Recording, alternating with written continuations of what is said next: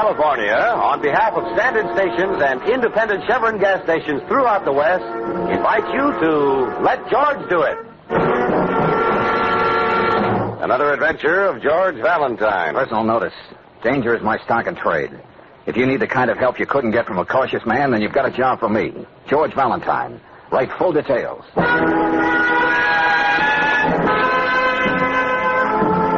Mr. Valentine, you may have forgotten the one time we met. You were the best man at my wedding. Yes, I'm Joe Burke's wife. You won't believe what's happened to him. Easygoing, happy-go-lucky Joe. He's a pitiful mental case, and they've got him in a sanitarium. You were so close to Joe in the army, I thought maybe if you... Saw you again, it might do more than the doctors have been able to do. I thought of this when I saw your ad in the paper, like a ray of hope. Won't you try to help me? It's signed anxiously, Laura Burke. Joe, a mental case? Oh, no, not the Sergeant Burke I knew. Well, George's wife would hardly make up anything like this. But Brooksy at Palermo, when everybody else was either cussing or praying, that hard-headed Irishman just sat around playing a harmonica. Danny boy. It's funny I never heard you talk about him. Well, you know how those things are, Angel. You swear on your GI dog tag that you're going to be sure to keep in touch with each other, but as Tempest Fugit's Old Lang Syne becomes just the name of a song. But you were his best man. This kid Laura came down to camp. We hopped the Jeep over to the chaplain, and it took 15 minutes for the tender vows. A minute for me to kiss the bride, and they were off. All Joe had was a 48-hour pass. Dolly, she sounds so desperate in this letter. Yeah. What's that address, Brooksy? We'd better get right over there.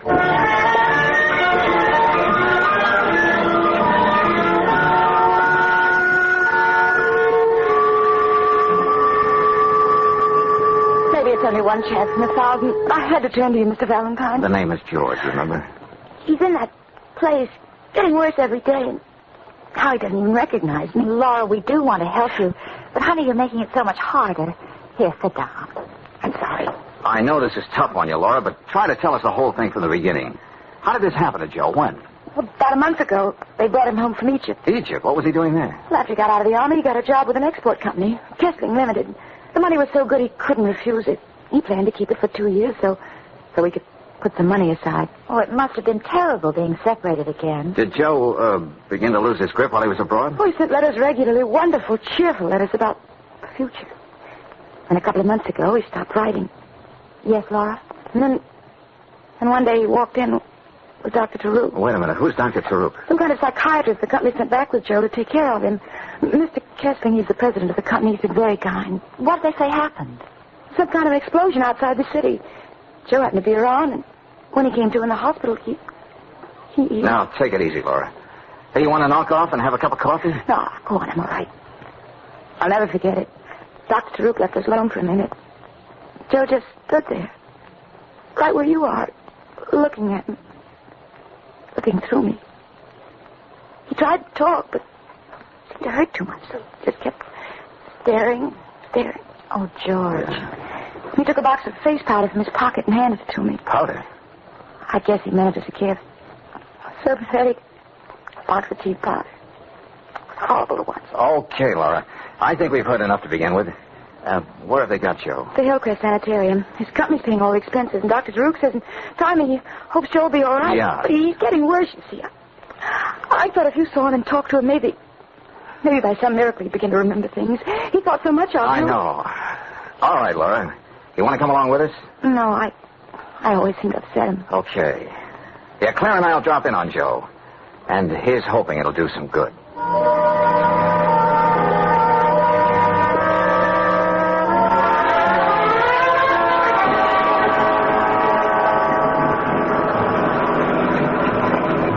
A sanitarium should have peace and quiet, but they should build it where people can find it. Yes, it is out of the way. Gosh, and every time I look down into that valley, I get dizzy. Kind of unusual, isn't it, Brooksy? What? A company going to quite so much trouble for one of their people. Sanitarium special psychiatrist who seems to stay on and on. Well, darling, maybe the milk of human kindness doesn't curdle as easily as most people think. Maybe not. Brooksy, I've been in some tough spots. But I think seeing Joe like this is going to be just about the toughest.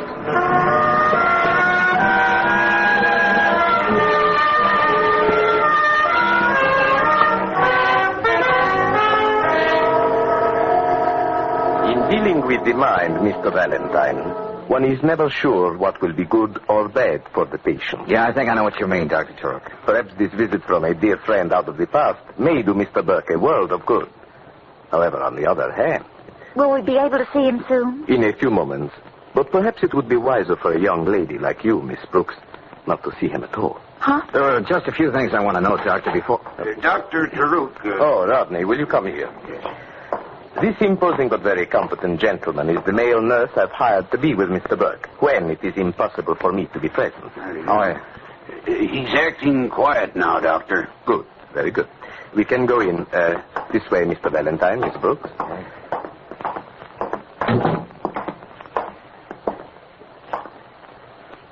There he is.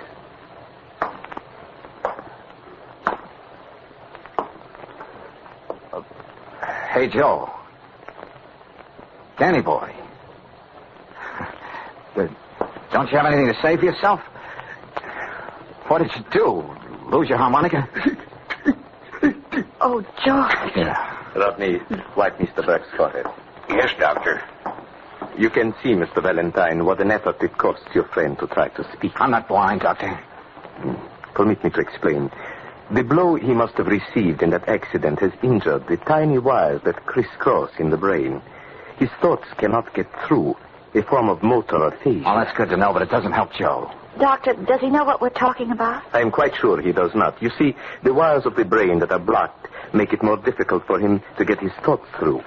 The theory is... Okay, Doctor, but look. Yes, Mr. Valentine. I'm quite sure you're a very competent psychiatrist, but I know you won't mind if I have Dr. Hunter, a friend of mine, come in and have a look at Joe. Just a consultation. Very well, if you feel that way. And it might help to look a little more into that accident.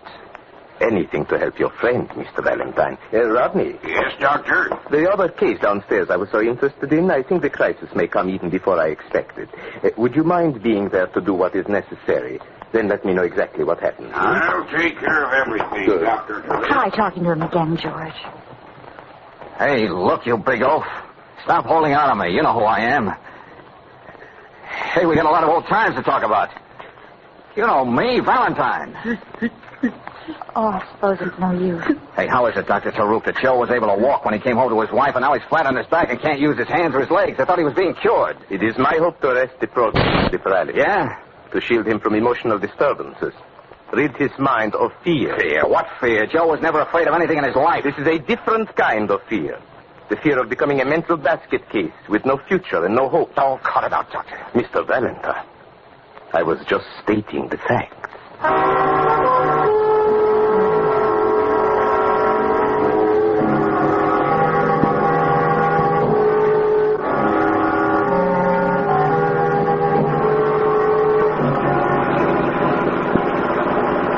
And to hold from this day forward, till death us do part. What are you trying to say, darling? I'm just the best man with a photographic memory. Oh, I know how you feel about Joe and Laura. Death, Brooksy, those two should be together. Something's got to be done about it. Look, do yourself a favor, George, and listen to me. This is something you don't know anything about. You're no psychiatrist. No, you listen to me, Angel. I know Joe looks as though his head was full of nuts and bolts, but he recognized me. What do you mean? We used to have a way of winking at each other, just to say, keep your skin on, brother. This man's war will be over someday. Well, that's what he was giving me back there. I know it. are you sure you aren't imagining something you want to believe? I don't care for that oily Dr. Brooksy, and I care less for that overgrown meatball Rodney hovering over Joe every minute of the day. I just have a feeling he's not getting the right chance. You can't let it be a question of feelings, darling. Believe me. Wow. Golly, me too. Oh, a fine place to get a blowout. A few more yards and we would have gone pitching into that valley. Hey, wait a minute, Brooksy. Don't open that door. Get down. George, what's the matter with you? Maybe that wasn't a blowout. What? Just playing safe. Well, there doesn't seem to be anyone around now. You stay where you are, Angel. I'll take a look-see. Did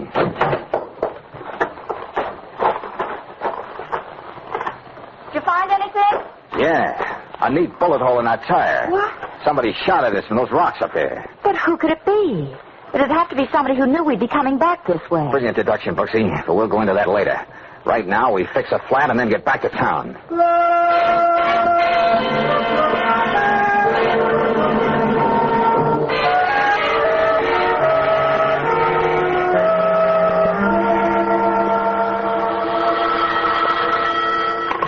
Hello? here just a moment. It's Walker, financial editor of the Bulletin, Good, returning your call. good. Yeah, You, hold it a second, Walker, huh? Look, take this down as I give it to you. Okay. Go on, shoot. Yeah. Kessling, export and import, fined $50,000 6 weeks ago. Smuggling diamonds What? and a shipment of face powder. Since then, out of business. Gave up corporate charter. Yeah, thank you, Walker. That was very helpful. Goodbye. George, what have we gotten into? A very touching little situation, Brooksy. The great big corporate hired of Kessling Limited bleeding for one of its employees who was hurt. Yeah. In fact, it keeps on bleeding now, long after it ceased to exist. Because it was caught smuggling diamonds, no less. Well, how do you think Joe fits into all this? I don't know yet. But right now, we're picking up Dr. Hunter and going back to Hillcrest Sanitarium. Let him take a look at Joe.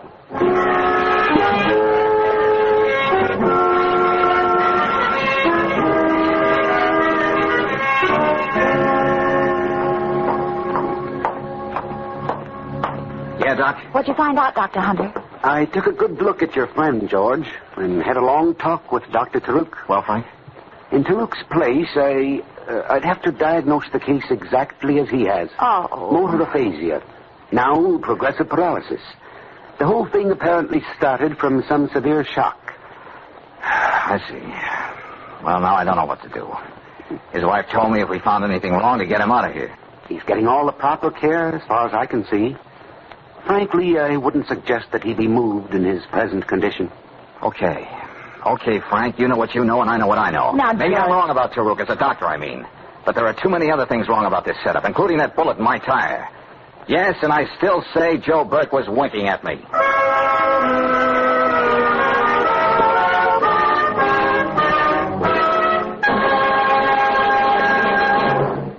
We'll return to tonight's adventure of George Valentine in just a moment. Meanwhile, a word about the great American pastime. Batter up. It's baseball season again. And here's a seasonal gift for you. It's a 48-page handbook of baseball. The title is Batter Up. To get your free copy, just ask for Batter Up at any standard station or independent Chevron gas station. This guide to baseball fundamentals was written by Bert Dunn, former pro. It has 45 illustrations and photos. Boys will be keen about it. Batter Up tells how to play each position, pitching, catching, fielding, and how to bat. Batter Up is available at independent Chevron gas stations and standard stations where they say and mean, we'll take better care of your car.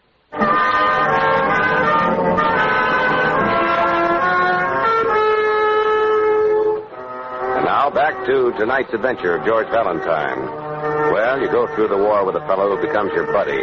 You lose sight of him, and suddenly his wife shows up saying he's in the sanitarium, a mental case. You try to see what it's all about, a bullet comes at you from nowhere. More than that, you're told your buddy is getting the best possible care. You're not convinced, so you decide to dig deeper. In George's case, that means going with Claire to the Customs Service to have a chat with one of the agents. Well, there really isn't much to it, Mr. Valentine, just what you see in this folder. Uh-huh. What does it say, George? Nothing we didn't know before, Brooksy. Kessling Limited tried to smuggle in diamonds, caught with their carrots down and so forth. Well, I don't know what you expected to find, but compared to some of the stunts we run up against, this wasn't anything too brilliant. Apparently not. The company's out of business now. Now, we've had people try to get diamonds through in glass eyes and wads of chewing gum almost every way. Finding them in boxes of face powder, well, maybe they thought it was so obvious they'd get by. Yeah, maybe. Face powder, Brooksy.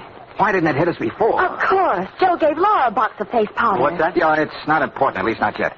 Say, tell me something, Craven. Yes? What happens to the rest of the cargo when you catch people smuggling? Well, we have regular customs sales like an auction. In fact, there's one tomorrow. Oh, that's very interesting. It'll be held in one of those loft buildings down on Fayette Street. There's a public notice in the papers today. Good enough. Come on, Brooksy. Thanks a lot for your trouble. Oh, don't mention it. George, I think when Joe gave Laura that box of powder, he was trying to tell her about the smuggling his company was doing. Could be, Brooksy, could be. But maybe we'll know more about that tomorrow. Young lady, you and I are going to an auction.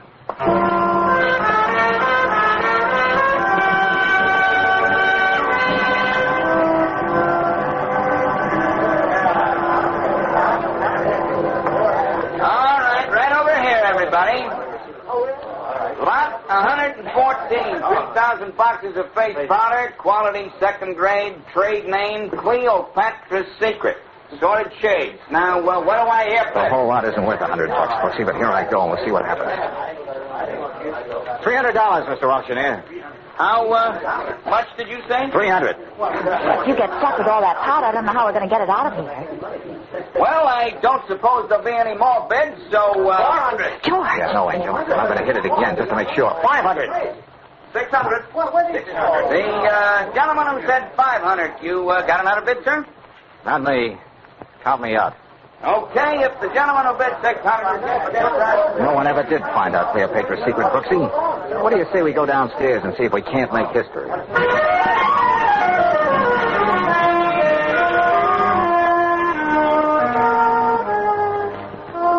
George, it's getting dark. Let's make believe it's dinner, and I'll go down to that lunch wagon and get us a couple of containers of coffee. Okay, but... Hey, hold it, Brooksy. Huh? That little black truck over there. They're loading something into it. Cleopatra's secret. You see any name on the truck? I can't. Oh, no, there isn't any name. Oh, I should have known better than to ask. They would have thought of that. Okay, take it away. Brooksy, we're off again.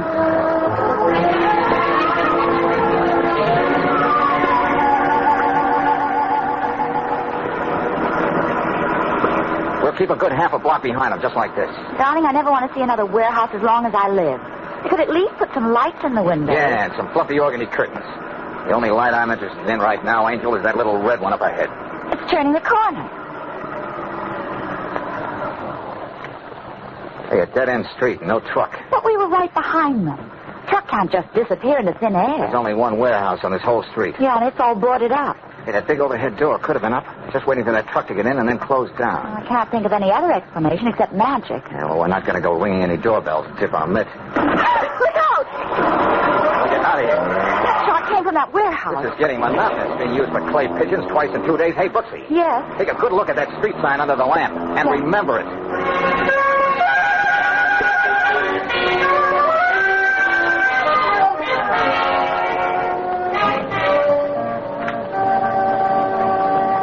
Listen to this, Brooksy. All the dope on that warehouse on Barrow Street. It's owned by the Fallon Trading Company. So? And the officers and stockholders of Fallon are the same as those of the late Kessling Limited, including the very kindly Mr. Kessling Laura told us about. George, I can't make head or tails out of this. Why would they go and buy up all that old worthless face powder? I don't have the answer, Brooksy, but maybe Laura has. That's why we're going over and see her right now. Laura! What happened to you? Oh, I don't know, really, Chris. Something hit me. Well, didn't you see who it was? No, I was sitting here waiting for a call from you, and then I don't have anything except waking up on the floor. George, this place is in a sham. Well, they didn't take anything. What's that? No, I looked all around. My pocketbook with almost $100 in it. Oh, my jewelry. Oh, that's still there on the dresser. Uh-huh. Oh, what about Joe? Tell me what that doctor friend of yours said. Did he think there was any hope? Of course there's hope. You've got to believe that. There's every hope, Laura. But tell me something. Where did you put that box of face powder Joe gave you? Powder? Yes, you remember. You told us about it. Oh, yeah. Well, I just opened this and then I put it in that drawer over there. Yeah, I'm sure of it.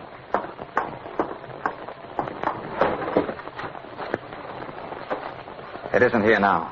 Laura, listen. That firm Joe worked for was a smuggling ring. Diamonds. What are you saying? Joe'd never be mixed up in anything like I that. didn't say he was. But as far as we know, there could have been a fortune in gems in that box of powder he gave you, and the one moment Dr. Turok left you two alone. What does all this have to do with Joe? That's all I care about. George, you don't think the sanitarium, the auction sale, the warehouse, all that was a part of a search for something that was here all the time? Oh, Claire, I'm tired of guessing. I feel like a dime being pushed around on a shuffleboard. What do you mean? Somebody is in an awful hurry about getting something done, trying to meet a deadline. What about Joe? That's what makes me think. Turok wasn't too worried about me bringing in another doctor to look at Joe. Hunter's visit proved that. The important thing was to keep me from snooping around, interfering with their schedule. That was the reason for the double talk with Rodney and the pot shot at us. What schedule, George? What are you talking about? Something's coming off, and coming off soon. Look, stay here with Laura, Angel. I've developed a sudden interest in boats. Incoming and outgoing.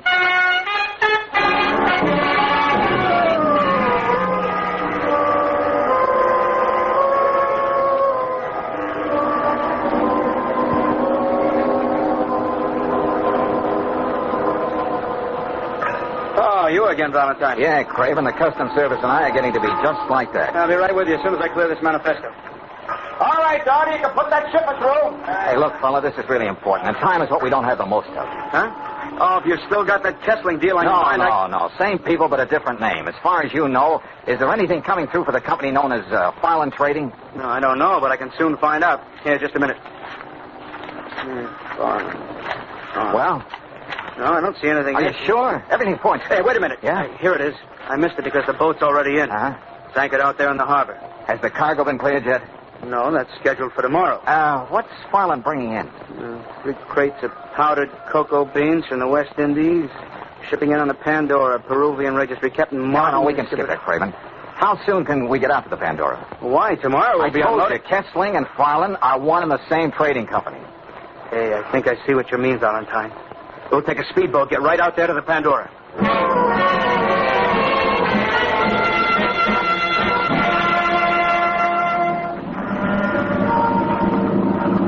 Ahoy there! Customs service, Captain, we're coming aboard. Come on, Valentine. What can I do for you? I thought you weren't ready for us until tomorrow. Something special turned up, Skipper. Yeah, specifically powdered cocoa beans from Farland Company. Good Lord, this trip. Those are some of their crates right here on deck. Okay, let's try this one for a start.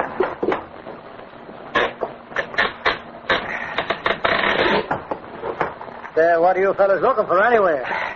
Carrots, Captain. Huh? Are you kidding? Diamonds, Captain. Oh, Now, you feel around that side, Valentine. I'll take this. Okay. Ireland, eh? I thought I knew them all. That's new one on me.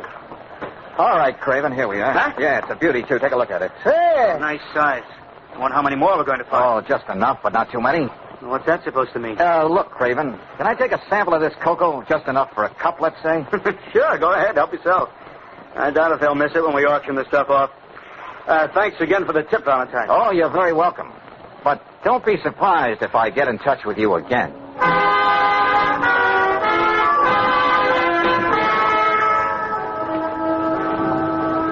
Well, Mr. Ross, what's the verdict? What does the chemical analysis show? Powdered cocoa, huh? Oh, never mind the suspense. What did you find? Oh, there is cocoa here, all right, but mixed with something that sells for roughly $7,000 a pound. Dope. $7,000 a pound. No wonder Kessling and the boys could afford to use diamonds for window dressing. What's that? Oh, it'd take too long to explain. Thanks. And remind me to submit your name for the Nobel Prize.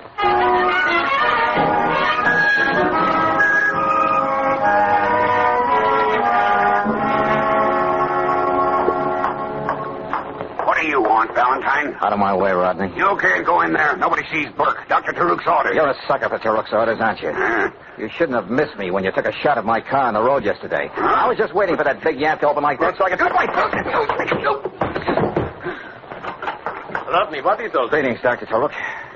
What have you done, Mr. Valentine? The scene should speak for itself. And if you don't want to join Rodney, you'll just sit right down on that bench.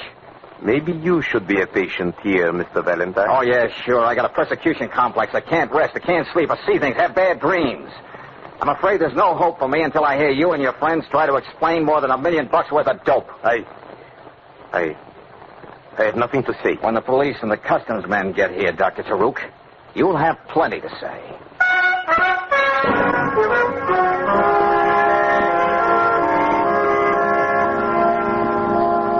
Oh, can you beat that, Valentine? Using diamonds for a smokescreen. Yep, Craven, that was the racket. They plant the diamonds, not too expensive ones, of course, in case the shipment is open. If they're found, nobody looks any further. Then they pay the fine. And they buy up the supposedly worthless stuff at the auction for peanuts and make themselves $1 million. Tell me, how did that friend of yours in the sanitarium fit into all this, Valentine? Well, as I get it, Joe found out what Kessling was doing and was going to talk. All that stuff about an accident in Egypt was a bunk. Now, they gave him a brutal going over. When he came out of it, he had what psychiatrists so pompously call functional neuroses induced by severe blows on the head. Of course, they probably meant to kill him. Sure, but why take chances? There might be investigations. Now, they figured it was better this way. Taruk could see to it that Joe didn't snap out of it until this shipment came through, and they'd all take it on the lam. That was their deadline.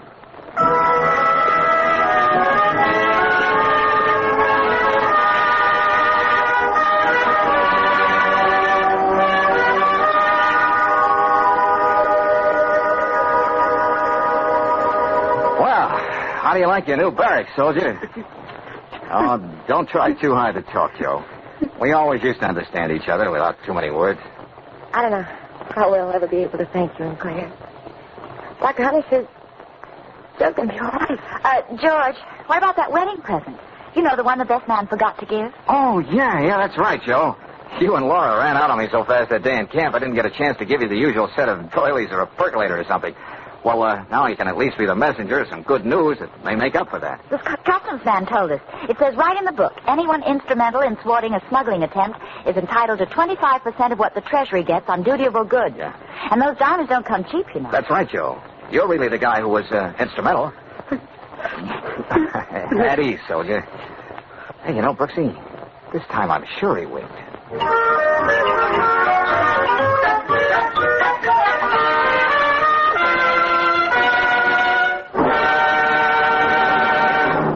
And now, a message of importance to motorists. It's a safe bet that along with these first days of spring, a young man's fancy lightly turns to thoughts of love. But it's also a safe bet that every motorist's fancy has already turned to thoughts of the open road. If you're making weekend trips at this season with frequent starts and stops for the family car, here's something worth knowing. When you've got Chevron Supreme gasoline in your tank, you get instant action every time you press the starter. It's a premium gasoline that's tailored to the season of the year and to each different altitude zone in the West. Besides saving you a lot of grinding, starting wear, Chevron Supreme gives your car speedy pickup in your stop-and-go traffic. And it assures full power for rugged hill climbing. Best of all, you're never far from Chevron Supreme gasoline. Throughout the West, you can get it at standard stations and independent Chevron gas stations, where they say and mean, we'll take better care of your car.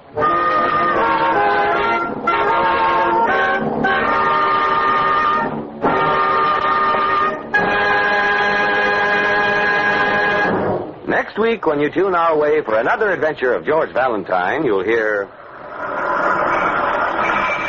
Well, here we are. Now, out you go, Brooksy.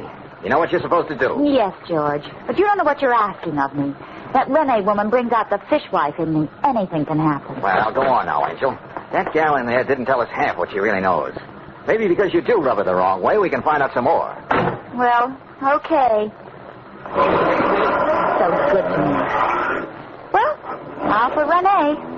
I wish I'd let my fingernails grow.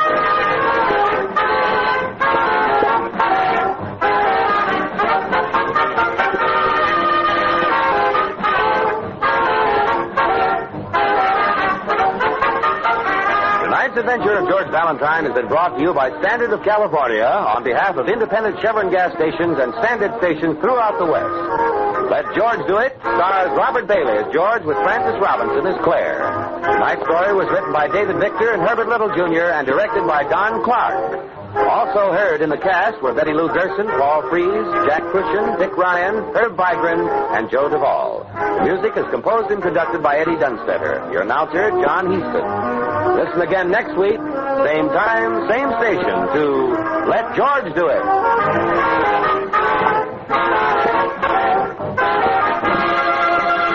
This is the Mutual Don Lee Broadcasting System.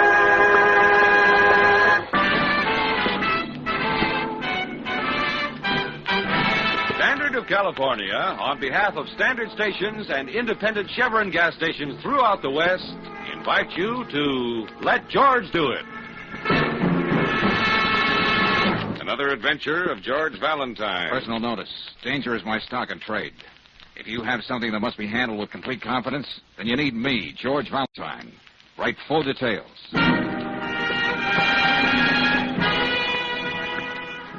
Dear Mr. Valentine, hatred between brothers is an old and tragic story. More tragic in my case because in all the years we haven't seen each other, my brother Phil hasn't been exactly a model of virtue. I feel I'm at least partially responsible, and I'd like to make it up to him somehow. I think I finally succeeded in locating him, but at this point I need your help. You can reach me at Hotel Stapleton. It's signed Sincerely Yours, Martin Bettner. Gosh, I think in a way this is, well, touching. One brother realizing his error and trying to... Oh, Brooksy, you're a dyed-in-the-wool sentimentalist. I bet you still have your first doll and your first dance program stashed away somewhere. Yes, along with some other sentimental relics I've collected since I met you. Oh? A blackjack, an old and faded poison pen letter, one sawed-off shotgun. Touche, Angel, touche. Now, what do you say we call this Mr. Bettner at the Stapleton and see just what he has on his mind?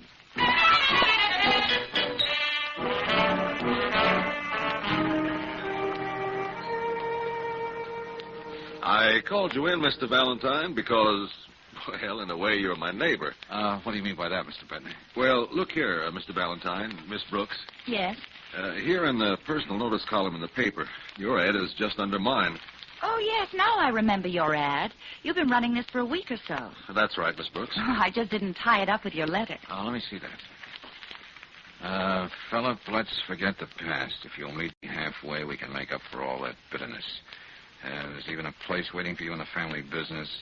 I'm at the Stapleton, Martin Bettner. You said you'd located your brother, Mr. Bettner. He must have gotten in touch with you. I said I think I've located my brother. But if Phil has seen my ad, he hasn't answered it. I got only one reply from Renee Clemens. Take a look at it, Mr. Valentine. What does it say, George? Uh-huh. Well, it seems Miss Clemens knows where Phil Bettner, quote, the rat, unquote, is now holed up. She's willing to part with that information for a price figured he arrived at.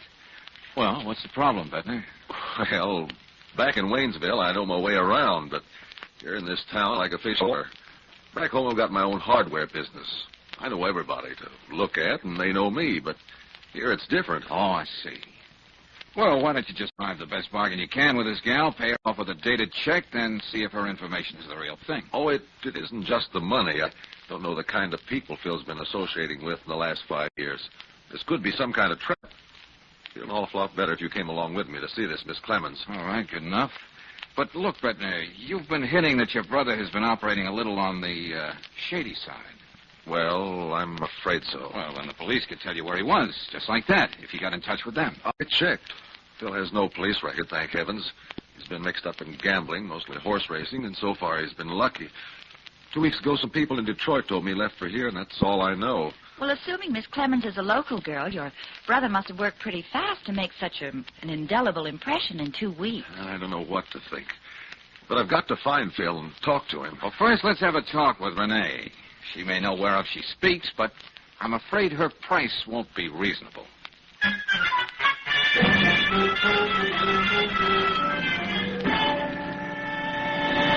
It'll cost you $500. Now, wait a minute, sister. The name is Miss Clemens.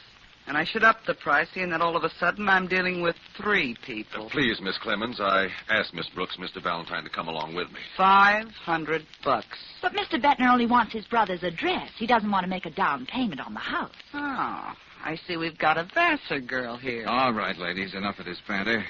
The price is too high, Miss Clemens. Sorry. Come on, Bettner. Yes, let's get going. Wait a minute. Well? What kind of a deal would you go for? Well, I'll tell you. I'll be lavish with Mr. Bettner's money. $250 cash. I have that much right here with me. What do you say? Well, Miss Brooks still doesn't seem to approve of the price. All I can say is you're lucky you're dealing with men. Yeah, some girls are lucky to have what it takes to get what they want. All you've got is an address, and it's not even your own. Listen here, you Break little... clean, girls. $250, Miss Clemens. All right. Let's have it. Certainly. Here you are. Now, where can I find my brother? It's 356 Moreno Street.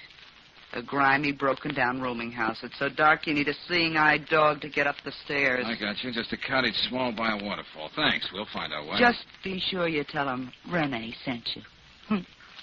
I wish I could be there to see the look on his face. Well, if you know Philip is so dead set against getting in touch with me, why are you doing this? Let's be charitable and say I wouldn't mind if he dropped dead. And it'd be a pleasure to spend the $250 on flowers for his funeral. Oh, I knew she had a kind heart.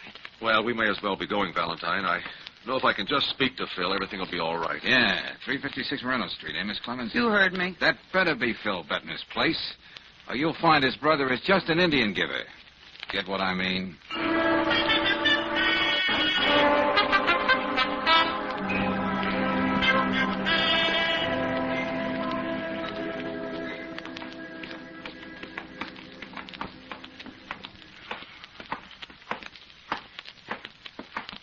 Well, this is it. Number 7. He's got his card tacked up on the door. Philip Bettner, investments. Huh. Who's kidding whom? Oh, this is worse than I thought. Looks like nobody's home. We'll wait right here till he comes back. I don't think that'll be very comfortable. Do you mind paying for a lock, Bettner? What? What do you mean, George? Just this. Wait a minute, please, sit down. Phew. Oh, golly, where's the window? This place hasn't been aired out in a week. Eternal feminine. I don't know what I'll say to Philip. I don't want to hurt his pride. Uh-huh. What have you got there, Valentine? Well, it looks like this desk is your brother's investment office. His favorite and only investment being horses. I knew it was something like that. What's up, darling? December 20th, $2,000, Henning. January 3rd, $3,500, Henning, et cetera, and all to Henning. What's that supposed to mean? No wonder your brother Phil is living in a dump like this. From the way this stacks up, he owes about $25,000 to Lou Henning. Oh, George. Wait a minute, Angel. You see, Bettner, this character Lou Henning is the big shot bookie in this town. You don't go around owing him $25,000 for too long. Oh. George, please. I was just trying to explain to Bettner. What's the matter with you, Brooksy? That red spot under the closet door. Hey, wait a minute. What's the matter? What's wrong? It's all dried up. Blood, George? It's not red ink. What do you think that... Could be. Henning has his own way of collecting debts. Well, there's one sure way to find out. That's not Phil. Who is it? This, my friend, is Lou Henning. Just about as dead as you can get with a knife stuck in your back. Phil wouldn't do a thing like this. He might have been a lot of things, but he's not a killer. I wouldn't know, Brooksy. Yes, George. There's no phone here. Beat it down the corner and call Lieutenant Johnson. Oh, I won't mind getting out of here at all. Valentine, couldn't we close that closet door? Sorry. From now on, we can't touch anything. Oh. I suppose the police will just take it for granted that Phil did this killing. What would you think of their place? I guess you're right. Now, look, Bettner, I'm not saying your brother did this. But as soon as Henning's mob finds out what's happened, they're going to jump to their own conclusions. What I'm trying to say is, let's hope the police find him first. I see. Valentine. Yeah? You're still working for me, aren't you? I was, but things are a little different now. No, they aren't. You still have to find my brother. Hold on, wait a minute. Find him before he's shot down in cold blood. With the police, at least he'll have a chance to explain all this, if there is an explanation. You're putting me on a tight rope, Bettner. The police on one side, Henning's boys on the other. If it's a question of money, whatever you say... Looks like Henning's been in that closet a couple of days. It's not going to be easy picking up your brother's trail. I'm not asking you to promise me anything, but try, will you? Okay. Okay, it's a deal. But if Henning's mob gets to Phil first, that Clemens dame will be spending that $250 on flowers for your brother's funeral.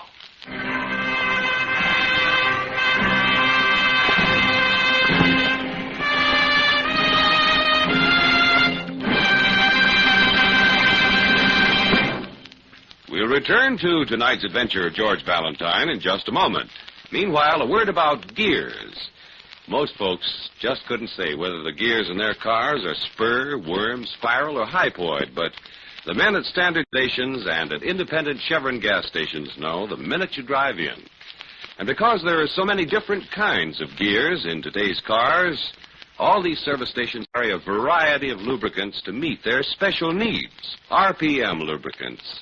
Each one tailor-made to carry away heat, to keep gears shifting easily, to do a better wear-saving job. Make sure you get an RPM lubricant next time you get that 5,000-mile change for your transmission and differential gears.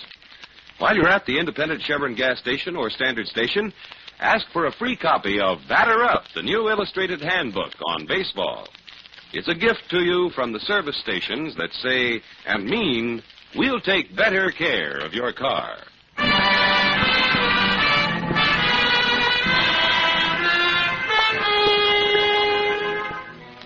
And now back to tonight's adventure of George Valentine. Am I my brother's keeper? Martin Bettner thought so, and hired George to help him locate his black sheep brother, Philip. But when they arrived in Phil Bettner's room, they found a body in the closet. The body of Lou Henning, a big shot bookie. George has just sent Claire to the corner drugstore to call Lieutenant Johnson.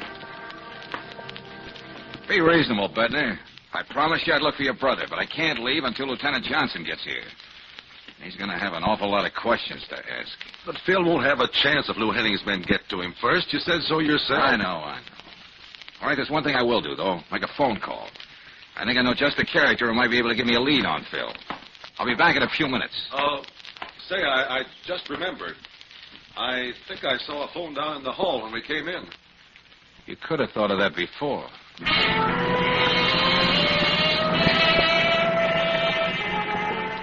I wouldn't be calling you outpost if I wasn't willing to pay for the information. The name's Bettner, Phil Bettner. Doesn't mean anything to you, huh? Now, look, outpost, you're my favorite pawnbroker. You know everything that goes on in this part of town. He's probably hiding out. Okay, I'll hop around your place in an hour or so.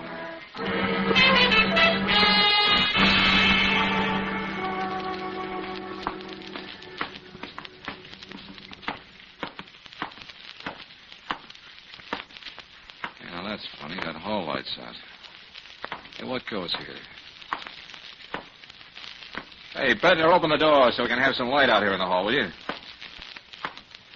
Come on, before I break my neck. Hold it. Wait a minute.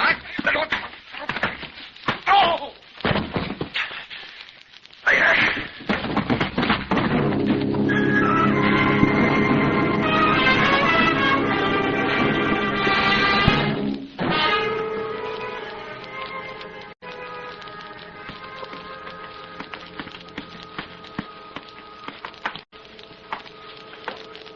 Now, you stay right there by the head of the stairs, George, till I put on this light. Never mind that, Angel. Open the door. George! Mr. Bettner, he's... Yeah. Looks like he got the same treatment I did. Hey, see how he is, will you, Brooksy? I couldn't bend down now to pick up a $1,000 bill. Mr. Bettner. Mr. Bettner, are you all right? Oh, good. At least he's making a noise. George, he was knocked out, too. It was Phil. I was standing there, and he came in the door, and then... Let me help you get up, Mr. Bettner. Yeah. Wait a minute. Are you sure it was Phil? I tried to talk to him, but he picked up that desk lamp and hit me with it. You better sit down. Thank you. Your brother. So that's the one who threw me down the stairs. Why did he come back? What was he looking for? Valentine, at least we know that Phil can't be very far from here.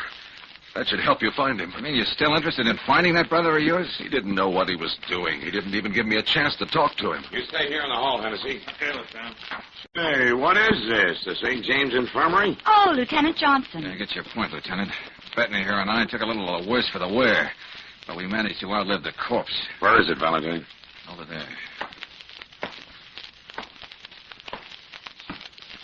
Yeah, what do you know? It is Henny. Let you in on a little secret, Miss Brooks. I didn't believe you when you called me. Why do you think I kept screaming at you over the phone? Ah. Oh, Hennessy. Yeah, Lieutenant? Get the fingerprint boys and the photographer and we'll go to work. Yes, sir. Still can't believe it. Believe what? Lou Henning with his $25 silk shirts, and look at him. Folded up like a jackknife in the bottom of a closet in a crummy rooming house and killed by a cheap little gambler. Oh, Lieutenant, I don't think you heard. This is Philip Bettner's brother, Martin. Oh, I'm sorry. Well, that's all right. Lieutenant, I know there's only one thing you can think, but I still insist my brother didn't kill this man. Look, I may as well tell you, Mr. Bettner, we've got a general alarm out for your brother. Yes?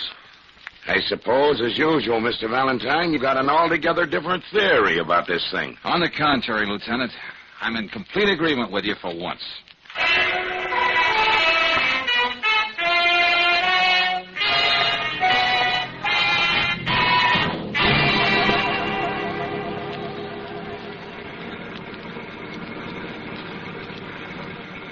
Well, we dropped Bettner off safely at the Stapleton, and I bought you a nice, juicy hamburger. So now, out you go, Brooksy. You know what you're supposed to do. Yes, George. But you don't know what you're asking of me. Renee brings out the fishwife in me. The Black Maria will be taking us both away. Go on, now, Angel. That gal in there didn't tell us half what she really knows. Maybe because you do rub her the wrong way, we can find out some more. Well, okay. And when you're through, wait for me in the lobby of the Stapleton. Mm-hmm. If I don't get there, I'll give you a call. Mm-hmm.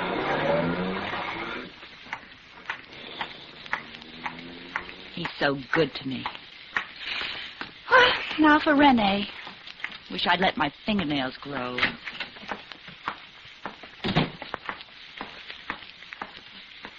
Yes, miss? What? Well. Now all you have to do is whistle. Yeah? And I'll send you my grandfather's OU kid button. Huh? Oh, never mind, Bogart. Get on your switchboard and call Miss Clemens. Tell her I'm coming up to see her. Sorry, miss, she just left. I'll be leaving in an hour myself. Does that mean anything to you? Listen, Junior. Did Miss Clemens say where she was going, and was there anybody with her? Sorry, I don't know a thing about the affairs of our tenants. Oh, I get it. Oh, now a bright, good-looking boy like you must notice everything. I could tell that the way you looked at me as soon as I came in. Well, knowing yourself as you do, can you blame me? Oh, if you keep saying those things, you're going to spoil me, sure thing. The name's Tommy. Yes, Thomas. Now, about Miss Lemon. She left about 5 minutes before you came in. She had a couple of bags with her. She was with a big, tall guy. Yes, Tommy? He had kind of wavy hair, and I think she called him Phil. Huh? Oh, that's fine, Tommy. That's just what I wanted to know. How can I ever thank you? Well, I told you I'll be off in an hour. Wait. What was your name again? I'll mail it to you on your 21st birthday. And that's a promise, Tommy.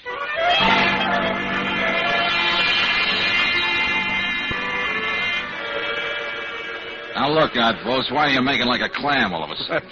Is that what I was doing? Oh, don't give me that. You've been selling information about people for years. Why the sudden... Oh, I get it. You already know about Lou Henning. Who doesn't? Now, look, Valentine.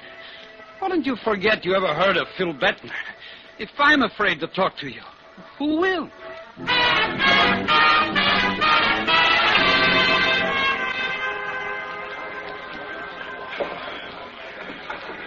Side pocket, 3-ball. Sorry to interrupt your pool game, friend, but Whitey Sanderson said you might know where I might find Phil. Look, brother, you're a stranger to me. Let's keep it that way.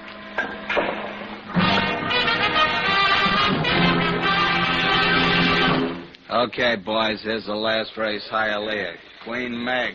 Win, 880, place 660, 340 for show. Say, mister, you tell me you're looking for information. Who tells you? Oh, word gets around. It's about PB, ain't it? Yeah, that's right. You got anything I can use? If you're willing to pay for it. What do you say to step up out here? All right, come on, Gib. You know, you took the words right out of my mouth, mister. Okay, mister. Here's 5 tens. And don't try chiseling for more because it won't work. I wouldn't do this to my best friend, except I had a bad day at the track. Never mind that. Now, where do I find Phil Bettner? 22.5 Jackson Place.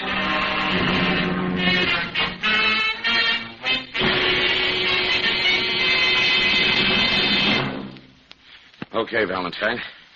I got your call. Where's Phil Bettner? Yeah, Lieutenant, that's your boy. What's left of him. So Henning's mob did catch up with him first. That's about as neat a job as I've ever seen. Yeah. It's been right cozy sitting here waiting for you. I know. You lead an awful tough life, Valentine. Look, we're going to get him down to the morgue. You get his brother down there to identify him. Yeah, I'll do that. You don't mind if I make a telephone call first? What for? I promised Brooksy faithfully I wouldn't leave her sitting in that lobby all night.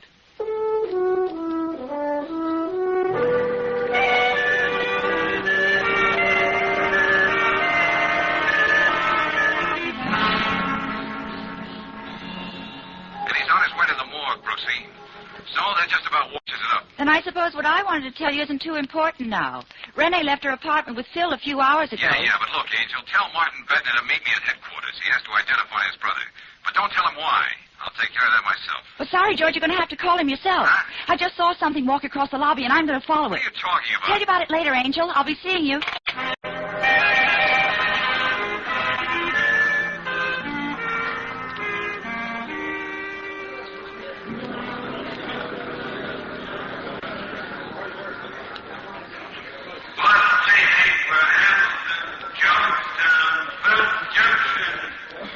Going somewhere, Miss Clemens? Oh, the Vassar girl again. Yeah.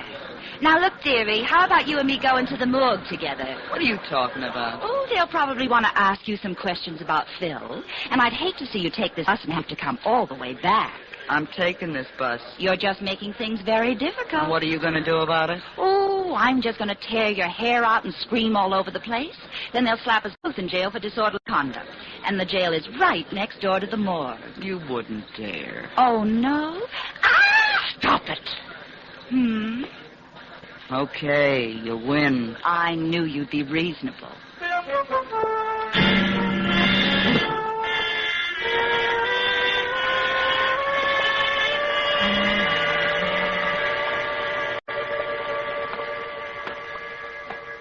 where's that client of yours anyway, Valentine? Please, Lieutenant, be compassionate. Yeah. I just told Bettner his brother's lying here in the morgue. He's having a cup of black coffee. Be here in a minute. Oh.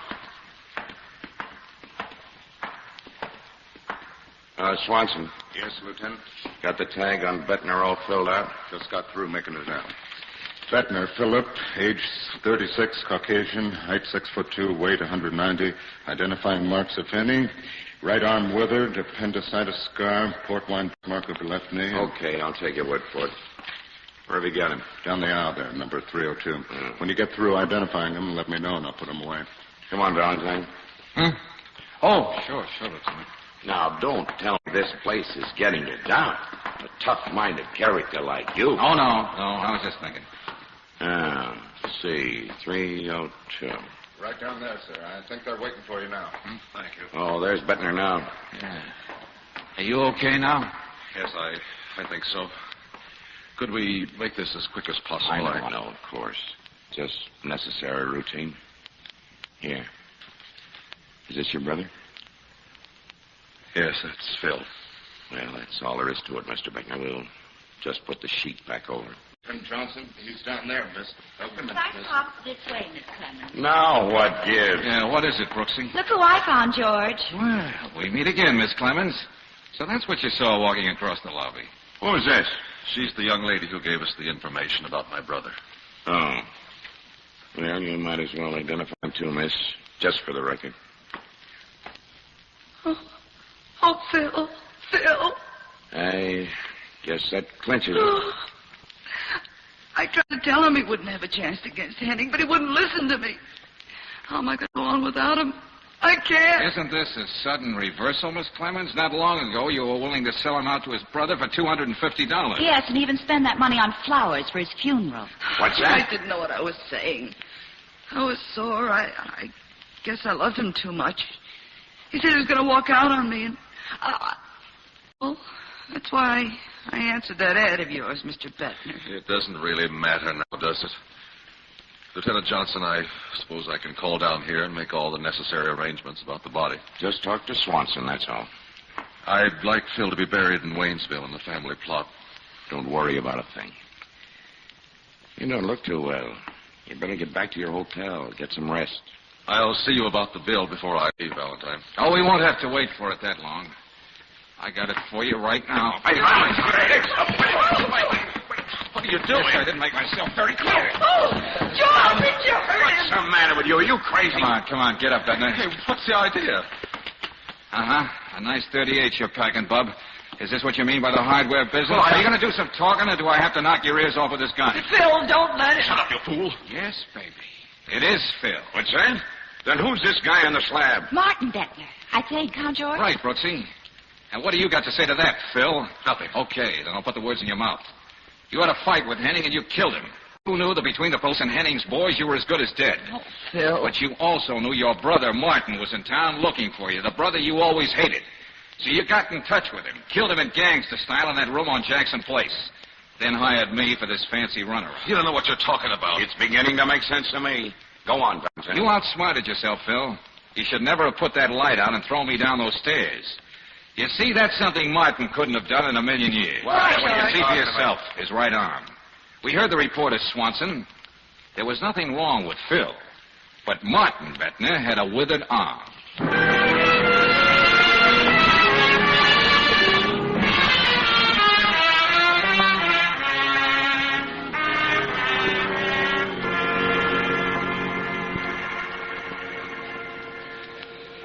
Now, I wonder, Brooksy, why is it that when brothers hate each other, it's worse than all the Hatfields and the McCoys locked in one closet? Didn't you suspect anything about Phil before Swanson read that tag at the morgue? Well, when that character in the book he joined sidled up, volunteering information, it was a little too good to be true.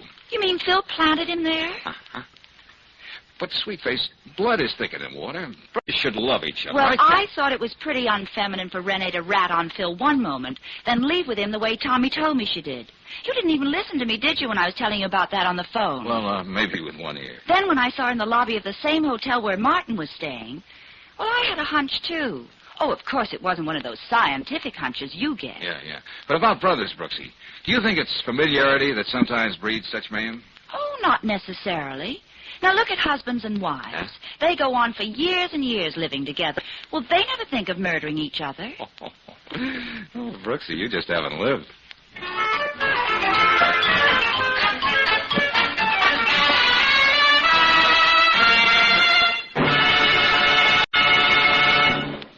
And now, a message of importance to motorists. Can you imagine our friend George Valentine driving into a station and saying his car needed oil? You wouldn't catch George that way. He'd be sure to specify RPM motor oil, the great modern lubricant that's tailor-made to keep cars young. And if you consider your car an important investment, be sure you say RPM motor oil. RPM contains special compounds, and each added ingredient does a specific wear-saving job for your engine. It's a premium motor oil that stops rust, foaming, and corrosion, keeps your entire engine system cleaner. No wonder RPM motor oil is the 2-to-1 choice over any other motor oil in the West. Get it tomorrow at a Standard station or an independent Chevron gas station where they say and mean, we'll take better care of your car.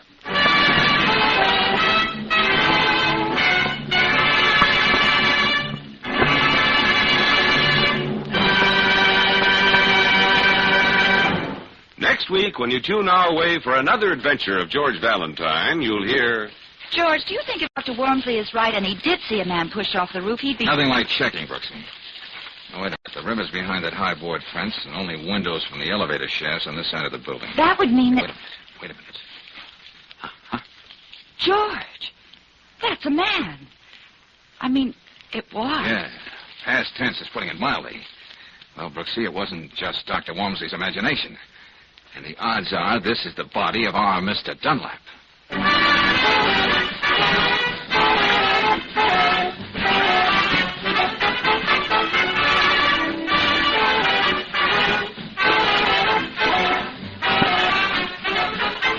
Tonight's adventure of George Valentine has been brought to you by Standard of California on behalf of independent Chevron gas stations and Standard stations throughout the West. Let George Do It stars Robert Bailey as George with Frances Robinson as Claire. Ken Christie appears as Lieutenant Johnson. Tonight's story was written by David Victor and Herbert Little, Jr. and directed by Don Clark. Also heard in the cast were Gloria Blondell, Carlton Cadell, Tyler McVeigh, Harry Bartell, Bill Bissell, and Stanley Waxman.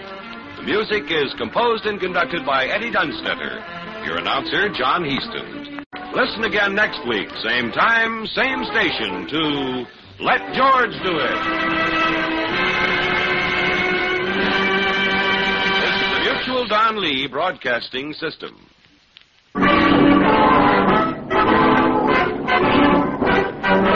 Standard of California, on behalf of independent Chevron gas stations and Standard stations throughout the West, invite you to Let George Do It.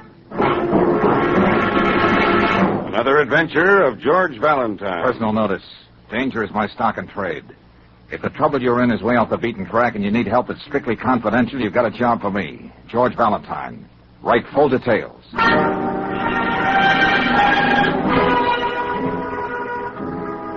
Dear sir, you employed the word confidential in your advertisement. Well, I need confidential help.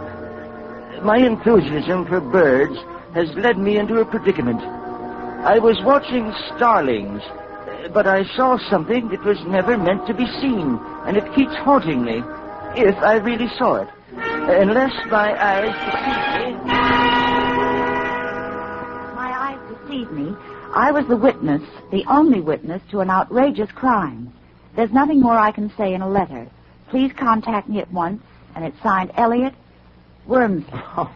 Wormsley? That sounds like a name out of Dickens. Elliot Wormsley, MS, PhD, Statistical Services, Baxter Building. Birdwatcher, huh? Mm-hmm. What kind of canaries is this statistician interested in anyway? Oh, stop kidding, George.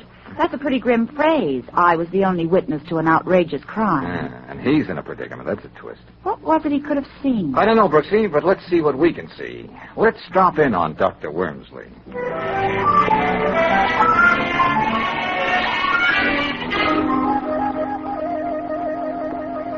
These are the binoculars, Mr. Valentine. The ones I use to watch starlings on that penthouse roof down there. Uh-huh. But that's almost 3 blocks away, Dr. Wormsley. I know. The river house, huh? Pretty swanky.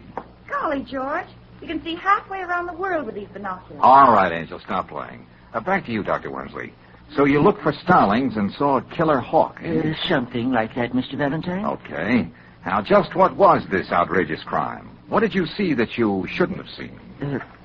Murder. Oh, I guess I dropped your binoculars, Doctor.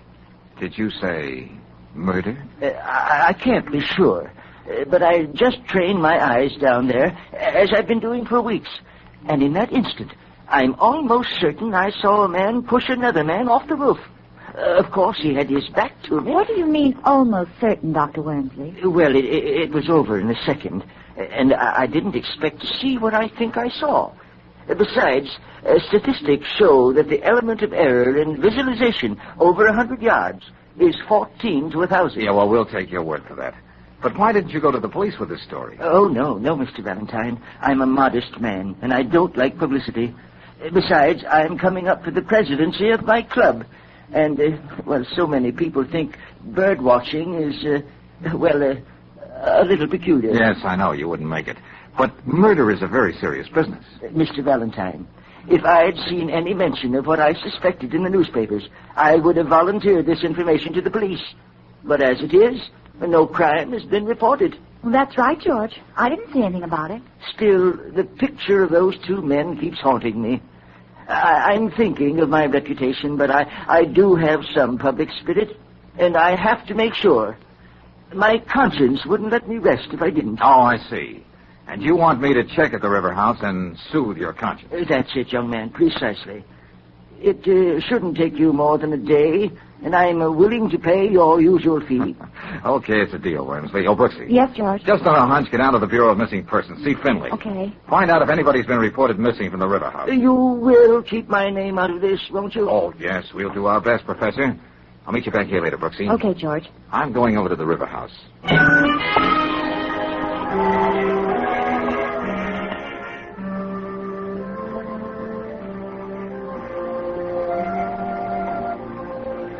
Oh, you're very fortunate, Mr. Valentine. Penthouse B is vacant, and it's only $5,400 a year. Yeah, a point of information, Mr. Stevens.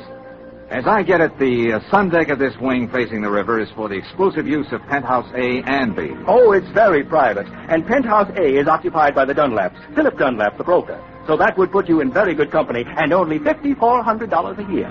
Well, I was thinking of something a little better, but I'll let you know.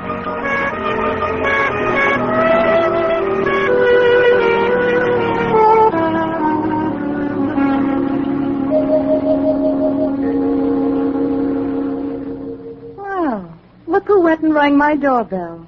Wouldn't be the full of brush man, would you? Not unless my samples are showing. Oh, come on in anyway. I hope you'll pardon the sunsuit. I wasn't expecting company. No, it's nothing at all. I mean, practically. I was out on the roof sunbathing. I'm Mrs. Dunlap? That's right. Well, I'm the chap. It's been a dull afternoon. Suppose we wait a while before you tell me what you want. Well, as a matter of fact... You aren't going to stand there, are you? Here, sit down. The truth is, Mrs. Dunlap, I may be your next-door neighbor in Penthouse B. Oh? Well, that would be the first improvement they've made in River House without raising our rent. I thought it'd be a nice gesture to sort of drop in on my possible neighbors and introduce myself. There is a Mr. Dunlap, isn't there? Yes, but you needn't worry about him. He hasn't been home for 2 days. Oh, just like that, huh? That's Philip for you. Thank heavens. He must have decided to go up to our cabin in the mountains to brood. Or he may be staying at his club. But as I said, this looked like a dull afternoon. We're not going to let it be one, are we? Oh, fine. That wouldn't be Philip. He has his key. Well, whoever it is, just explain I'm looking at the penthouse next door. Hal. Listen, Paula, we haven't heard from Philip yet, and there are letters and contracts he has to sign downtown. All right, Hal. I'm not my husband's keeper. Oh, just the same, I thought you might be worried. Oh, I didn't know you were having company. Well, this gentleman may be our next-door neighbor, I hope. Mr. The name's Valentine. Really, Paula? At least now you know his name. Oh, Mr. Valentine, this intense young man is my husband's secretary, Hal Sterrett. How do you do? I don't know what you're going to do, Paula, but I'm going to call the police and report Philip missing. Please do that, Hal. I'd feel so much better. Lord, how I hate righteous men, especially when they're young. So petulant. Now, where were we, Mr. Valentine? I was just about to leave. A mood is a very fragile thing, isn't it? Oh, you've been right neighborly, ma'am. Goodbye. I don't think it's goodbye. Anyway, it was very nice, even not having known you.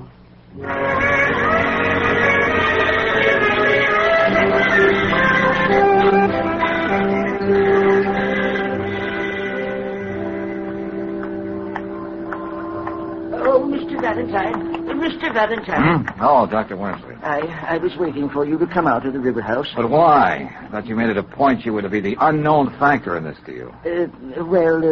After you left, I did some calculating. Yeah, good for you, good for you. There must be a way of getting into this empty lot without climbing over that fence. And in my calculations, I discovered that the odds against anything as extraordinary as this happening to an ordinary man like me would be about 14,000 to 1. You don't say. So if you don't mind, Mr. Valentine, I'd sort of like to tag along with you and see if I'm really that 1 in 14,000. Uh-huh. Looks as though there's a gate in this fence. If we can get these cans out of the way.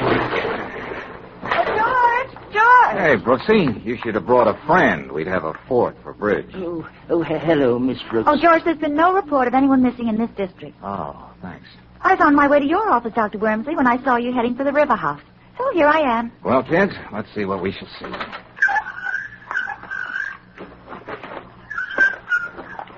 It's just an overgrown lot.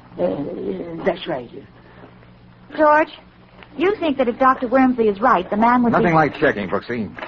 Dr. Wormsley, you did say that when you saw a man pushing another one off the roof, his back was towards you? If I saw what I thought I saw. That's right. That would mean he was facing away from you, toward the river. Yes. Well, there's the river behind that high board fence. And on this side of the building, there are only the windows and the elevator shafts and the stairway. So no one would have seen him fall. Mr. Valentine, over here, look. Huh? That's a man. I mean, it was.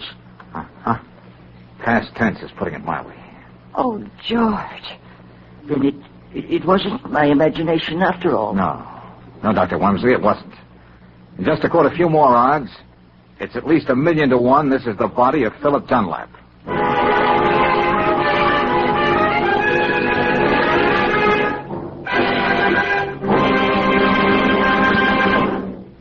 We'll return to tonight's adventure of George Valentine in just a moment. Meanwhile, a word about the great American pastime. If you're a baseball fan, check these 2 tips for getting the most out of this season. Number 1, when you're driving to and from the game, use fast-starting Chevron Supreme gasoline. Special blending agents in Chevron Supreme give your car speedy warm-up and quick pickup for traffic getaways. And when it comes to hill climbing, premium quality Chevron Supreme gasoline takes you smoothly over the steepest ones. Number 2, at independent Chevron gas stations and standard stations where you can get Chevron Supreme gasoline, there's a grand gift for you.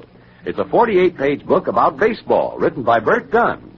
You'll find in your free copy of Batter Up the fundamentals about this great American sport. One illustrated section shows how to play each different position. Ask for a free copy of Batter Up tomorrow. It's yours at standard stations and independent Chevron gas stations where they say and mean, we'll take better care of your car.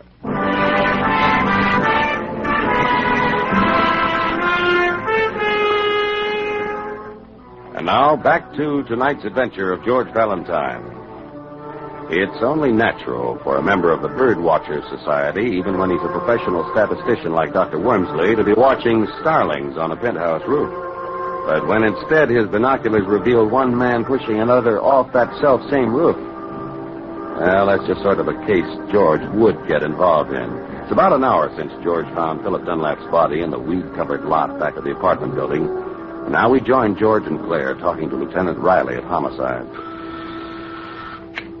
Yeah, what is it? Lieutenant Roddy, Donnelly just brought Hal Sterrett in. Do you want to see him now? No. Let him cool his heels out there a while with Mrs. Dunlap. Yes, sir.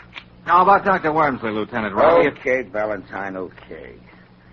When Lieutenant Johnson turned the case over to me, I didn't know what I was getting in for, but I'll do my best to keep your client's name out of the case. Ah, you're a pal. Well, as a matter of fact, Lieutenant, you owe our little bird watcher a debt. He did uncover a murder.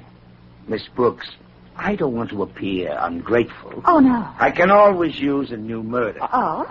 I'm overjoyed that when you and Valentine stumbled over this homicide, you were thoughtful enough to let me know about it. Oh, well, it's nothing at all. If you hadn't, I'd lock both of you up and throw the key away. Well, now that you're back to your own sweet self, would you mind telling us what you found out from Mrs. Dunlap?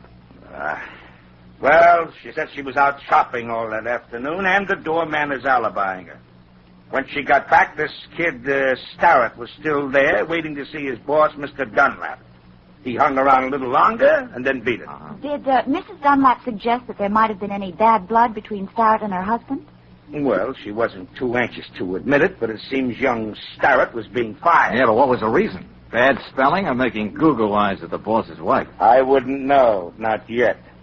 Mrs. Dunlap was too broken up to go into every little detail. Broken up, huh? I could just see her tears flowing like wine.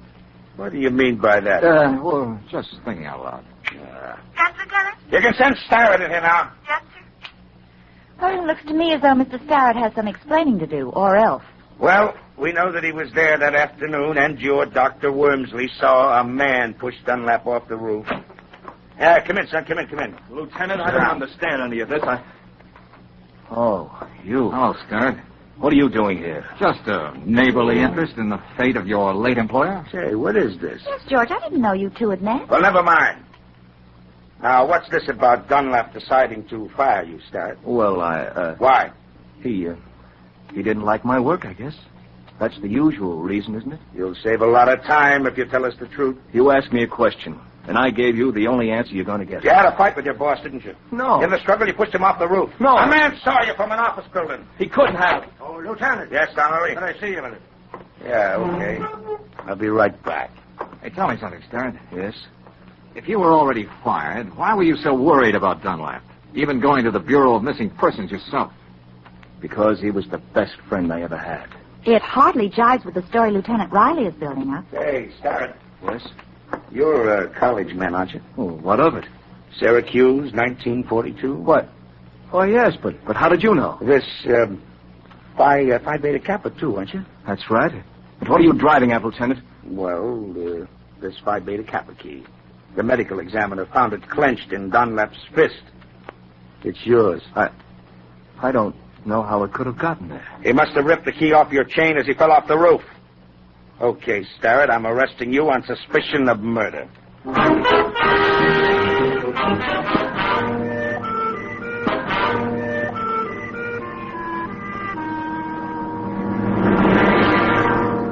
It's nice of you to visit me in jail, Valentine. But what's the use of going over the same story again? I'd say it intrigues me, Starrett. Paula would go right on denying I ever gave her that key. I can't prove it. Why should you believe me any more than anyone else? Because I happen to know a little more about the lady in question. Now, look, friend, let's stop being delicate. Paula decided she liked your type and made you the odd man in the triangle. That's why Dunlap was giving you the gate. Oh, I tried to break off with her, but she always managed to be around, taunting me. She had me spinning on my head. Yeah, I know what you mean. Say, did you have a fight with Dunlap when he fired you? No, I wish there had been. That would have been easier than the way it was. Go on. He was hurt, and I was sick and ashamed of myself. He knew there were others, and that made the whole thing even cheaper. Now, surely just firing you, Starrett, wasn't the answer for Dunlap. Oh, he knew that. One of my last acts as his secretary was drawing up the papers that cut her out of his will. Hey, now, wait a minute. That just puts you in deeper. That means Paula had no motive. Hey, how about insurance? Well, there was a big policy Philip took out recently with Paula's beneficiary. He didn't change that. Oh, wasn't that kind of strange? Oh, it wasn't something he overlooked. There was a funny smile on his face when he told me he was leaving that as is. That's very interesting. Oh, look, Valentine, I didn't kill Philip. When I was there, I didn't even know he was out on the roof. Oh, okay, I'll just take it easy. I'll do what I can. What can you do? You'll never get the truth about that key out of Paula. And Dr. Wormsley swears there was a man out there struggling with Philip. What man? A burglar? One of Paula's ex-boyfriends? Or possibly the man on the moon? I think I'll drop in on Paula again. I don't know what I expect to find, but with a gal like that, the unexpected is bound to be interesting.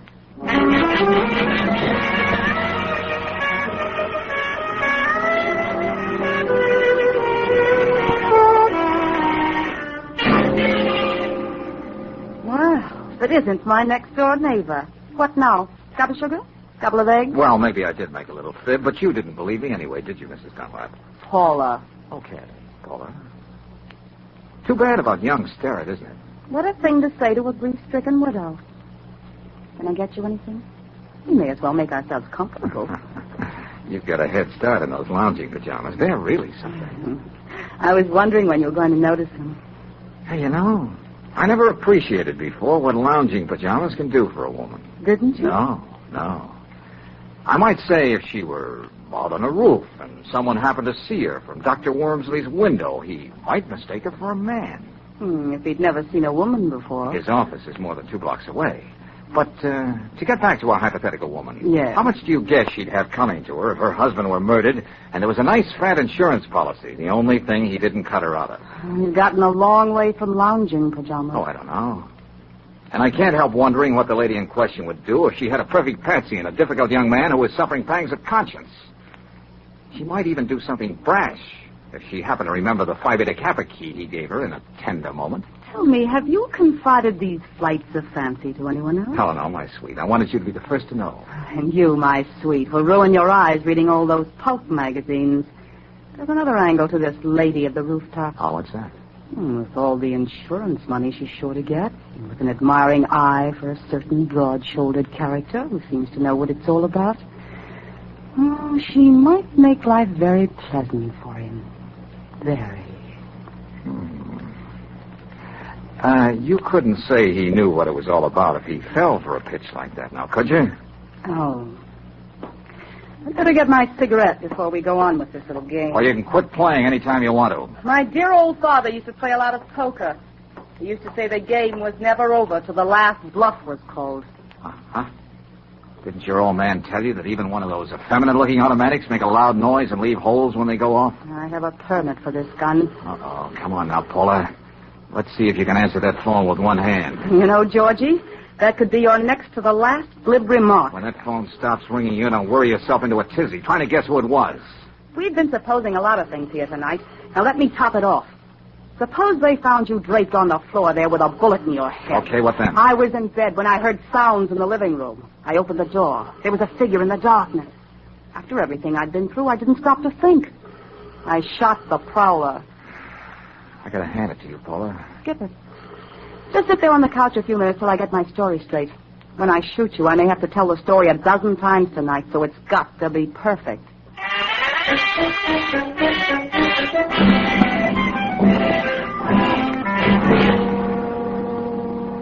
Okay, you stalled too long. You missed your chance, beautiful. It'd be a mistake to shoot me now. What are you talking about? Behind you. There's somebody out there on the penthouse roof. You know I'm smarter than that. Well, who's... I'll take the point out. You, Drop it. That's you. There you are. I tried to call, and then I remembered about the empty penthouse next door and the adjoining sun deck, and... Oh, for Pete's sake, somebody say something. Oh, just a little parlor game, Brooksy. Yes. I was just showing Mr. Valentine how I almost mistook him for an intruder. Oh?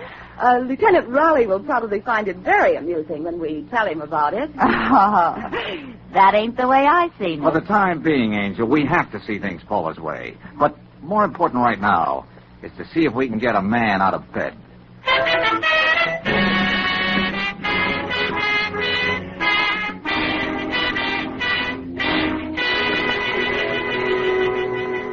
No trouble at all, Valentine. Don't mind selling a little insurance any time of the night. Are these all representative policies, Bennett? Yes, sir. Anything you want, we've got it. Life, accident, comprehensive liability, tornado insurance, plate glass. Any insurance against fatality during parlor games? What's that, Miss Brooks? Just a private joke. This life insurance policy. Oh, any amount you want. Just a simple physical Well, these examination. clauses at the beginning, they're pretty standard in all life insurance policies, aren't they? Yes, indeed. Each one of them meant to protect policyholder and the company. What's up, George?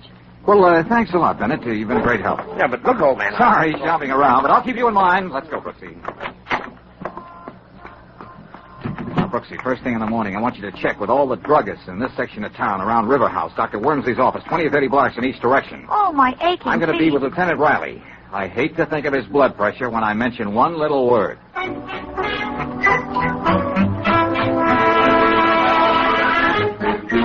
Autopsy? That's the word. Valentine, if I had any hair, I'd tear it out. What are you talking about? Well, now, look, it can't do any harm, Lieutenant. No one in his right mind can doubt how Dunlap died. This Wormsley saw him shoved off the roof. Then the body was found sprawled all over an empty lot, 12 floors below. Cause and effect. I have every reason to doubt that Sterrett killed Dunlap. I suppose you're going to tell me Mrs. Dunlap killed him, huh? That she used to be the strong woman in the circus. I didn't say she killed him. Then who? What? Ah, for the love of heaven. How about that autopsy, Lieutenant?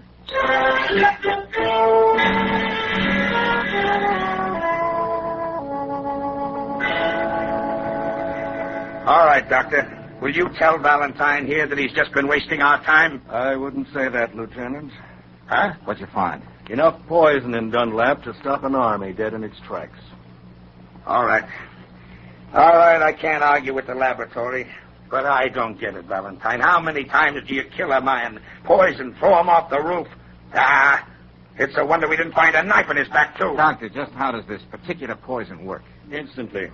Every muscle in the body becomes rigid all at once and stays that way. Uh-huh. Then it's possible that after a couple of days, the effects of the poison could be mistaken for rigor mortis. Not only possible, Mr. Valentine. It seems just what happened. Hey, wait a minute. Wait a minute. If Dunlap's fist was clenched like that the moment the poison took effect, how did that Phi Beta Kappa key get in his hand? That's the point, Lieutenant. It was forced into it. And certainly Hal Sterrett didn't do it. That does it. That does it. I'm going to have Paula Dunlap picked up, and she'd better have all the answers.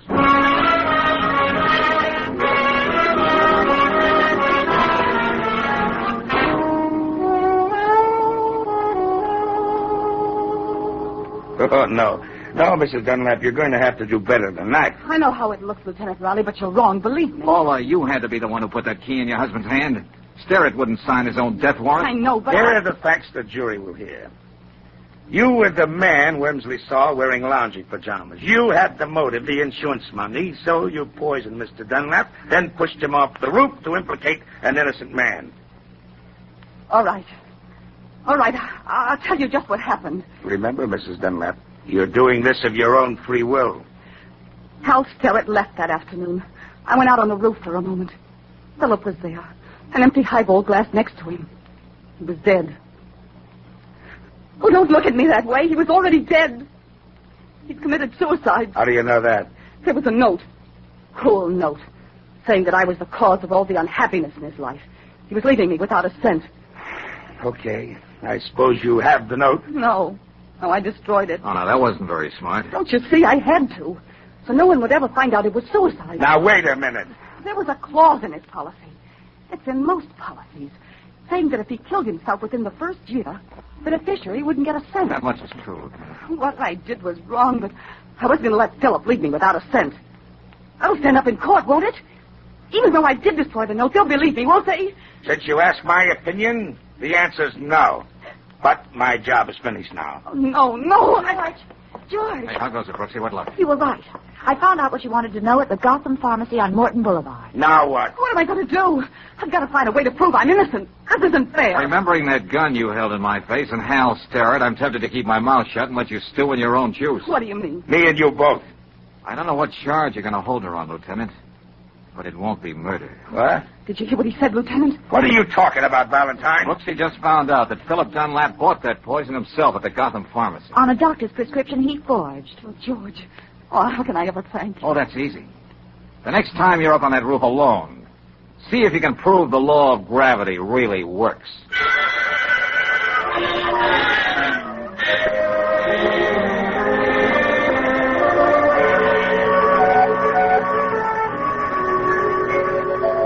George, don't you think that was sort of a morbid joke for Dunlap to play on his wife? Well, Angel, Paula played a few pretty grim jokes herself. Yes, but to leave her name in that insurance policy, knowing that she wouldn't get a penny. Crime, punishment, sympathy. Hello. Anybody here? Oh, Dr. Wormsley. I just thought I'd drop in and take care of that little bill I owe you. Oh, thanks. How do the birds look these days, Doctor? What? Oh, yes. That reminds me. I must thank you, Valentine, for keeping my name out of the Dunlap case. After all, I was the key witness, and Oh, dear. Well, that's all washed up now. Thank goodness. Oh, yes. Mrs. Dunlap isn't living there anymore, you know. No? It seems 3 young ladies are sharing that apartment now. And yesterday... Why, Dr. Wormsley, what kind of birds are you watching now? Oh, well, they were very wild canaries. Oh, goodness, what am I saying?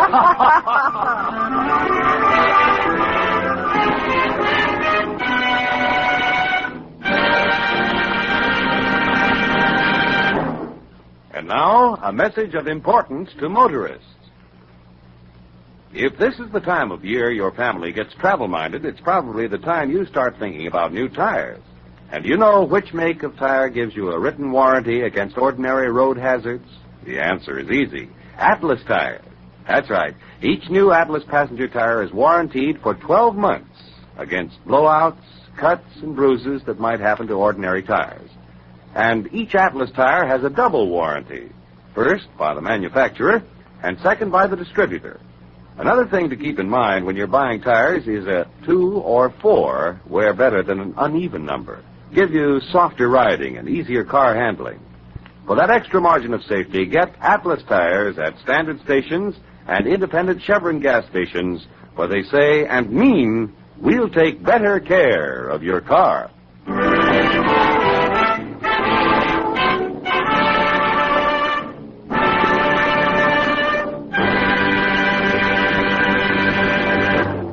Next week, when you tune our way for another adventure of George Valentine, you'll hear... Well, Brooksy, looks like playing Big Brother a la Spencer Tracy didn't work out.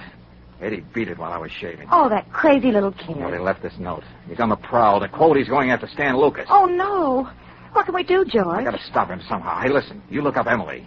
Maybe she can give us a clue on how we can find Eddie. Okay, George. And remember, Brooksy, it's a race against time.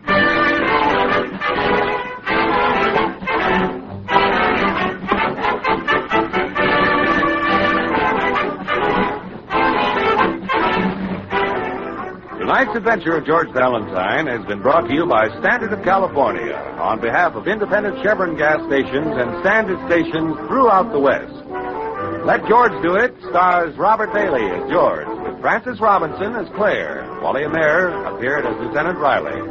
Tonight's story was written by David Victor and Herbert Little, Jr., and directed by Don Clark.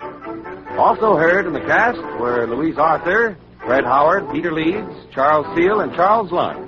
The music is composed and conducted by Eddie Dunstetter. Your announcer, John Heaston. Don't forget to listen again next week, 1 hour earlier, over the same station, to Let George Do It.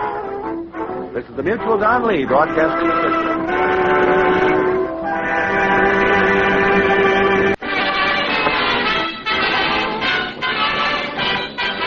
Standard of California, on behalf of independent Chevron gas stations and standard stations throughout the West, invite you to Let George Do It. Another adventure of George Valentine. Personal notice. Danger is my stock and trade. If you're up against something you can't handle and it has to be kept strictly confidential, you've got a job for me, George Valentine. Write full details.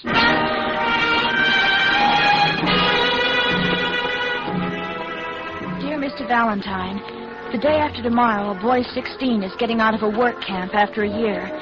Instead of trying to get a new start, he swears he's going to do something that'll take him right back there again, or even worse. You've got to help him. You've got to save him from himself. I don't have much money. I'm only 16, too. Only 16, too. But I'll work the rest of my life paying you if you'll do everything you can to help Eddie. I'll be waiting for you tomorrow morning at 7 in front of the Lincoln statue in Chelsea Square Park. And it's just signed Emily, George. Chelsea Square Park, huh? Brooksy, that's right in the middle of that slum jungle where those so-called wolf packs have been running wild. Yes, and kids just about this age. Always good for an editorial. Young hoodlums, a challenge to society. Well, that's where it usually ends. Brooksy, looks like we're going to be on the job early tomorrow morning.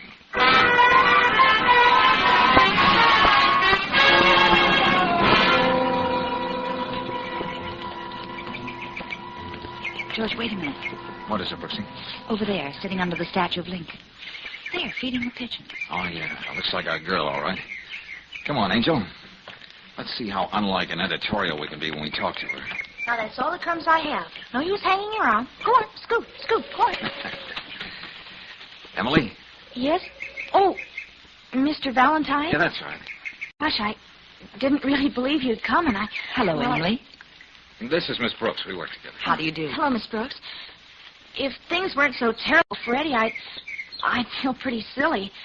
I don't have anything in the world, and there's no reason for you to help me. Well, let's just say you write a darn good letter. Now, what about Eddie, Emily? He's a boy I know. He gets out tomorrow. Why was he sent away? The police found him in a stolen car. I see. But he didn't steal it. He thought he was delivering the car to a second-hand dealer for somebody, just to make a little extra money. Well, didn't he tell that to the police? No. He just kept insisting over and over that he didn't steal it. He wouldn't even tell me who got him into that trouble. But he says that since everybody is so sure he's no good, he's going to prove they're right. You know what that means. Oh, now, Emily. Well, I know Eddie. He's lost his temper a lot of times, and he got into scrapes, but, well, he's not bad. Not really. Emily, you're pretty sure of that, aren't you? I suppose when you believe in somebody, you just do, that's all. All right. Now let's see what we can do. He has no place to go, Mr. Valentine. What do you mean? He only has his father, and Eddie was supporting Mr. Prokosh, selling papers. Yes? Well, when Eddie was arrested, Mr. Prokosh told him he never wanted to see him again. And Eddie's very proud. He'd never go back home now. Well, people change a lot in a year. Do they? My mother and father haven't. They still think Eddie's no good. And even now, when I went to help him, I have to meet you in the park before I go to school. All right, Emily, suppose you leave Eddie to me. I'm going to secretarial school now, and in another year I'll start working. And if you don't mind waiting, I could... suppose you leave that to Mr. Valentine, too. Then you mean you'll do everything you can? That and a little more, Emily. Now, suppose we go and have some breakfast so you can tell me all about Eddie. Then I'm going to have a talk with his father.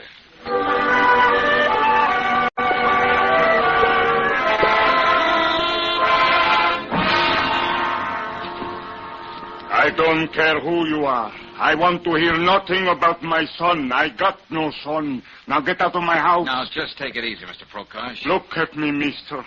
You see this crippled leg? I got that making honest living. Honest living. I know. That's dreadful, Mr. Prokosh. But there's still Eddie to think about. I get few pennies from the company every month. I even bite my tongue and take charity from the Morrissey Association. But better I should hate myself than take one dirty penny my son steals. I don't need it. But maybe your son needs you. I told you, lady, I got no son.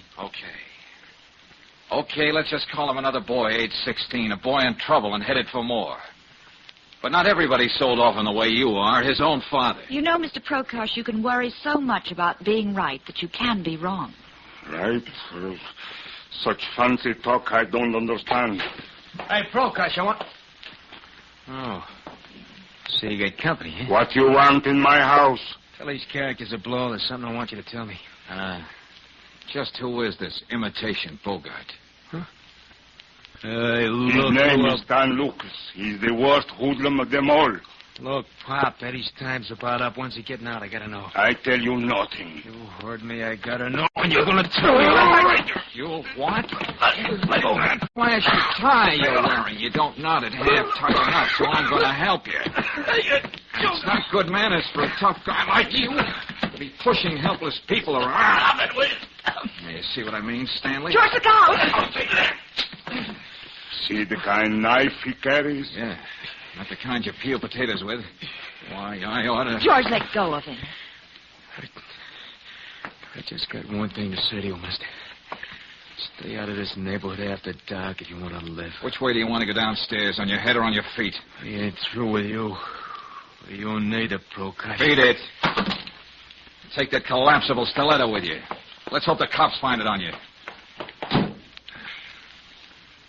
Still have nothing to say to us about Eddie, Mr. Prokosh? Nothing. You see the kind friends he has? I would rather die than... know. All right, let's go, Brooksy. There's one more place I'd like to stop before we meet Eddie tomorrow.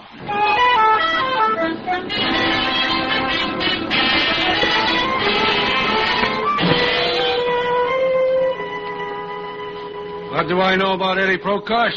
Just about everything, Mr. Valentine. Good, good. That's why we dropped in to see you, Mr. Morrissey. Mr. Prokosh says you and the Chelsea Square Association have been helping him out every month. Well, Miss Brooks, we're sort of a political club, as you know. But we believe in really taking care of our own down here. So I understand. Naturally, we hope to win votes. But in a tough neighborhood like Chelsea Square, there are other things that are more important. Giving out turkeys come Thanksgiving and arranging a boat ride in the summer just aren't enough. Oh, we do much more than that. We cooperate with the police. Even get to the judge when one of our boys gets into trouble. We've been talking about putting up a playground, too. Well, I could get the bare facts of what happened at juvenile court. But I thought a man like you, whose business it is to know what's going on, could tell us more than that. We understand Eddie didn't even try to defend himself on that stolen car charge. Yeah, I know. But I'm afraid there was very little he could say. He was caught red-handed. Very unfortunate case. But I'm afraid not at all unusual. Say, tell me, Morrissey, why would a young hooligan like Stan Lucas be interested in knowing when Eddie gets out from the work here? Lucas? Oh, that one. There's really a neighborhood problem. I can imagine. But Stan's almost a man now. I don't see what he could have had to do with Eddie Prokosh. Apparently he had a lot to do with him, Morrissey. But it looks as though we won't get the real picture of Eddie till we talk to the boy himself.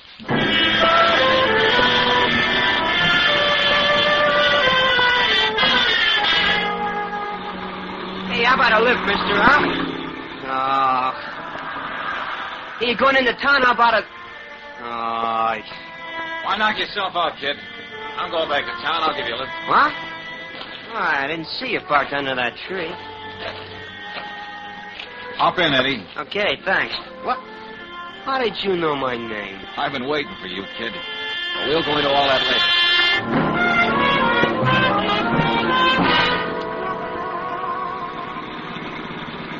I don't listen to Emily. She's just a crazy kid. And I suppose you're a brainy old man. Yeah, well, I know what I'm doing. And you can let me off at the next cross and I can get a bus, you know. Nah, just keep your shirt on, Eddie. That kid gets crazy ideas. I know what I'm doing.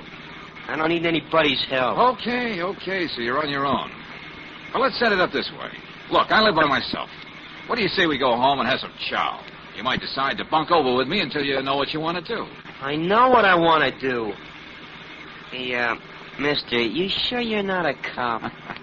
Well, some of them are my best friends, Eddie, but I don't happen to be one. No, it's just like I said. I had a little talk with Emily while she was feeding the pigeons in the park. You mean Emily still sits by that statue and... Well, okay, I guess there's no reason why I shouldn't eat your food. Thanks, Eddie.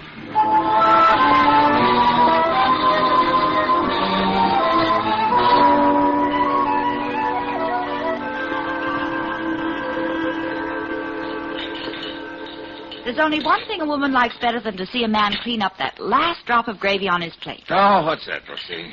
Two men doing the same thing. Yeah, I sure packed away a lot, didn't I? That's why I was here, Eddie.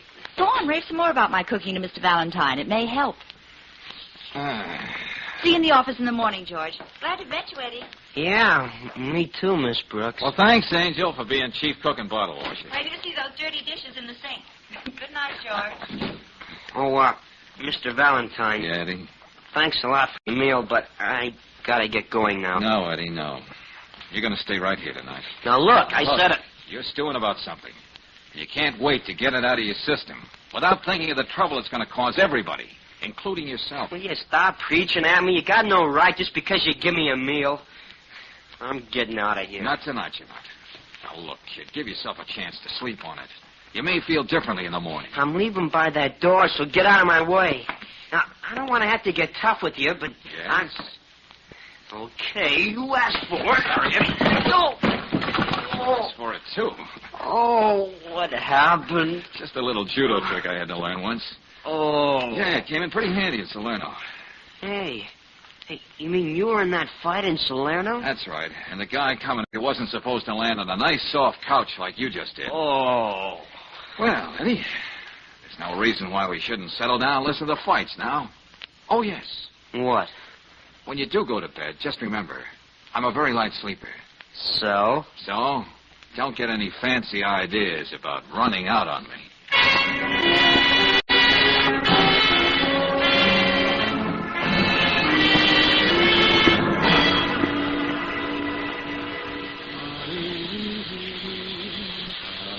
Okay, Eddie, time to get up.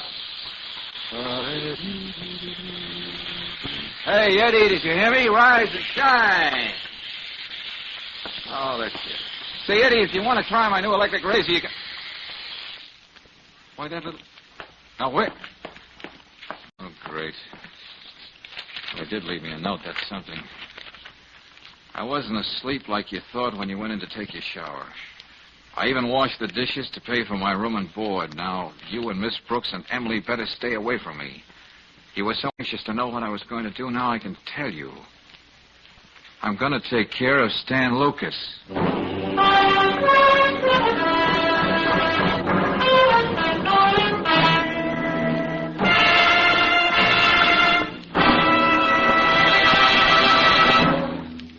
We'll return to tonight's adventure of George Valentine in just a moment. Meanwhile, a word about wear and tear. Most motorists believe, and quite naturally, that automobile engines wear out faster when they're running. But that's not true. Your car faces its biggest danger when it's standing cold, for that's when rust caused by condensed moisture inside cylinders starts to work. And that's where RPM motor oil can help you avoid a repair bill. RPM's special compounds keep a rust-proof oil film on all engine parts all the time. Whether your car's running hot or standing cold, RPM clings stubbornly to vital wear points. And consequently, rust never has a chance to get started in your car. No wonder it's the 2-to-1 choice of Western motorists. Next time you need oil, ask for rust-fighting RPM motor oil at any standard station or independent Chevron gas station. While you're there, ask for a free copy of Batter Up. It's a wonderful handbook on baseball, a gift to you from independent Chevron gas stations and standard stations where they say and mean, we'll take better care of your car.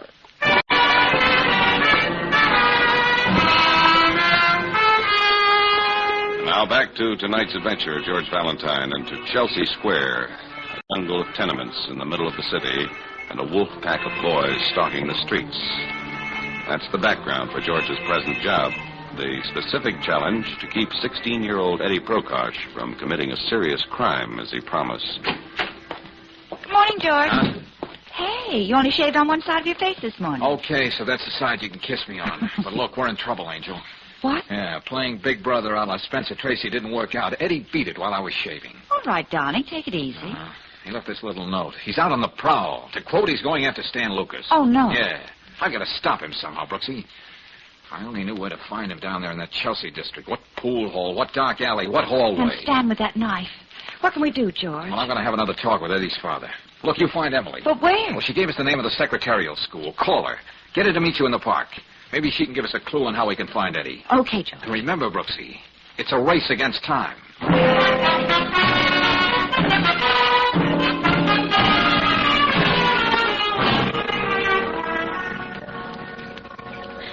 But Eddie can't do that. He mustn't. Emily, stop crying.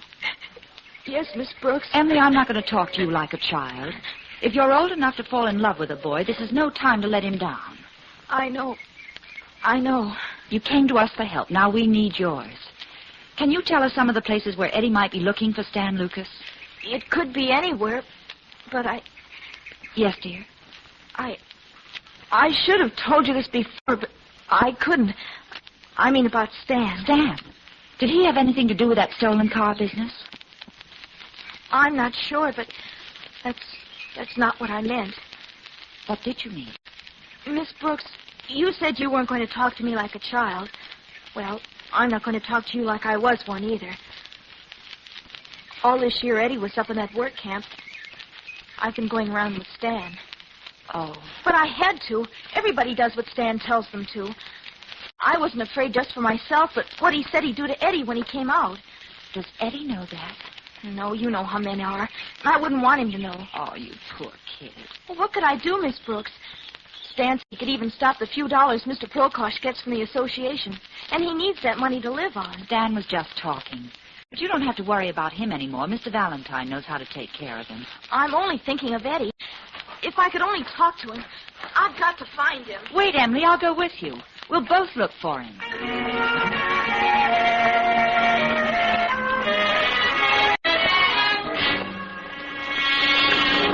All I want to know, Mr. Prokosh, is whether Eddie's been here or not. He knows better than to come here. Oh, yeah. And I suppose that makes you a great father. Hey, look, Eddie's wandering around. A few words well chosen might save his whole life. And all he gets is a door slammed in his face. I got nothing more to say, Mr. Valentine. Well, I have one more thing to say. Your son's out to kill somebody. Kill. That's the kind of thing you get the big rap for, even a kid of 16. My Eddie, he would not. First a thief, then a murderer. Okay, Prokosh, I can't waste any more time on you. A 16-year-old girl had more faith in your son than you have. And I've got to keep faith with her. That stubborn old... Remember me, big shot? Well, at least I didn't have to look for you, Stan. No, you didn't. Because I was looking for you. Jump, boys, jump. Hold against that wall. Okay, Stan. Hold on, it. I'm ready. Twist his arms back, Slim. No! I want to do this right. Hey! No! I owe this mug something. Imitation Bogart. Oh. You had something to say about my knife, didn't you? No. How do you like it? Oh. Now? You'd have carved my initials all over that face of yours. Hey, don't do it, Stan. No, I won't do it. It's really going to be a pleasure to work him over so even his own mother wouldn't recognize him.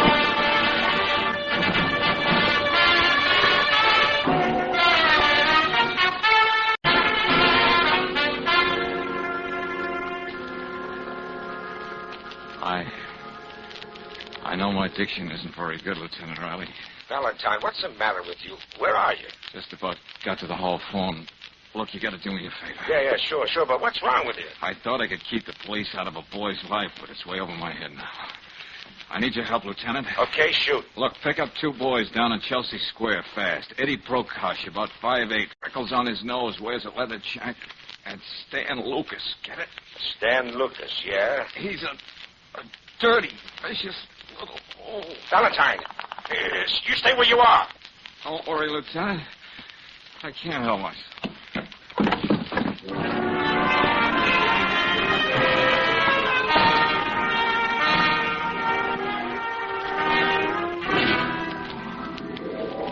Hello, Angel. George, I know. George. I know what you mean. The guy doesn't look his best in these hospitals. Oh, darling, your face. Look, what about Eddie? Did they pick him up? Yes. Before he stand? Uh-huh. Oh, good.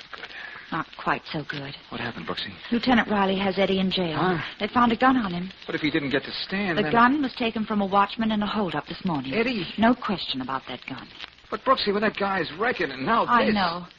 But, George, what do you think you're doing? Where are you? Oh, I'm getting out of here and have a talk with Eddie in jail.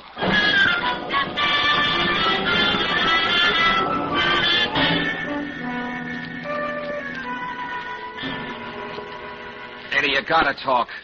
What about you and that watchman? What difference does it make what I say? Nobody will believe me. Come on, Eddie, come on. Oh, I bought that gun from Swenson, the pawnbroker, just a couple hours ago. What? Yeah, I was going to use it on Stan. Well, did Lieutenant Riley check with the pawnbroker to see if your story was right? Yeah, sure, but Swenson told him he hadn't seen me since I was sent away. Huh? Shouldn't be any surprise to me. I should be used to getting framed. Now, look, you told me the truth, huh, Eddie? I tell you, I was nowhere near that factory this morning. I was out looking for Stan. And it was Stan who framed you on that hot car deal. That's right. Well, why didn't you say so when you were arrested? Well, what proof did I have? He would have lied his way out of it. And he wanted to get rid of me so he could have Emily for himself. Yeah, I know all about her going on with him while I was away. One of the kids up at camp told me. Now, wait a minute, Eddie. You got Emily all wrong. Yeah, You know why Emily was going out with Stan? She explained all that to Miss Brooks. I'm not interested. She was afraid of what Stan would do to you when you got out. And he said he could stop the allowance your father was getting every month. What's that? You heard me, Eddie. If Emily were giving you a runaround, she wouldn't come to me to keep you from making a darn fool of yourself. Yeah, but... Oh, nobody does anything for anybody unless there's a payoff in it somewhere. Nobody gives a good hoot about me anyway. Look at me, tough guy. My face, I mean. Stan and the gang did give you a good going over, didn't they? Oh, yeah. A very artistic job. You think I'd look like this if I didn't give a good hoot about you?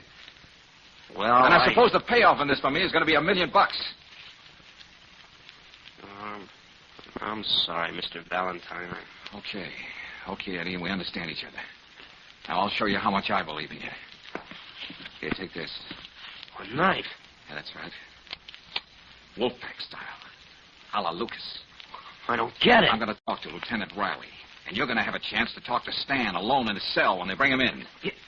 You mean you're going to let me loose with him? With this? That's right, Eddie. Oh, that'll be standard with me. Now, look. We've got to get Stan to talk. And he's not giving out for the police or for me. You're the only one who can make him talk. Now, you listen closely.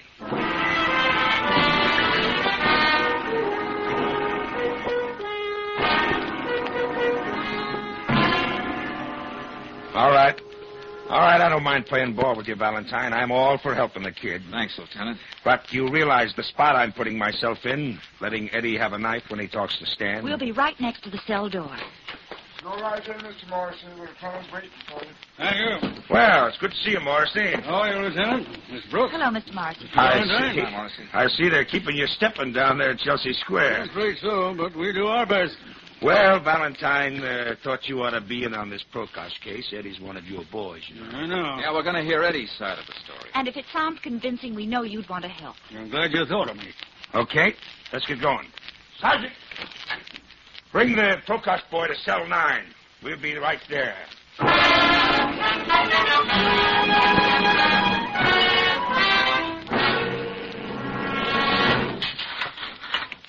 Okay, Eddie. The lieutenant says you can talk to this guy 5 minutes. Thanks. Well. But you'll get out, Prokosh. You didn't stay out very long, did you? No, you saw to that, Stan. Oh, and you're talking through your head. Am I? You want me to give you regards to anybody when I get bailed out? Emily, for instance? You're not getting out of here. What are you doing? You ought to know this trick. How to hide a knife in your shoe so they don't find it when they search you.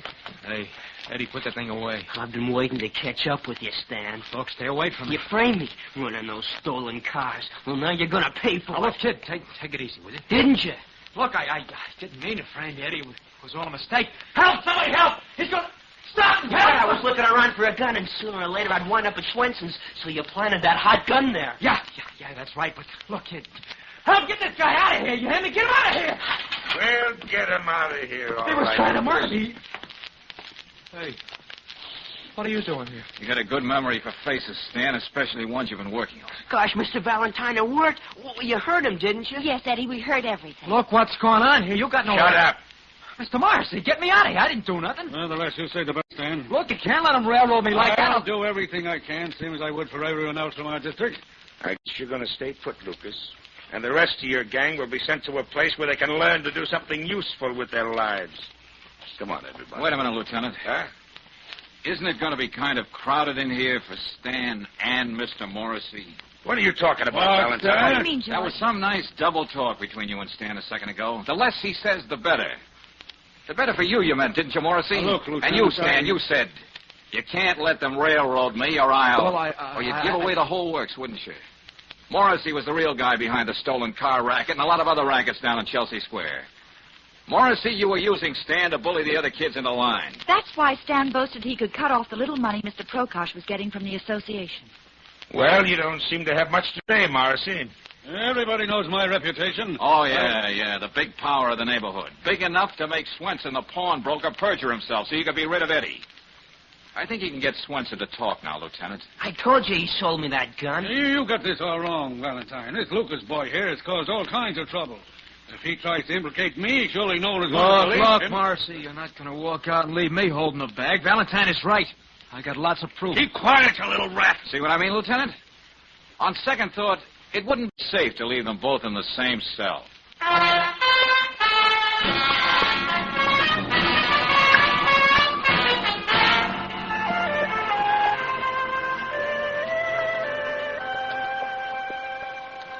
Mr. Valentine, what's that saying about an old fool?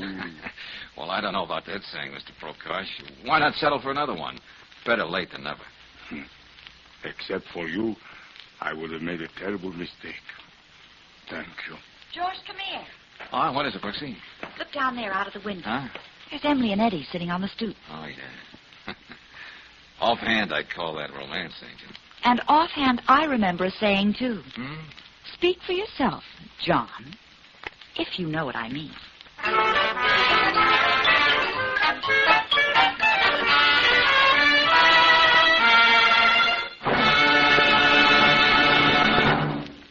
And now, a message of importance to motorists.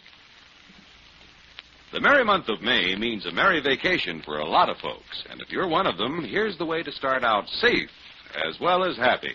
Just make sure your car gets a vacation check at a standard station or an independent Chevron gas station. Do this a day or two before you start out. When the men at these service stations inspect your tires, battery, crankcase oil, spark plugs, all the vital parts, they give your car the same thoroughgoing care they'd give their own. While you're getting this important vacation check, get a new keyless gas cap, too. It has a simple combination lock, no key to lose. And it guarantees your gasoline is safe from theft during your vacation trip and whenever you park your car. Keyless, self-locking gas caps are another better motoring item available at independent Chevron gas stations and at standard stations where they say and mean, we'll take better care of your car.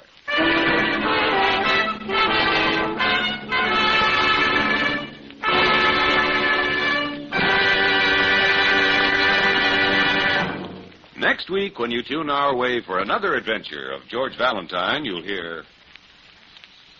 Oh, hello, Angel. Oh, darling, I thought you'd never open your eyes. Oh, why doesn't somebody turn that radiator off? It's hissing. We're back in the manlock at the tunnel, George. Oh, what happened? Well, you were down here this morning, and you must have come up too quickly, and you got the bend. Oh, yeah, I remember now. Then coming up, and then everything went blank. There was another accident in the tunnel. What? Oh, hey, I'm beginning to remember a few things now. And I'm pretty sure I know what causes these accidents.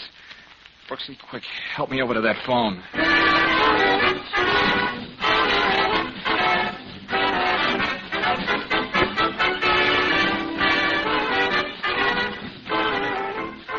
Tonight's adventure of George Valentine has been brought to you by Standard of California on behalf of independent Chevron gas stations and standard stations throughout the West. Let George Do It stars Robert Bailey as George with Frances Robinson as Claire. Wally Mayer appears as Lieutenant Riley. Tonight's story was written by David Victor and Herbert Little, Jr. and directed by Don Clark.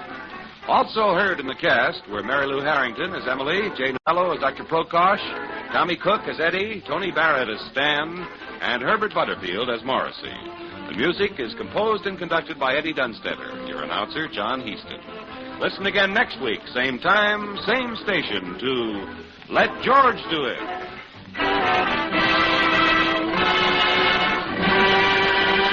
The Mutual Don Lee Broadcasting System.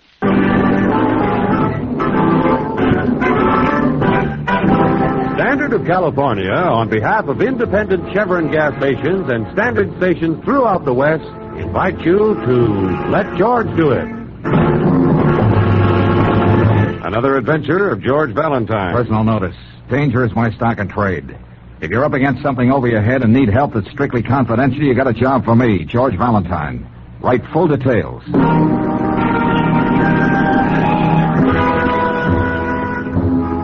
Mr. Valentine, let's see if you're as good as your ad says. I am up against something that's over my head. A river. The river my company's trying to push a tunnel under. But we're getting nowhere past. I hate to think what the reason might be. If you figure you can help... If you figure you can be of help, I assure you we won't haggle about price. It's signed, William Kane, President. Kane and Bowers Tunnel Construction, huh? Now, I wonder where I could find a diving suit with a new look. Now, seriously, Brooksy, you must mean the West End Tunnel, the one they're having all the trouble with breakthroughs and cave-ins. I could drop in at the Globe department store. Okay, Angel, okay. But this seems like a job for an engineer, not for me. Well, there's still no harm in talking to the nice man who insists he's not going to haggle about price. As long as you insist on being mercenary, let's get going.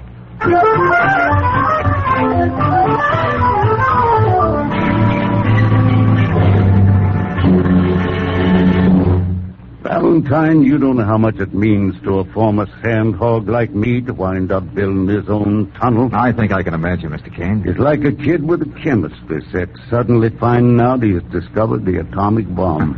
I realize this tunnel project's a pretty big thing, and you've had more than your share of hard luck. Yeah, way more than my share. What did you mean in your letter that you hate to think what the reason for these accidents might be? Well? I suppose I gotta tell you. Oh, now look, Kane, if it comes that hard, maybe you want this letter back so we can forget the whole thing. No, it's just that it's tough putting it into words. Yeah? Yeah. Me and my partner, Jim Bowers, we drove tunnel all over the world. Started as muckers, shoveling mud and slime. Got to be miners together, using dynamite and drills when you didn't even know what was going to happen next under the river. You'd think you'd get to know a guy after going through all that with him. Well, let's be blunt and put it this way, Kane.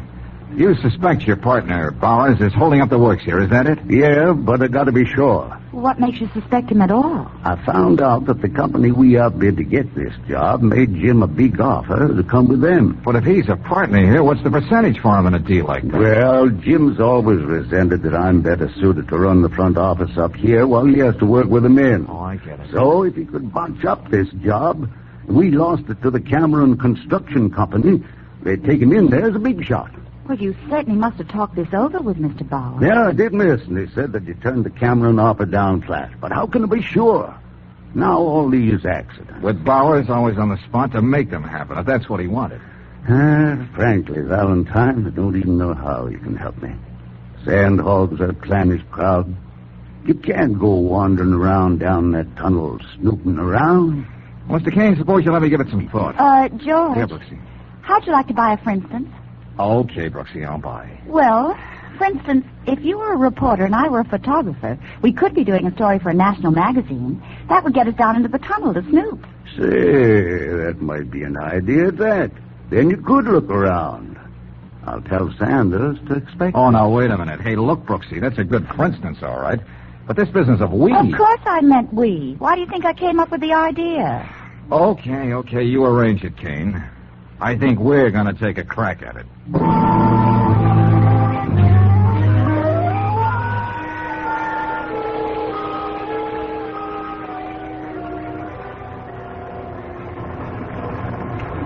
Just how far down does this elevator go, Mr. Sanders? About 30 feet, miss. Oh, well, that's not too bad, is it, George? No, that part of it's all right. I'm thinking of what happens later. What are you so smug about? What do you know that I don't know? Hey, you want to tell the lady what happens next, mister? Well, miss, it's getting into the tunnel that you've got to worry about. Oh? There'll be about 40 pounds of pressure per square inch on you down there. That's why if we get to the bottom, you still got to sit a half hour in the manlock. Manlock? What's that? It's kind of a sealed-up room, miss. We keep shooting pressure into that while you just sit. That's so it ain't so bad for you when you get into the tunnel. Get it? I got it. To put it more concisely, my sweet, unless they're very, very careful, the pressure of the river would come down on you and flatten you out like a jellyfish. Oh, lovely thought. Well, here we are. Hey, Charlie, come here. We got visitors. A reporter and a young lady to take pictures. Oh, visitors, huh? Yeah, it's okay. Mr. Kane knows about it. In that case, I'd better sit in the lock with them. Yeah, you better warn the boys. Put their shirts on, Charlie. Ladies' Day. Right here, folks. Okay. All right, step in. Thank you. Hey, looks like a bank vault. Yeah, almost. Important thing is to seal it airtight. You'll see what I mean when I close this door. George, what's that? Huh? That's the air from the tunnel coming in through this valve, lady. When the pressure in here is the same as it is out there, that big door opens by itself. Then you're ready to go under the river. Won't you sit down, Miss Brooks? Yeah, it usually takes about a half hour. Oh.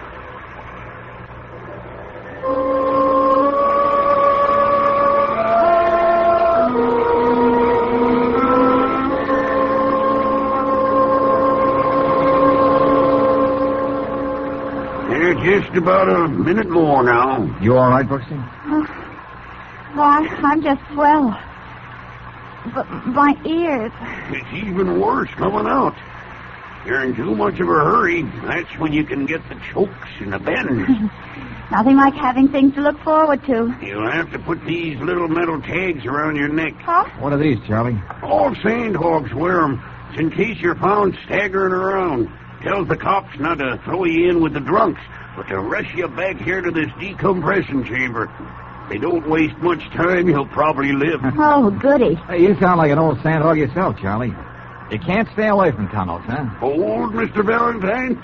I'm just like Jack Benny. I'm still 38. I was the same age when I helped build the Holland Tunnel back east. Just got out here a few months ago. Yeah, that's that. There goes the door. It's okay for you to go into the tunnel now. All right. Come on, Brooksy. Oh, it's like the inside of a furnace in here. But there's all this nice water to slush through. God. That ought to help keep cool things off. George? Hey, you can still put your back in there with Charlie. Oh, no. I was just thinking of my nylon. Let's go. Okay, everybody, clear. We're blasting. Blasting, George. All right, Hagen. All right, let us go.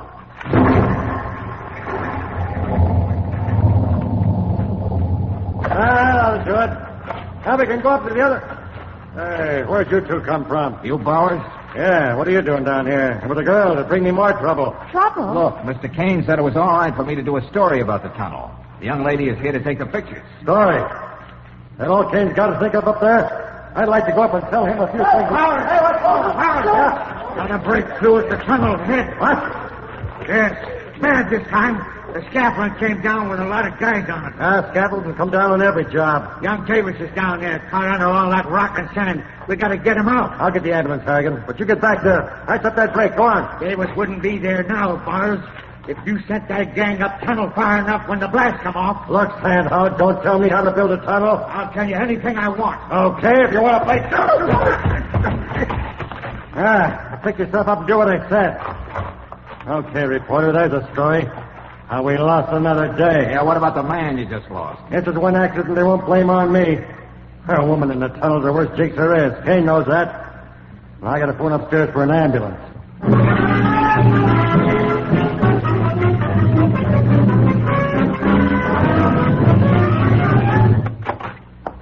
Well, I see the two partners are working late tonight. That's good. Oh, Valentine. You get a good story out of that accident today? Now, look, let's stop kidding each other. You know I'm not a reporter, Bowers. I wasn't born yesterday. I know Kane had you checking on me. Why shouldn't I? You know we can't go on much longer this way, and you're in charge.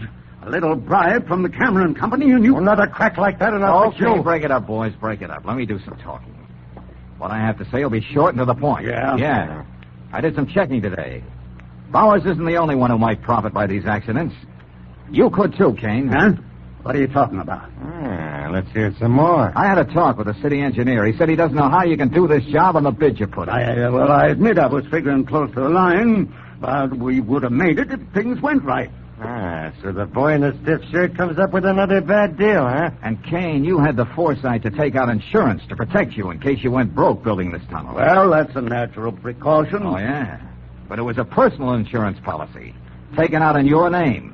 Not for the firm. What's that, Jim? I know how you've been spending money, so I paid the premiums, but I was only thinking of the company. Well, here's what I'm thinking, Kane. The insurance company would pay off if none of these accidents could be traced to you, and you'd be saved from a ruinous bid. Yeah, but that's how it might look. Gentlemen, look, if there's one thing I don't like, it's to be kidded along. Now, do you still want me to find out what's behind those accidents? I have nothing to fear, Valentine. That's why I hired you. I know I'm clean.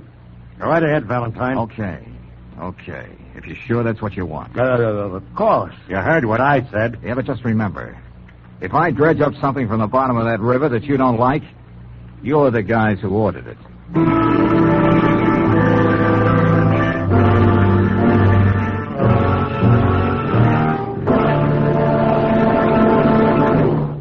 We'll return to tonight's adventure of George Valentine in just a moment. Meanwhile, a word about parlor pastimes. Remember this game a few years ago? Somebody would say, knock, knock, and you'd say, who's there? Many a good gag and many a laugh came out of this game. But at the same time, there was another kind of knock-knock that was no laughing matter, for it was in your car's engine. And engine knocking often caused overstress of parts, severe temperatures, waste of power and gasoline. Today, motor fuel engineers have this problem under control. At Standard of California, they blended several different gasolines into one great motor fuel, Chevron Supreme gasoline. Laboratory tests and road tests prove that premium quality Chevron Supreme burns smoothly, has high anti-knock value. In your new car or an older one, try Chevron Supreme yourself. Besides anti-knock value, you'll find it has all the qualities your car needs for good going. You can get Chevron Supreme gasoline at standard stations and independent Chevron gas stations where they say and mean, we'll take better care of your car.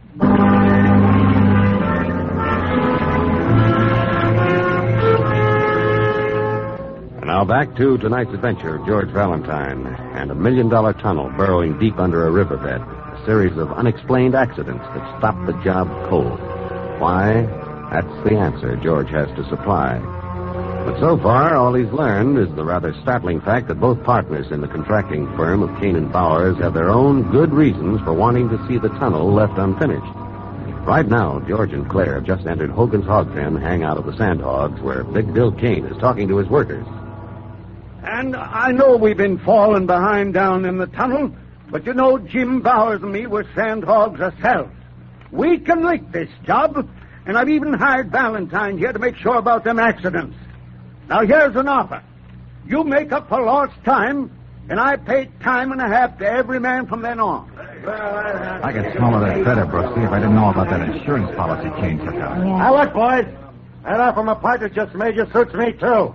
Just wanted you to know. I could swallow that easier if I didn't know about the offer Bowers got from that other construction company. Well, I don't know about you boys, but I still have my doubts. Oh, it's our cheerful old friend from the Manlock. Don't get me wrong, Mr. Kane. I like making extra money.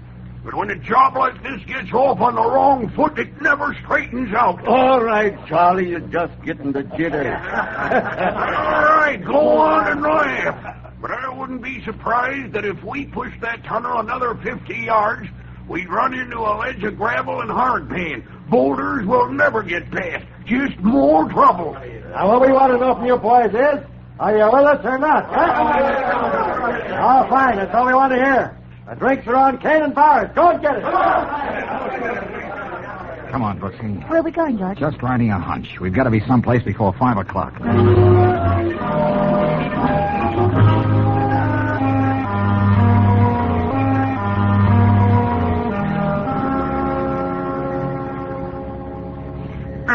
I wish you'd hurry, Mr. Valentine. You know the Bureau of Harbors and Waterways closes at 5 o'clock. Yeah, sure. Be through in a minute. Yeah, I think I found the map I want. Topographical survey, riverbed, section D, Oleander through Perry Street. Well, that's just where the tunnel is being built, George. Very interesting. Yeah, and this would be around Pier 19. What are you talking about? I'm not quite sure, Brooksy. But we're going to ride that hunch a little harder.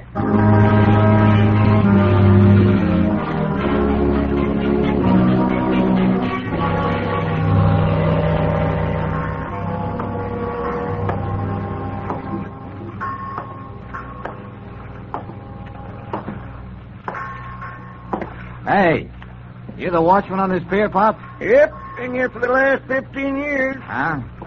Hey, would you tell me something? Yeah?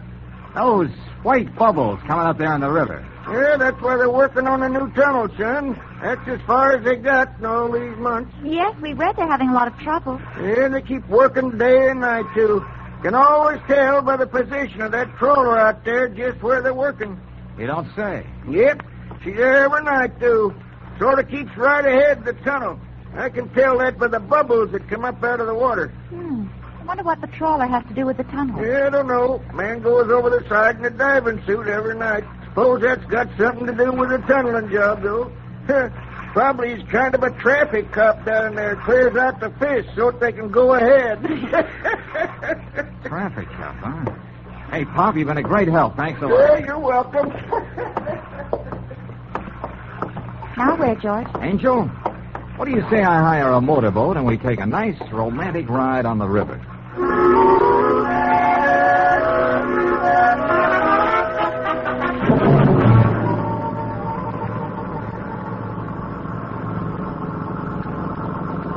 Okay, George, I agree with you.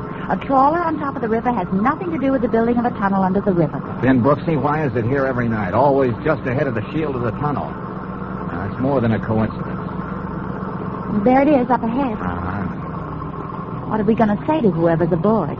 May we drop up for a cup of old-fashioned clam chowder? If you don't mind, young lady, I'll do the talking. As always. Hey, up there. Hey, can we come aboard? Anybody home? No, and get away from here. Well, the truth is we ran out of gas. Did you hear me? I said get on your way. Well, surely you can spare enough gasoline just... See, you didn't understand what I said. George! Hey, what are you trying to do? Next time I won't miss. Now get away from here and stay away. George, what's going on around here? Look, Brooksy, I caught the name on that trawler. It's the Martha M. Tomorrow morning, first thing, check on the registry. See who owns it. Then pick me up at the tunnel.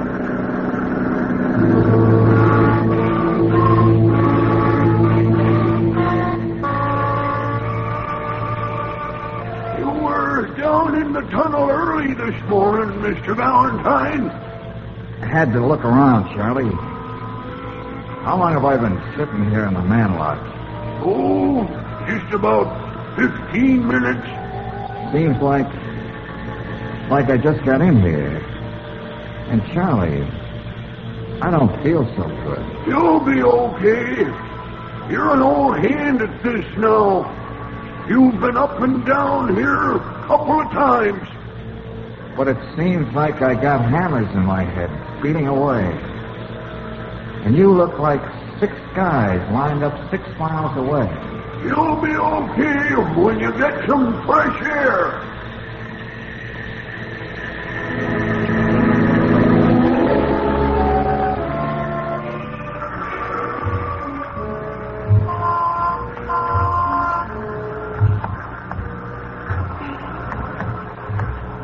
Hey, look, officer. I know where I want to go. Help me, will you? Yeah, you need a lot of help, mister. I've been watching you weaving down the block. I'm very sick. I feel rotten. I wonder why. I think I got the bends. Yes, and you've been bending over the bar too much.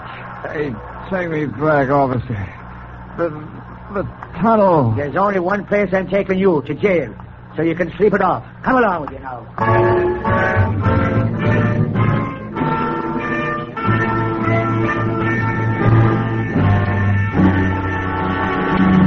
Look, Mr. Kane, Mr. Bowers, I know Mr. Valentine was here at the tunnel this morning. Okay, but what you so excited about, Miss Brooks? He was supposed to meet me at the shaft, and he never would have gone without leaving some kind of message. I wouldn't worry about Valentine. I found out what he wanted to know, and he was waiting for that information. Information about the tunnel? What kind of information? I'll let Mr. Valentine tell you. Do you mind if I use your phone? No, but right ahead. Hello? Police headquarters? Let me talk to Lieutenant Riley. Okay, I'll wait. Look, we hired your boss so we could keep this thing confidential. Yeah, that's right. Let's forget about ethics, boys. The man who's among the missing is someone I happen to care a lot about. Hello? Oh, Lieutenant Riley, this is Brooksy. Oh, I need your help. I can't find George. Oh, look, Lieutenant, will you check the jails and the hospitals and see what you can come up with? Oh, believe me, Lieutenant, I know what I'm talking about.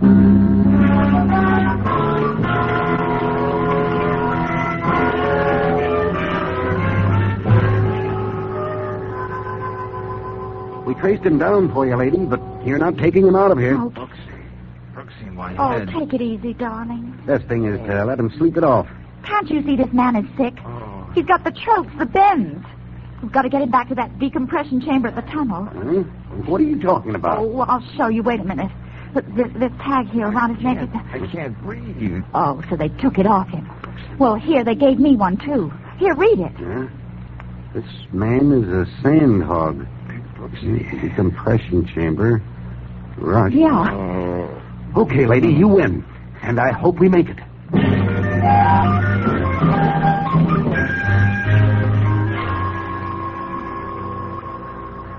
Hello, Angel. Oh, darling, I thought you'd never open your Hey, eyes. why doesn't somebody turn that radiator off? It's hissing. We're back in the manlock, George. That's why you're feeling so much better. Oh. Hey, but what happened? Well, you were down in the tunnel this morning, and you must have come up too quickly. That's why they picked you up in the street wandering around. Oh, yeah, I remember coming up. Then everything suddenly going blank. I got all the dope on that trawler, the Martha M. Yeah? Well, it has nothing at all to do with the tunnel. It's registered in the name of C.W. Egan and his wife, Martha M. Egan. Oh, yeah, and the Egans were out fishing. C.W. in a diving suit and Martha M. with a rifle instead of a rod and reel. George, there's something else. No, there couldn't be. There was another accident in the tunnel. Oh, what kind of accident? I don't know. Well, get over to that phone on the wall, Brooksy. I want to talk to Ken. Okay, George. Hello. Yeah? Hello? Bill Kane? Yeah. This is Valentine, Kane. Yeah, Valentine. We're having a lot of trouble. You okay? Oh, sure, just dandy. Heard you had a narrow escape. Oh, what kind of accident was it now? The whole tunnel nearly got flooded. Yeah? Yeah, just a good thing the new ship wasn't in yet. Poor Charlie, the lock tender, got killed. Charlie? Nobody will ever know why he was down at the tunnel face with a drill, but when we found him, he was over his head in a mud pile. I see. I don't know what the answer is, but it's the end of old Charlie Egan. Egan? George, what is it? Sure, you know Charlie? Egan. So that's the answer. What's that, Valentine? Look, Kane, get Bowers and wait for me in your office. First, I want to see a lady about a boat. Then I got something to say to you.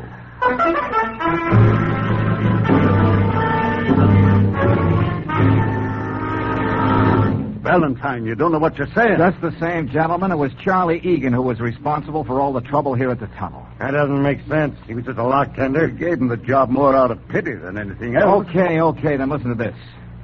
Do you remember what Charlie said at the hog pen? Not particularly. He said if the tunnel went another 50 yards, it would run into a ledge of gravel, hardpan, and boulders. Well? Well, the map of the Bureau of Harbors and Waterways didn't show it.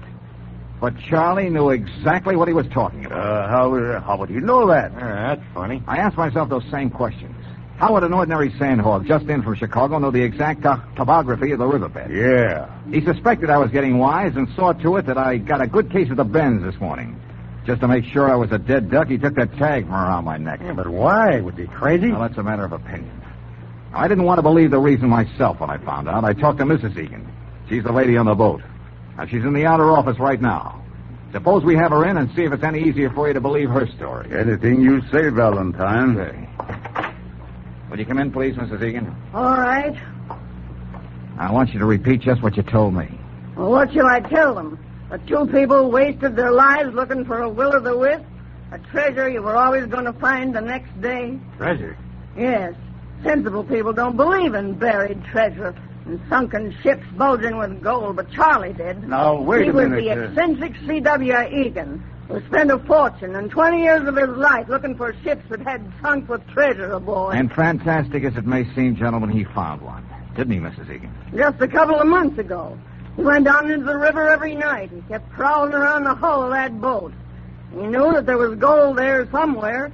He kept saying he'd find it any day now, his treasure. And then Kane and Bowers started to drive a tunnel. Yeah. Charlie knew it was going to meet head-on with the Granada, the old Spanish galleon he knew was there. It became a race against time. That's why he got a job here. Did all he could to keep the tunnel from getting any farther. Yeah. And at night, every night, he'd go down to look some more. And I'd help him. And today was his last desperate attempt to flood us out. Yes. He wasn't going to see anybody get to his treasure as long as he lived. And he kept his word.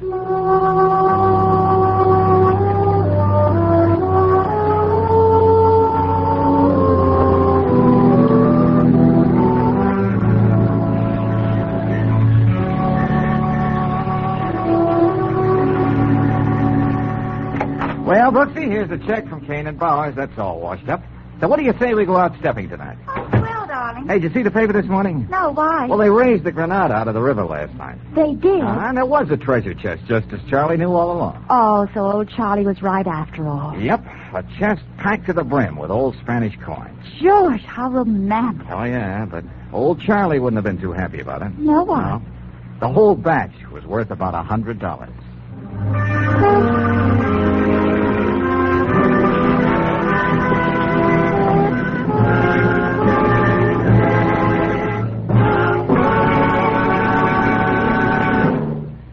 And now a message of importance to motorists. Maybe you've got your vacation trip all mapped out, but how about the family car?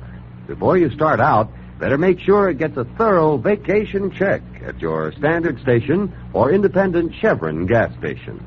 They'll inspect your tires, battery, spark plugs, and oil filter. They can tell whether there's any risk of your fan belt getting out of kilter.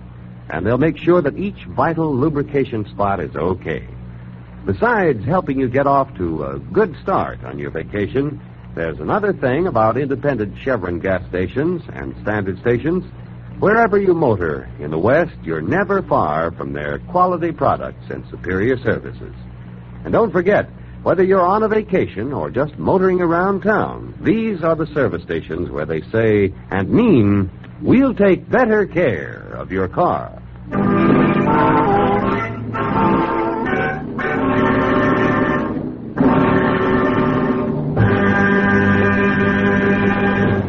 Next week, when you tune our way for another adventure of George Valentine, you'll hear... Brooksy, I want you to get down to headquarters as soon as possible. Have them get that whole crew together, all those pixies that were at the seance last night. Including the spirits, George? Including Miss Turner. Have them all brought back to the sanctuary. But why? If there really was a murder, Brooksy, I won't be able to live with myself until I find a reason for it. Right now, I got a date with a crystal ball, and maybe I'll get a preview.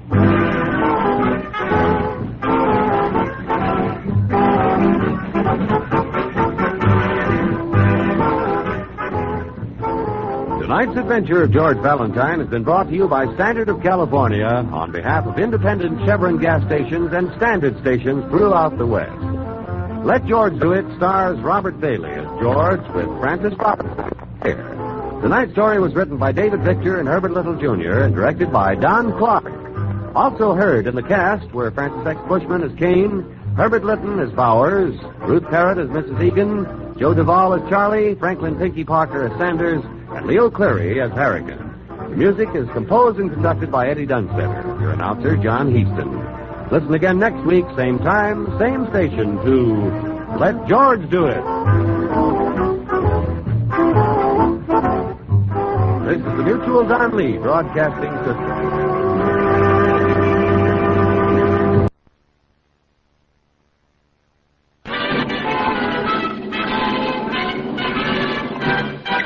Standard of California, on behalf of independent Chevron gas stations and standard stations throughout the West, invite you to Let George Do It. Another adventure of George Valentine. Personal notice. If it's so fantastic you can do nothing about it yourself, then you've got a job for me, George Valentine. Write full details.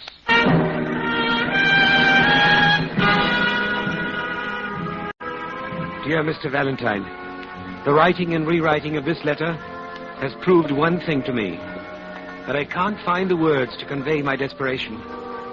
Somehow, in a way I can't explain, my life has been touched by evil. Pure, undiluted evil. There is something here too strange for me to comprehend. Something unworldly. Unworldly, almost. It is not only for my sake that I ask for your assistance, but for the continued sanity of my fiancé. Accept the enclosed check as a retainer, Mr. Valentine, and please call on me at once. And it's signed, Gilbert Dressler.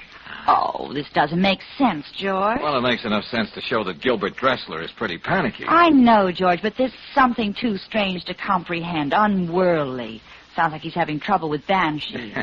Well, whatever his source of trouble, it's our source of income, Brooksy. But how do people let themselves get into this kind of situation? This kind of situation pays the rent. So let's go find out what's on Gilbert Dressler's unhappy mind.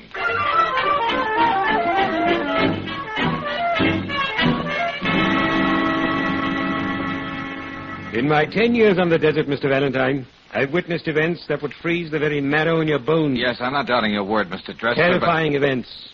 Things that are only spoken about in whispers, behind locked doors. Yes, but let's be a little more specific. Magic. Voodoo, if you will. An evil beyond evil.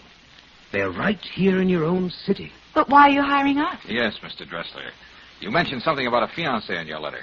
What about her? Yes, Gabrielle. I love her. Oh, we're sure of that, Mr. Dressler, but you also wrote something about fearing for her continued sanity. What makes you think her sanity won't continue?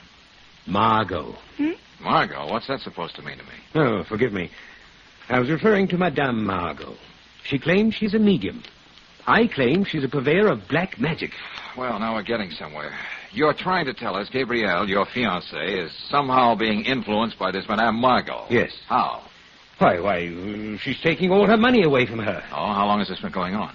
Since Gabrielle's mother, Mrs. Turner, died. Oh, what happened? Mary Turner was cleaning her hunting rifle, and it went off. Very unfortunate. The sporting world lost a great devotee because of Miss Turner's accident. All right, what do you want us to do? Expose Madame Margot. That's what I want you to do. Expose her? Certainly. I've arranged for you to visit Madame Margot this very afternoon. Here, this is her card. And tonight, you shall attend a séance at the Turner Mansion. A séance? Oh, George, there's nothing I like better than an evening cavorting with the spirit world. Okay, Brooksy, we'll give it a whirl. I never saw a ghost yet who didn't scream when it was pinched.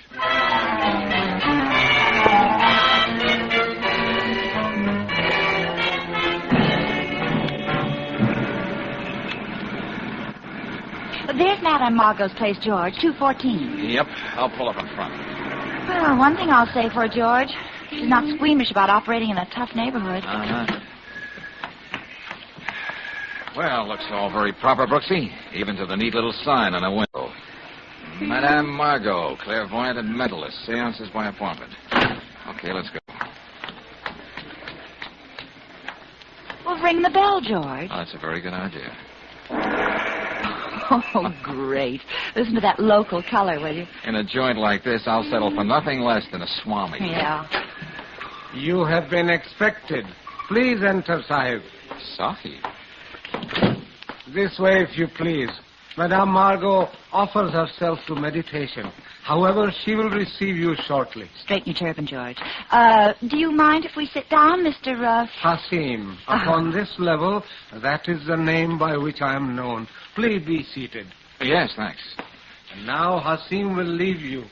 Seek to attune yourself to the vibration of the sphere. Oh, sure, we'll do just that, Hasim. Well, there's your Swami, George. Wonder what bottle he floated out of. I'll bet when that towel around his head is unwrapped, it reads Oasis Motel. Hey, this Madame Margot must do all right. Look at the jade vases, carved teak.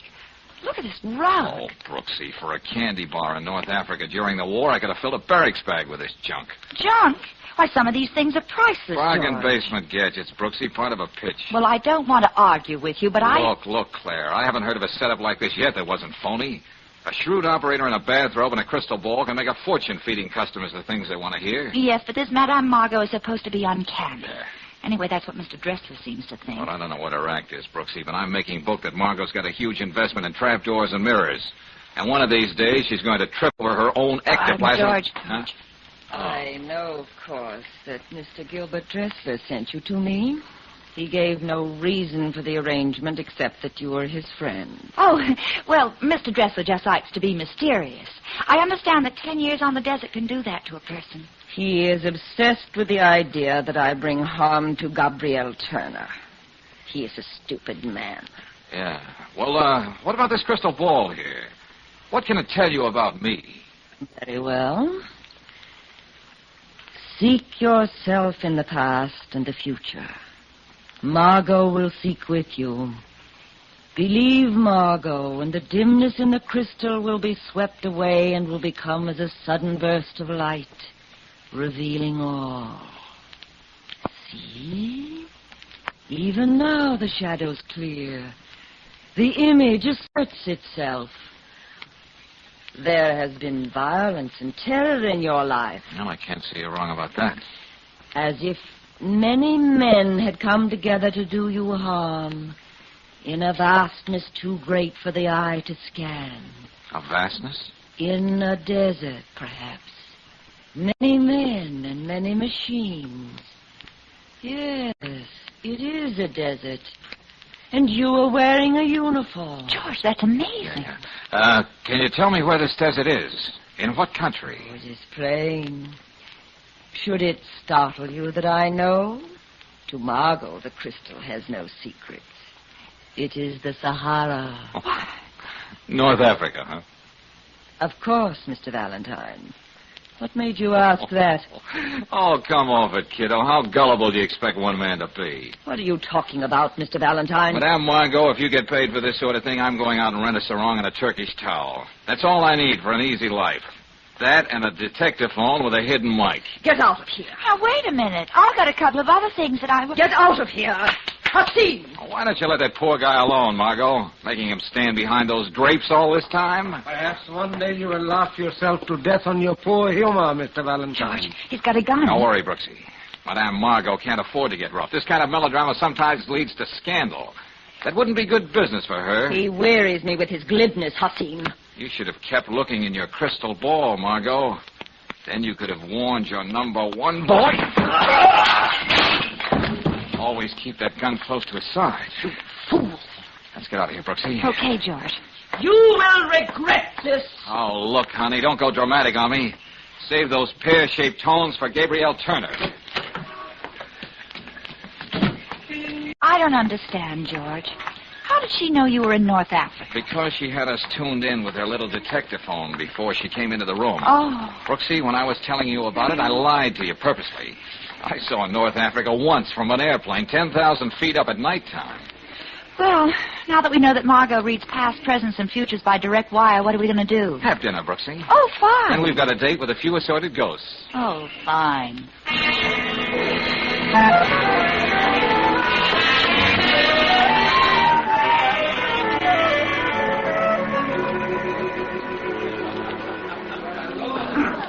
But how about the rest of these people here, Mr. Dressler? Are they friends of the family, too? A cult of vultures, Mr. Valentine. Besides of the late Mary Turner, whose interest in spiritualism is heightened by the free champagne served before every seance. Oh, Gabrielle. Gabrielle, my dear. This is Mr. Valentine. And Miss Brooks. How do you do? How do you do? I suppose you're welcome here, both of you. Even though you've come to sneer at us. Oh, I wouldn't put it that way, Gabrielle. We're just here to take a look. There have been scoffers before. Please understand that you've been invited only because Gilbert insisted upon it. Gabrielle? Oh, there you are. Have you explained to Gilbert's guests how stupid they are? Hey, where'd you get all your information, lady?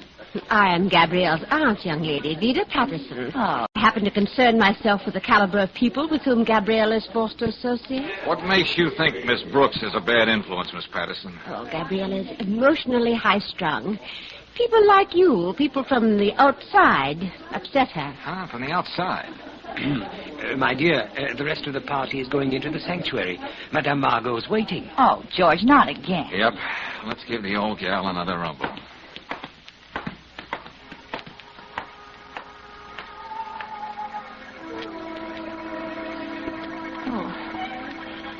Hey, George. The hair on the back of my neck is going to look funny with my permanent. This thing is scary. Yeah, with all the trimmings. This sanctuary is a great backdrop for Dracula. Candlelight and polka music for a vampire. Have the courtesy to be quiet. Nothing must disturb Madame Margot while she reaches her control. Control? What's that? A voice, Miss Brooks. Margot's link with the spirit world. You'll see, it's very weird. The voice with which Margot speaks will not be her voice at all. Oh, Gilbert, why did you bring these people here? Hush, child, hush. There are alien presences here. Contact has been difficult, but there is a message to one who has traveled from a far place to be here. George. Listen. Listen. So many years. So much time. Gilbert. Listen to me, Gilbert. It's Janice. This is impossible. Please listen to me, Gilbert. Janice, what are you doing here? I thought you ran off to Cairo with Cecil. Rid yourself of those who would bring harm to Margot. They are evil. Remember, Gilbert, I've always known what's best for you, my dear. You haven't changed a bit, have you, Janice? Always showing up at the wrong time and knowing what's best. Janice, go away. Get rid of them. Get rid of those who do us harm. You never told me about her, Gilbert. You never mentioned a girl named Janice. She was always interfering. Always. I hardly expected her to pop up again, my dear. There is another message here from one who has newly passed over. She is suffering greatly. Oh, no. She has been murdered, shot.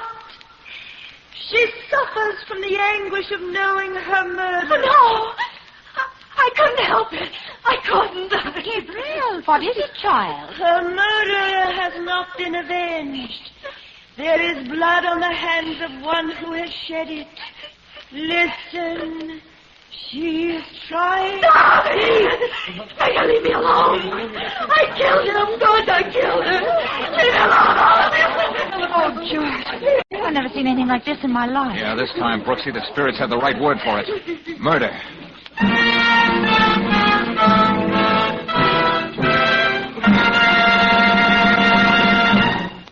We'll return to tonight's adventure of George Valentine in just a moment. Meanwhile, a word about problems, major and minor.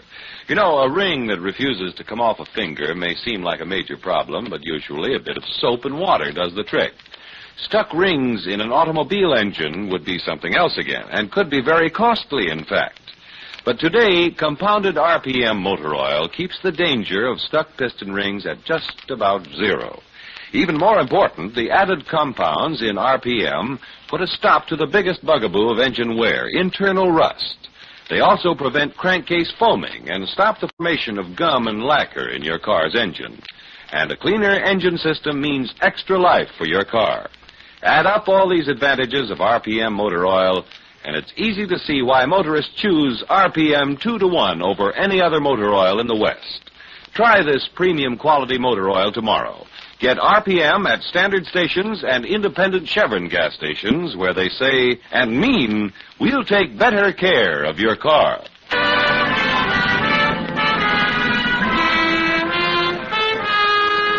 And now back to tonight's adventure of George Valentine. Well, there's an old saying that murder will out, but when it comes pointing its finger from the spirit world, then George finds himself tangled in one of the strangest cases he's ever come across. And at the precinct house, the day after the seance, Lieutenant Riley puts it this way. Valentine, ever since I heard that girl confess to murder while she was talking to a ghost, I've just been breathless waiting for you to drop around. Yeah, it's a wordy, isn't it, Lieutenant? Well, maybe your boys just didn't feel like being clever the day Mrs. Turner was murdered. Is that why you called it a hunting accident? Now, look, Miss Brooks, I'm not perfect like your boyfriend Valentine. And I'd be the first one to admit that. But as a matter of fact, I personally contribute to the support of you guys, a little thing called taxes. I'm just perfect enough to want a little action for my money. Valentine, 3 months ago, we were called in by Vida Patterson to investigate the death of her sister, Mattie Turner. We called it an accident because that's the way the setup looked. Because there wasn't any reason to call it murder. Well, whatever happened to that suspicious nature of yours, Lieutenant? Yeah. A prominent society woman is found dead, shot. A woman who surrounds herself with a house full of sponging friends.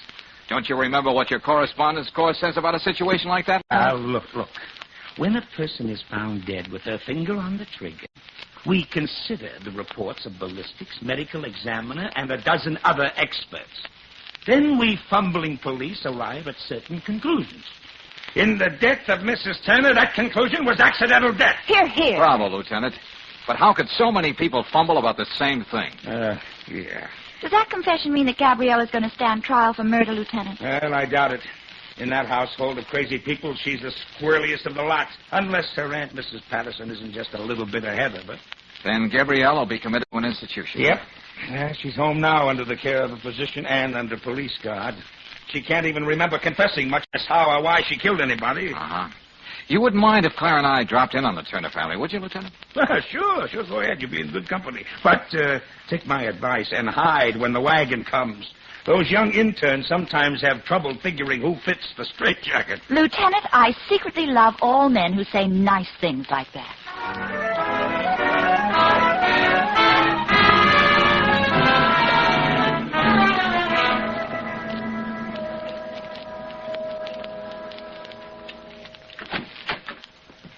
Oh, it's you two.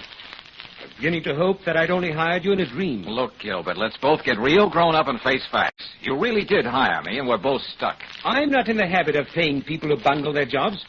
It must be quite obvious that I don't need your alleged services any longer. But we haven't finished our job, Mr. Dresser. So if you will return my fee, which you have not earned... Oh, yeah. Well, let's chat, Gilbert. Mind if we come inside? I certainly do. Thanks a lot. Close the door, Brooksy. Now, look, Gilbert, you hired me to do a job. I'm not backing out of it. Why should you? You admit you failed, don't you? You don't have much room to talk, Mr. Dressler.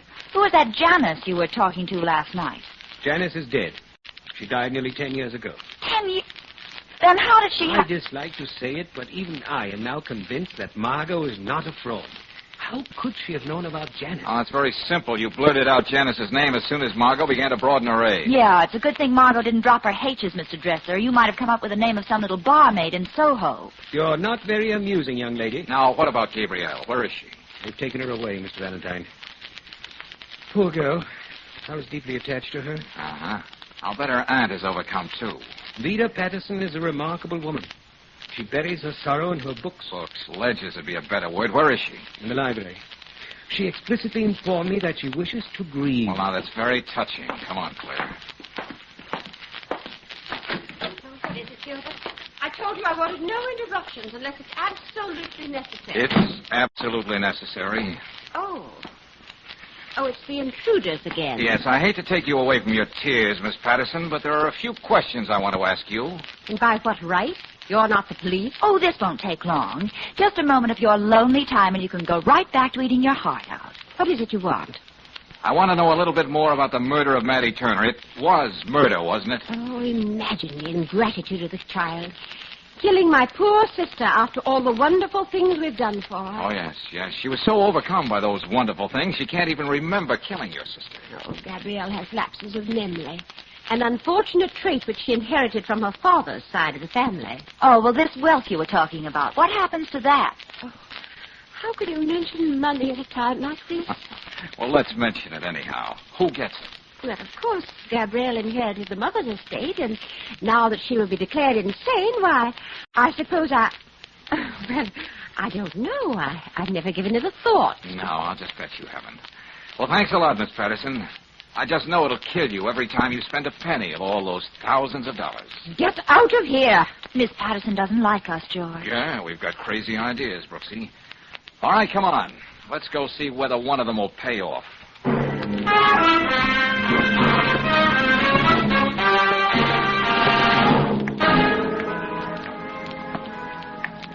What makes people like that, George?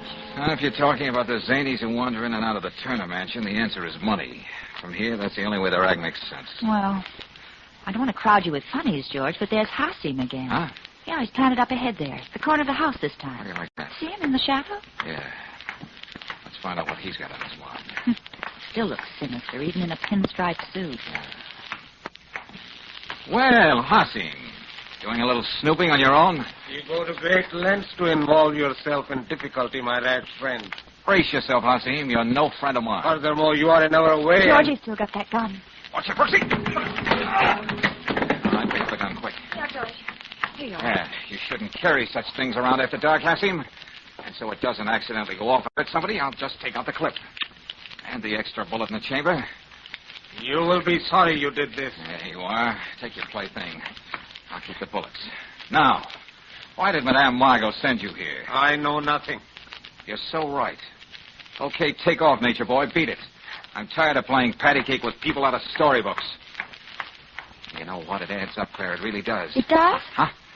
Brooksy, I want you to get down to headquarters as soon as possible. Tell Lieutenant Riley to get that whole crew together, all those pixies who were at the seance last night. Including the spirits, George? Including Gabrielle Turner. Tell the lieutenant to bring them all back to the sanctuary. But why? If there really was a murder, Brooksy, I won't be able to live with myself until I find out the reason for it. Right now, I've got a date with a crystal ball. And maybe I'll get a preview.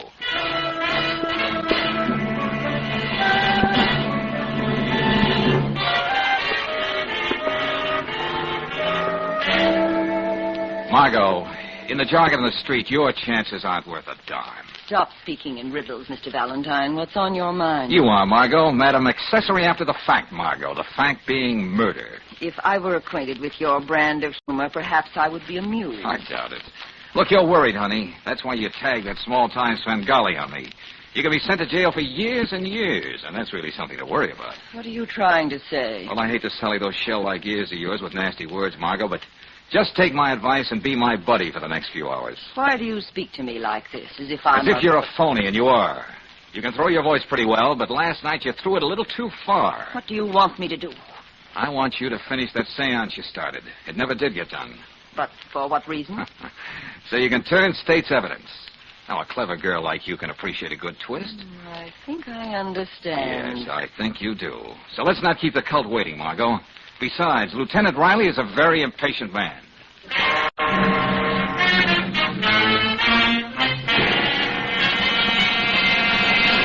Valentine, if you can figure out how this girl murdered Mattie Turner by asking Mattie Turner how she did it, I'm going to turn in my badge, buy a turban and a crystal ball, and apprehend criminals while I sit in my easy chair. Just stick around, Lieutenant. This Margot will give you a lesson you'll never forget.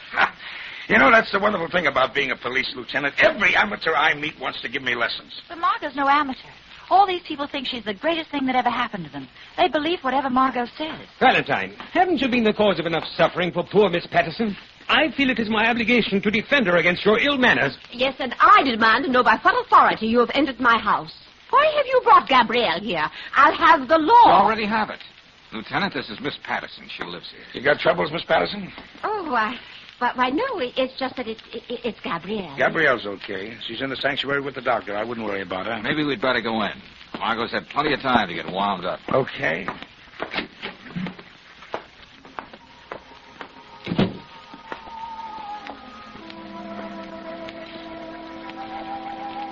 Hello, Gabrielle. How do you feel? I don't understand. This all happened before. Long ago. A very long time ago. Yes, now you're all right. Just take it easy. I really didn't mean to. I didn't hate my mother, you know. Just sit tight, Gabrielle. And whatever happens, don't say anything. You understand? Don't say anything. Of course. Of course, I understand. I killed her, but I didn't mean to. Tonight, for the last time, we seek to journey together into a strange land. A strange land where familiar faces and forgotten dreams dwell without perishing. Already the vapors which cloud our way are cleared. There is someone here who is trying to get through. She wishes to speak. Is this why you dragged me here, Valentine? I know a ventriloquist when I hear one. You know a lot more than the rest of these people. Just get this She picture. loves has been grievously wronged. There is so much that stands in her way of happiness here. She wishes to speak to us. She says an injustice has been done. The way is clear. Peace. Stop her. Peace. Can't you see this is a fraud? You don't know what you're doing. Send her back. Listen. You're breaking up the party, Miss Patterson. Why don't you relax? Have they harmed you, Gabrielle? Maddie. And you, Vida? All that blood? Oh. Your sister's blood? Mine? Murderous? Oh, stop it. Stop it, please, please. Murderous. You watch me die. Death becomes you, my sister. Oh, send her back. Oh, let's stop it. I did it. I killed it. I killed it. I'll take you here, Valentine. Well, how about that, Brooksy? A killer trapped by a ghost. Only there wasn't any ghost.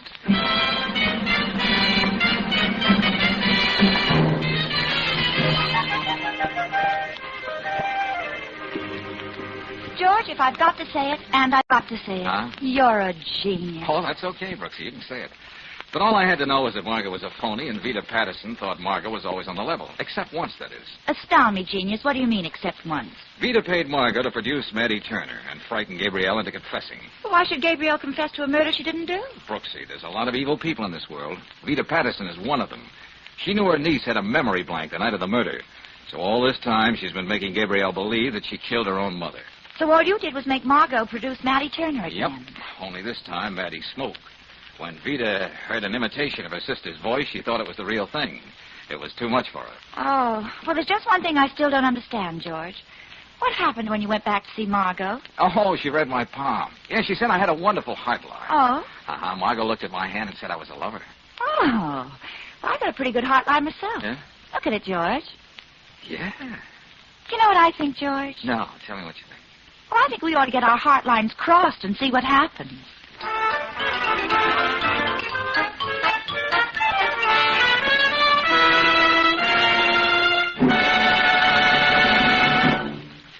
now, a word of importance to motorists. Maybe you've run into the kind of motorist who always says, grease is grease, and it doesn't matter where you take your car for lubrication service. Well, don't you believe him. At independent Chevron gas stations and standard stations, they use many specialized grades of RPM greases and oils to give your car a thorough lubrication. And each one is tailor-made to do a wear-saving job at some vital wear point on your car. The regular 1,000-mile grease job at these stations is done by trained experts. They follow a lube chart approved by the manufacturer of your car, and they take pride in doing a spick-and-span clean job for you. Next time your car is due for lubrication service, rely on the standard station or the independent Chevron gas station, where they say and mean, we'll take better care of your car.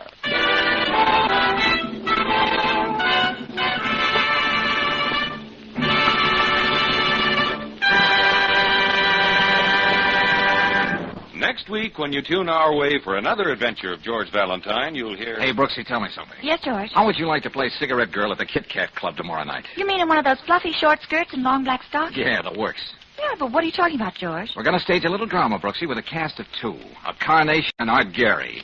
And I have a hunch the Carnation will be the star of the show.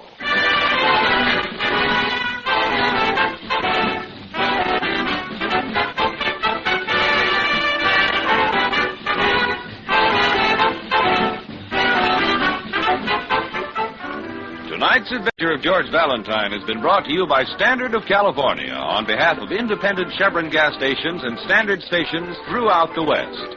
Let George Do It stars Robert Bailey as George with Frances Robinson as Claire. Wally Mayer appears as Lieutenant Riley. Tonight's story was written by Morton Fine and directed by Don Clark. Also heard in the cast were Don Morrison as Gilbert, Irene Tedrow as Margot, Sarah Selby as Vida, Gene Bates as Gabrielle, and Lal John Mehra as Hasib. The music is composed and conducted by Eddie Dunstetter. Your announcer, John Heaston. Listen again next week, same time, same station, to Let George Do It. This is the Mutual Don Lee Broadcasting System.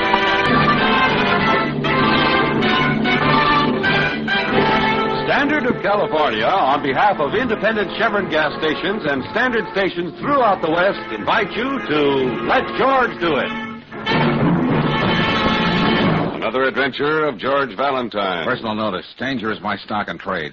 If it's something you can't handle and it must remain strictly confidential, you got a job for me, George Valentine. Write full details.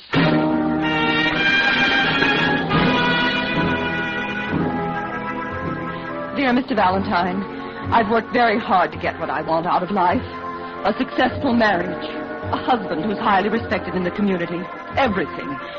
Now, by one of her foolish whims, my own sister threatens to destroy all that. She's been missing for 2 days and must be found without any publicity. That's why I'm calling on you. Calling on you instead of the police. Phone me this afternoon when my husband is sure not to be here. Tuxedo Lake, 673. I'll be at your office any time you say. Signed, Edith Wilder. Tuxedo Lake, huh? Uh-huh. That little body of water's become very fashionable lately. Well, I don't want to sound grasping, George, but if the Wilders live on the exclusive island in Tuxedo Lake... Yeah, I know, Brooksy. The fee could be a thing of beauty. All right, call Mrs. Wilder for an appointment at the office tomorrow morning.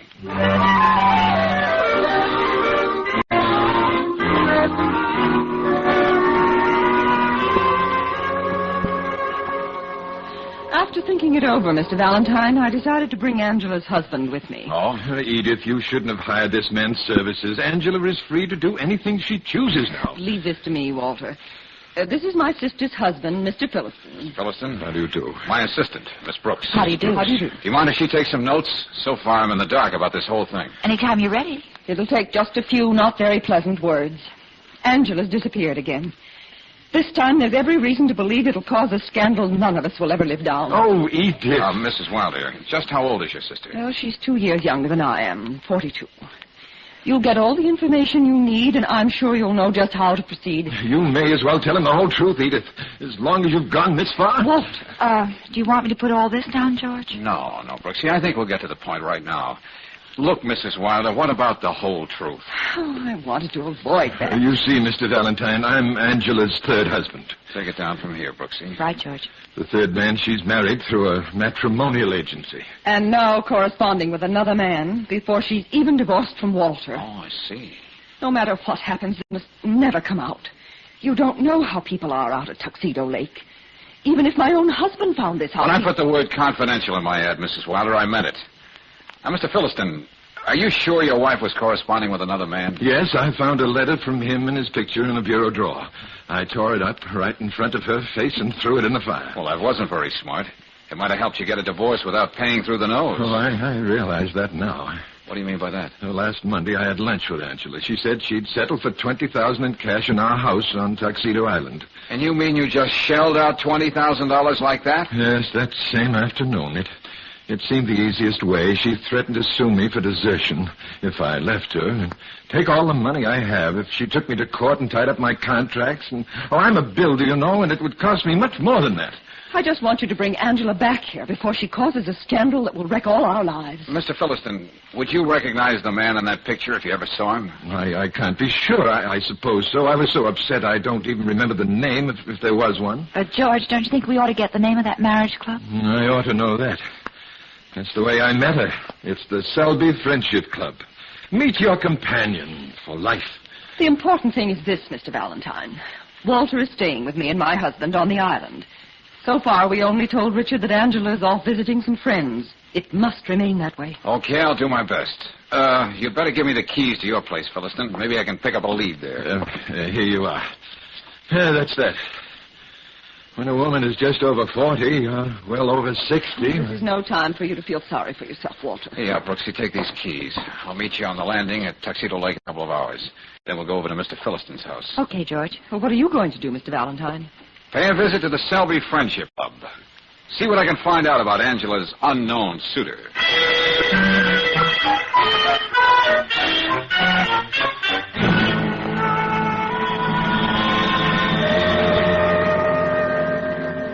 Now, Mr. Selby, I'm afraid I'm not mistaken. I can't believe it, Mr. Valentine. Not Angela Kramer Holloway, Philliston. Amazing how you remember the names of all her husbands. But, of course, you've been providing her with them for years. Young man, I don't like your cynical tone. So sorry. I guess I got out of the wrong side of the bed this morning. The Friendship Club serves a very definite purpose. Yeah, I know. Bringing together people with identical interests has proven much more successful than aimless courtships and haphazard romances. Our motto is meet your companion for life.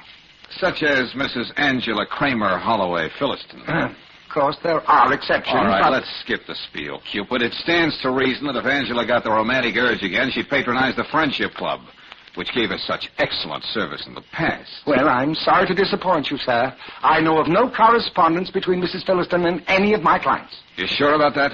In fact, Mr. Valentine, I tore up Angela's card in our files. After a year, I assumed she was blissfully united with that nice elderly Mr. Philliston. Well, don't get a nervous breakdown, friend. You can always type another card.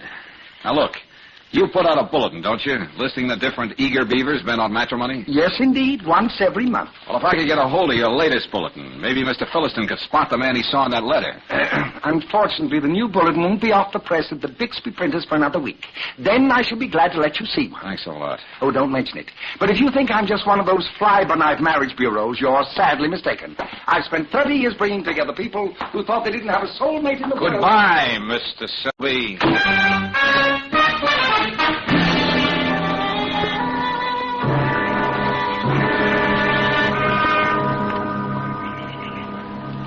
Well, George, looks as though this trip to Philliston's house wasn't worth the boat ride across the lake. Yeah, Angel. Everything neat as a pin inside there. Not a sign of violence anywhere. Well, we don't have much to work on, do we?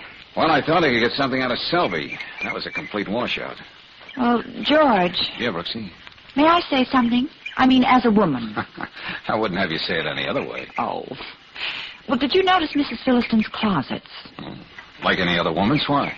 Stuffed to overflowing with furs, lined with dozens of dresses and racks of shoes. Look, this is no time to comment on feminine extravagance, Angel. Yeah, but how about feminine psychology? Huh?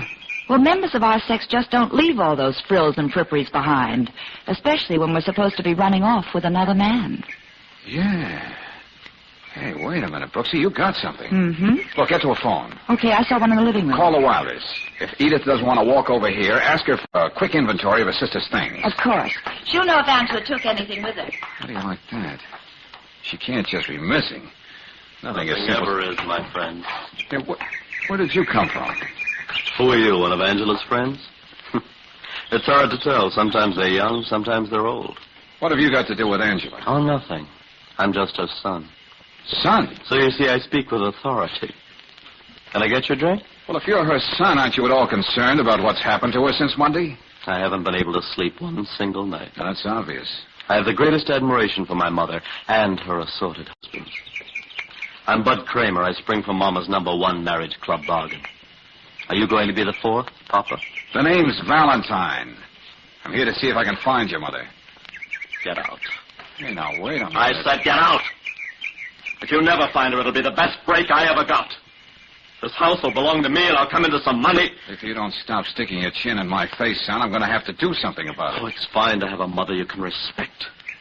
You know, you can always help her with her letters when she decides it's time for another husband. Well, didn't you hear me? Get out of here! Let's not be a problem. All right. Go with my arm. You'd better go upstairs and go to bed. You've had a busy night. You've been getting around today, too. Go on, sleep it off. Yeah, I'll do that. I'll sing myself to sleep with Brahms' lullaby. Or maybe I'll make it Mother McCree. Be sure to find my mother, will you? Tell her how much a little boy needs her. George, who was that? What does he mean? We'll get to him later. What did he say? Well, it's the strangest thing, darling. Yeah, what is? Edith says apparently Angela didn't take a stitch of clothing with her. And you know that blue plaid dress hanging over the chair in her bedroom? Yeah, I saw it. Well, Walter said that was the one she wore the day he gave her the $20,000 and she disappeared. With a towel around her or a bathing suit? Oh, no, Brooksy, this doesn't whack up at all. Yeah, I know. It's beginning to look more like something for homicide, not missing persons. Well, Lieutenant Riley is just going to love us when we present him with this case. Well, of course, we're not sure yet. Brooksy, I'm going to take one more stab at keeping this confidential. Meaning? A visit to Bixby Printers. I'd like to get a preview of next month's bulletin of the Friendship Club.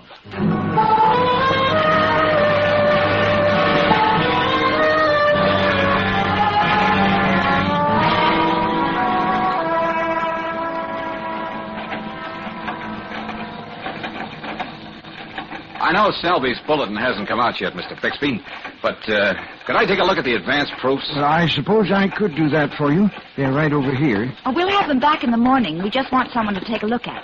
I take it, Mr. Valentine, you're from the police. Well, let's just say I'm working with the police. Well, okay, just so long I don't lose any time on the job. Yeah, they're right here in this file. I just had them out a couple hours ago. Selby called up and wanted something ripped out before he went to press. George, that would be after you talked to him. Yeah, I know. Look, Bixby, have you got that part Selby wanted left out? Was there a picture of a man in it? No, as I remember it, it was the listing of a lady. She must have changed her mind. Happens all the time. Sent the picture back to Mr. Selby by messenger. But here's the copy that went with it, if you want to see it. Yeah. Friendship Club member number 40. Young, attractive divorcee. Amiable, fun-loving, anxious to live life to the fullest. Major interests, good books, cooking, and so forth and so on. Oh, that's a dead end. Yeah. All right, Mr. Bixby, we'll have these back to you in the morning first thing. Get back, Brooksy. You know, I'm beginning to feel like a Tuxedo Lake commuter.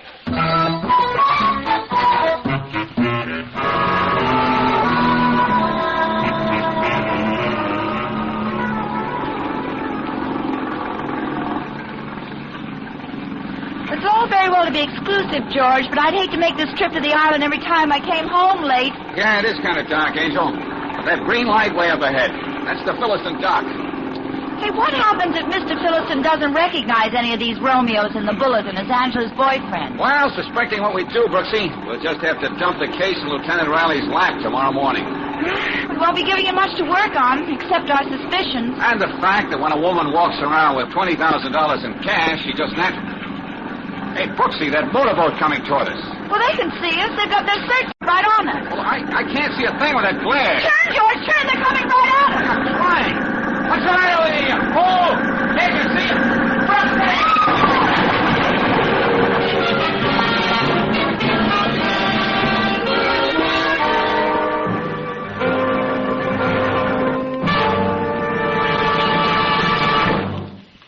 return to tonight's adventure of George Valentine in just a moment. Meanwhile, a word about preparedness and that summer holiday. If you're planning a vacation trip with the family car, here's a suggestion from a whole group of service folks, the men at standard stations and at independent Chevron gas stations. As soon as you can, stop in. They'll be glad to give your car a troubleshooting vacation check. It's no fun to be way out in the middle of nowhere with a broken fan belt or sparkless spark plugs or a radiator that wants to be a geyser. To guard against that kind of mishap on your vacation, get a bumper-to-bumper inspection before you leave. Comes the day you're ready to start out, make sure your car has its two best highway friends, Chevron Supreme Gasoline and RPM Motor Oil. Wherever your vacation takes you in the West, just keep in mind that the men at independent Chevron gas stations and standard stations say and mean, we'll take better care of your car.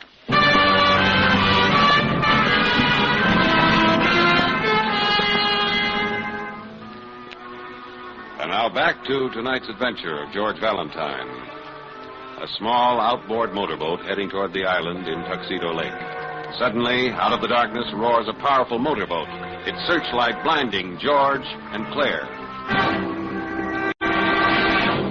A sudden, terrifying crash as the boat upsets, leaving its shaken occupants to struggle ashore. And now, a few minutes later, in front of the fireplace in the Philliston home, George and Claire are trying to puzzle out just what they might have stumbled on in this strange case of Angela Philliston. Angela, still married but corresponding with a matrimonial club, and now missing for days. Oh, George, this fire feels wonderful. Yeah, it sure does. Well, there's one thing sure. Whoever just tried to feed us to the fish is right here on Tuxedo Lake.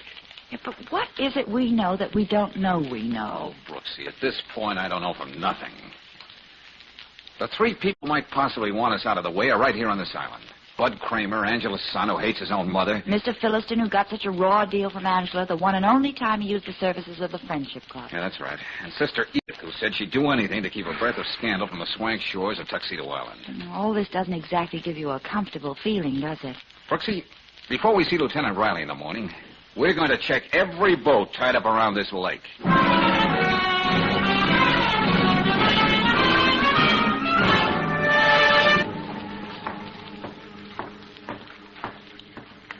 George, where you going? Hey, come here, Brooksy.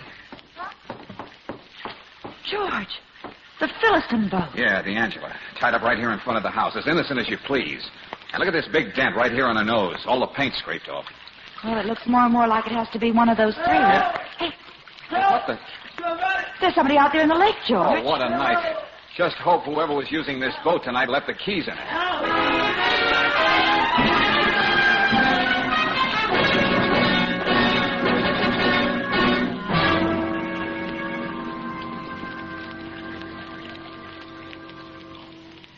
Valentine, I've told you, I went into the village to celebrate. Sounds funny to me, Bud. What have you got to celebrate with your mother missing? Well, that's what I was celebrating. Let's skip that routine. I was feeling pretty good, so I thought I'd swim across the lake. Clothes and all? Seemed like a good idea at the time. Suddenly I had to prove to myself that I was a reasonable facsimile of a man. Yeah. Guess I'm not in very good shape. How about this version, Bud? You tied up the Angela after you plowed into us. And you were swimming away from the island toward the shore. Then you'd be in the clear. I don't know what you two are talking about. We'll see about that later. Now, you go upstairs to your room and stay there. Look, you can't order me around. I can't go to your room. Yeah, go to your room, buddy. When I was a kid, whenever I was in the way, Angela would say, go to your room, buddy. My adoring mother. Fun-loving. Anxious to live life to the fullest. Well, where's my wondering mother tonight? I can't help feeling sorry for that boy, George. To tell you the truth, I wasn't listening to him very hard. What? These red flagstones in front of the fireplace. Yeah, what about them? Red stains on red flagstones wouldn't show up very clearly ordinarily, but the light of the fire brings them out. Huh? Look at them, Brooksy. Is that blood? Could be. This might be the sign of violence we didn't find when we went over this place before. Well, if you're right, Lieutenant Riley will certainly have something to work on when we come back here in the morning. And if I'm right, Brooksy, it means Angela Philliston was murdered.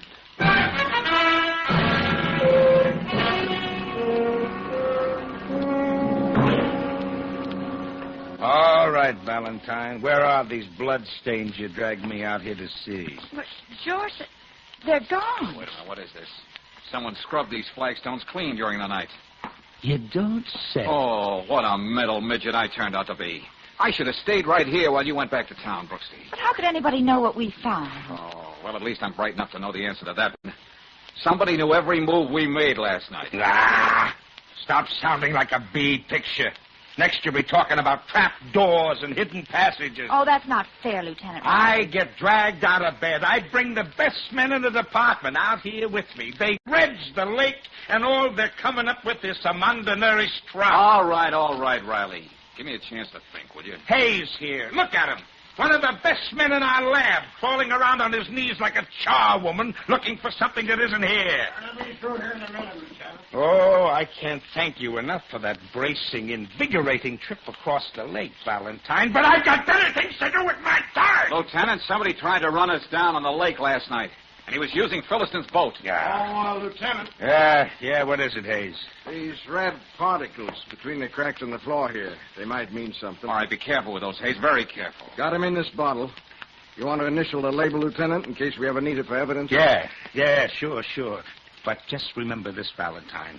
If this proves to be ketchup from a weenie roast they had in this fireplace, I'll... So help me, I'll do it! What do you say we wait and see, Lieutenant? It may not be ketchup at all. Just barbecue sauce. The kind that's too hot to handle.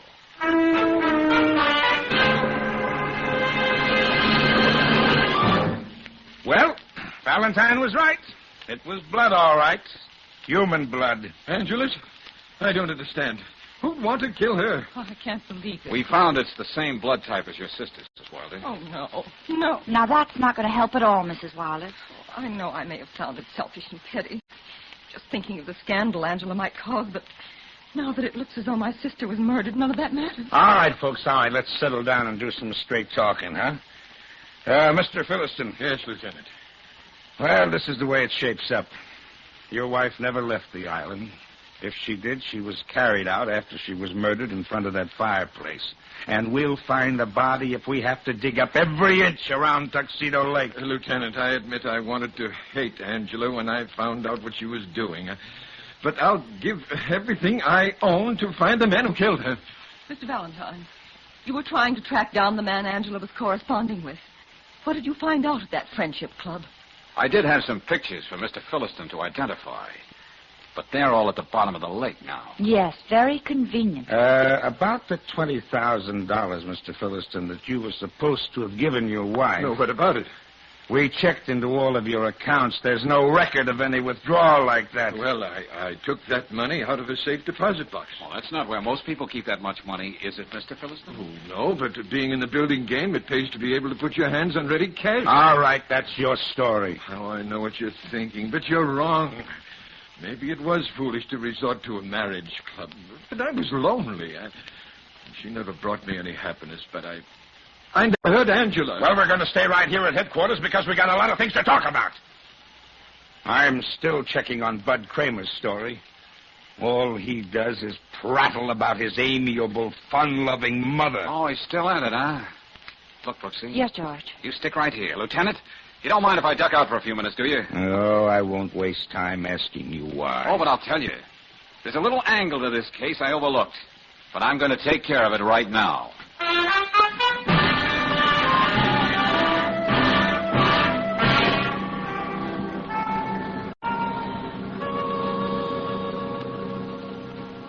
Come on, Selby, give. You were holding out on me before, weren't you? Well, I answered all of your questions to the best of my knowledge. You mean you just told me as much as you thought I should know. But now you got to open up, Selby. This is a murder case, and the police are in on it. Oh, dear. Well, come on, give. All right.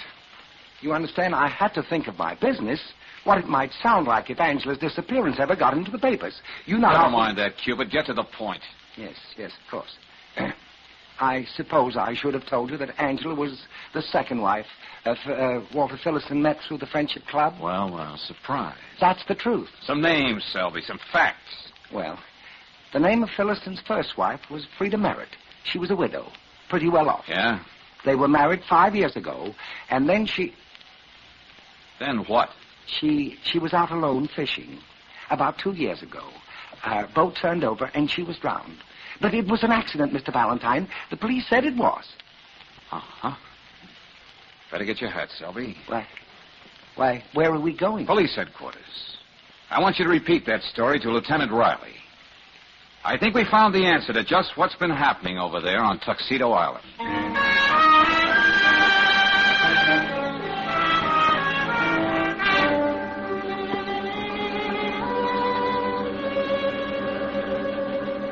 Well, thanks, Mr. Selby. Now, what about this, Philistine? I suppose I should have known this would have come out anyway. Why didn't you tell us before that you got your first wife through Selby's Friendship Club? Yes, you made us believe you were just a lonely man. And that was the first time you ever did anything like that. Does any man ever want to admit that he was played for a fool twice? What's that supposed to mean? Frida and I weren't too happy after a while. And she died. Well, believe me, we're going to check into that accident, and much more thoroughly this time, now that we know what we're looking for. That was an accident. And what about Angela? Oh, I don't know what happened to Angela after I gave her the $20,000. Of which we find no record. I'm sorry, Mr. Philistine, but I had to tell them what I knew. Oh, leave me alone. Oh, I do hope there'll be as little mention of the Friendship Club as possible in this affair. Is that all you've got to worry about, Mr. Selby? Of course, Miss Brooks. I've spent years and years building... Okay, Selby, okay. You can beat it now. We'll call you when we need you. Yes, Lieutenant. Of course. Just a minute, Lieutenant. Is it your usual practice to let a murderer walk out of your office? What are you talking about? You mean Selby? What kind of a joke is this supposed to be? I told you all I knew. Let me in on this, Valentine. Me, too. I'd certainly like to know what you're talking about. You had me on the hook for a long time, Selby, until I started remembering a few things. Lieutenant, he doesn't know what he's saying. Well, suppose we listen anyway. And stop squirming, Mr. Lonely Hearts. You can't talk your way out of this. It's there in black and white. Please, Mr. Valentine, tell us what you know. When I first walked into your office, Selby, you said you thought Mrs. Philistine was happily married. Well, yes. You said you even took a card out of the file and tore it up. That's right. But then why did you have her name listed in your new bulletin as a likely marriage prospect? That's a lie. Friendship Club member number 40, young, attractive divorcee, amiable, fun-loving, anxious to live life to the fullest. Of course. That was a description of Angela. We never thought of it because we were looking for a man. Those are the same words her son keeps repeating like a drunken parrot. Words he could never forget, because they were the ones Angela always used when she was looking for a new husband. That's the same way she described herself in the ad I answered. Lieutenant, you don't Save it, Cupid. You just ran your business too well. And that's what's going to hang you.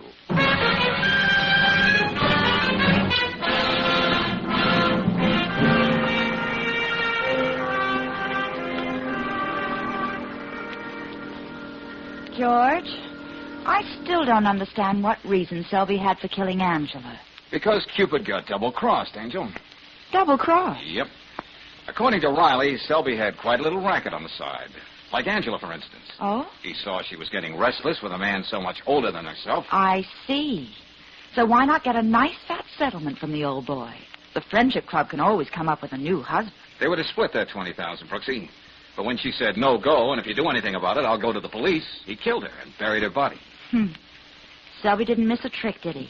Even to using Philistine's boat to run us down. Well, he knew what the police would think when they learned about how he married the first Mrs. Philistine and how she died. Which, by the way, was an accident. Oh, darling, I'm so glad. That we met in a nice, normal way. Oh, yeah. A USO canteen. Yeah, I remember. You were one of the hostesses. Yeah. You walked up and said demurely, "What about it, soldier? Dance?" Oh, yeah. Wasn't it beautiful? Yeah. And then I said, And that was that. After all, no girl could resist such a pretty compliment.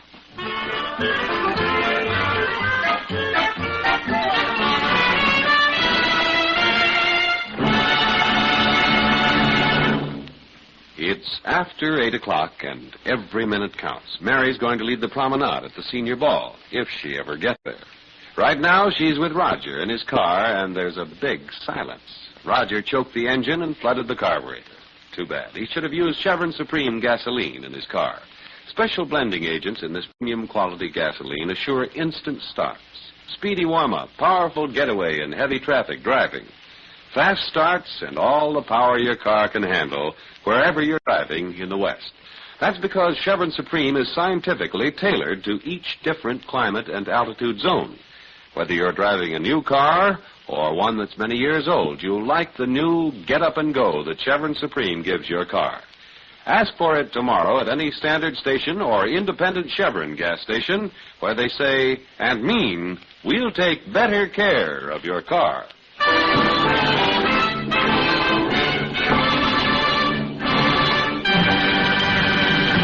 Next week, when you tune our way for another adventure of George Valentine, you'll hear... Oh, Mr. Dimmick. What was that? One of the many voices of darkness that echo through the tunnel of love. Calm yourself, Claire. Well, what's that up ahead? Yeah, what is that dim light, Dimmick? Seems to be coming from the wall of the tunnel. It looks like a man. Maybe he's in trouble. You better hurry. Patience. We can travel only as fast as the water flows through the tunnel. It's like fate carrying us. That man's got a gun in his hand. And pointed right at us. Down on the boat, everybody. That guy means business.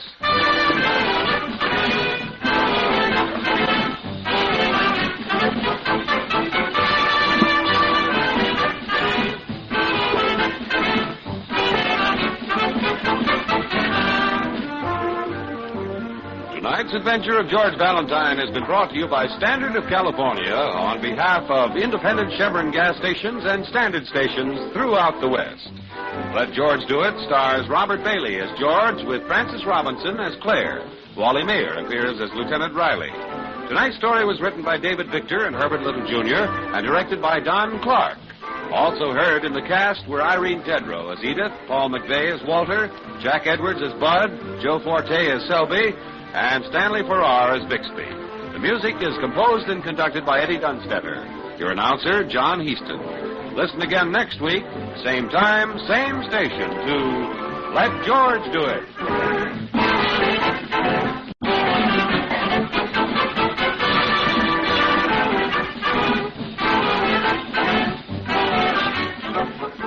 This is the Mutual Don Lee Broadcasting System.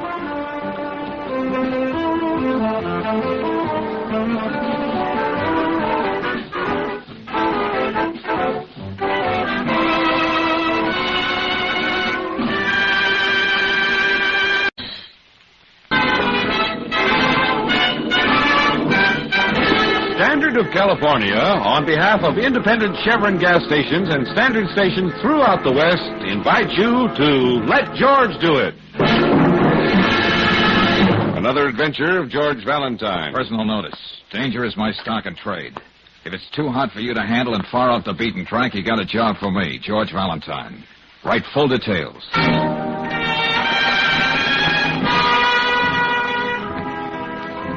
My dear sir, if you're a moviegoer at all, you must know me, Peter Murch, the small, ineffectual man everyone laughs at as soon as he appears on the screen. But there's nothing humorous about my present dilemma.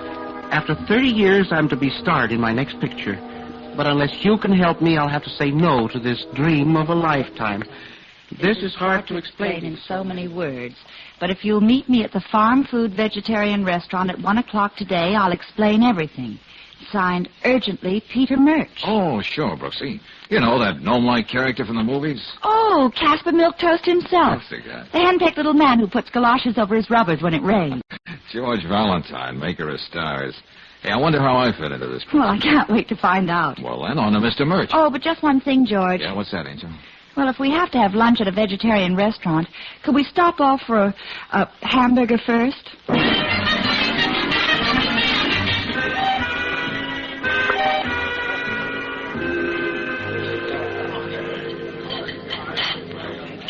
Veggie-burgers. I insist we have veggie-burgers for lunch. Veggie-burgers? Yes, indeed, Miss Brooks. And if I didn't tell you, you wouldn't know they were made of nuts and choice legumes. Peas, beans... Yeah, I'm sure they're going to be real tasty. But what about your letter? What's on your mind, Mr. Murch? Oh, dear. I knew that letter would sound confusing. To say the least. You see, Mr. Valentine, I had a long talk with my psychoanalyst. And you know what? What? I'm schizophrenic. Oh, no. I'm not one person, I'm two, battling furiously with each other. Who's winning? Now, I'm not really that mild, retiring little man that millions of people know. No. There's another side of me that craves excitement, even violence. Oh, now, wait a minute, Mr. Murch. But it's quite true, young man. My psychoanalyst tells me I just can't go on being a house divided. No, I simply must involve myself in some kind of exciting adventure. Well, what does your doctor expect you to do? Go out and kiss the first beautiful blonde you see on the street? No. I'm serious, Mr. Valentine. Look at me. Practically a nervous wreck. I simply can't go on being the prim Peter Murch my public expects of me. When the director says, lights, camera, I begin to shake. So that's the other side of me coming out. Oh, that's bad. Yes, I break into a cold sweat. I feel like screaming. Right out there in front of everybody. Well, maybe all you need is a good scream. No, it isn't that simple. My psychoanalyst says I've been playing the timid soul in my personal life as well as on the screen. And it's affecting me. Anyway, I can't go into this new picture. Oh, but Mr. Murch, you've worked so hard all these years. And this is your first starring role. And it would be my first failure, too, in my mental condition. And, you want me to provide the excitement? Yes, Mr. Valentine. Perhaps introduce me to some low, disreputable characters.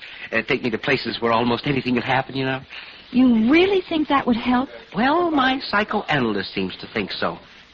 You will help me, won't you, Mr. Valentine? Well, I'll pay your regular fee and whatever expenses we incur. Well, okay, it's a deal. We'll see what forms of mild excitement we can find for it. Oh, thank you, Mr. Valentine. I'll be grateful to you as long as I live. Can we start now? Oh, hey, wait a minute. I have to make some plans. What about 8 o'clock tonight? You see, I usually don't go out hunting excitement, Mr. Murch. As a rule, it just happens.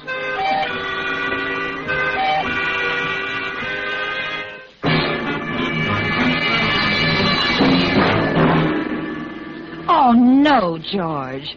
You're not going to take poor Mr. Murch to Mark Logan's grotto. Well, he wants excitement. Yeah, but not that low dive. He'll faint as soon as he gets in the door. Oh, darling, Mark Logan is a respectable citizen these days. He's gone straight. Yeah, in a crooked sort of way. He's running a genteel pool parlor and so-called grill. And if a fight breaks out now and then, you can't blame Mark.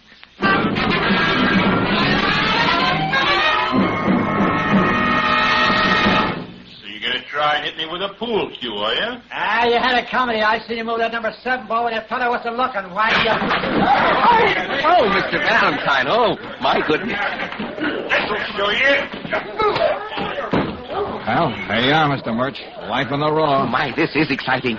3rd brawl in 1 hour. Just what the doctor ordered. Okay, let that lug get up or beat his brains in. Oh, yeah, I'll tell you apart. Come on now, you 2 lugs. Break it up and get back to your game. I'm running a respectable joint here. Not yet, Logan. Not before I split his skull with his chair.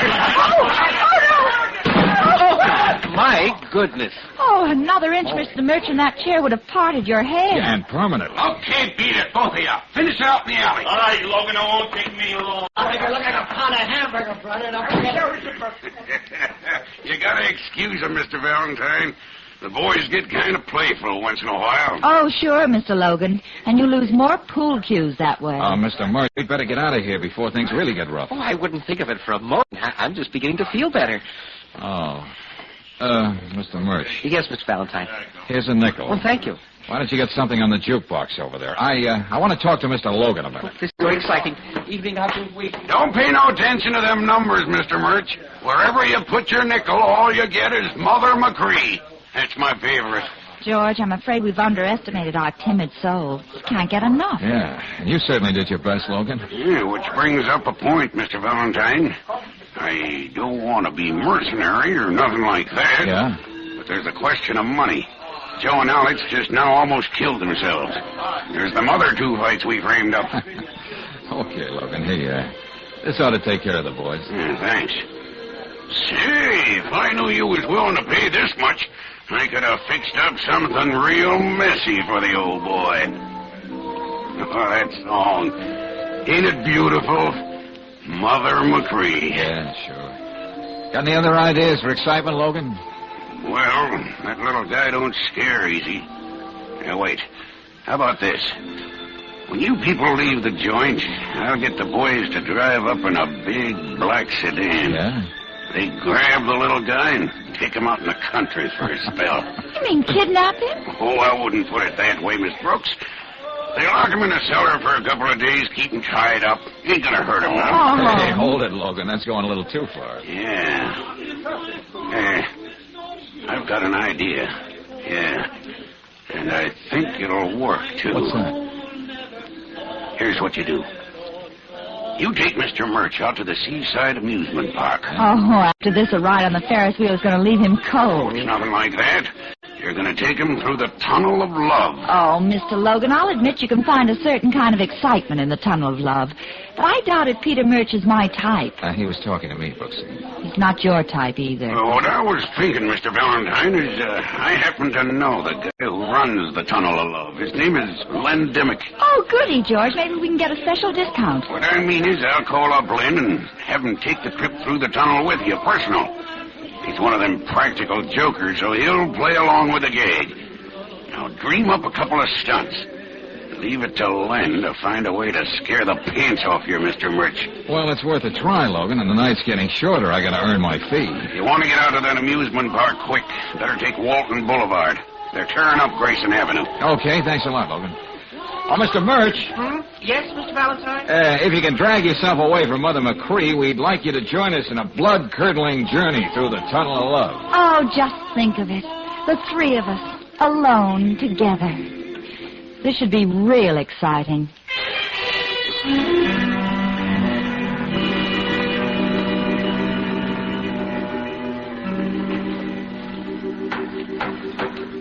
Nice racket you got here, Dimmick.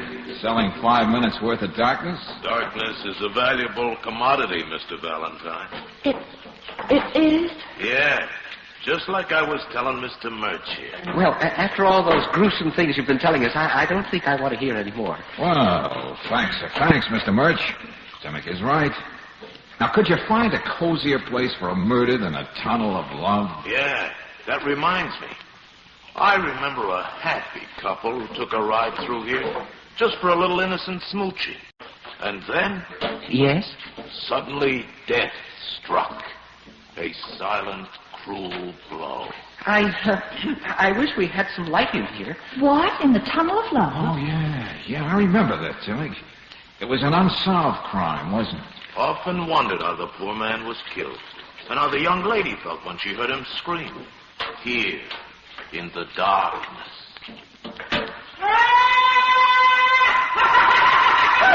Oh, Mr. Dimmick, what was that? Oh, one of the many voices of darkness that echoed through the Tunnel of Love. Just calm yourself, Mr. Murch. Well, I wasn't really frightened at all, Mr. Valentine. You're a brave man, Mr. Murch. Nobody knows what the next step into the darkness may lead to. Nobody knows... Mr. Dimmick! I think our friend missed his profession. He should have been an actor. Mr. Valentine, Mr. Dimmick, I think he's fainted. Huh? Fainted? And his hair, I think it's blood. Oh, what are you talking about? Wait. My head. Let me get to it. George, he's not moving. I'll light a match. Look at him. We've got to get him out of here, get him to a hospital. In my... He's trying to say something to you, Mr. Valentine. Dimmick, what is it? What are you trying to say? In my pocket. Oh. Transfer. Yeah. Take it. Bus. Transfer. Hold on. Huh? We'll get a doctor, Mr. Dimmick. He'll take care of you. Here, strike another match, will you, Mr. Murch? Yes. I don't think Dimmick has much use for a doctor now, Brooksy. George. But, Mr. Valentine, this can't be true. Why, the things like this simply don't happen. I'm afraid this is an exception to the rule, Mr. Murch. Dimmick's been murdered.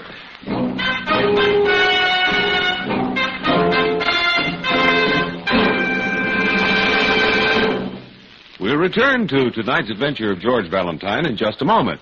Meanwhile, a word about how to be kind to your starter. It's often the little things that make your day a good one or a rough one. The simple business of starting your car, for example. If it's obstinate and gives you a bad time when you want to get going, it can add up to a lot of irritation.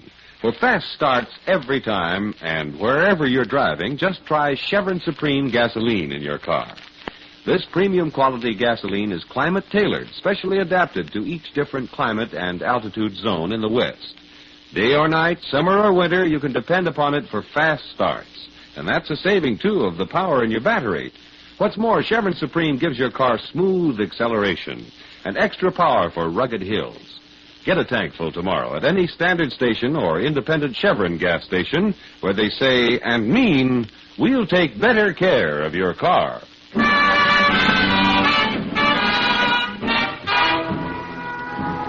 And now back to tonight's adventure of George Valentine. Well, here's the situation. You take on a cockeyed job because that happens to be your business. A character actor wants you to provide him with some excitement because his psychoanalyst told him he's been playing the meek, timid type so long, it's beginning to affect his work. So you give Peter Murch a ride for his money, including a ride through the tunnel of love in an amusement park. And then, murder strikes in the darkness.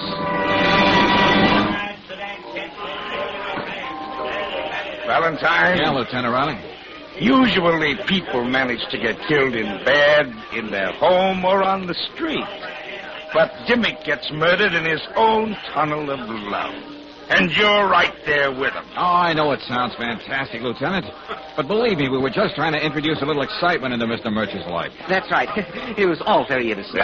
Oh, well, how was George to know anything like this would happen? Miss Brooks, I'm just a public servant. I get paid a reasonable sum each month to maintain law and order. And I don't like it when somebody gets paid to promote pool room brawls and instigate other forms of public disturbance. All right, stop quoting the police manual, Lieutenant. Whatever happened here tonight would have happened whether I was in on this deal or not. It's just that my psychoanalyst Mr. Murch, why don't you go somewhere and have a nice, quiet, nervous breakdown? My When I'm through here, I'll come and join you. Murder in the tunnel of love. Oh, Lieutenant. Yes, Brennan? The doc just got through with Dimmick. Skull fracture. Blunt instrument. All right, I'll be right there. Tell the boys to get some lights set up in that tunnel. We're going to go over it inch by inch. Yes, sir. Now, Valentine, I suppose you're going to go home to your nice warm bed. Oh, well, I'll be glad to stick around, give you a hand. No, thanks. I've got enough trouble. But I want to see you the first thing in the morning in my office. Sure. And you too, Miss Brooks. Yes. And Mr. Murch. Yes? It might give you a little extra excitement to see the inside of a police station. So be there at 9 sharp. But looks like we're not wanted around here, so come on, Mr. Murch.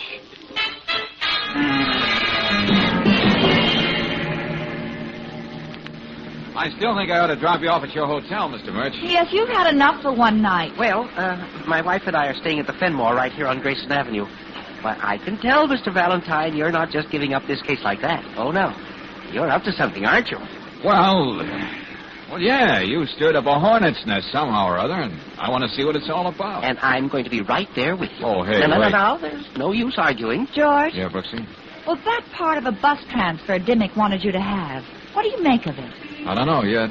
Well, why should anyone keep a piece of old transfer? Now, that's probably one of the most worthless things in the world. And only a third of a transfer at that. That man insisted that you have it, with his dying breath.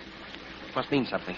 Yeah, well, we'll see what the lieutenant makes out of it. I gave it to him. Told him what Dimmick said. But you've made something out of it already, haven't you, Doc? Come on, let's have it.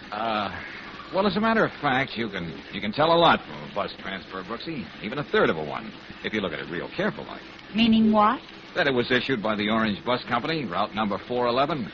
And the little punch holes, one for the year, one for the month, and even the day and the hours during which it was good. You noticed all those things? That transfer was issued July 29th, 1943, between the hours of 4 and 6 p.m. All of which still means nothing to me. No, me either at this point. But I have an idea the late Mr. Dimmick meant it to provide free transportation for his murderer to the end of the line. Hey, why are we turning off, George? Where are we going? Hey, you know something, Brooksy? Riley and I don't always agree, but he knows his business, and so do his boys. We're going down to police headquarters. Well, what for, Mr. Valentine? The police don't miss much, and when they do, they make a record of it so they'll never forget. And that's where we're headed, Mr. Murch. The Department of Unsolved Crimes.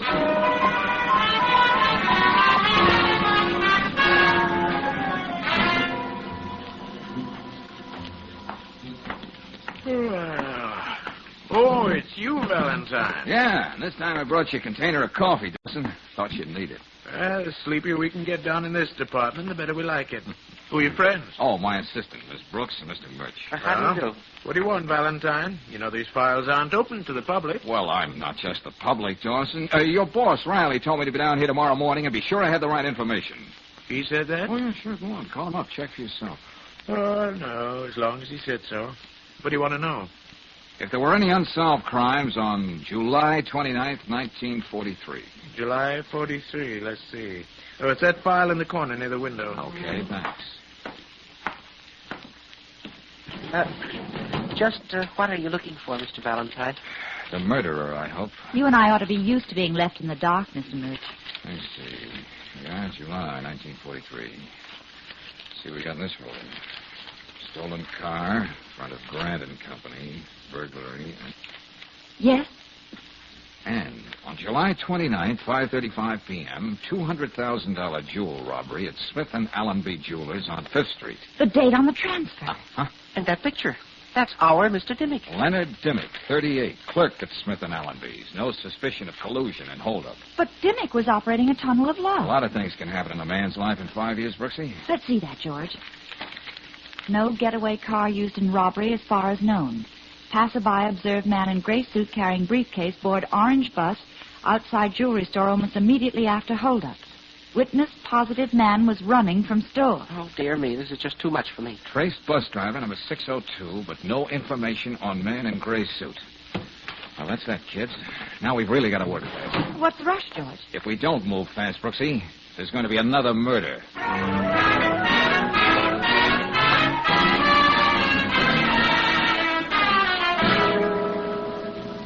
Mr. Valentine, as I told you, this is the busiest time of the day for us here at the depot. You know, getting the buses out on schedule. Yeah, I understand, Mr. Eldridge. But look, this is very important.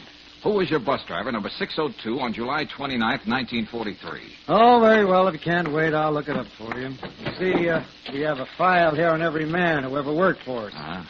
44, 43, July the 29th. Oh, yeah, here we are. Yeah? Yeah, number 602. It was a Bob Gray. Still work for you? Oh, yeah, Bob's still with us. As a matter of fact, he's one of our steadiest men. There's nothing wrong, is there? I don't know yet. Well, where can I get hold of Mr. Graves? Why, I don't know. This is his day off. All right, what's his address? Come on.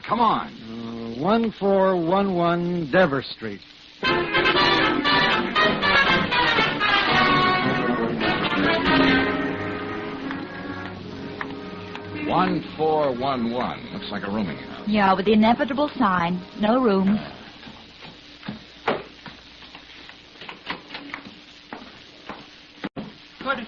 Could you take these steps a little slower, please? Oh, Mr. Murch, I almost forgot about you. Well, I'm not just as young as I used to be. Who is? But right now, I'm interested in seeing that someone else has a chance to grow a little older. Wait a minute, George. There's a name here under this bell. What does it say?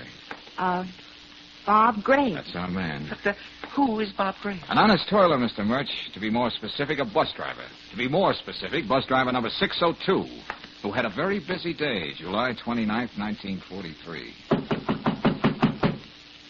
Yeah, who is it? A friend of yours sent me over to talk to you, Graves. Son, beat it. Get out of here. Okay, Bob. But Len Dimmick wouldn't like the way you treat me. What'd you say? Who are you? There's nothing much I can say with that gun stuck in my midriff. Never mind that. Who are these two? Just friends. What do you say we go inside and close the door? It'll be much easier that way. Okay. But what's this about Dimmick? Come on, talk. I wish he wouldn't keep pointing that gun. It makes me nervous. Nothing like excitement, is there, Mr. Murch? Look, mister, you said something about Dimmick. What about him? He's dead. So what? You bringing me an invitation to his funeral? No, I'm just trying to postpone your funeral. What's that supposed to mean? Just this, listen. You're going to have a visitor any time now. I'm surprised he hasn't shown up before. I still say what's that supposed to mean? All right, friend, if that's your attitude. And I thought you had to have some brains to be a bus driver. How do you know so much about me? And being a bus driver, you should appreciate the value of a transfer. Even a piece of a transfer. Transfer? That's right. All right, spill it. And remember, I got this gun in your gut. George, be careful. Don't worry, Brooks. He's much too curious to shoot. Yes, but that gun may go off accidentally. Who's that? Did you bring the cops? I didn't bring anybody. That's your visitor. What? Cool down your trigger finger and listen to me. What's this all about? Are you a cop? I'm strictly on my own. But if I'm right, whoever's knocking on that door is here to kill you. I'm not kidding now. Well... And no one knows it better than you. You gonna do as I tell you? All right. Brooksy, you and Mr. Murch get over there in that corner. Away from the door. Make it snappy. Yes, George. Come on, Mr. Murch. Now, Graves, open up. Try to be natural. Put that gun away. Yeah. I'll be standing right here in back of the door.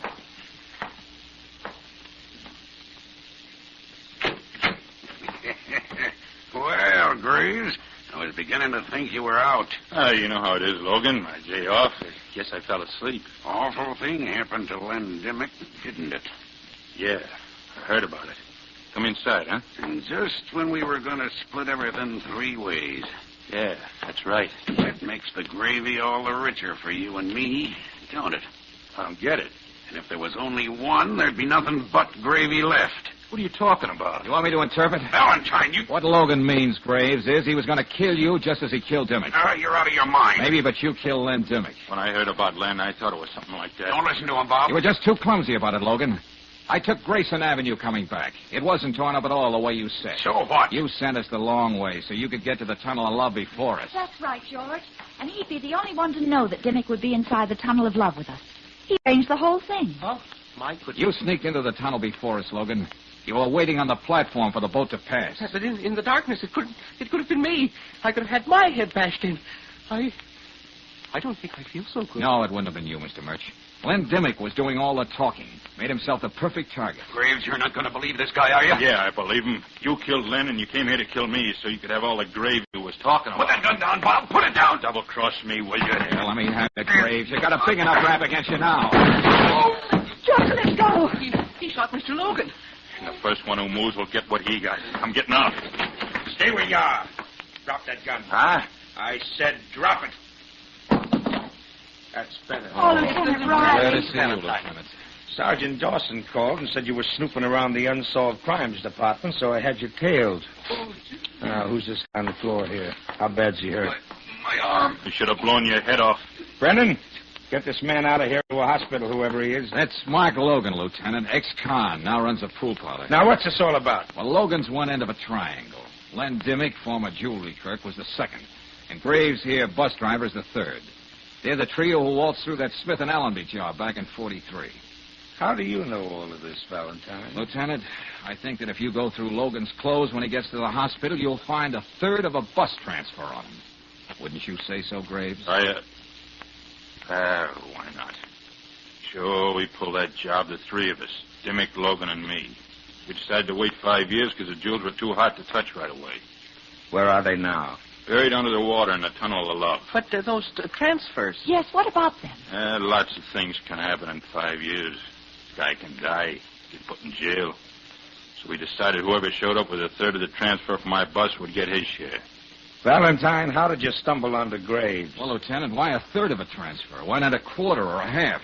I knew about Dimmick and Logan. That makes 2. But there was still one more to account for. I get it, and it had to be the bus driver. That's right, Brooksy. They wouldn't leave their getaway to chance. And they were sure the bus would be right there at the exact minute. Well, I'll be... Almost $70,000 for a third of an old transfer. No wonder Logan was willing to go to all that trouble to get rid of Dimmick and Graves. Well, is that enough excitement for you, Mr. Murch? Mr. Murch. What's the matter, Brooksy? He's fainted.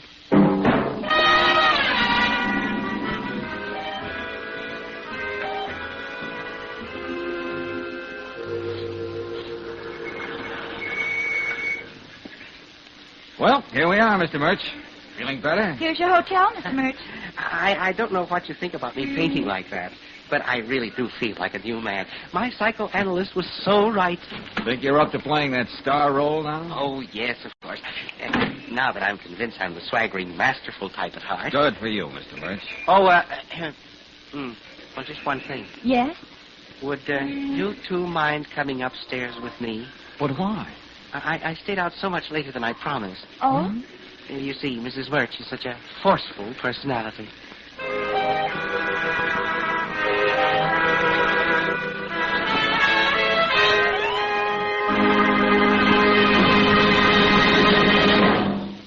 If you're planning a motoring trip, here's something you should do to make it a safe trip. Stop in at a standard station or independent Chevron gas station before you start out and have your tires inspected.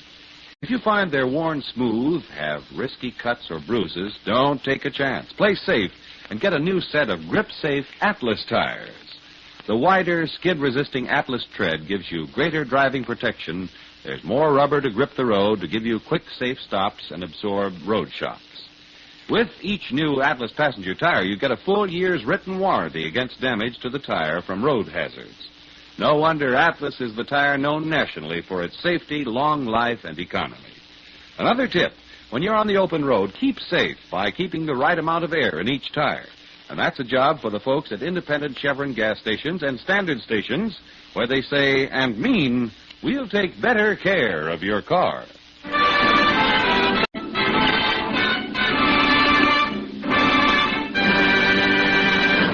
Next week, when you tune our way for another adventure of George Valentine, you'll hear Lieutenant Riley saying, "Look, Miss Brooks, my feet hurt. Let's get back to the house." Oh, please, Lieutenant. George and Maud have been away so long, I'm really worried. Let's take one look up here in the lemon grove. Well, all right. Wait till I put the flashlight on. Look, over there. Valentine. George. Oh. Hello, everybody. I was just thinking of getting up anyway. Ooh. Somebody must have been staging an atomic test around here. Hey, where's Marta? Here's your answer, Valentine. She's right over here, but no hurry. She couldn't move if she tried.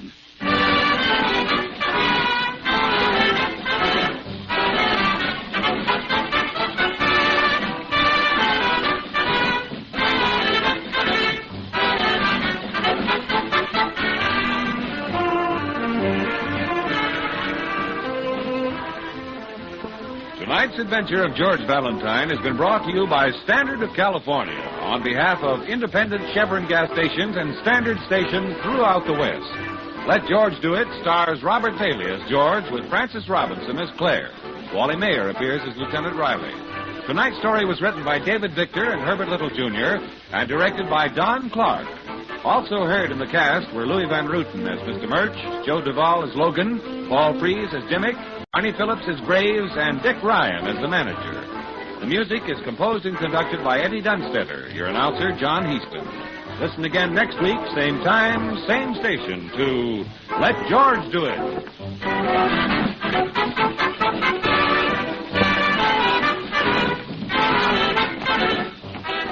This is the Mutual Don Lee Broadcasting System.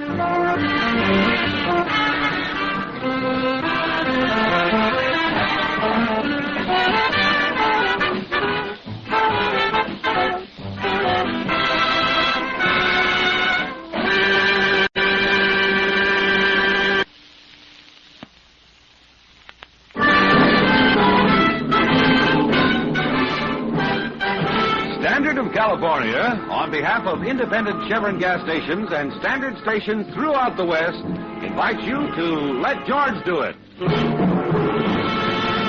Another adventure of George Valentine. Personal notice. Danger is my stock and trade. If you need confidential help with anything you can't tackle alone, you've got a job for me, George Valentine. Write full details.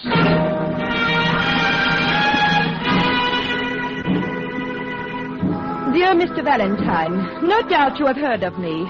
My name is on circus billboards all over the city. Martha Dvorak, the most glamorous trapeze artist in the world. My work requires nerves of steel, but instead I'm shaking like a jellyfish. I've great fear. Fear for my life, and cannot go to the police. Do not trouble to answer this. I will not take no for an answer. I may even be in your office before you receive this letter. Oh? So be sure to expect me. Signed Martha Dvorak. Well, the young lady on the flying trapeze has a quaint way of setting up her words. And have you seen those posters, George? I bet there isn't a male in the audience who doesn't sit there wishing Martha would fall into his lap. That's a very charming thought.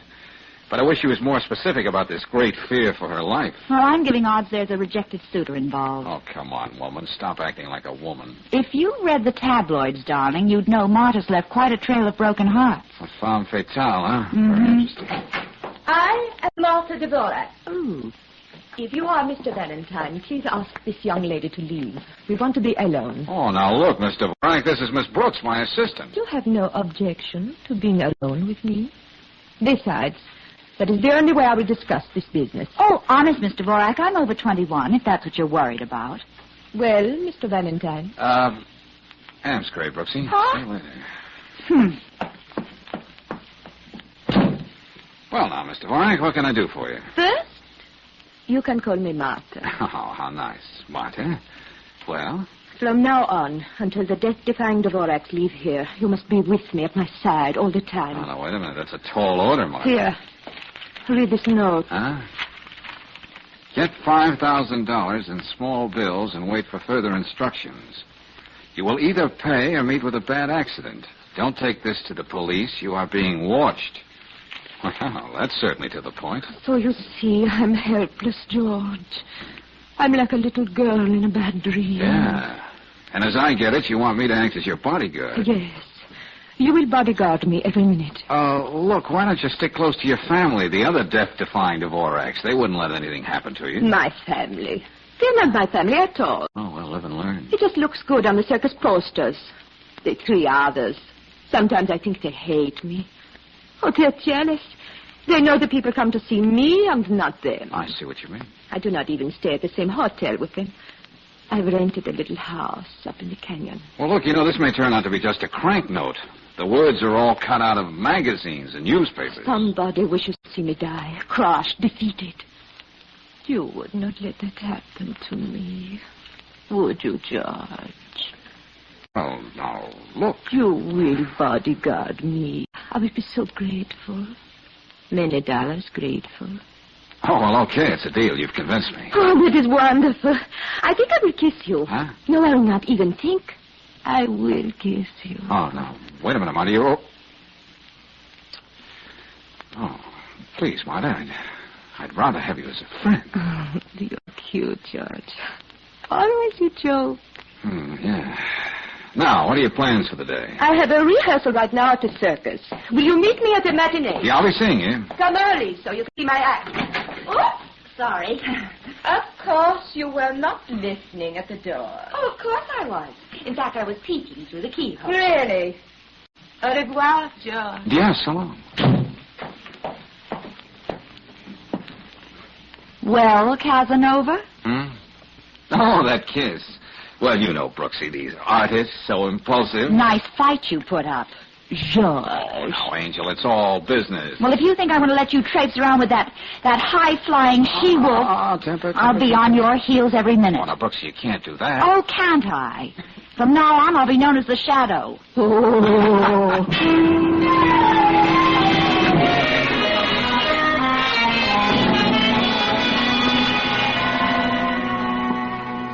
Well, Miss Brooks, after you phoned, I made a full check on the Dvorak dame. And find out, Lieutenant Riley. Your little hunch was right. She's playing your boyfriend for a patsy in a little game known as space grabbing. Publicity. I see. She's either pulled or tried to pull this threatening note gag in every city where the circus stopped. She was driving the police nuts till they got wise to her. Yeah. But if I know George, it won't make any difference to him. He's as stubborn as a tray of ice cubes. He keeps saying, but suppose this note is on the level. Well, cheer up. Nobody's going to take away Valentine's Dick Tracy button just for looking for a boogeyman who isn't there. Yes, but, Lieutenant, he's no more than a hired man with nothing to do. Nothing but hang around that international pin-up girl and stare at that man-wanted sign in her eyes. Oh, Lieutenant Riley.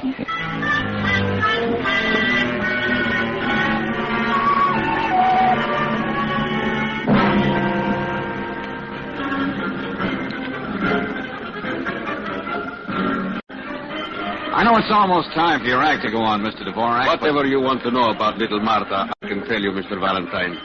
People think I'm her father. Well, I am her father confessor, her teacher, the great Leo Dvorak, who taught her everything she knows today. Yes, but about that note... I'm heartsick about Martha. After everything I've done for her, she's thinking of leaving the act and going to Hollywood. The thought is not easy to bear. But, of course, I wish her all good luck. Of course I do.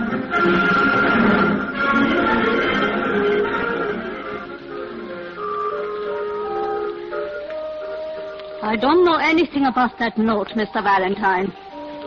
But I'll tell you something. Well? Everything is Martha.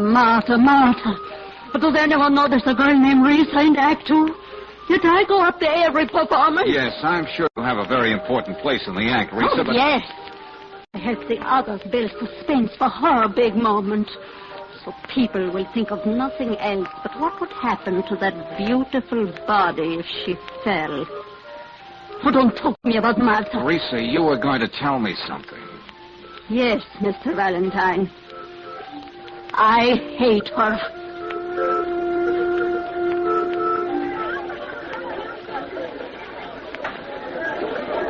Yes, Mr. Valentine. I'm the one who catches Martha up there. Yes, Dorian, Leo told me. I have your life in my hands. One little slip, an accident, and no one would know the difference. I tell her that when she makes a fool of me, goes out with other men, she just laughs. She knows I could never hurt her. I love her too much. Well, Dorian, you still didn't tell me if you know who might have sent her that letter. Letter? Oh, I'm sorry I know nothing about it. Now, if you'll excuse me, our cue is coming up. George, I've been talking to Lieutenant Riley, and I was right. That woman's a phony. This is a publicity stunt. Okay, Brooksy, okay. So I'm playing the fall guy in a publicity stunt. Mm-hmm. But it would make it a lot easier if you'd stop following me around. Oh, George. Oh, all right, come on.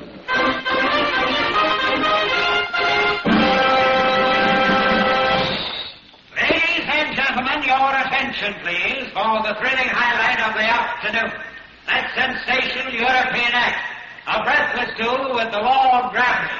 And there they are, ladies and gentlemen, 200 feet above your very head.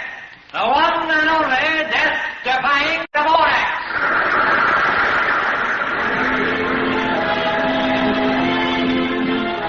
First, the beautiful Martha Dvorak herself, spinning twice through the air from father to brother. And ladies and gentlemen, with no net between her and death.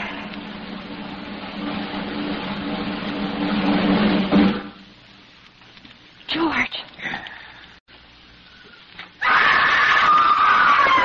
Oh, George, he's dropping her. Oh, look at her with one hand.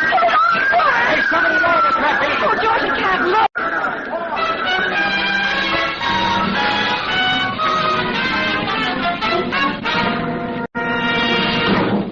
I was on the trapeze above her. I saw when Dorian reached out to catch her, she deliberately slipped one hand out of it. You don't know what you're saying. Crazy. Teresa is right, of course. Martha. That is what I did, exactly. Just one hand, Martha. I might have dropped you. No, darling. You would have let your arm come off before you let me fall. When will you learn to think of the act? All those thousands of people will never stop talking about what they think nearly happened to me. And tomorrow, the newspapers, they will be beautiful. Shall we go, George? Alley up, Mr. Dvorak. All I can get is a nervous breakdown.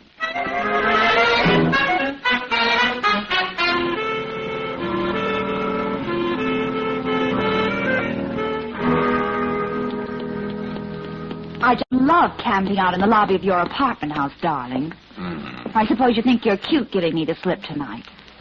George, why have you got your hand over your eye? Oh, it's nothing. Well, let me see. Okay, Nosy, look. Uh-oh. Uh-huh.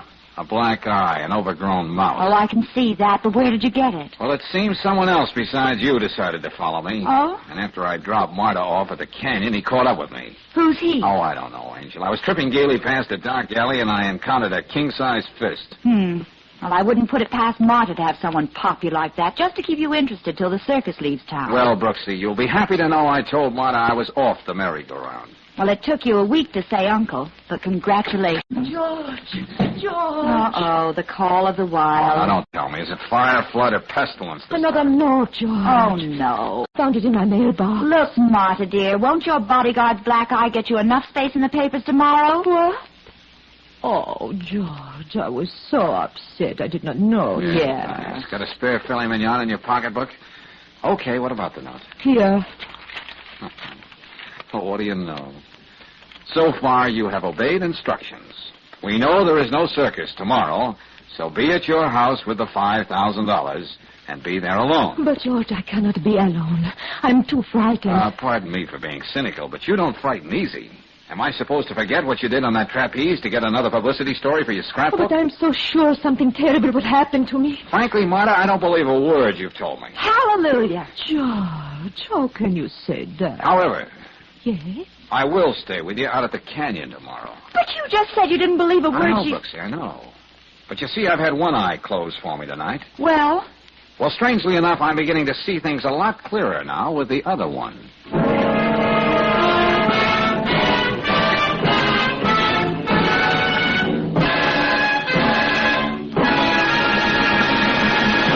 We'll return to tonight's adventure of George Valentine in just a moment. Meanwhile, a word about summer car care. If you sometimes find summertime motoring plenty warm, how about your car's engine? Upper cylinder walls, for example, take a terrific beating. Temperatures in there get hotter than a blowtorch. Ordinary motor oils would run away from hot spots, leave upper cylinder walls bare and exposed to wear. But RPM motor oil is tailor-made to guard vital parts. Special compounds in premium quality RPM keep a cooling coat of oil clinging on every inch of your engine, every second. Make RPM stick to the job. RPM also keeps a protective film of oil on parts even when your engine's idle. The oil is on working parts before you touch the starter. There's no waiting for oil to pump up, no damaging startup wear. So to keep your engine safe at all times, get compounded RPM motor oil at independent Chevron gas stations or standard stations where they say and mean, we'll take better care of your car.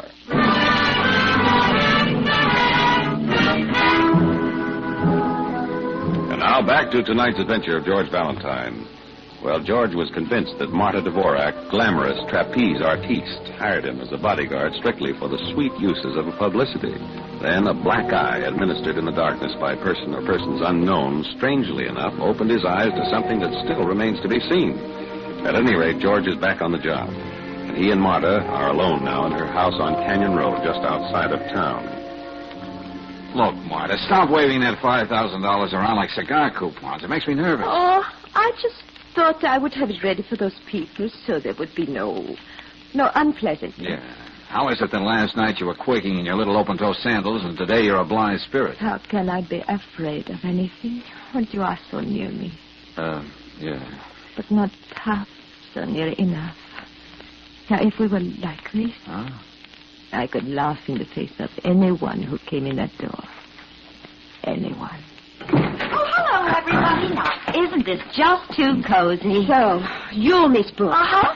How dare you? Don't laugh so hard, Marta. Doesn't anyone have a kind word for a poor police lieutenant on his day off? Oh, I thought you always went fishing, Lieutenant Riley. Well, Miss Brooks here persuaded me it would be better sport to get a load of Operation Phony. Miss Brooks, this is your idea of humor. Oh, I know you didn't expect idea of humor. Oh, I know you didn't expect visitors, so I brought along the loveliest picnic basket. Liverwurst, knockwurst, piccalilli. Oh, Martha, you have made me so happy. Leo, who's a this? visitor. I cannot tell you how I felt when you invited me here for today. What? I invited you. I never did. But that is very strange. A young lady called the hotel and left a message. What young lady? Who could have done anything like... Oh, we may as well know each other. Mr. Dvorak, this is Lieutenant Riley. How do you do? Harry, yes, very happy, Martha. We have not been very close together lately. Oh, please, Leo. I wonder if I brought enough piccalilli for everybody. Piccalilli? What is this piccalilli, young lady? Why don't you come out and let me show you, Leo? I have to put these things in the refrigerator anyway. Oh, this is wonderful. Oh, I'm always crazy for a quiet day in the car. Oh, I could kill somebody. And I think I know who. Me too. Well, Martha, here I am. Dorian, not you too? And Risa? Yes, I met Teresa getting out of a cab when I drove up. And I got your message inviting me to spend the day here. I decided No, I come. will kill Just somebody. to see what it is you're up to now. But his people, Martha, we were going to be alone. On the phone, that's what the young lady said. Oh, now there's a young lady who gets around. Are you again making a fool of me, Martha? Please, Dorian, not one of your scenes. Ah, this fresh country air. Congenial company. Yes, Valentine, I think this is going to be a day to remember.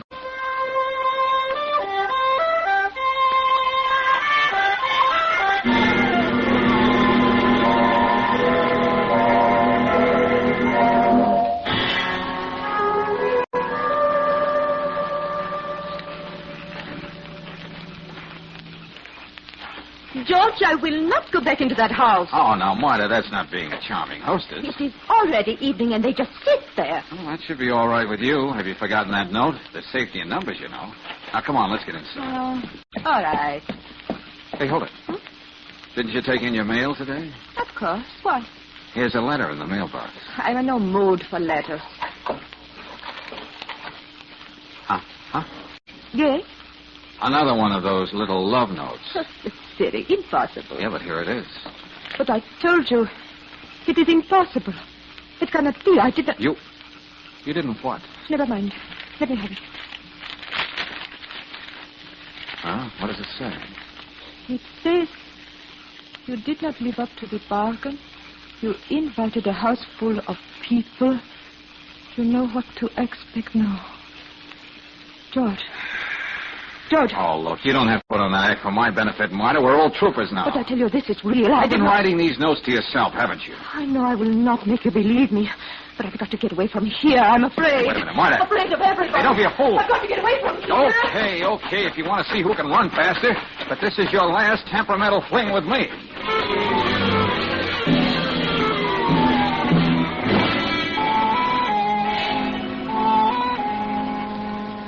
Oh, look, Miss Brooks, look, I pounded the beat for 15 years before I became a lieutenant. My feet hurt. They're killing me. Come on, let's get back to the house. But Lieutenant, George and Maud have been away so long, I'm really worried. Yeah, worried they're smooching somewhere. Oh, maybe George was right, and those notes weren't phony. Anything connected with that dame has to be phony. Now, come on, let's get back to the house. Oh, okay.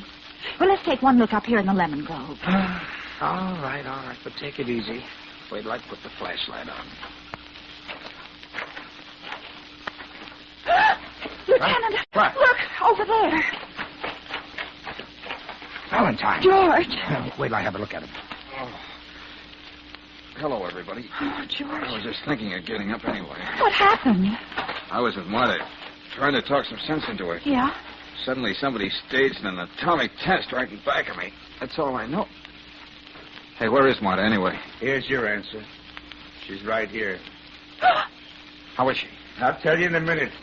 George, look, that money scattered all over. Well, Lieutenant? She's dead. Strangled to death.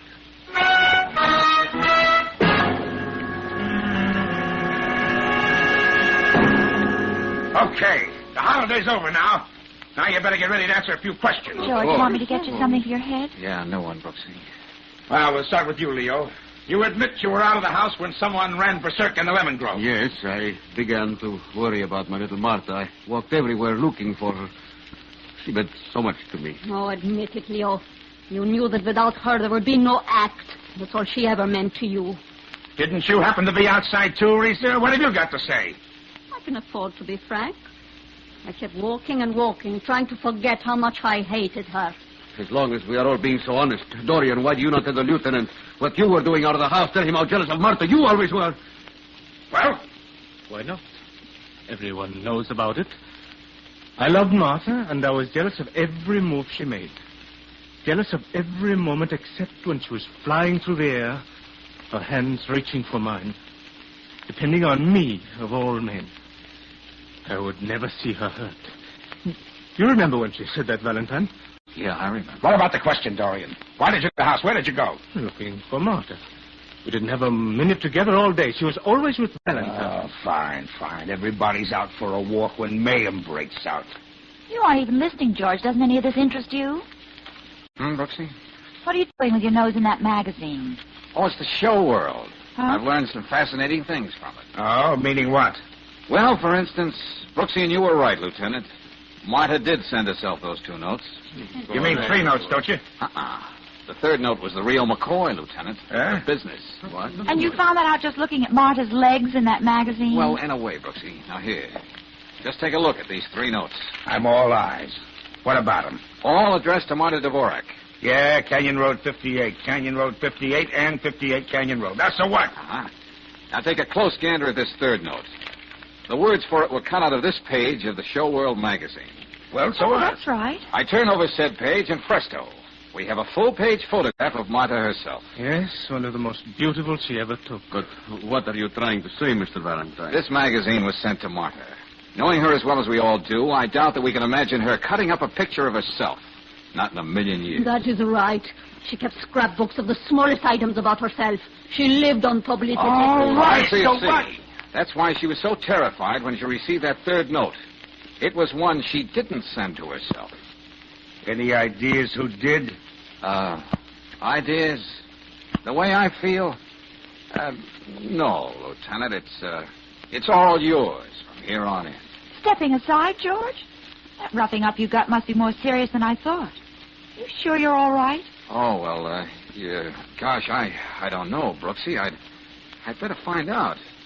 Now, when I was a kid, every time I fell out of the apple tree, my mother used to say, George, there's one sure way of telling if you're still all right in the head. Hey, what is this? Yes, this is no time to hear what your mother used to say. Yeah, Georgie, she'd say, just try to remember the Mother Goose rhymes I taught you. Please, Mr. Valentine, how can you make jokes now? Now, let's see if I can remember. Now, how does that one go again? Which one, darling? Well, you know, Mary had a little lamb. Its wool... No, that's fleece. The fleece was white as something or other. And wherever the little lamb would go, Mary'd be sure to follow. Oh, that's very cute, George, but not quite the original. Oh. Say, if I can't remember a simple nursery rhyme, I must be pretty bad. Hey, wait a minute. I'll try another. Why must we stand here and listen to this man talk and say nothing? That is right. Take it easy, friends. Take it easy. We'll have to wait till the coroner's through anyway. Go on, Valentine. Go on. I'm willing to wait for you to make sense. Yeah, well, I'll try. Little Miss Muffet sat on a puffet. No. A roffet. No, that's not it. Hey, Tuffet. That's it. Tuffet. Munching. No. Chewing. No, that's not it either. Eating her... Her curds and whey. Curds and whey. Any schoolchild knows that, you fool. Now, let's stop this farce. You seem to forget Martha has been killed tonight. No, Dorian, no one's forgetting. You staged it too well. You know better than to say that. All right, Valentine. I've been patient up till now. Come on, give. Tell me, Dorian, do you come from Wisconsin, Brooklyn, or Georgia? Not that concerns you, but I was born in Switzerland. I've never been in America before this tour. Did all the school kiddies in Switzerland learn about Little Miss Muffet and her curds and whey? Well, I don't know. I suppose so. No European kid would know about curds and whey. And I think it'll be a pretty simple matter to prove you were born right here in America. No, All right. What of it? I went to school in Switzerland. I pretended to be a foreigner for professional reasons. There's nothing wrong about that. When you were a kid here in America, you learned more than nursery rhymes. When you addressed an envelope, you were taught to put the number of the house before the name of the street. That's something you never forgot. It stuck with you. And that's just what's going to hang you. Let's have that in nice, simple language, Valentine, huh? The kind that Julie will understand. Okay, Lieutenant. The first two notes, the ones Marta wrote to herself, read Canyon Road 58. The third one she found tonight was written by Dorian, the only one in the troop not European. It read 58 Canyon Road. The number before the name of the street, Lieutenant. American style.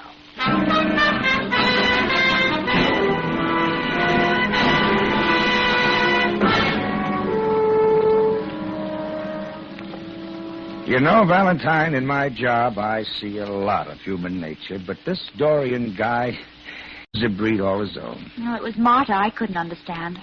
Now I feel sorry for her. I think I know what you mean about Dorian, Lieutenant. He had every chance to kill her when he was up there on the trapeze and get away with it. Instead, he writes that letter and makes a super production out of it. Jealousy. Had it bad, Lieutenant. Bad enough to sock me in the eye for no other reason but that I was spending so much time with it. Well, how could anyone be jealous of a little thing like that? After all, it was just your job.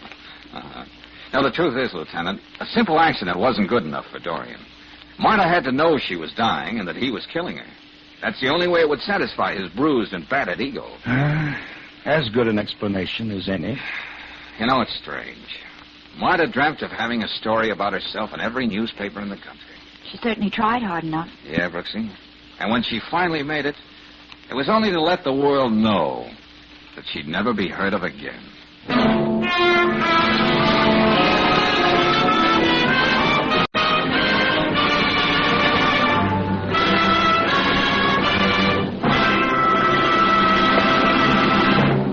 If your car's battery has been acting like a mule, temperamental and balky, here's an easy way to cure it.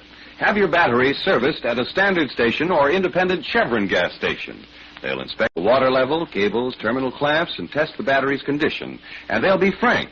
If it just needs a charge, they'll tell you. If your battery's really on its last legs, they'll explain how a new Atlas battery can save you money. Every Atlas battery has its certified power capacity, stamped on the case where you can read it. And you'll find these capacities meet or exceed standards set by the Society of Automotive Engineers. The longer-lasting starting power of Atlas batteries, by the way, is backed by a written warranty honored everywhere by 40,000 Atlas dealers. Independent Chevron gas stations and standard stations are glad to service your battery, proud to offer you an Atlas battery when you need one. That's why they say and mean, we'll take better care of your car.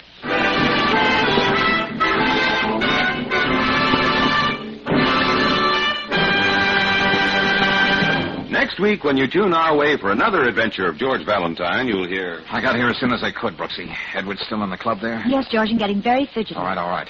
Are you sure about that check he's carrying? Of course. I saw the signature, Agnes Ebersole. Oh, good. Now go back inside and stick right with friend Daniel. But, well, what are you going to do, George? Oh, that's the surprise, Angel. But hold your hat. Because in just about 5 minutes, I'm going to start the biggest commotion that nightclub has seen in years.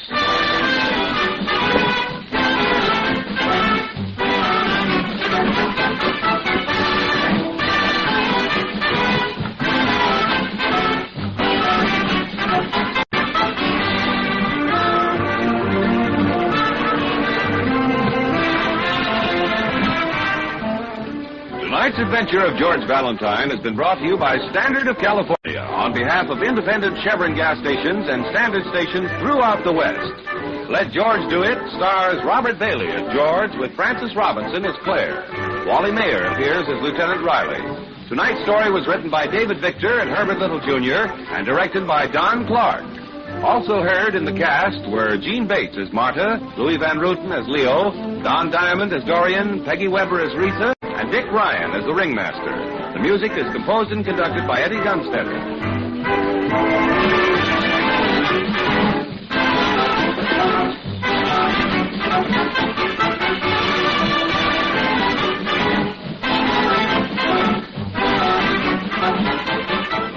If it's safer, it's better. This is the key to accident prevention in Western living. The 3,000 delegates who will attend the 10th Annual Western Safety Conference in Hollywood from June 16th through June 18th will formulate several procedures in every phase of public and private life. Their work will make your future safer. They say it's smart to be safe. Take their advice. Your announcer, John Heaston. Listen again next week, same time, same station, to Let George Do It. This is the Mutual Don Lee Broadcasting System.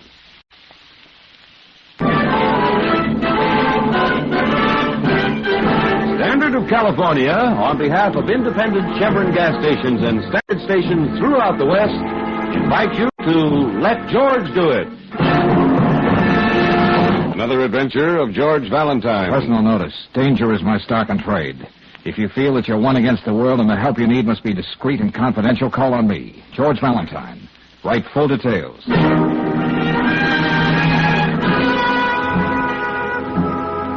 Dear Mr. Valentine, in this whole world there's only one person I care about, my 12-year-old daughter Penny. This Friday I lose her, unless I can make her change her mind about me. You may be the one person who'll believe my side of the story instead of the juicy tabloid version everyone else chooses to believe. If this appeals to your, let's say, chivalrous side... To your, let's say, chivalrous side, I'll be home all day tomorrow. 19 Montclair Drive, Lakeside Heights. Signed, Barbara Ebersole. Barbara Ebersole? What do you know? What do you know? Barbara Lawson Ebersole. All right, so she has a maiden name. Hey, you know, I flunked medieval history in college because of this gal. You mean she wouldn't let you copy from her paper? Nothing as intimate as that, Angel. You see, she was in a musical comedy, and had stayed in town for 6 weeks. Uh-huh. Matinees Tuesday and Thursday, 2:30. Same time as my class in medieval history. Yeah, I know. You had a conflict. On my history exam, they asked me who sank the Spanish Armada, and the only name I could think of was Barbara Lawson, the most beautiful girl in the world, to quote the posters. And I thought you worked your way through college. Yeah, except on those Tuesdays and Thursdays. Brooksy, we're going to drop in on Barbara Ebersole, if just for All Rings On.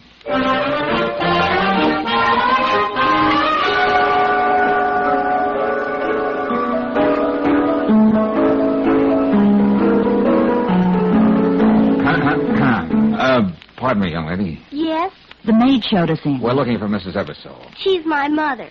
She's upstairs, but she's probably listening to see if I'm practicing my piano lesson. Oh, so you're Penny. You know something? What's that, dear? I could play like this.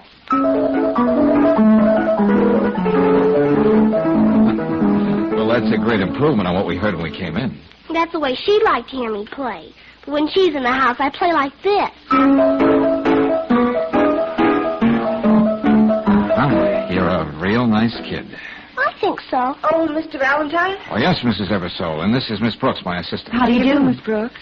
Are these people here to take your pictures for the tabloids again? Penny. I'm sorry. I shouldn't have said that. I hate myself. I don't know if it's any use at all, Mr. Valentine. Even if the courts let me keep Penny, I can't make her love me. What is it that's so wrong between you and Penny, Mrs. Eversole? Her father. Her wonderful, irreproachable father who drove his car off the cliff a year ago. Oh, I didn't know. I'm sorry. Why should you be? No one else ever was. I was the lucky one to have such a charming, attentive husband. Even his own child never suspected he was mean, cruel, and deceitful. No. That irresistible boyish smile took care of everything like that. I see. The last few months before he died, I started going out every night just to get away from him and his indifference to whether I was dead or alive. And of course, everybody was saying, how can she do that to Jerry? Poor, charming Jerry. Oh, you said your husband drove his car off a cliff. Somehow he doesn't sound the type. I'll never forget that night. We had the most bitter quarrel we ever had, and he stormed out of the house. Yes? Penny overheard us. Ever since, she's blamed me for what happened. Well, what's this about losing her on Friday? When Jerry died, his mother was determined to take Penny away from me. She almost did because Penny said she wanted to leave me. But the judge decided to put me on a sort of parole. One misstep, and I lose my child because I'm an unfit mother. Uh-huh. Now I think I get it. That business about tabloids, that was the picture of you in the papers when you were brought up on a traffic charge. You don't have to be so charitable, Mr. Valentine. They called it drunk driving. But I tell you, I was framed. Framed? I had dinner with Dan Edwards. I swear I had nothing stronger than coffee. Next thing I knew, I was alone in my car on the side of the road, and there was the policeman. Oh, who is this Dan Edwards? I met him a short time ago. It was fun. We went out a few times, and then, well, this thing happened. Well, certainly this Mr. Edwards can explain you weren't drinking, that you were ill or something. Seems the little gentleman can't tell a lie. His version is that I had a little too much, created a scene in the parking lot at Club 44 and drove off without him. And you want me to prove it was a frame, is that right? I don't know how you're going to do it, but you must. Before Friday. Penny's all I got. I can't lose her. She'd go on thinking of me as a... Oh, Mr. Valentine. Oh, now, Mrs. Eversole, don't. 2 days isn't an awful lot of time, Mrs. Eversole, but I'll do my best.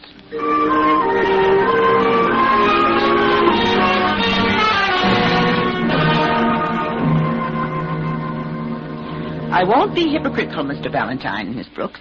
I'm glad this thing happened to Barbara. Mrs. Eversole, isn't that a pretty harsh thing to say about your daughter-in-law? I told Jerry he should never have married a girl like that. Now, Mother, Barbara was Jerry's wife. And you're his brother, Leonard. You should be glad we're getting Penny away from this woman on Friday. Oh, we've heard so much about your son, Jerry. Yes.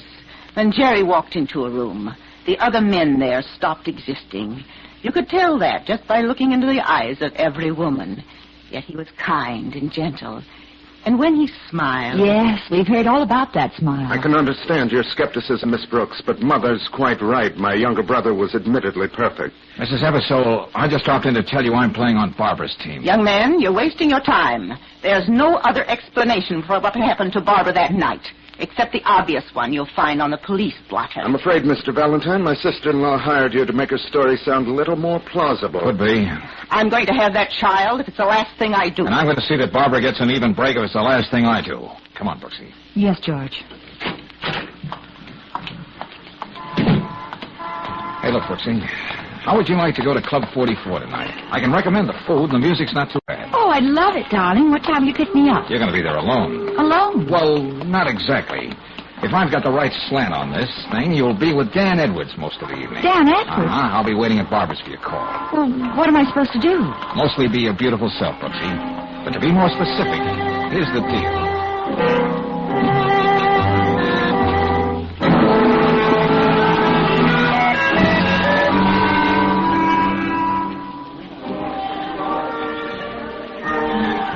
Oh, I declare, Mr. Edwards, I'm just dreadful.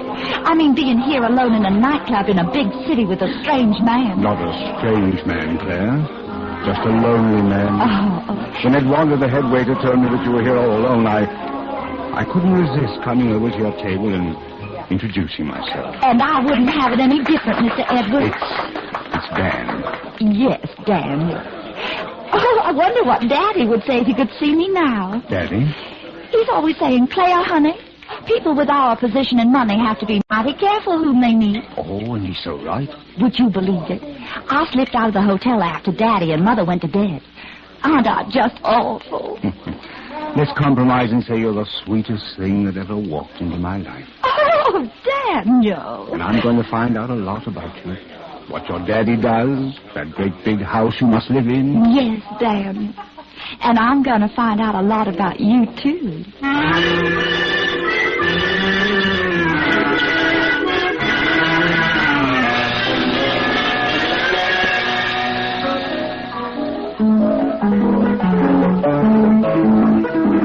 Not just practicing tonight, eh, Penny?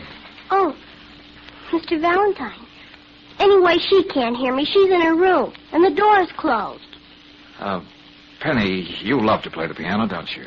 Yes, when I'm alone. Well, tell me something, Pieface. Who started you taking piano lessons? She did, and made me practice every day, whether I wanted to or not. And now you love to play, but not when she can hear it. And that's kind of cockeyed, isn't it, kid? Well, I don't have to talk to you. I'm going up to bed. Where's my book? Oh, that's it? Yes, let me have it. Yearbook, Denfield College, 1933. Yes, my father's picture is in there. I'll show you what they say about him. Here, doesn't he have a wonderful smile? Listen. Ebersole, Jerry, most popular man on the campus. Captain, water polo team. Most likely to succeed. Yeah, that's all right. None of the others had things like that written about him. Look at the very next one under Father's picture. Eggleston, Frank, campus clown. Old Eggy. See what I mean? Eggy the clown. Oh, it's good to hear you laugh, dear. Oh, I was just going up to bed. Penny, wait. Good night. Never mind. Did you find out anything, Mr. Valentine? No, but I did want to know a little more about this Dan Edwards. Well, he introduced himself and said he was a friend of Jerry's at Denfield College. Yeah? He told me about the time just before he and Jerry were supposed to graduate. Jerry stole the clapper out of the chapel bell. Oh. Leonard had to square things with the dean and make sure his mother never found out. I see.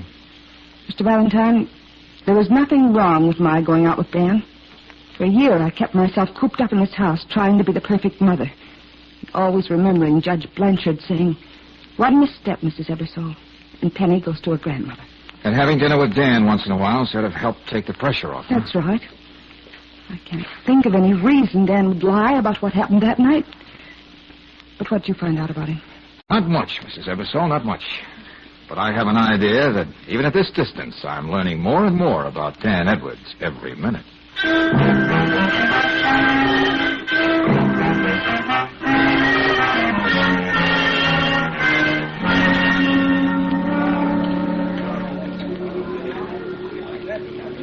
Well, tell me, Claire, what would it take to impress your daddy? Well, like I keep saying, Daniel, he judges everybody by the substantial people they know. Well, I know some pretty important people in this town. You do? Yes.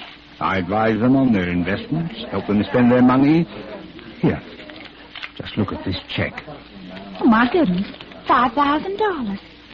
Agnes Ebersole. Oh, I'm afraid the name wouldn't mean anything to Daddy. Oh, Mrs. Ebersole. Her family stand for just about everything in this town. I didn't know you were so clever, Daniel. Oh, dear. I've made up my mind. I'm going to call the hotel and tell Daddy I'm right here at Club 44 with a very respectable gentleman he'll be proud to meet. Oh, thank you. And you stay where you are, honey. I'll be right back.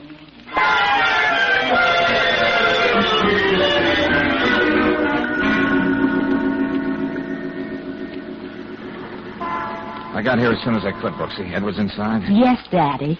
And I just bet Mr. Dan is getting awful fidgety in there. All right. Are you sure about that check? Yeah, I saw the signature. Agnes Ebersole. Oh, good. That's a break I didn't even hope for. Now go on back inside. Well, what are you going to do, George? Oh, that's the surprise, Angel. The question is, who is it going to surprise most? Dan Edwards, Mrs. Ebersole, or Barbara?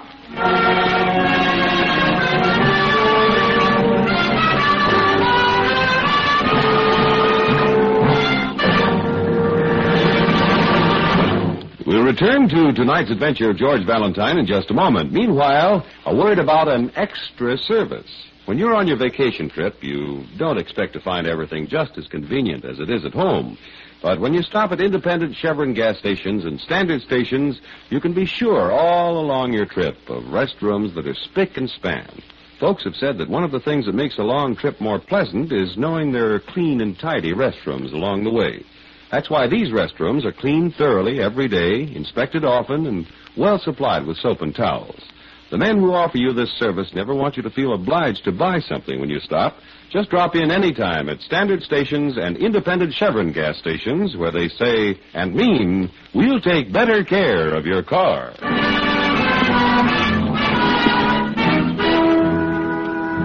And now back to tonight's adventure of George Valentine. Under what circumstances would you say a mother deserves to lose custody of her child? Well, Barbara Ebersole, ex-chorus girl, is almost certain to be declared an unfit mother, unless George proves that Barbara's recent front-page escapade was a frame-up. At Club 44 now, George makes his way toward the table where Claire is sitting with Dan Edwards, the man who seems to be the key to the whole problem. Hello, beautiful. I beg your pardon. Oh, now don't say you don't know me just because it happens to be true. Now, wait a minute, friend. Friend? Okay, prove it. Introduce me to the lady. Just you pay him no heed, Daniel, honey. A belle from Brooklyn. Mind if I sit down? Look, we don't know you, mister. Now, on your way. Please, Daniel, not here. What would Daddy say if he found out I was involved in a fuss? Why, the lady's absolutely right, sir. But I'll be glad to give you satisfaction out in the alley. Okay, smart guy, come on. Don't you hurt him too much now, Daniel, honey. Don't you think you'd better give me the name of your nearest of kin so I can notify him? Okay, brother, how do we begin? You want to knock the chip off my shoulder, or do I just poke you in the nose? Stop the kid stuff. I've got a proposition to make. Now, what are you talking about? I'm working up a business deal with a young lady in there. I've got to impress her. Now, what do you say you take this $10 and have yourself a time somewhere else? That's the whole thing. Oh, come on, boy. Let's play rough. You're a big, husky lad. Let's see if you can take care of yourself. Okay, I gave you your chance. Now. Oh, what an opening. Hey, what do I have to do to make you sit? I'll teach you to not to go around waving checks in front of you ladies. Now, where is it? Here we are. $5,000. Mrs. Agnes Ebersole, paid to Dan Edwards. Well, I wonder how she's going to explain this little payment.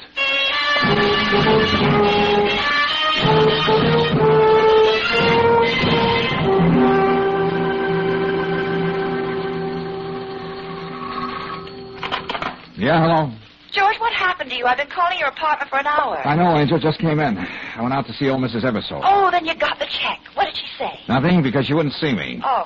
But maybe it's just as well. She can explain it to the judge tomorrow. So see you in the office nice and early. Oh, and Brooksy. Yeah? Just wanted to say you did a smooth job with Edwards. Thanks. Oh, it wasn't nothing, honey. Good night, sugar child. Not as smooth as you thought, Valentine. What? How'd you get in my room, Edwards? I've been waiting for you to show up. Oh, maybe I underrated you, boy. You're quite a grim character when you're holding a gun. I could just ask you to hand over that check, but I'm going to do it the hard way, too. How's this for a start?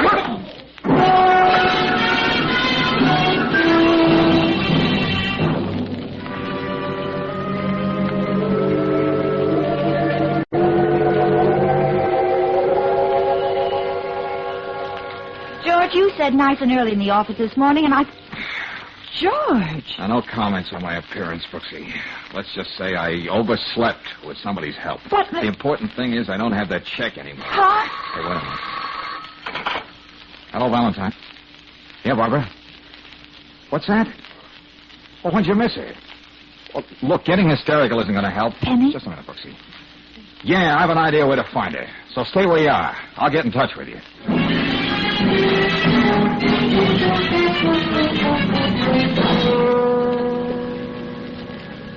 Grandma, don't let him take me away. I won't go back to her, never. I'll see to that, Penny, dear. This is something you have nothing to say about, Mrs. Ebersole. Can't you see, Valentine, it's better this way? You can call Barbara and tell her to meet us at Judge Blanchard's this afternoon. It's a foregone conclusion. He's going to award Penny to us anyway, Leonard. I hate her. I thought this might be the kind of stunt you'd pull, Penny. Now, here, look at me. I mean, straight in the eye. You knew if you came to the judge with your grandmother, your mother wouldn't stand a chance of keeping you. Now, didn't you? What about it? Just this. You're coming home with me. Grandma! Take your hands off her, Valentine. Young man, you're not the police, you know. And it's a good thing, Mrs. Eversole. You could be charged with abduction, trying to keep Penny here. And another thing. What have you got to say about a $5,000 check you gave Dan Edwards? What? I never issued any such check. Oh, I see we're going to have to play this right out to the end. Come on, Penny. No. Don't give me any trouble, Pie Face, because I got a lot of things to do between now and 2 o'clock.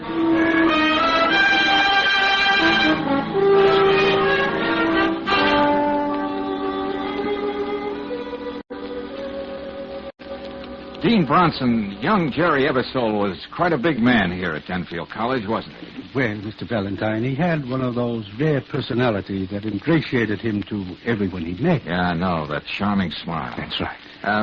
Wouldn't you say that the way he died, suicide, was way out of character? Well, since you say this information is important to his wife, the whole Eversole family... You can take my word for that, Dean. I guess it's my duty to tell you there was a regrettable weak streak in Jerry's character. Oh, what do you mean? He forged quite a sizable check against the student body funds in his junior year. Of course, his mother made good, and, well, we hushed it up. You know, the family endowed the Eversole Library here at Denfield. Yeah, thank you, Dean Bronson. You've been a great help. A great help.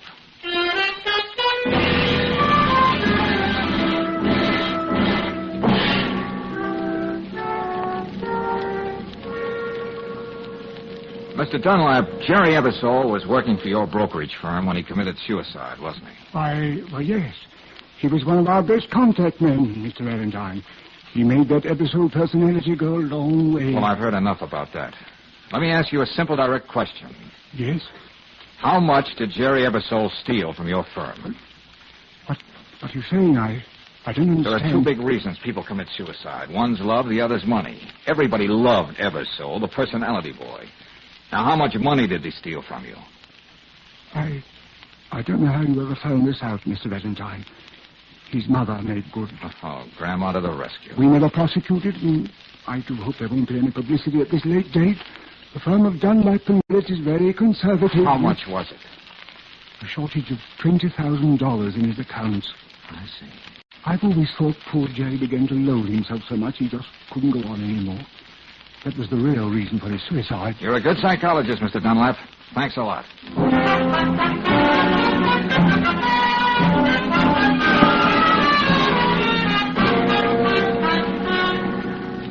Brooksy, I've made up my mind. I'm going to tell both Barbara and the kid the truth about Eversole. Where are they? Upstairs, getting ready to leave for Judge Blanchard. Oh, that's right. We don't have much time. George, we usually see eye to eye about things. But I think you're wrong this time. Penny's a sensitive, unpredictable child. You don't know what a thing like this might do to her. Well, it may just jar her enough to realize what she owes her mother. Or it may have the very opposite effect. All right, so it's taking a chance, okay. But look, Brooksy, Peggy is young, with a whole life ahead of her to get over any kind of shock. What does Barbara have left if they take a daughter away from her? Well... Oh, no, Brooksy. I'm going to tell them both what the score is before we meet the judge. And I'll need your help, just the way we worked it out.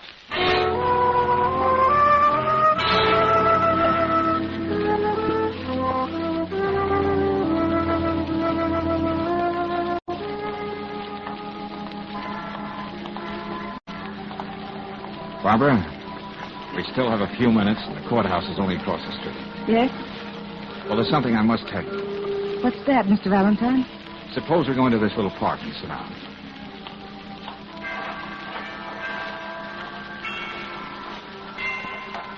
Penny wouldn't even walk down here with me. She insisted on walking with Miss Brooks a half a block behind us. What chance do I have? Let's wait and see, huh? Those chimes from the tower, they're beautiful, aren't they? Yes. What did you want to say, Mr. Valentine? I'd like to see the judge and get this over with. Please, Barbara. Those chimes. They make me feel like praying, and it's been such a long time since I've prayed. But there's only one thing I want, and... What I've got to say can wait, Barbara. Why don't we both just sit here and listen to the chimes for a while? Dear Lord, if I can't have Penny, Let her be happy wherever she is. And if the only thing that will really make her happy is to forget that I was ever her mother, let it be that way, too. Amen.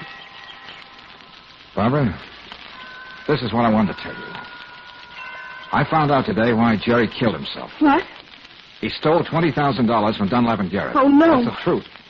And his mother covered for him, just as she did every other time he got into trouble. I don't believe it. You're lying, both of you. Penny, what's she doing here? I didn't know she... I'll never believe that about my father, never. Please, Penny, wait. Oh, Mr. Valentine. I'm sorry. I thought if Claire brought Penny here... Well, whatever slight chance I had is gone. But it doesn't matter. Judge Blanchard's already made up his mind.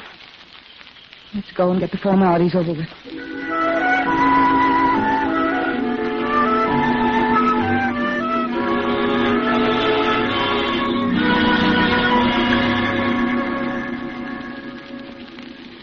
Penny, come here, dear. Yes, Judge Blanchard? The last time we were together, about a year ago, I had to make the decision about you and your mother. Now it's up to you. I know. Don't be frightened, Penny. Tell the judge how you feel. Yes, Grandma. There's something I'd like to say, Judge Blanchard. Please, Mr. Valentine, what else is there to say? You can see the nervous state of this child. It'd be a crime to let her stay with her mother. Let Penny go on, Mr. Valentine. Okay, but I'm not through. Take it easy, darling. Penny, you're a sensible little girl, and you're old enough to know whom you'd like to live with. Well? Well, I... Don't be afraid to talk to the judge, Penny. I would like to... Go on. I want to go home and live with my mother. Oh, Mother. Penny. My baby. I heard what you said when you were over there in the park. That it would be better if I forgot all about you. If it would make me happy. Oh, no, hush, darling. That doesn't matter now. I kept thinking about it, and somehow I know what Mr. Valentine said about Father is true. Oh, Mother. Mother. In a whole year since you called me that. Judge Blanchard, I don't know what came over Penny, but certainly we can't forgive this woman's scandalous behavior. Don't you dare talk about my mother that way. Penny, what are you saying? Couldn't we go home now? Together, Mommy? Judge? I think you can decide the way your heart's telling you to, Judge Blanchard. And if we can have a few minutes alone, I think we'll even be able to satisfy the law.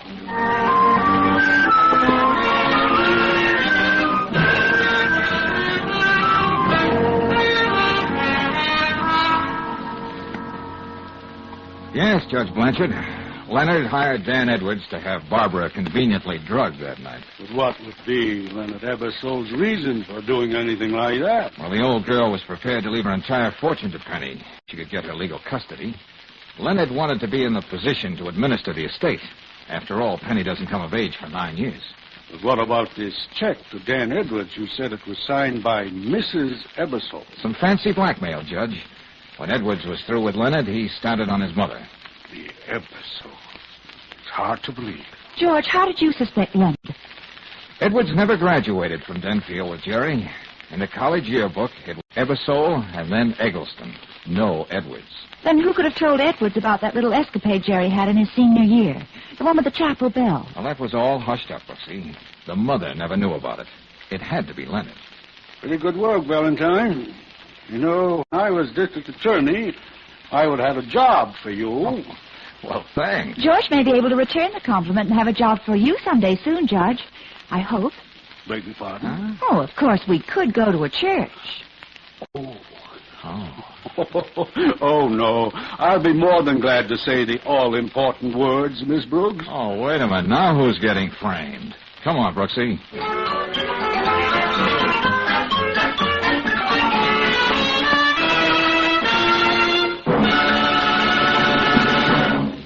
I'd be willing to bet there's not one car owner in 1,000 who could lubricate his car thoroughly.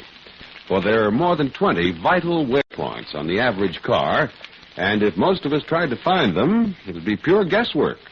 Even the expert lube men at independent Chevron gas stations and standard stations don't rely on experience alone when they grease your car. Instead, they follow a precise lubrication chart recommended by the manufacturer of your car. And they use RPM greases and oils, each one tailor-made to protect those key wear points. Tailor-made, too, to smooth out shocks and give you easier riding. So for low-cost maintenance and better riding, get a lube job with RPM oils and greases every 1,000 miles at a standard station or an independent Chevron gas station where they say and mean, we'll take better care of your car.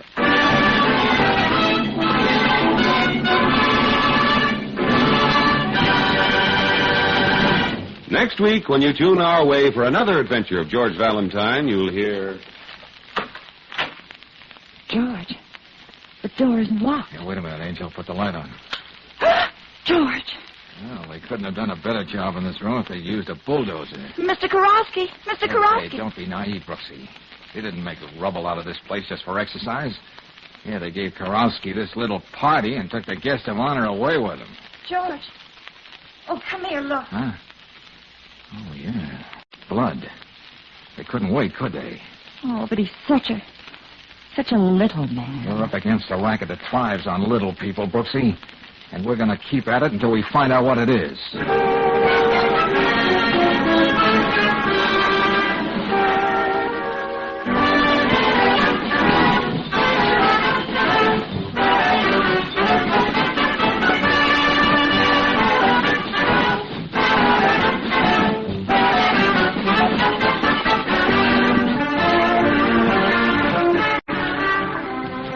Tonight's adventure of George Valentine has been brought to you by Standard of California on behalf of independent Chevron gas stations and standard stations throughout the West.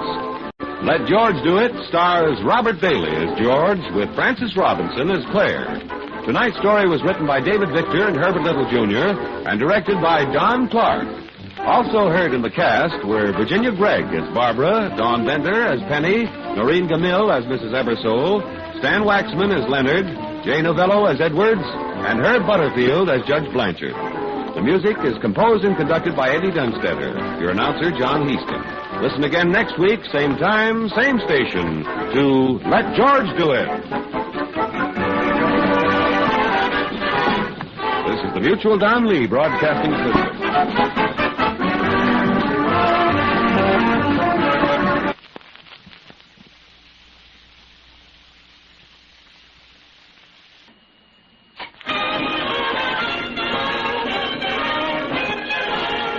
California, on behalf of independent Chevron gas stations and standard stations throughout the West, invites you to Let George Do It.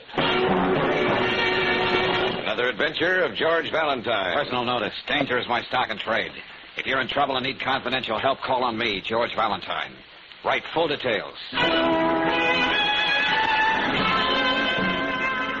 Dear Mr. Valentine, 10 years now I work hard to be good American. Soon I get citizen papers, but maybe I don't get them. Maybe Judge will say what I am doing is wrong. But just the same, I cannot keep quiet, because inside I am already American citizen. You've got to help me, because it is my whole life to be an American citizen. I live at 82 Barrow Street.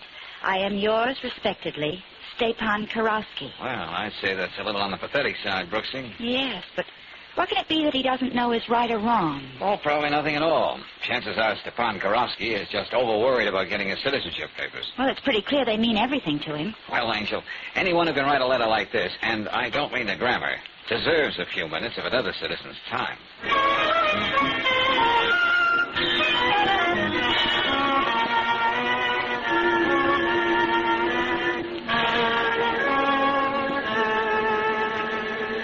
Well, Mr. Karofsky, we got your letter. I do not write so good. Well, you got across what you wanted to say, and that's all that matters. Oh, please sit down. Here, lady, sit. Take the soft chair. Oh, thank you. I'm the spatula, but I make good cup of tea. Almost like married missus. No, thanks. Don't bother, Mr. Karofsky.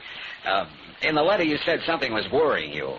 Now, what seems to be the trouble? I saw what you put in newspaper, but maybe I don't have enough money to pay you. Well, then it's my tough luck. Come on, let's have it. All right. I tell you best I know. A couple of months ago, a man come to me say, Korovsky, you are important man in this neighborhood. Oh, I'm sure you are. Yes, I'm the janitor, young lady. A pipe leaks, Korovsky. Husband beats up wife, Korovsky. Anything that goes wrong in the house, Korovsky. Okay, so you're a big man. Just like on the other side, I was mayor in the village. So people trust me. Like this man say. Yeah? He say, my company collects money from many people in this part of town. Every month they will bring the money to you, and we will send somebody to get it from you. And you will get a few dollars, Korovsky. But money for what? The man didn't say. So I thought it was for furniture, radios, things like that. You know, people down here buy most time on stalling plans. Oh, you... Yeah. So people start coming with envelopes and the money inside. But they also look at me like they want to kill me. Some don't even talk to me on the streets no more. And that made you think something was wrong. That's why you got in touch with me, huh? No, Mr. Valentine. Something happened very bad, very bad. Mrs. Andelo, I know her a long time. She said to me, this month I have no money. And she began to cry. I say, don't worry, you pay next month. Then what happened? Next day I find out Mrs. Andelo, she go in kitchen and turn on the gas. Oh, how dreadful. Yeah. Well, maybe she had other troubles. No, this is why she killed herself. I know it. Maybe I'm helping break the law. Well, when this man comes around, why don't you just tell him you don't want to play anymore? They will just get somebody else to do same thing. As good American, I cannot let that happen. But that is where I'm stuck. Oh, I get it, Mr. Korovsky. If you go to the police, they'll find out you were mixed up in this. And I don't get my citizen papers. I try so hard to do everything right. So the judge is proud to make Korovsky citizen. But this is some kind of racket, George. Mr. Korovsky's on the spot, all right. Oh, it's a racket, sure enough, Brooksy. No collection agency would work this way. Say, when does this man come around the next time? The man only came first time. After that, it was young lady. She knows nothing either. She gives money to somebody else. Oh, sure, I know. And he gives it to somebody else. So nobody knows who's at the top. Okay, but when does this gal come around? She come tomorrow, 1 o'clock. Only one good thing come from all this. What's that? Yeah? I meet fine woman. Soon we get married. Well, good for you. Wait a minute. You mean she pays off $2 each month and won't even tell you what it's all about? No, and that makes me even more worried. When I talk about it, she just look at me, say nothing. Anna make me promise to never ask her again. All right, let me have a name. I'll talk to her. Maybe she'll open up for me. Yeah, Mrs. Anna Feder, a widow lady. Just around the corner over Baker's shop. All right, just sit tight. How can I thank you? Skip it. Let's just say I'm trying to be as good a citizen as you, Mr. Korovsky.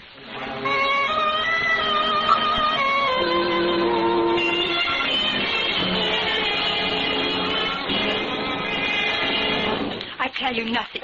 Nothing. Mrs. Feder, what are you afraid of? You get out now. Go. Don't you see what this means to Mr. Korovsky? We have to clear this thing up for his sake. Always the same thing. Stepan, the good citizen. He don't know what kind of trouble he's making. Now get out. Oh, but Mrs. Feder, will you listen? Golly, what did we get into, George? That woman's scared to death. Yeah, and I wonder how many more there are like her. Well, Brooksy, maybe we'll find out tomorrow when that girl makes her collections at Korovsky's.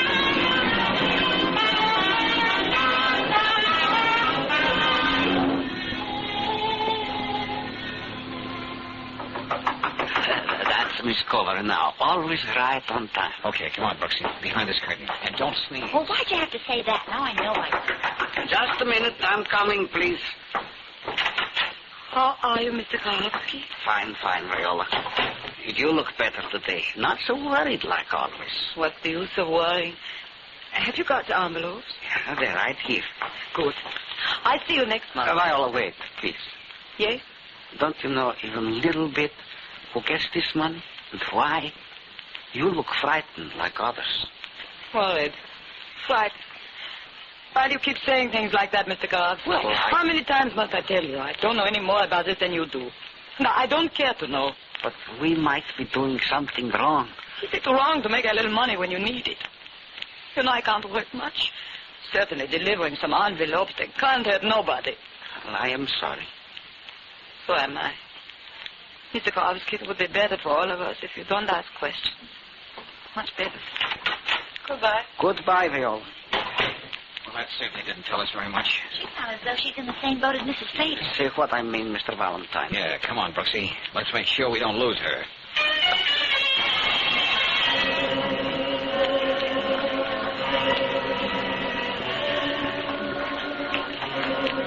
She's headed right to the Blondome apartments. Pretty swank, huh? Pretty strange, too. Hey, wait a minute. She's going into the servants' entrance. And so are you. Find out where she's going, Brooksy. But how? Well, make believe you're a maid, hairdresser, anything. Get going. Oh.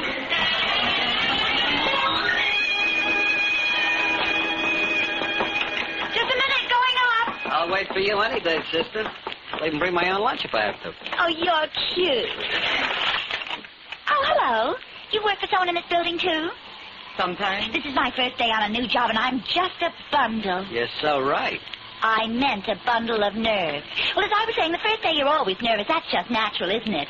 I suppose so. But it wears off the second day, and that's natural, too, because... What floor when you get a minute? Well, because being a personal maid, you get to know your people personal-like, if you know what I mean. Look, beautiful. We're almost to the penthouse where this lady wants to go. Well, imagine that. What could I have been doing passing my floor like that? Gabbing. You're cute.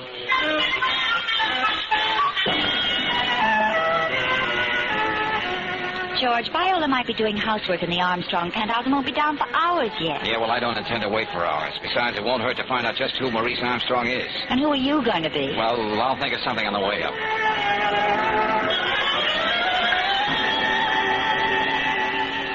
I represent Mrs. Swenson's employment agency, and I'd like to speak to Mr. Armstrong about one of our clients. Why, Mr. Armstrong's secretary. Is it important? He's busy at the moment. Yes, indeed. It's very important. It concerns Viola Cober and some fees, which are very much past due. Miss Cober? What's this about Viola? Who is this man, Miss Wilson? He's from an employment agency, Mr. Armstrong. It seems Viola... Owes us some money, and if I could talk to the young lady, I'm sure I could make her understand Mrs. Swenson doesn't run her business as a hobby. I see. You understand I only have Miss Culver in now and then to do my special lunch. Oh, yes. You know, things I don't dare trust to the commercial establishment. Oh, of course. Now, if I could see her for just a moment. Miss Wilson, will you ask Viola to come in? She left some time ago, Mr. Armstrong. Oh, but that's impossible. I was waiting outside the service entrance. Oh, well, she wasn't feeling very well, so I had the houseman take her down in Mr. Armstrong's private elevator. Oh, come now. How much does she owe you, sir? $19.80. But you understand, this isn't just the money. It's the principle of the thing. And if I could have her address... Yeah, take this and forget about it. Oh, you're very kind. But I still have to make my report out for the Employment Agency's Credit Association. And it won't hurt the poor girl. No, it's just routine, you see. So if I can have that address... Very well. Miss Wilson. No, I believe I have it somewhere on my desk. Oh, yes, here it is. 342 Morrow Street. Oh, thank you very much. 342 Morrow Street. Sorry to inconvenience you folks, but you'd be surprised the things I have to do on my job.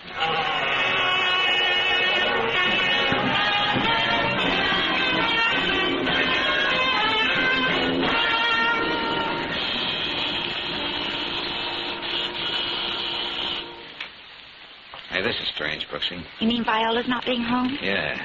If you were that sick, where would you head for? Home? If I could make it. Yeah, just what I mean, Angel. But there's no use hanging around. We'll get back here later. Oh, where are we bound for? Another blind alley? Oh, you're a pessimist, sweetheart. Blind alley? We made a lot of progress today. We found out that one Maurice Armstrong is a big tub of lard who buys and sells rare books and has his dainties laundered by hand.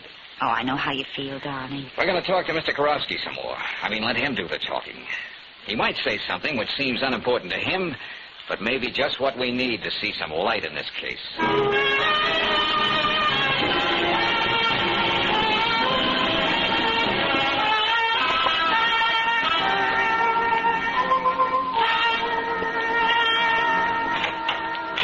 George, the door's unlocked. Yeah, wait, Angel. I'll put the light on. George! Oh, they couldn't have done a better job if they used a bulldozer. Mr. Karofsky! Mr. Karofsky! Don't be naive, Brooksy. They didn't make rubble out of this place just for the exercise. No, they gave Karofsky this little party and took the guest of honor with them. George! Huh? Oh, come here, look. Yeah, blood. Oh, they couldn't wait, could they? They started working him over right here. Oh, but he's such a little man. We're up against a racket that thrives on little people, Brooksy. But what kind of a racket? What do they do to scare people dumb? Well, we'll keep running up those blind alleys till we find out.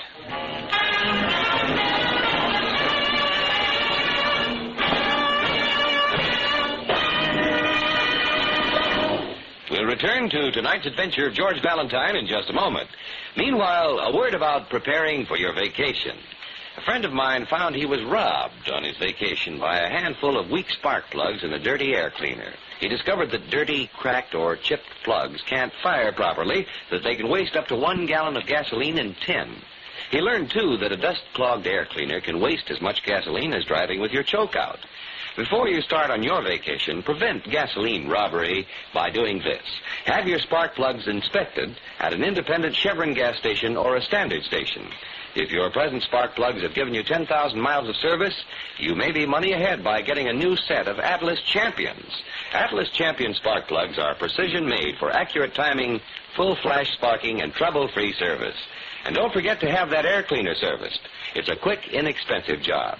Get these two services at a standard station or independent Chevron gas station where they say and mean, we'll take better care of your car. And now back to tonight's adventure of George Valentine. You meet a little man with one dream, to become an American citizen. You hear a fantastic story about it being innocently involved in what looks like a vicious racket. And you find your client has been beaten and kidnapped. So you start swinging in all directions, like sending Claire down to headquarters to Lieutenant Riley. And you end up talking to that strange girl, Viola Coburn. You took a long time to get home after you left Mr. Armstrong's. 'Twas my day to work for him. Why I should tell you anything? Well, Viola, let's call it a rehearsal before you talk to the police. Oh, Okay. You know the information I want. there's nothing to tell. Once a month I get that money from Mr. Kowalski. I hand it to a man who's always waiting at the entrance to Hanover Park. Now we're getting somewhere. What man? He's a different man every time. Oh, now that's pretty slick. They know what you look like, but you don't know them, huh? I'm not doing anything wrong. I need whatever money I can make. If you're not well, I can't keep a steady job. Yeah. I take it you met this Mr. X on the way home from the Vendome. Yes? Viola, I think you're holding out on me. I don't tell you anymore. I don't tell anybody. I have reasons. What's that supposed to mean? Whatever you wanted to. They're not going to do to me what they did to Mr. Kowalski. Now, please leave me alone, please. Okay, Viola, okay. But here's my card, just in case you need a sympathetic ear. Please, I just need to be left alone. I'll be hearing from you. I'm sure of it. After I find somebody who will talk.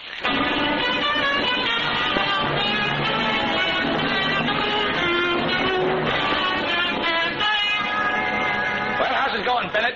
Besides pictures of the old man's place, Lieutenant, nothing. Well, see what you can find on the stairs going up to the street. Oh, I don't know what's keeping George, Lieutenant Riley. He said he... Come on, Mrs. No, Frater. no, I don't want to see it. No, no. Are you afraid it might make you talk, Mrs. Frater? Valentine, what the... Lieutenant. Go on. Take a good look, Mrs. Frater. Oh. Yeah. And everything was always so nice. So nice. Oh, Stepan. And over here, Mrs. Frater. Here's something that's not so nice. Oh, no. Yeah, that's right. Stepan's blood. Where is he? What are they doing to him? If you want to find out, and if you love him, you'll loosen up. Now, who are you paying that money to every month, Mrs. Frater? All right. I'll tell everything. Good. Forgive the dramatic interest, Lieutenant. Yeah. Go on, Mrs. Frater. Here, you better sit down over here, Mrs. Vader. Heaven on earth. That's the American expression, isn't it? Yeah? To a foreigner like me, it's more than that. It's a real heaven on earth, this country. You can't blame me if I would do anything to stay here. What are you trying to say, Mrs. Vader? I'm not a citizen. Well, neither is Mr. Karowski yet. But I can never be one. I paid to get across the border. I have no right to be here. Oh. Well, that's pretty serious, Mrs. Frater. I know. And they know it.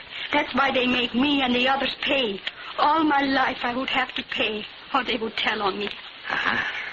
Well, there's our racket, Lieutenant. Oh, it's hard to believe. Yeah, this is getting to be bigger than us, Valentine. It calls for a trip to the Federal Building. Yeah. Please, you must find Stepan. I don't matter about me now. We'll do everything we can, madam. Well, you can carry the ball from here, Lieutenant. But I've still got a client named Stepan Karowski.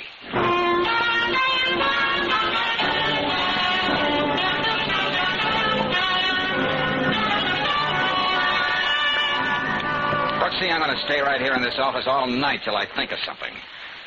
So go on home, get some rest. I can't hear a word you're saying. Thanks, honey. Oh, darling, you mustn't blame yourself. Oh, just I keep thinking of that little guy. Fight gets a leak, Karofsky. Anything goes wrong, Karofsky. Oh, Brooksy, why don't I draw anything but blanks? Well, good evening. I see you've changed your mind. Yes, Mr. Valentine. Miss Covert, this is Miss Brooks, my assistant. Hello. Don't make any difference now.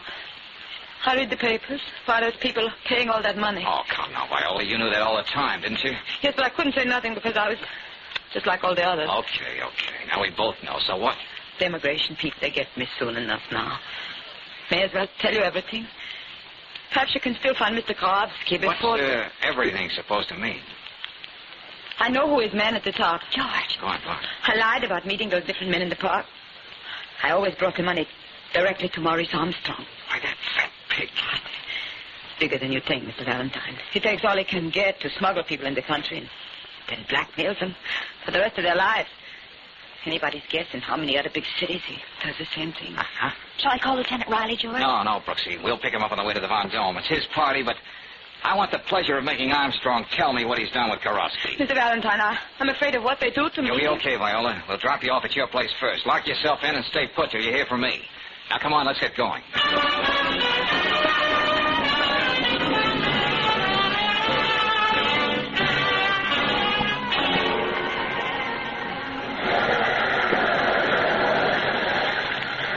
That's the nice thing about police headquarters. You can always find a place to park.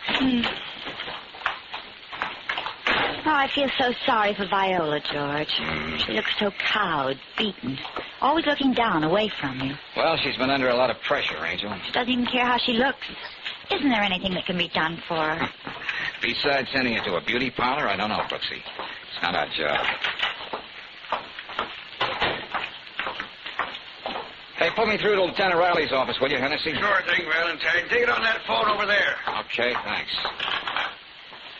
This is George Valentine. Let me speak to the lieutenant. Out where? Say that again. Uh-huh. Found dead, huh? Okay, thanks. What is it, George? Another blind alley, Brooksy. Only this time there's a body at the end of it.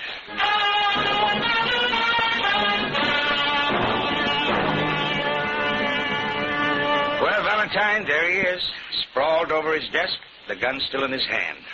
No doubt about it, Armstrong killed himself. Yeah. After what you told me, my guess is he thought we were closing in on him. Well, there goes our last chance to find out what happened to Mr. Karofsky. I've got the boys going through this penthouse with a fine-tooth comb, but no records at all on this alien racket. Oh, they'll find something because Viola put a finger right on him. Who reported the suicide, Lieutenant? Well, the houseman came in to say goodnight and found him like this. I remember the name from what you told me yesterday, so I beat it right over. I just heard about Mr. Armstrong. Oh. Who are you? Louise Wilson, Mr. Armstrong's secretary. I was. The girl on the switchboard called my apartment and told me what happened. Oh, I see. Well, Miss Wilson, just what were your duties as Mr. Armstrong's secretary? Did you notice anything strange about his activities? No, he was a very well-known rare book dealer. Kept records of his transactions, cataloged the volumes, dealers with him. Mm-hmm. I did notice he was very nervous and irritable the last few days. Oh? How do you mean? I don't know. He acted as though he were afraid of something. Was there anything, Miss Wilson, to make you suspect that he might have been interested in something else besides old books?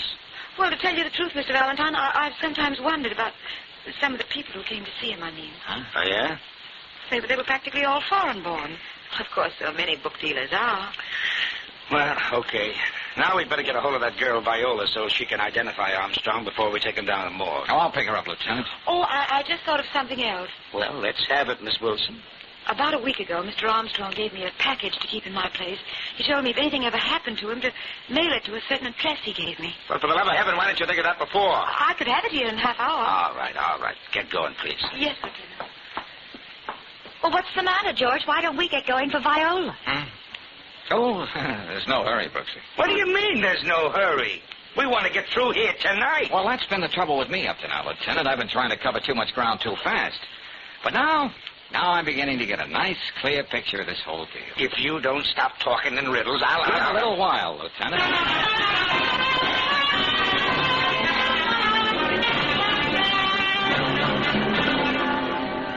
And so, Miss Cobra, you absolutely identify this man as the one you delivered the money to. Yes, sir. Mr. Armstrong. Well, that settles that. Now you can run along. Oh, just a minute, Viola. Yes, Mr. Valentine? Remember the first time I met you in your room? You said you didn't want them to do to you what they did to Mr. Karofsky. Yes. How did you know that anything had happened to Mr. Karofsky? Well... Miss Brooks and I were the only ones who knew that. You must have misunderstood what I said. Maybe I did at that. Valentine? Lieutenant, I wonder why Miss Wilson isn't back yet. She's been gone more than an hour. Would you have any ideas on that, Viola? Of course not. Why should I? Isn't it a safe bet to say that Miss Wilson could never get back here until you've gone? George, you're trying the lieutenant's patience and mine, too. There's another question you might be able to help me with, Viola. I don't understand. Miss Wilson only knew me as the man from Mrs. Swenson's employment agency. Now, why wasn't she surprised when she saw me here tonight? And why did she call me Mr. Valentine? Lieutenant, what did you say? I don't know. Remember, Brooksy, you remarked about Viola's hair? What a pity it was that such a beautiful blonde locks were beginning to look like a wig. Well, that's what it is. No! What the devil? She's a brunette. And if you took her handkerchief and rubbed some of this theatrical makeup Oh, off like George, take your hands underneath, you'll find Miss Wilson. You're right. No. Oh, yes. And I'm Mr. Armstrong's secretary, his boss. Well, Valentine, this tops them all. And she's all yours, Riley, after she tells me where she's got Karofsky.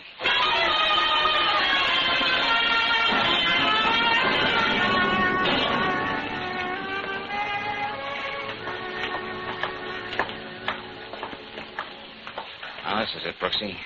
Oh, nurse, may we see Mr. Karofsky now? In a few minutes. If you will just sit here, I'll call. Okay, thanks.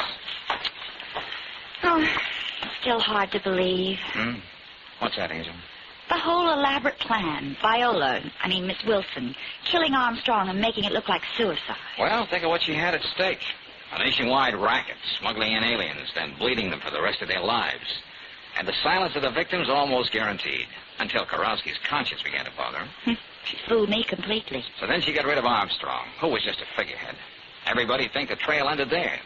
And with all the records nice and safe, she could go right on, under any other name. You can go in and see Mr. Karofsky now. Okay, thanks. Let's go, Brooksy. Right.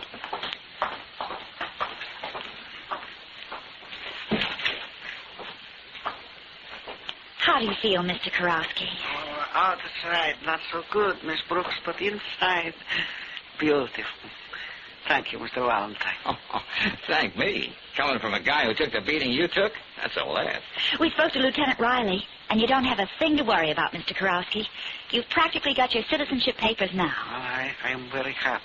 Oh, yeah, there's another thing. Yes? There are a lot of things a new American citizen can do. For instance, if it's all right with the judge, the moment he gets his papers, he can be married. Huh? And if the lady isn't a citizen, she becomes one, too. That is, after she spends a little time, say, in Canada, Mexico. You mean Anna and me? Let me be the first to congratulate you, Mr. Karofsky. Oh, my, this is a wonderful country.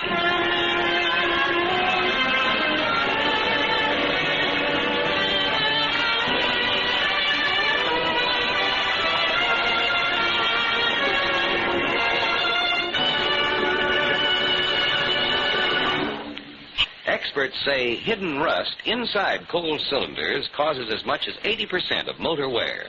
Here's the way to beat that number one enemy hidden in your car's engine. Just make sure you use compounded RPM motor oil. The compounds in this premium quality oil act to prevent rusting of your engine parts. Where ordinary oils run off finely polished parts, RPM clings to the job, fights off rust when your car is standing cold and when it's running hot, too. No wonder RPM is the choice of Western motorists 2-to-1 over any other motor oil. Get this rust fighter tomorrow. Ask for RPM motor oil at any standard station or independent Chevron gas station where they say and mean, we'll take better care of your car.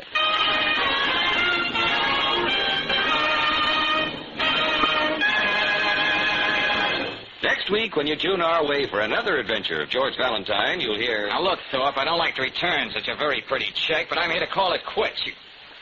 Oh, now, listen, you're not that busy. You can at least turn around when I... What's the matter with him, George? Just a minute, Brooksy. Hey, you'd better go on outside. If he could turn around, it would be the neatest trick of the week. He's got a letter opener stuck in his chest.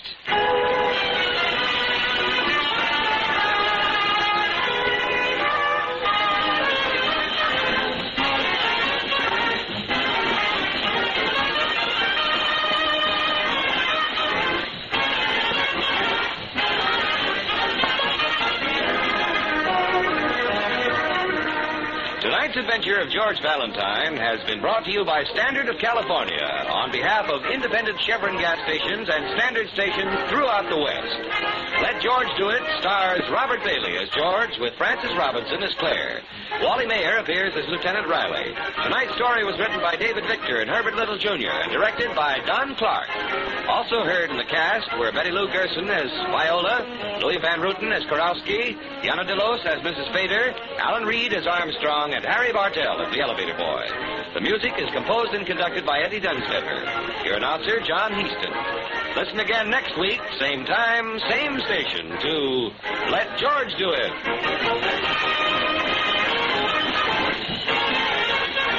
This is the Mutual Don Lee Broadcasting System.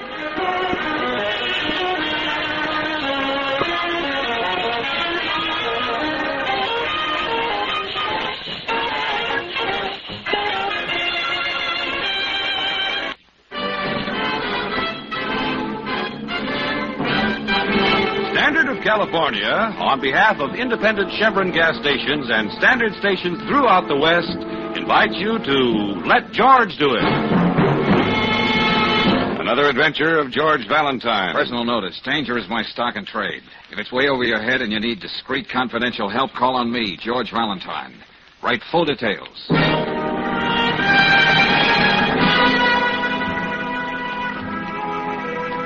My dear Valentine, as a newspaperman and dramatic critic, I've seldom been wrong. When I have been, the public has preferred my polished, civilized verdict on a play to the clumsy mouthings of my colleagues. But be that as it may, I've discovered a man of the theater who's carrying on a fabulous masquerade and must be exposed. I need facts, and you can get them for me. I suggest you get in touch with me at my office so we can arrange an appointment. Signed, Jonathan Thorpe. Jonathan Thorpe, huh? Yeah. Just a minute, Brooksy. Where's this morning's paper? Where it always is after you read the sports page, in the wastebasket. Huh? Well, here's the great man's column. Today's Theater by Jonathan Thorpe. Oh, the last time he had a kind word for a play or an actor, he used the rest of the column to apologize. Yeah, well, burn the incense, Angel. I'm about to read some of Thorpe's deathless prose. I quote. Since its opening 2 weeks ago, I have been repeatedly warning the unsuspecting public against that dramatic abomination now holding forth at the Majestic Theater. A Wind from the Prairie by Luke Eberhardt could be more aptly titled A Breeze from the Stockyard. Them's harsh words, partner. What this play lacks in dramatic instruction, it makes up for in sheer illiteracy. Out of sweet charity's sake, I say nothing about the inane high school performance of Mark Guilford, the alleged leading man. In more than 20 years, I've seen some pretty bad plays. Oh, all right. I get the general idea. You know, Brooksy, it might be very interesting to meet this poor man's George Bernard Shaw, so how about making that appointment?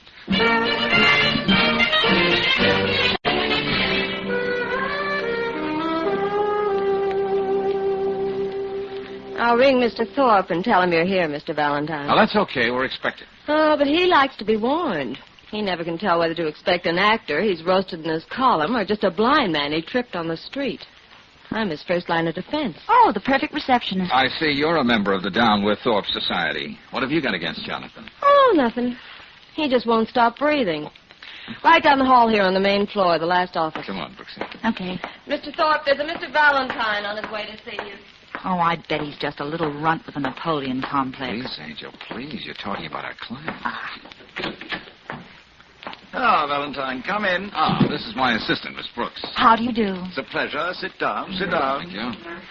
Well, Valentine, I suppose you're just corroded with curiosity about this character I mentioned in my letter. Well, I'd like to know more about him, if that's what you mean. I am not a malicious man. I live for the theater. I regard it as a sacred temple. It's bad enough to see it desecrated by mediocre talents. I won't have a criminal take refuge in it. What has this monster done, Mr. Thorpe? Several years ago, he was the key figure in a rather daring robbery. A robbery which, by the way, has never been solved. Yeah, go on.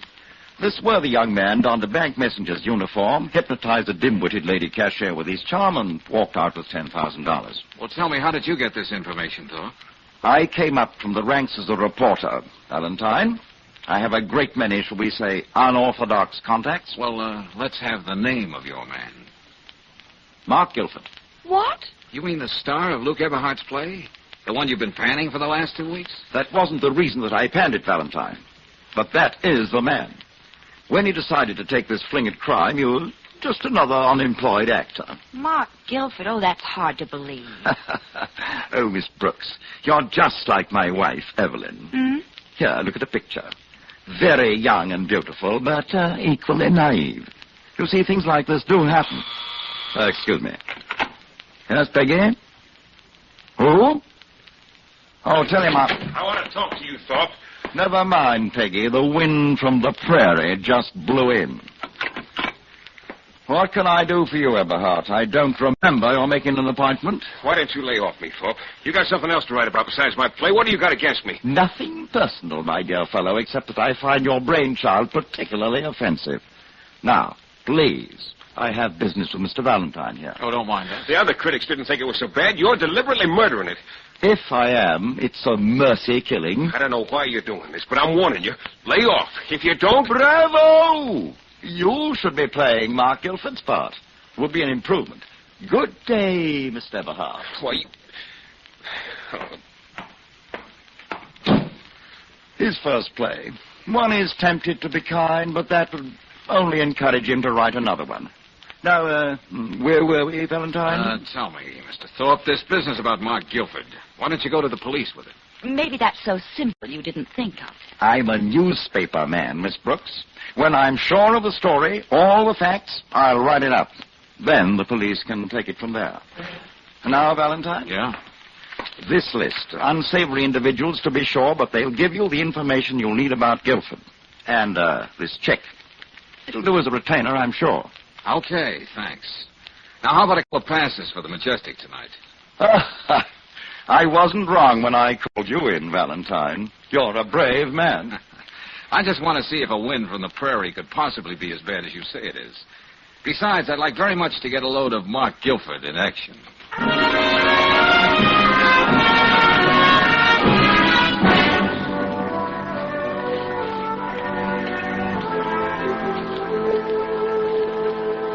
I know it's lonely here, Alice, but we belong in this house. You and I are complete, and our love will be as timeless as those mountains, and always as clean and fresh as a wind from the prairie. George, you haven't even been listening. What's that, Angel? That girl in the front row, you haven't taken your eyes off her. Wait a minute. Let her go up the aisle ahead of us. Okay. Hey, George, I recognize her now. The picture Thorpe showed us. His wife. Uh-huh. Now, let's stay right behind her. Right. For Mrs. Thorpe, there was only one person on that stage tonight, Mark Guilford. Well, I thought he was quite good. And it really wasn't a bad play. I can't blame Eberhardt for wanting to see Thorpe roasted on both sides. Well, Jonathan's campaign worked, all right. The house was half empty. Taxi! Where'd you park the car, George? Oh, wait a minute, Brooksy. Oh, I see what you mean. Yeah. Mrs. Thorpe is heading down the alley, straight for the stage door. And Mark Guilford. Oh, Angel, I think I want out of this deal. Why? It's the old triangle. But with Jonathan Thorpe in one corner, it promised to be nastier than usual. All his talk about the theater, a sacred temple. Oh, no, I'm not digging into anybody's pants for Thorpe and whatever game he's playing. And, Brooksy, I'm going to tell him tomorrow that it's strictly out of my line.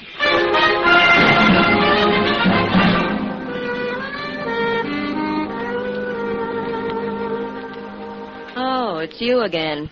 I'll ring Mr. Thorpe. It's okay, Peggy. I found a message at my apartment last night. His Highness wants to see me at 11 o'clock, and I sure want to see him. Is he free, Peggy? If he left a message for you, he knows you'll be here. He usually gets what he wants. From everybody. You know, I ought to learn to keep my mouth shut. Look out, you might talk yourself into that yet. Wait a minute. I don't have you down on Thorpe's list of appointments. Forget it, beautiful. We'll skip protocol this morning. Now, look, Thorpe, I don't know why you wanted to see me, but I'm here to call it quits. You... Oh, now, listen, you're not that busy. You can at least turn around when I... What's the matter with him, George? Hey, just a minute, Brooksy. Oh. If he could turn around with a knife stuck in his chest, it'd be the neatest trick of the week. The letter opener. Yeah. Riley, and he just seemed to sit there as though... Hey, Peggy, get me Lieutenant Riley at police headquarters, quick. You okay, Brooksy? Oh, fine. But wait till Riley hears about this. Yeah, I know. He'll probably... Oh, Lieutenant, this is Valentine. I want... You've been asking for this, Jonathan. Turn around. Mrs. Thorpe, put that gun down. Oh, George. Hang on, Riley. Stay on the line. I killed him. You certainly did your best. But he didn't suffer as much as he made other people suffer. I don't care. I don't care what happens now. Brooksy, take her over there. Yeah. No matter what they do to me. Couldn't be worse than what I've been through. All right now, Mrs. Thorpe. Okay, Riley, you can stop your yelling. Yes, those were shots you heard. Jonathan Thorpe, the dramatic critic. Fine Arts Building. Better get over here right away. Now, look, try to get hold of yourself, Mrs. Thorpe. What? Who are you? What are you doing here? The name's Valentine. Your late husband hired me to investigate Mark Guilford. I know all about that. He made sure I did. He taunted me with it. That's why I killed him. But, Mrs. Thorpe, I think you ought to know that... Brooksy, let it go on. I wasn't going to let him wreck Mark's life.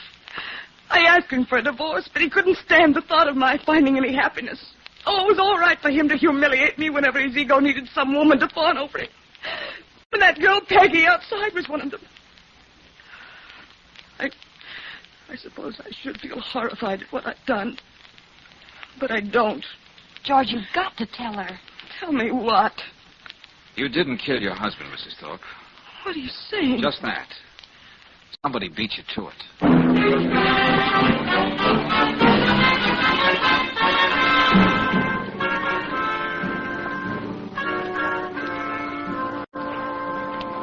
Valentine, you never come up with a nice, simple murder. Oh, no. The guy's got to be killed twice, just to make things twice as complicated for me.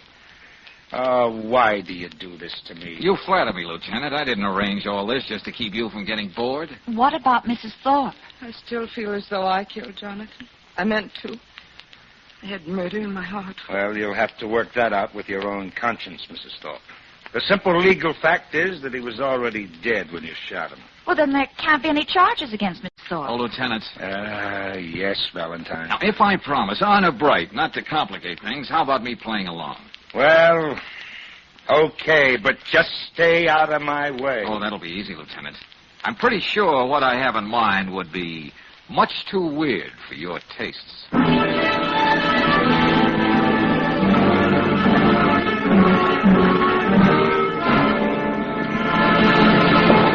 We'll return to tonight's adventure of George Valentine in just a moment. Meanwhile, a word about your vacation inventory. When there's a family vacation coming up, usually it's the lady of the house who keeps a checklist of things to get ready. But there's a man in your neighborhood who keeps a checklist for your vacation, too. You'll find him at an independent Chevron gas station and at a Standard station. His checklist is designed to get your car in shape for the toughest trip. So before you start out, better ask him to inspect your car's battery, headlights, tires, spark plugs, and oil. He'll see that everything's in order, that your car's ready to take on all the carefree vacation miles you want to cover. And by the way, while you're at his service station, ask about Polaroid sunglasses. They'll spare you a lot of eye strain in glaring sunlight. Out on the highways and byways, keep your vacation carefree by stopping in at Standard stations and independent Chevron gas stations where they say and mean, we'll take better care of your car.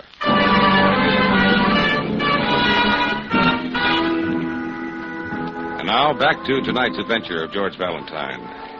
Well, if you were in George's shoes, here's the situation in which you'd find yourself. A caustic, well-hated dramatic critic hires you to clear up an unsolved crime. But before you can even get started, you find said critic with a letter opener in his chest. And then before you can even say, well, what do you know, the critic's wife rushes in and pumps her already dead spouse full of lead. At headquarters, George and Lieutenant Riley are trying to bring a little order out of chaos. All right now, Peggy. Take a good look at Mr. Guilford. Look, Riley, you don't have to drag this out. You'd better let the lieutenant do this his own way, Guilford. It'll save a lot of time. Well, I'm looking, Lieutenant.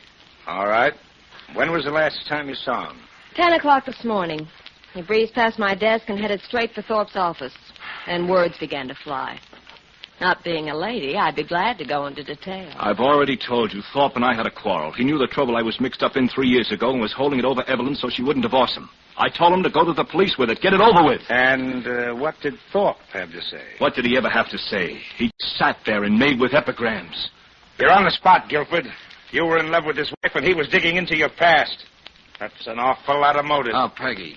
Yes, Mr. Valentine? After Mr. Guilford left, are you sure Thorpe had no other visitors till I showed up with Miss Brooks at 11? I ought to be sure. All I have to do at that desk is to watch people go in and out. We had a fight. Lord knows I felt like killing him, but I didn't. The coroner's report says Thorpe was stabbed to death sometime between 10 and 11. I didn't kill him. If you ask my opinion, Lieutenant, Mr. Guilford did the world a favor. Young lady, we're dealing with murder. Just the same, exterminators are paid for getting rid of things like Thorpe. That's a personal character reference, Lieutenant. You know, I ought to keep my mouth shut. You know, that's a good idea. Oh, Mrs. Thorpe, will you come in now, please? Mark. Oh, Mark. Oh, easy, darling, Let's easy. get away from here anyway. Mrs. Thorpe, Peggy tells us that only one person saw your husband this morning. That is before I showed up. And why have you been questioning Mark in here all this time? Well, why? He wasn't there. Tell them, Mark, tell them. No, Evelyn, What you about Luke Eberhardt?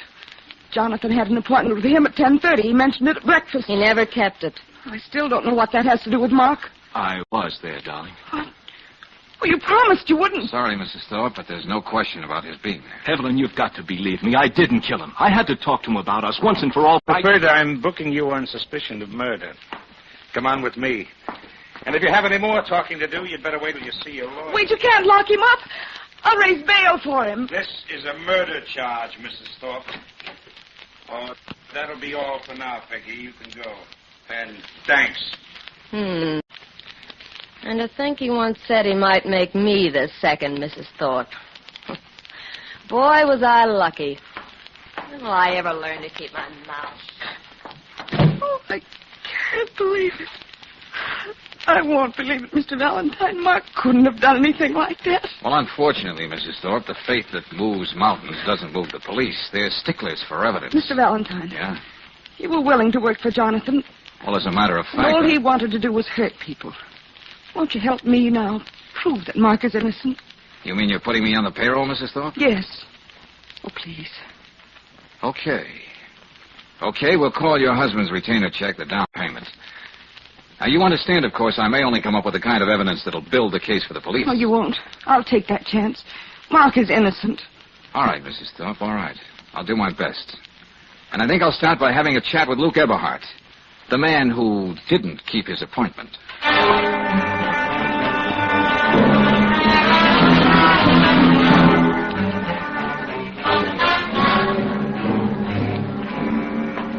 I thought you'd be dropping around, Valentine. Hi, Eberhardt. This is my assistant, Miss Brooks. How do you do? Well, she was rather charmed with the way you blew your top at Thorpe's office yesterday. You know, if I wanted to read things into it, I might even say you were threatening Mr. Thorpe. I should have pushed that guy's face to the back of his head.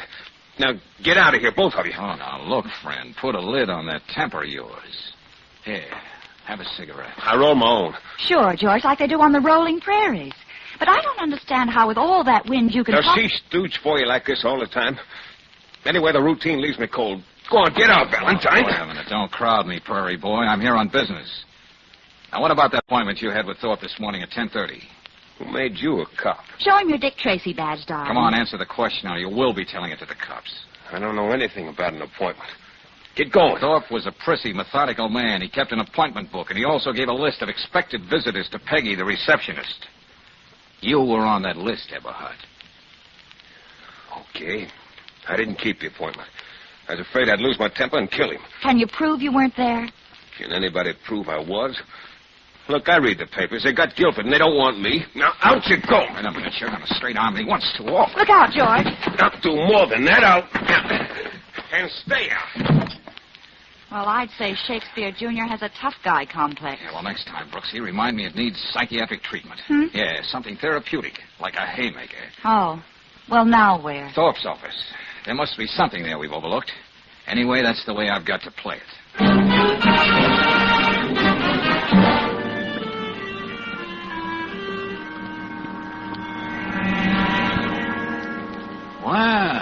Mrs. Thorpe, I see you're doing a little private snooping. I was just going through Jonathan's correspondence. So many people hated him enough to kill him, I thought I might find a letter or a note that would help us. The thought of Mark in jail... Tell me, Mrs. Thorpe, how did you get into your husband's office? They've got a police sergeant stationed outside at Peggy's desk. I know. I came in by the fire exit on the second floor and down the stairs on the rear. Well, you don't say. You know, it might be a good idea for you to stay on the sidelines and let me take care of this. Now, Brooksy, let's be just as methodical about this as the late Jonathan Thorpe would be. First, Mr. Valentine. Well? In this ashtray. Well, cigarette butts. 5 ordinary cigarette butts. So what? This one. It isn't like the ones Jonathan has specially made for him. I Ramon. Remember, George? Hey, Eberhard. When he was here yesterday, he wasn't smoking. So he must have been here this morning. I'll take this, Mrs. Thorpe. He could have known about that fire exit on the second floor, and that's why Peggy didn't see him. Brooksy, take Mrs. Thorpe over to Lieutenant Riley's. Right. Looks like I may have to use that psychiatric treatment on Eberhard sooner than I thought.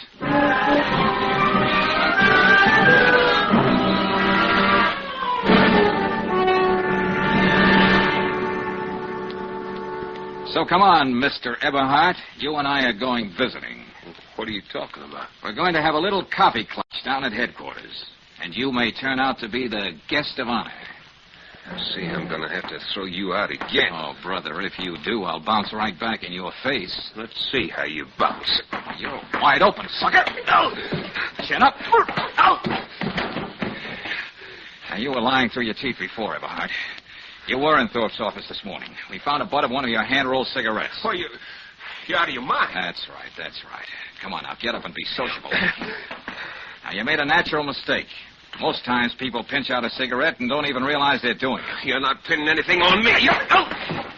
Hey, what do I have to do to soften you up there? Now, come on. Okay.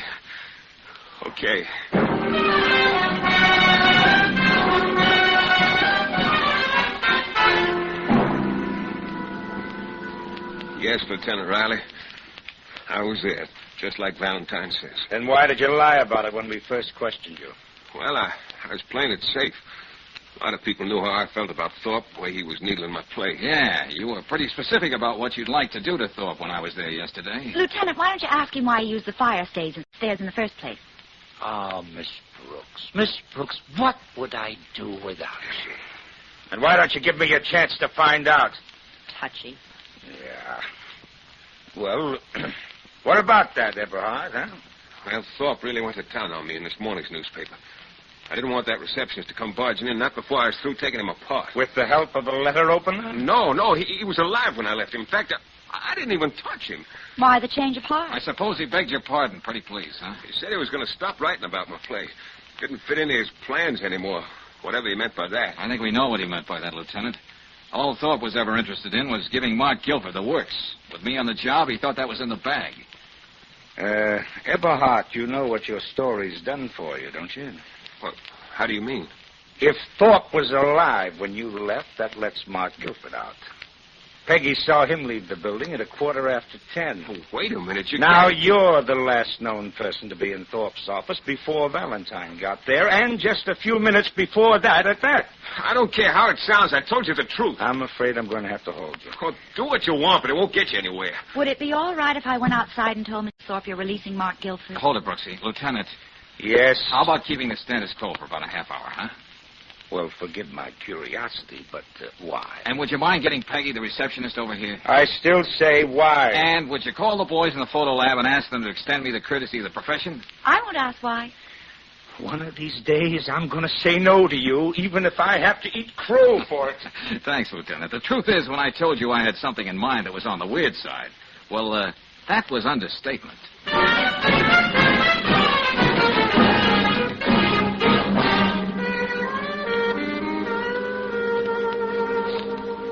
This is all very cozy, Lieutenant, but what do you want with me? I told you all I knew. Oh, this is Mr. Valentine's party, Peggy. Let him go on. Thank you, Lieutenant. Why can't Mark leave this place now that you know he didn't kill Jonathan? Well, for one thing, Mrs. Thorpe, there's still the little matter of that robbery. Oh, for heaven's sake, George, get to the point. All right. Here, Lieutenant, take a look at this cigarette stuff. Yeah? It's hand-rolled. Sure. That's what put the finger on Eberhard. What of it? Just this, Lieutenant. When you open it, you see a slight smear of lipstick on the inside of the cigarette paper. This was rolled by a woman. A woman? You know, Mrs. Thorpe, a police chemist can always analyze this lipstick and prove it's yours. Yes, but... It won't do any good to lie, Mrs. Thorpe. So let's have it. Looks like everybody gets to play in this game. No, I'm not going to lie. I did plant that cigarette in Jonathan's ashtray. I knew about Everett Hart and his cigarette. And it didn't matter at all to you that you might be framing an innocent man? But is he innocent? I knew he kept that appointment. I had to find a way to make him admit it, and I did. Yes, you certainly did. Can't you see I had to do it, Lieutenant? When everything looked so black for Mark, I put that cigarette in the ashtray and pointed it out to Mr. Valentine. I had to fight for our happiness. I had to. Okay. Take it easy, Mrs. Thorpe.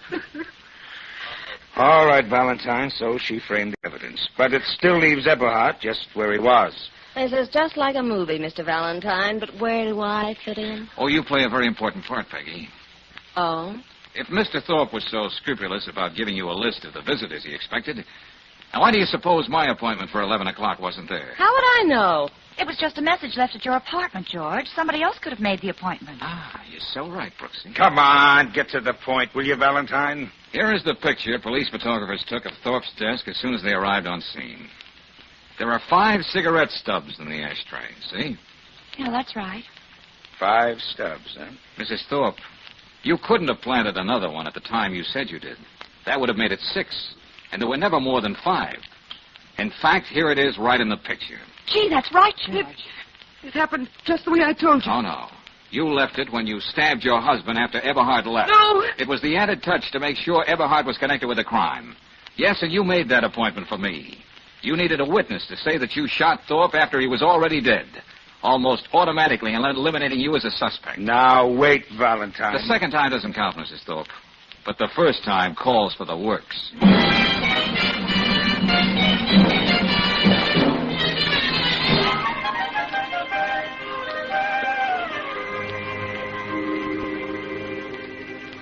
Golly, George. Jonathan Thorpe must be turning over in his grave. Well, if he is, Angel, it's with an appropriate epigram.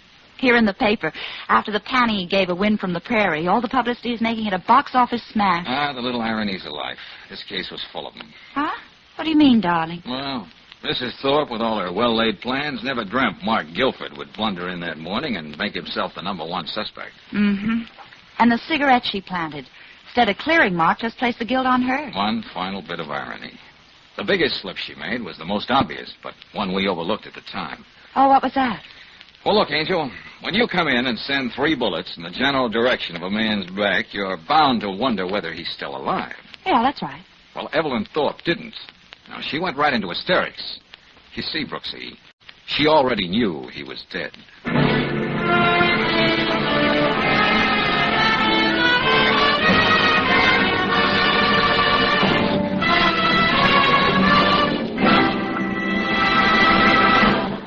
Some folks claim that one motor oil is just like another until a mechanic tells them they need a new set of piston rings.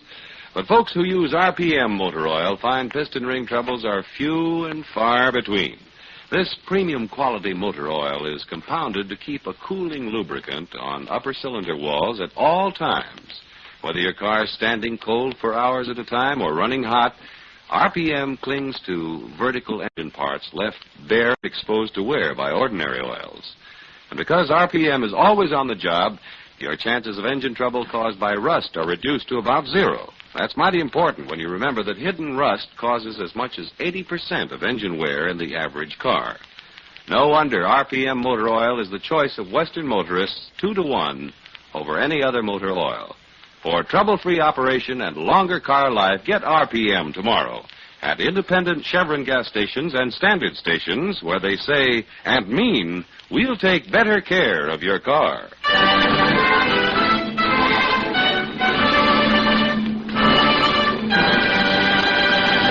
Next week, when you tune our way for another adventure of George Valentine, you'll hear... I am cornered, and this is a desperate plea. Could you be at my apartment tomorrow morning? It's signed Joyce Dunning. Husband, wife, best friend, the time-worn triangle, Brooksy. Yeah, but something new's been added, darling. The third member of the triangle doesn't usually get such consideration from the rival female in the case. Yeah, but Brooksy, I wonder if Miss Dunning's reference to death could be a refined way of hinting at murder.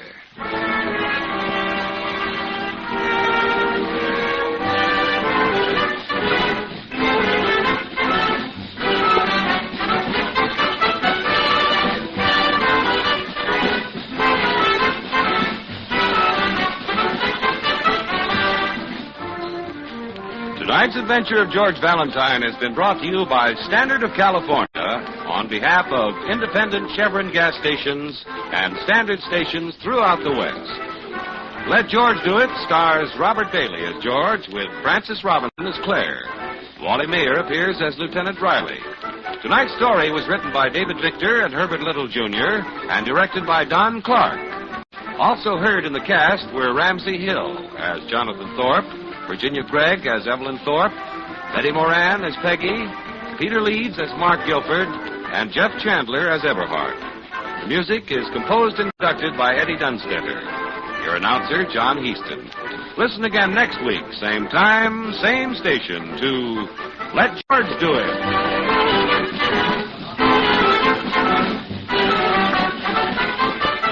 This is the Mutual Don Lee Broadcasting System.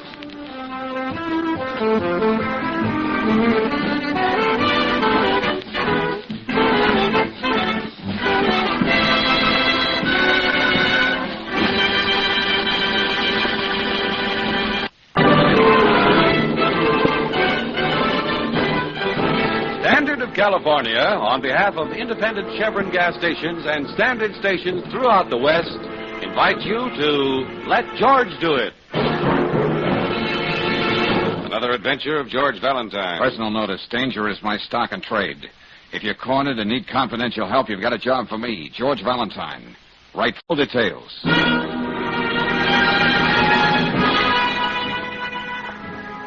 Dear Mr. Valentine, I've loved a man now for many years, a hopeless love. Because, you see, I'm his wife's best friend. He says we must be together at all costs.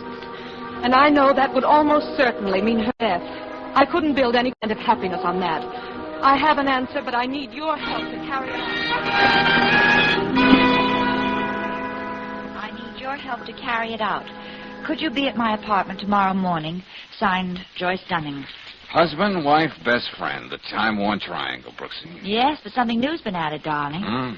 Oh, you mean the oversensitive conscience? Mm-hmm. The superfluous member of the triangle doesn't, as a rule, get such consideration, especially from the rival female in the case. I wonder if Miss Dunning's reference to death could be a refined way of hinting at murder. Oh, some women have been known to just turn their backs and let mayhem happen. Oh, now you're being cynical, Angel. No, dear. I've just spent a lot of time in powder room. Oh. Well, anyway, our friend has her own answer, and I seem to fit into it. I hope that isn't a refined way of saying, welcome, sucker.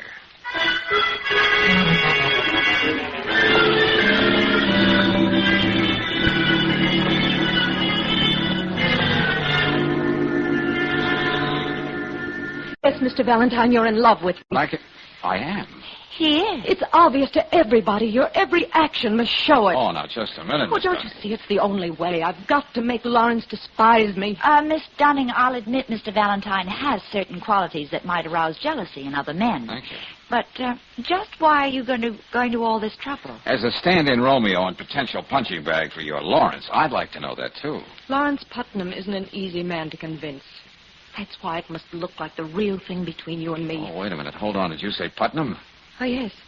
I suppose you've heard of him. Oh, yeah.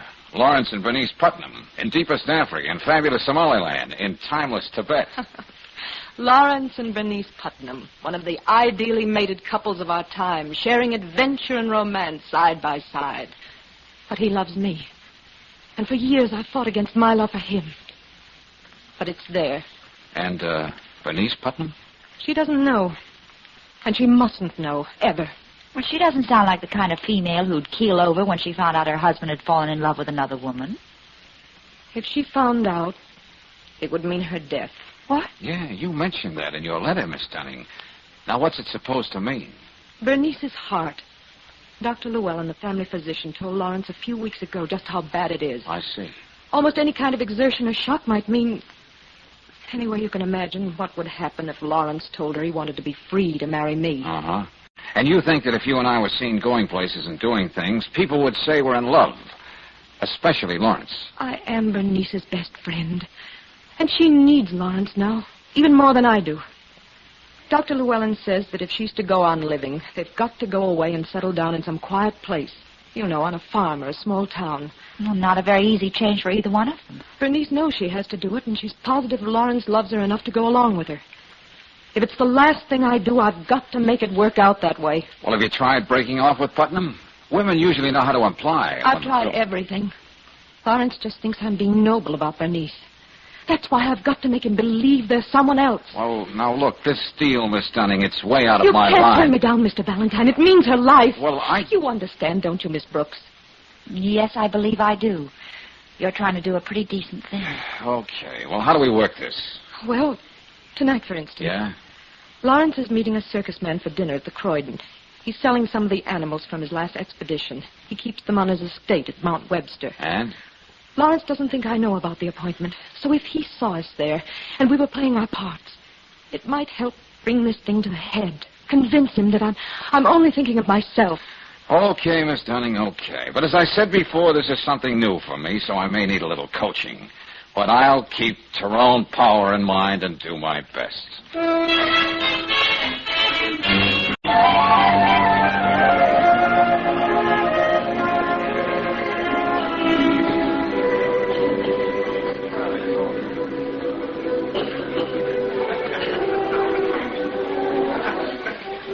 Everybody else but Putnam seems to be noticing us. When Lawrence gets on the subject of that menagerie he has on his estate, he doesn't notice anything around him. Well, we're certainly playing the romantic couple to the hilt. Your tiny hand in mine, rapturous glances by candlelight.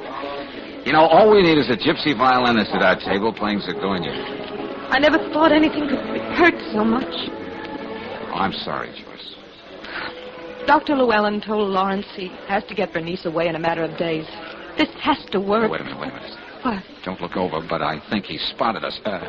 Darling? Oh, George. We should at least pretend we're interested in all this lovely food. What'll the waiter think? Well, he's had a good look at you, hasn't he? Oh, I think he'll forgive me. You are beautiful tonight, Joyce. Oh, if I hadn't told you just a few minutes ago how much I loved you, I'd say it again. Why don't you, Joyce? What?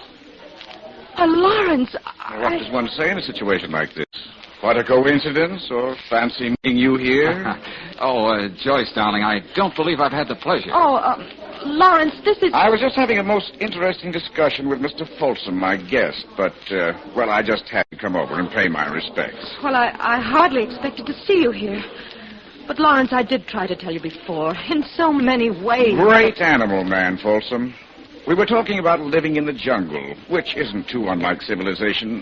For instance, when you're on a safari, you have to trust whoever is with you, blindly, without reservation. Lawrence. A betrayal of trust is the one thing you can't tolerate. Your well-being, your comfort and happiness, your very survival depends on that rather primitive law.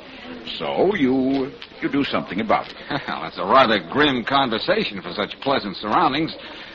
Look, we'd like to ask you and your friend to join us, but, you understand. Perfectly. Good night, Joyce. Oh, but Lawrence, Easy, Joyce. Hold that smile. Yes. Yes, you're right. Well, we put on a nice act, but I doubt if it's the old convincer. It's pretty obvious Putnam isn't letting it go at that.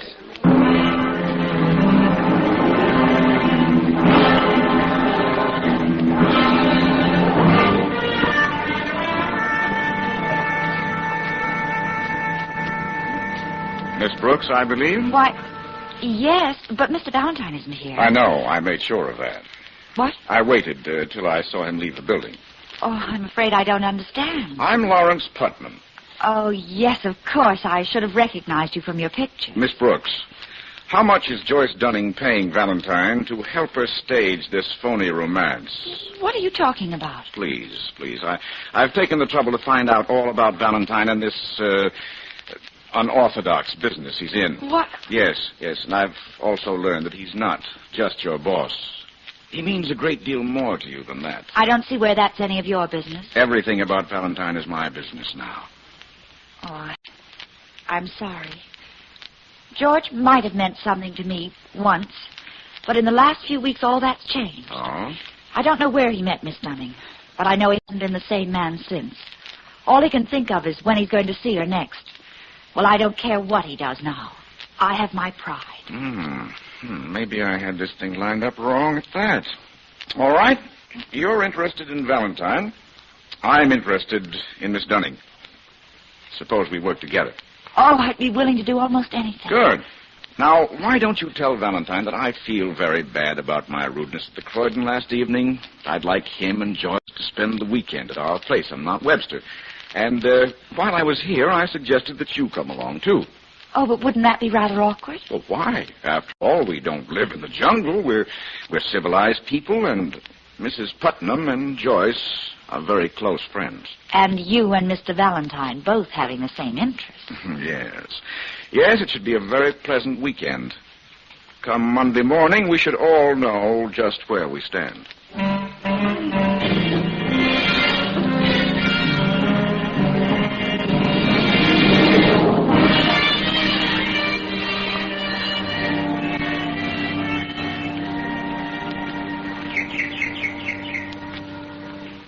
Bernice, are you sure it isn't too cold for you out here on the terrace? Oh, now, Joyce, you stop pampering me. I have all I can do to put up with Lawrence and Dr. Llewellyn, the old tyrant. Well, that's hardly fair, Mrs. Putnam. After all, they aren't here to defend themselves. Oh, Mrs. Putnam, the view from up here is breathtaking. Yes, it is lovely.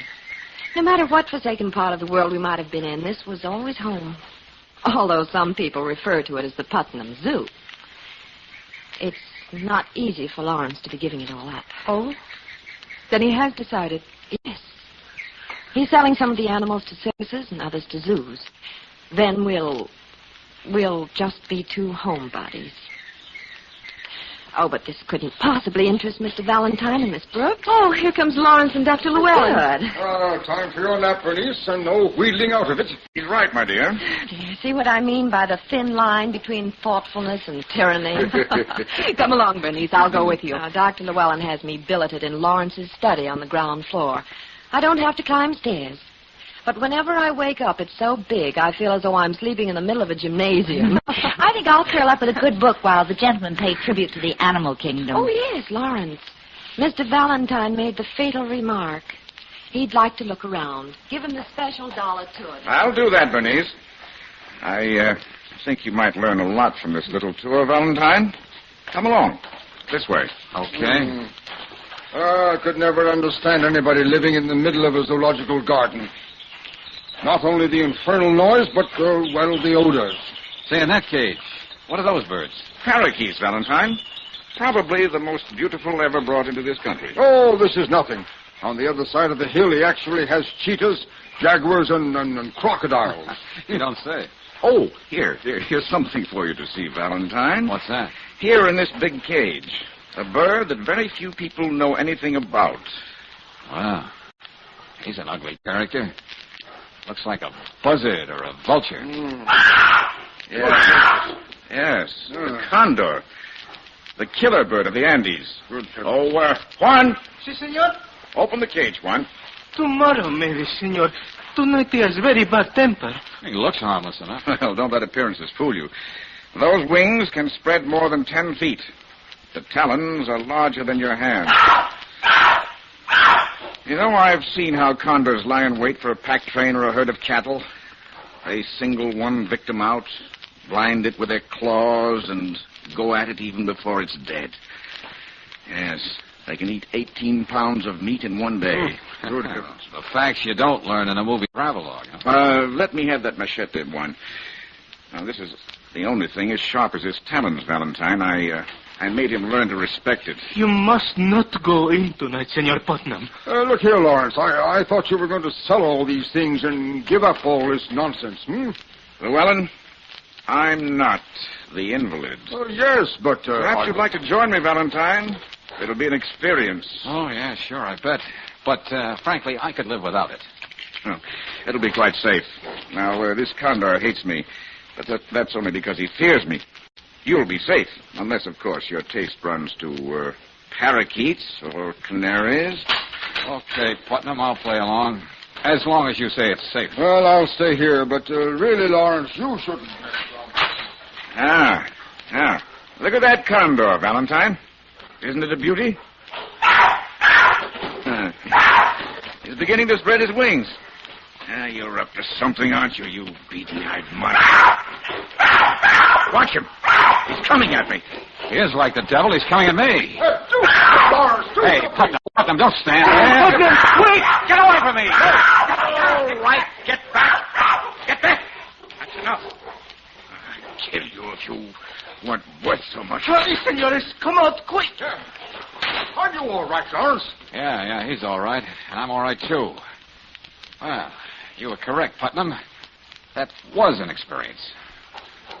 You know, the condor is a strange creature, Valentine. This is his cage, and he resents it when somebody threatens what he's claimed for his own. That was pretty obvious. And he doesn't know what it means to fight clean. You can understand that, can't you? Yes, Putnam, I can. And don't you worry. I'm not going to forget it.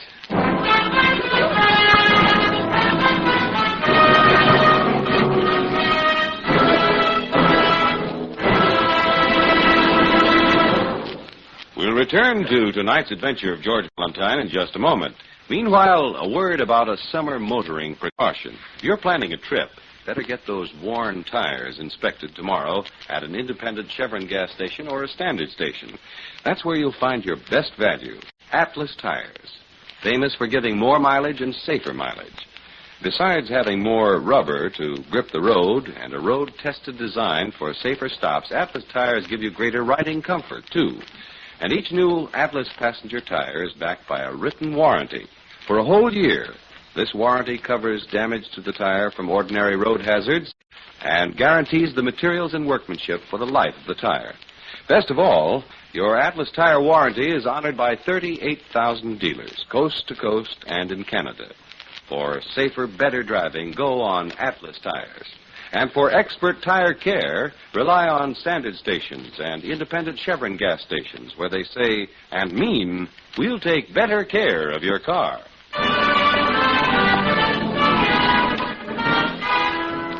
Now back to tonight's adventure of George Valentine. And if you were in George's place, here's the situation you'd be facing.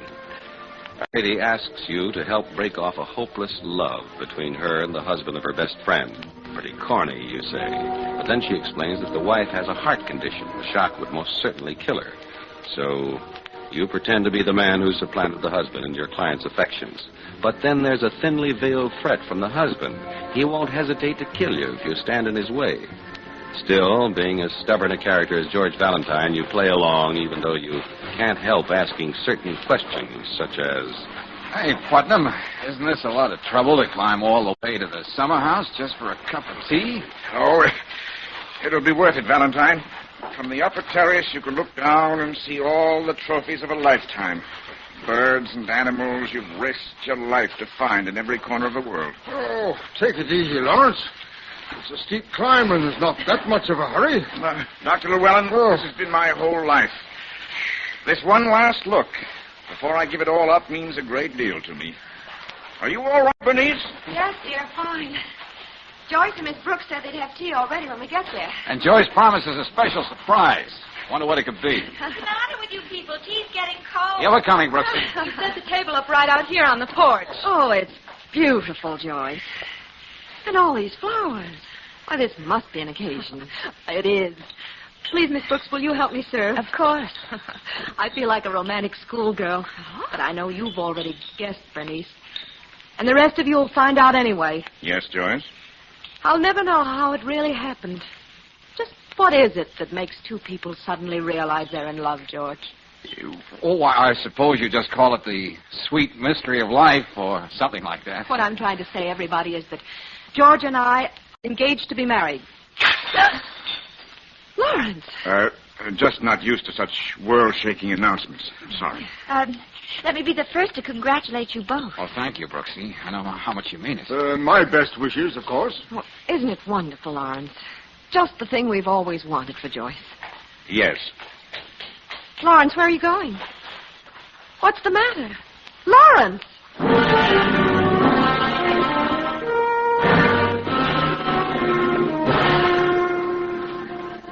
Lawrence, you shouldn't have left us like that. Bernice couldn't understand the way you acted. She's back at the house with Dr. Llewellyn. And you find me in the snake house, Joyce. Very appropriate.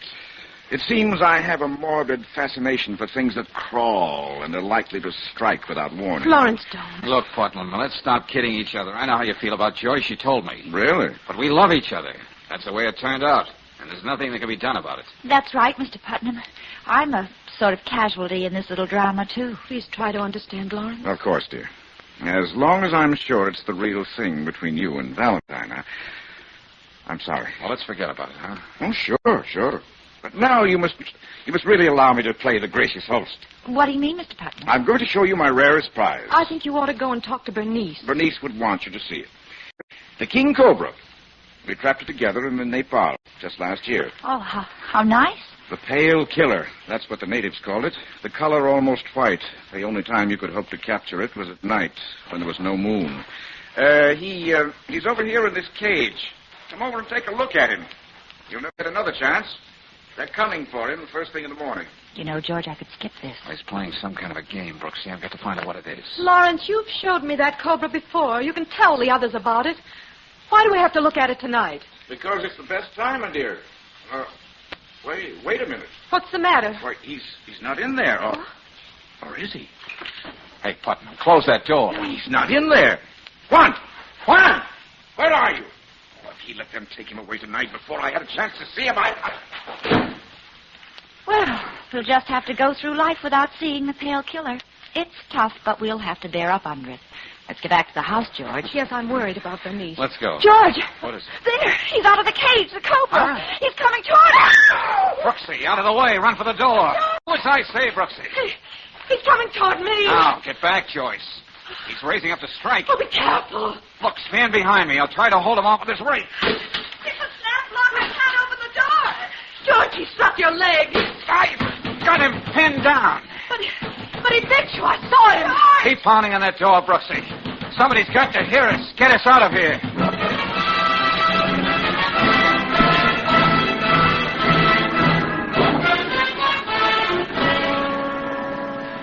It's about time you stopped, Lawrence. This man might die. Don't just stand there like that. Lawrence, you certainly must have an antidote for something like this. But there's really no need for all this excitement. Glad What? you think so. Well, but how can you talk like that? Can't you see? What are you saying? I thought I mentioned it, Miss Brooks.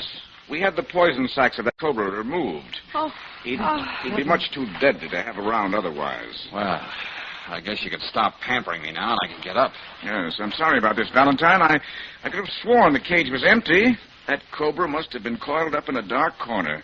Uh-huh. I heard all the commotion in the snake house. When I looked in, I saw you, Valentine, get Miss Brooks out of danger and then go to Joyce's rescue. You saw all that? But why didn't you do something? Yes, Lawrence. As I said, I thought I told you the snake was harmless. I did open the door as quickly as I could. Yeah, Oh, thanks. you could have saved us all a lot of worry if you weren't more concerned about getting that cobra back in his cage. Well, it's all over now, Doctor, and the best thing for all of us would be to turn in. Oh, yes, Doctor.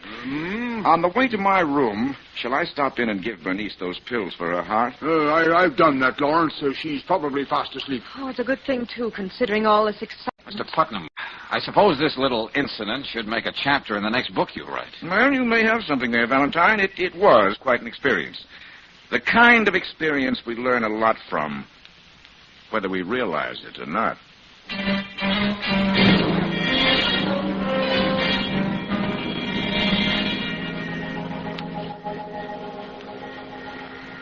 Okay, Brooksy, when I'm through with my cigarette, we'll get back to the house. It's getting late. George, I'm afraid. Oh, no, Angel. Well, he's such a strange man. Can't tell what he might be up to next. Well, one thing you can be sure of, he doesn't believe that gag about me and Joyce anymore. No, he planned that little job in the snake house, and it worked. Oh, I can't explain how I felt, George, when I saw that the only thing you could think of at that moment was me. Putnam saw what he wanted to see, all right. But I wasn't thinking of the woman I was supposed to marry, but of you. Mm-hmm. Well, now that he knows, it doesn't seem much use to go on with this farce. And I'm wondering about something else. What, darling? Now that Putnam knows that Joyce went to all this trouble of hiring me because she loves him so much, what is he going to do about Bernice? Is he still going to give up Joyce and all the excitement in his life for a quiet place in the country? And Bernice is so sure he loves her enough to do anything for her. Yeah, no. I don't know. Maybe my brains are parted the wrong way, Brooksy, but I keep feeling that there's something even screwier about this deal. I mean, even more cockeyed than anything that's happened to us today. Oh, it's just a feeling you get around this place. But maybe it was worth it. Huh? What do you mean? Oh, look, you big dope.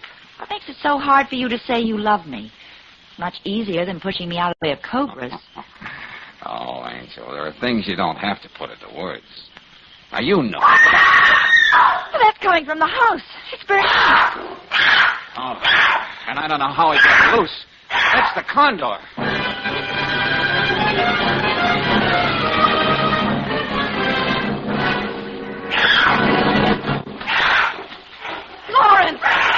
Lawrence, don't go so near him. Watch your eyes. Thought I taught you to fear me. Bernice, get into the house. So you found the condo where you escaped. Lawrence, look out. Don't try to fight him. And your hate even led you right to my room, didn't it? Putnam, don't be a fool. You can't fight this thing off of the chair. Stay out of my way, Valentine. I've listened to you enough today. This is the only way to handle a girl like this. Oh, is he? Yeah. Now we know what a dead condor looks like. Oh, God. Look, go on over and take care of Bernice. Yes, George. I'll get Dr. Llewellyn the shot. What in heaven's name is... Yes, what's happened? Fortunately, nothing, Joyce. That bird never had the chance to touch him. Dr. Llewellyn. George. Lawrence, on the floor like that. Huh? Oh, Lawrence, oh, my God. But I told you the bird never got to him. Bernice, Lawrence is dead. What's that? Oh, no. He was trying to save me. But how, Dr. Llewellyn? Why? I guess all our deception didn't work, Bernice. Deception? What do you mean, Doctor? We knew Lawrence would never give up the kind of life he wanted and needed, not for himself. He would do it for Bernice. Dr. Llewellyn. Yes, you see, it was Lawrence whose heart was so bad.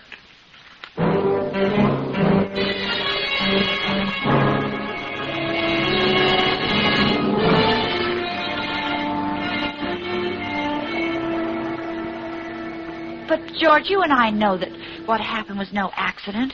Putnam wasn't that rude to save Bernice. That's right, Brooksy. And he was hoping the shock of waking up in a room with a condor would be enough to finish off his wife. And then he'd be free to marry Joyce. And with no murder charge to worry about. Still, Angel, our record of this case is going to agree exactly with Dr. Llewellyn's. Heart failure. Well, I guess you're right. It'd be too cruel to tell Bernice or Joyce the real truth. Hey, you know, now I know what that feeling was I had when we were walking back toward the house. Dr. Llewellyn always worried about Putnam overexerting himself, like in the convict cage. That's right, of course. For the sake of appearances, Dr. Llewellyn had Bernice take the room downstairs so she wouldn't have to traipse up and down. But he didn't have anything to say when she climbed all the way up that steep hill for our engagement party. Well, if he was setting a trap for an animal in the jungle, he couldn't have done better than what he had in mind for his wife. Yeah. I suppose there's a certain poetic justice, Angel. The perfect trap caught the perfect hunter.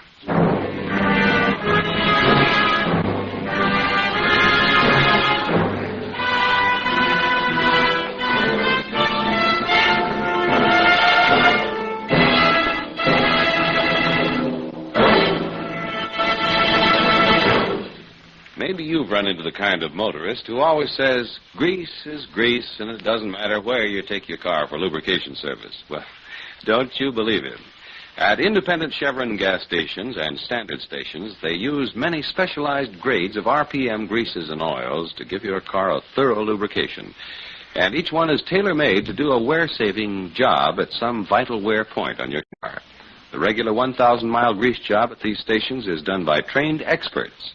They follow a lube chart approved by the manufacturer of your car, and they take pride in doing a spick-and-span clean job for you. Next time your car is due for lubrication service, rely on the standard station or the independent Chevron gas station, where they say and mean, we'll take better care of your car.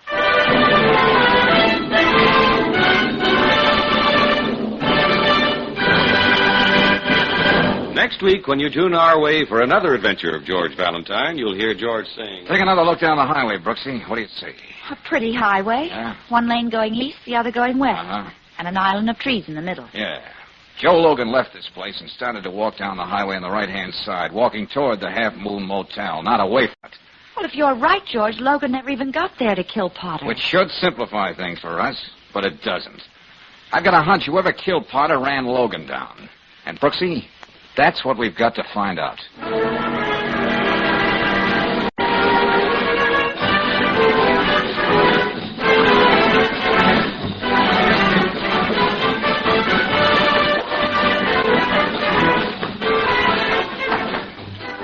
Tonight's adventure of George Valentine has been brought to you by Standard of California on behalf of independent Chevron gas stations and Standard stations throughout the West. Let George Do It stars Robert Bailey as George with Francis Robinson as Claire. Tonight's story was written by David Victor and Herbert Little Jr. and directed by Don Clark. Also heard in the cast were Gene Bates as Joyce Dunning, Ted Vanelts as Lawrence Putnam, Dorothy Lovett as Bernice Putnam, Herbert Rawlinson as Dr. Llewellyn, and Don Diamond as Juan. The music is composed and conducted by Eddie Dunstetter. Your announcer, John Heaston. Listen again next week, same time, same station, to Let George Do It.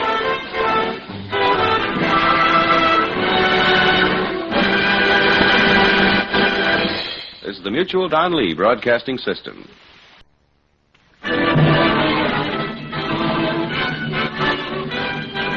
Standard of California, on behalf of independent Chevron gas stations and Standard stations throughout the West, invites you to Let George Do It. Another adventure of George Valentine. Personal notice, danger is my stock and trade. If it's so far over your head you can't even reach it with a sky hook, you got a job for me, George Valentine. Write full details.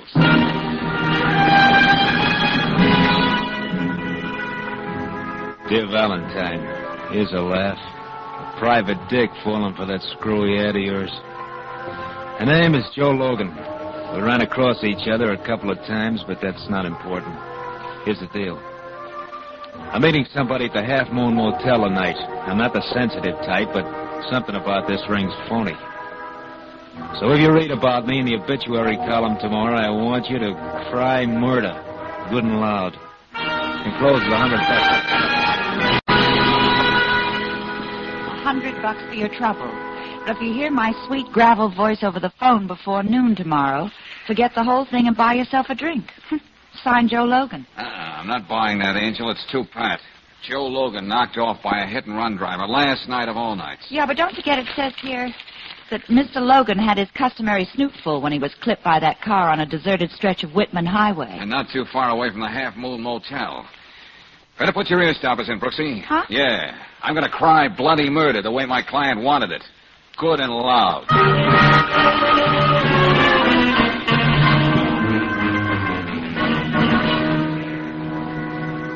Look, Valentine, I don't want to be antisocial, but the only thing I've got eyes for this morning is a report just sent in.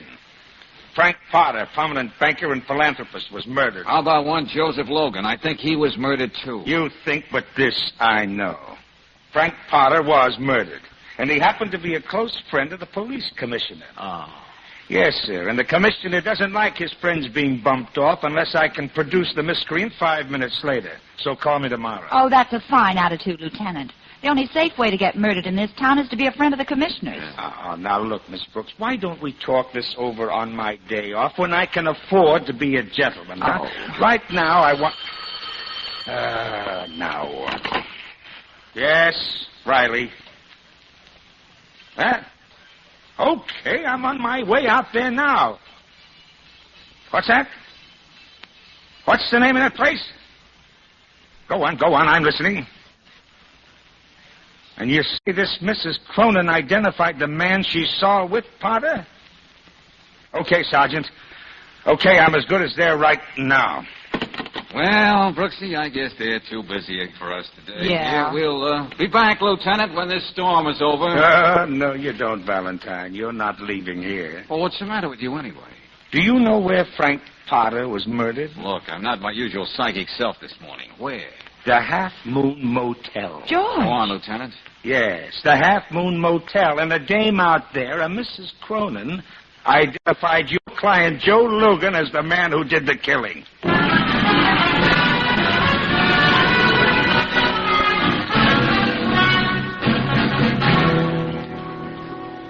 I'm surprised, Mr. Valentine. The police didn't get around to me yet. Any time now, Maggie. They know that in a racket like Logan's, the secretary knows more about a boss than anybody else in the world. Maggie, don't you have any idea what Mr. Logan might have been afraid of last night? I just know that Joe's death was no accident. I didn't even know he wrote that note. Not that it matters to Logan now, but that letter to me puts him right there in the Half Moon Motel with Potter. Oh, why does it? Joe had other clients. Whenever he didn't want to meet somebody here at the office, he'd call up the Half Moon Motel. I know the police would love to pin this on Joe, but I'm not going to let them out. Oh, cut it, Maggie. Let me have that. What? Yeah, that page from the appointment pad. You're too nervous for any sleight of hand today. 8 o'clock. Frank Potter. Half moon. Oh, so you knew he was going to meet Mr. Potter, didn't you? All right, I did. But Joe didn't kill anybody. All right, maybe I believe it. But that's not good enough, Maggie. You got to make sure. Now, what about the deal your boss had with Potter? I don't know anything about it. Oh, you don't, huh? Okay, come on, Brooksy. We're wasting our time. Wait. You want to play this hand face up with me? It's the truth. I don't know what Potter wanted with Joe. Or perhaps what Joe wanted with Potter? Whichever way it was, but they did have a quarrel right here in the office yesterday morning. That just makes the case stronger against Logan. I couldn't hear what they were fighting about. Finally, Potter slammed out of here in a rage. Let's see. Just one more point, and let's face it. The medical examiner reported that Joe was a little more than slightly crocked when that car sideswiped him. Joe never drank so much he didn't know what he was doing. Just the same, how about a list of his favorite bars? It might help if I knew where he was before he went to meet Potter. Joe's favorite bars? How do you want them, from A to Z? Oh, George, can't you see she's all upset? Could have been Johnny's place near City Hall, or Chris's on West Laredo Street, or it could have been... Mort's Paddock Bar on Whitman Highway? What's that, Brooksy? Look at this book of matches in the ashtray. Mort's Paddock Bar, where good sports meet. Yes, that's another place. Joe used to like to sit and talk to Mort. Whitman Highway. That's on the way to that motel. And Mr. Logan was run down on Whitman Highway. Yeah. See you later, Maggie.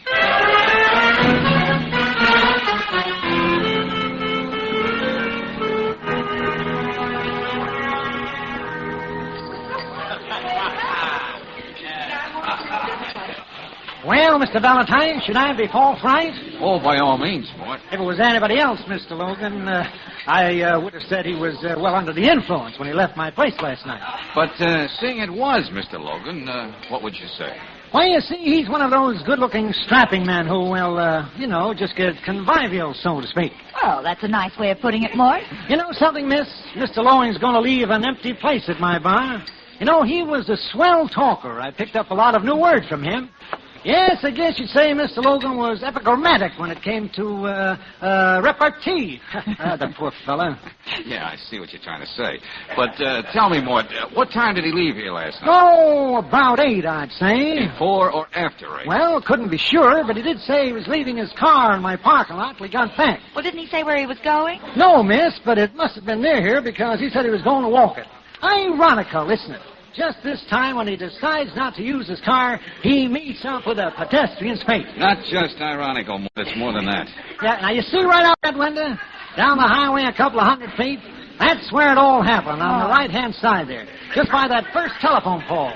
Ah, poor fella. Okay, thanks a lot, Mort. You've been a great help. I'm afraid I didn't have very much to say. But you did, believe me. Well, drop it again. Always like to talk to people. Well, darling, do I ask questions, or are you going to let me in on the brainstorm? Take another look down the highway, Brooksy. What do you see? A pretty highway. Credit to the state. One lane going east, the other going west. An island of trees in the middle. Yourself. I see what you mean. Yeah. Joe Logan left the Panic Bar and started to walk down the highway on the right-hand side, walking toward the Half Moon Motel, not away from it. Well, if you're right, George, Logan never even got there to kill Potter. Which should simplify things for us, but doesn't. I've got a hunch whoever killed Potter ran Logan down. Yeah. Well, what next? Well, I understand there's a Mrs. Potter. Have a talk with her, Brooksy, huh? See if she knows what business her husband had with Logan. Okay, where'll I meet you? Back at the office. In the meantime, I'm going to scrape up an acquaintance with this Mrs. Cronin, who swears she saw Logan at the Half Moon Motel.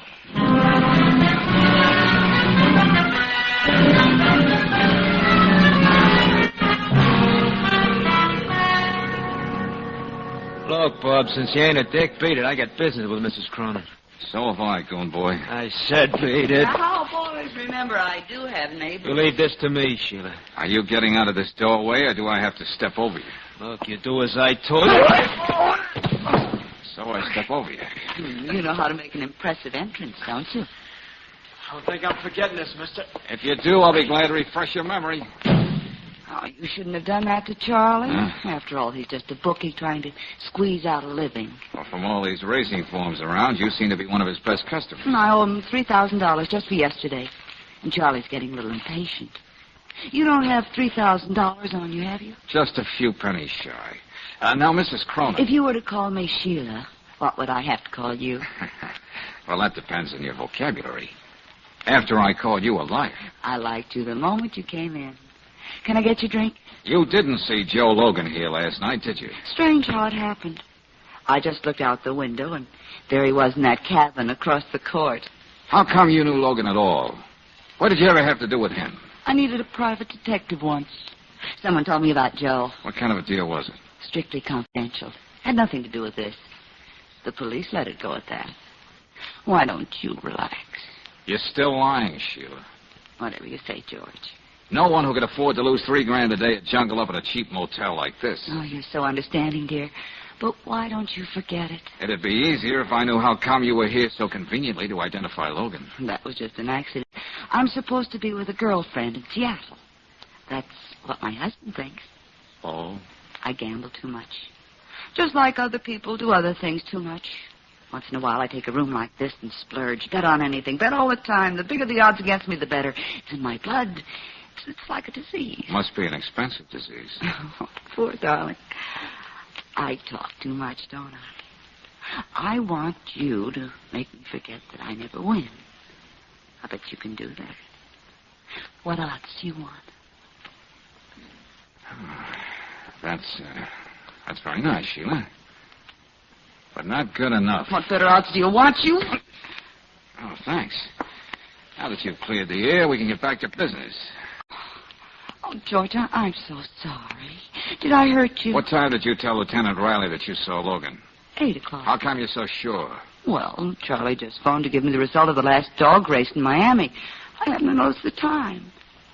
You're not still angry with me? You want to bet? You're not leaving? Sorry, Sheila. I expect to be a very busy boy. Oh, George. First a phony accident, then a number. A murder. And now you. Yes? You going all out to make me stop wondering if you frame Logan. And somehow I think it all ties together. Now all I got to do is prove it.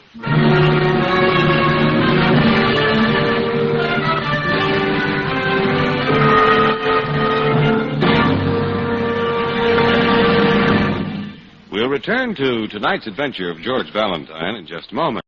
Meanwhile, a word about a very important matter of motoring. If your car's battery has been acting like a mule, temperamental and balky, here's an easy way to cure it. Have your battery serviced at a standard station or independent Chevron gas station. They'll inspect the water level, cables, terminal clamps, and test the battery's condition. And they'll be frank. If it just needs a charge, they'll tell you. If your battery's really on its last legs, they'll explain how a new Atlas battery can save you money. Every Atlas battery has its certified power capacity stamped on the case where you can read it. And you'll find these capacities meet or exceed standards set by the Society of Automotive Engineers. The longer-lasting starting power of Atlas batteries, by the way, is backed by a written warranty honored everywhere by 38,000 Atlas dealers. Independent Chevron gas stations and standard stations are glad to service your battery, proud to offer you an Atlas battery when you need one. That's why they say and mean, we'll take better care of your car. And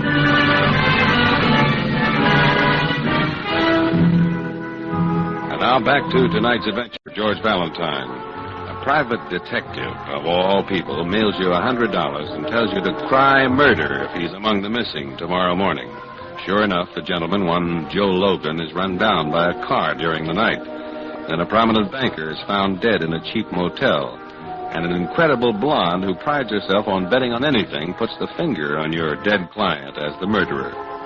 All of which makes you decide to ask Joe Logan's secretary a few more important questions. Come on, Maggie, think. What truck did Logan have with Sheila Cronin? It was just a routine case, Mr. Valentine. It was more than a year ago. Nothing involving that hot tip addict could be routine. She's too far out of this world. Now, let's have the facts. Well? I suppose he did go out a couple of times. She kept after him. Was it serious enough to make Sheila feel she was the woman scorned? Make her want to frame Logan? Joe could never be serious about any woman. There were too many of them. All right, so he was a Casanova. What about the case? The insurance company hired Joe to investigate Mrs. Cronin when some of her jewels were stolen. Everything proved to be on the up and up. Joe was only on the case a couple of days. That doesn't give me much. That hot-eyed blonde is the key to this fancy frame-up. But why? That's what I got to find out. You wanted to know about Mrs. Potter. Yeah? Joe never had her for a client. I even looked through all his personal papers. Which also gets us nowhere. Unless Brooksy comes up with something on Mrs. Potter.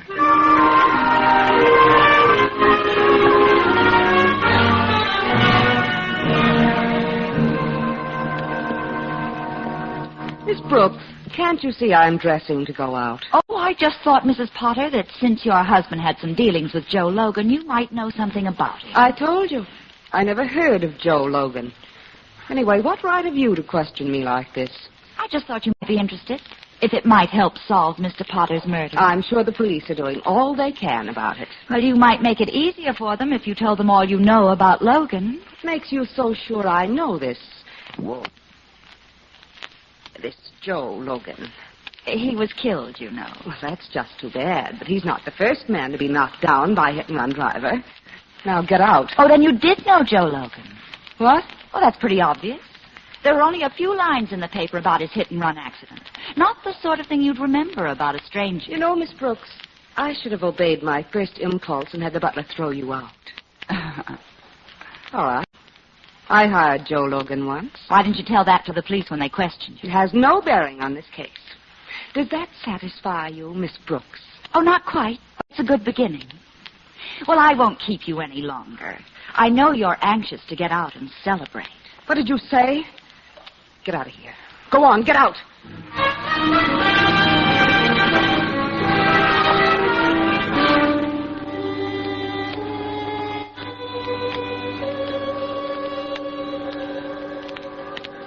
Good work, Angel. I don't know what it means, but Mrs. Potter must have a good reason for denying that she knew Logan. Well, it's hard to know what she's thinking. Vivian's a cold dish with a memorized smile. Our friend Logan seems to have gone in for females who insist on being characters. Anyway, why can't we find any record of this deal with Mrs. Potter? Maybe it's something you just don't put down on paper, huh? Could be, Brooksy. Well, all we know up till now is that Potter and Logan had a quarrel. Yeah, that's Both right. Sheila and Vivian were Logan's clients at one time or another. Oh, make something out of that if you can. Okay, Valentine. You said you want to see me? Well, Charlie, you're a good sport. I didn't think you'd show. The information you asked for over the phone, Valentine, I got it. Swell. But how does it get me the $3,000 Sheila Cronin owes me? Look, Charlie, I'm not guaranteeing anything. But you'll stand a better chance of collecting if you play along with me. Well, Business is business, Charlie. Okay. I don't know why it's so important, but it was 9 o'clock when I called Sheila about the last dog race in Miami. Sure it wasn't 8? Couldn't be. Races ain't over till almost 9. Now we know Sheila was lying. Yeah, but why?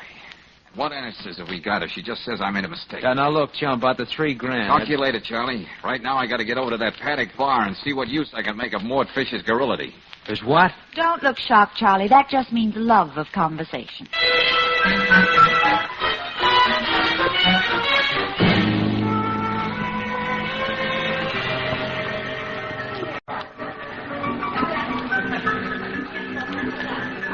Well, it's sure good to see you, Mr. Valentine. You know, I was hoping you'd drop in.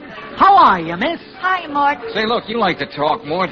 I thought if we sort of sat around a while, you might remember something Logan said last night that could help us. Why didn't you tell me this morning that the police think Mr. Logan bumped off this Potter guy?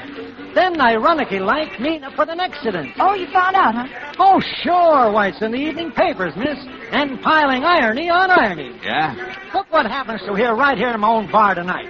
Did you ever see anything so, fortuitous, you know? Well, look, you know who's sitting down there in the number 1 booth all by herself? No, who, Mort? Why, it's Porter's young wife. She's drowning her sorrows with champagne cocktails.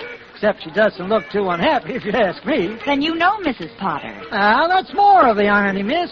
She used to come in here with Mr. Logan. Oh, hey, now we're getting somewhere. But that's not all. 2 minutes after she comes in, that good-looking blonde from the Half Moon shows up. You know, the one who identified Mr. Logan, recognized her from the pictures in the paper. You run a popular bar here, Mort. Oh, just thanks. But it's mostly, of course, a location. Last bar on the highway for the next 5 miles. Don't be so modest, Mort. Say, would you mind keeping Miss Brooks entertained? Hey, but wait, I have got something else to tell you. I'll be right back, Mort.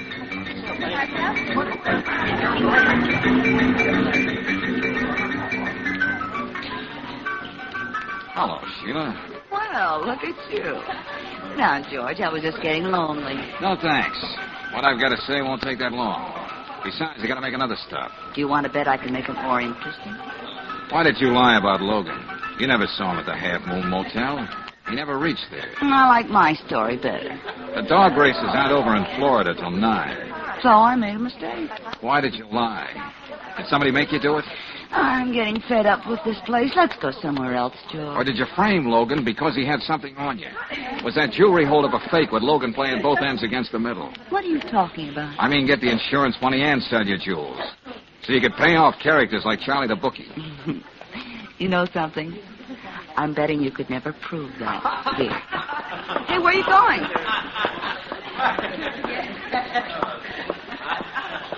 Oh, Miss Valentine. Tell me, Mrs. Potter, what kind of a job did you hire Logan to do for you? I made one slip today with your secretary. That's par for the course. Your husband was some 30 years older than you. You stood a lot to gain by his death. Go on, you're doing the talking. If Logan had anything to do with it, you'd want him out of the way, too, wouldn't you? Sorry, Mr. Valentine, but you bore me. Good night.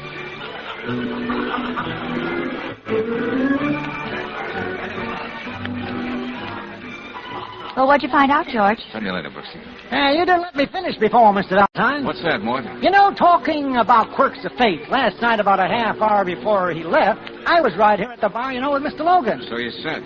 And who should come in for the short quick window but Mr. Potter? Now, I know it was him from his pictures. Did you hear what they talked about? Oh, they didn't so much as converse. I don't think Mr. Logan even knew the guy. Oh, you must be wrong, Mort. Oh, you could be very right, which is something I want to talk to Riley about. And let's see if we can nail him before he leaves the Half Moon Motel.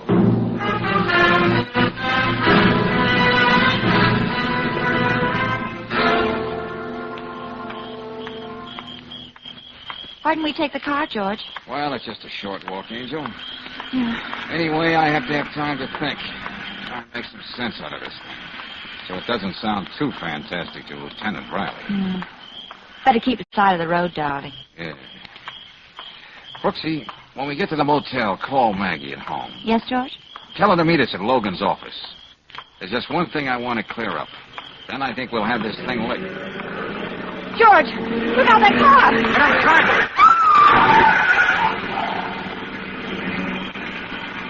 Hey, you all right, Angel? Oh, so this is what gravel tastes like. And that car was trying to run us down. The same thing that happened to Logan. Yeah, and almost in the same place. A baby blue convertible, a big one. Say, I noticed that before. Parked on the lot next to the Paddock Bar. And that's where we're going right now.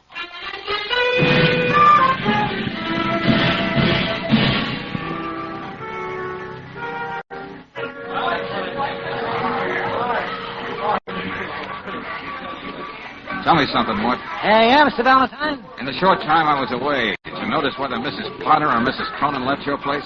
Can't say with any exactitude, Mr. Valentine. Oh. But it seems I do remember both ladies being up and moving around. Of course, we're crowding up now, and... All set, George. Lieutenant Riley's going to stop by here and pick up the two, ladies. And I left that message for Maggie to be over at Logan's office. And that baby blue convertible of Mrs. Potter's is still in the parking lot. Good, good. Now, if we don't find out what really happened, we never will.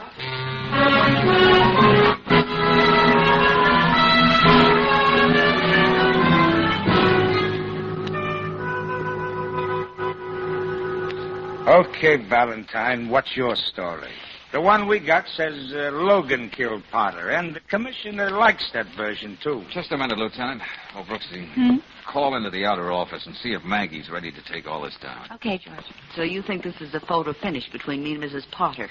Is that it, George, dear? Lieutenant Riley, I've answered this man's questions all day. Do I have to go through this now? If you don't mind, Mrs. Potter, yes. You ready, Maggie?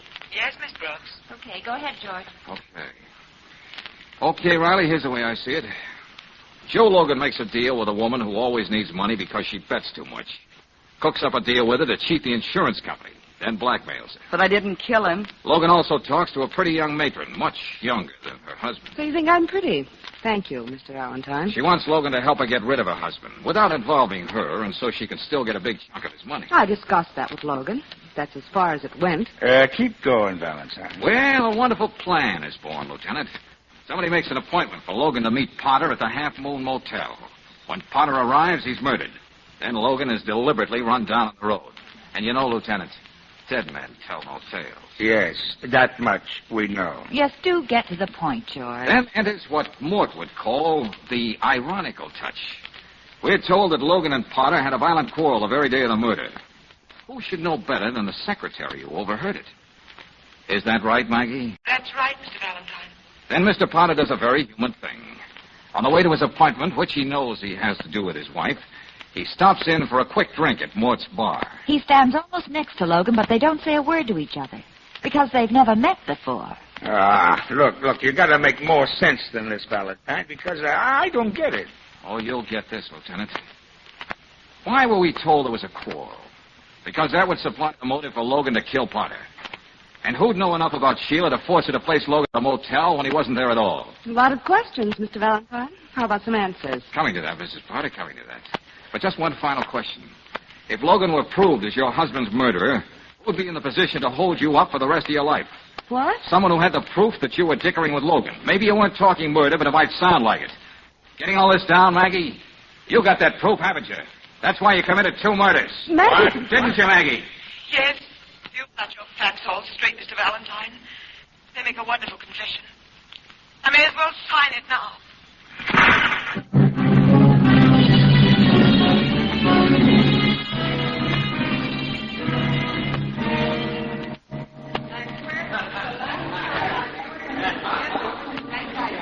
Here's one more proof, Mr. Valentine, about life being ironical. What's that? What? Oh, George, I don't know if I can stand much more irony in one case. Well, just after you left, after you asked me about Mrs. Potter and Mrs. Cronin, I checked with the waiters. And? They said neither one of the ladies left the place at all. And there you were, suspecting the both of them. Well, that's all cleared up now. Yeah, there was another lady who borrowed Mrs. Potter's car, Mort. She tried to run us down. We were getting a little too close to the truth for her comfort. Hey, folks, we've been through a whole lot together. Say, how about dinner tonight with me, on the house? Hey, how about that, Brooksy? Oh, I think that would be perfectly ironical. Good. Maybe we can stir up some exciting conversation. It gets awfully dull around this place sometimes. Dull? Oh, Mort, you can't mean that. So help me, Miss Brooks. I don't know why you're giving me that look of quizzicality.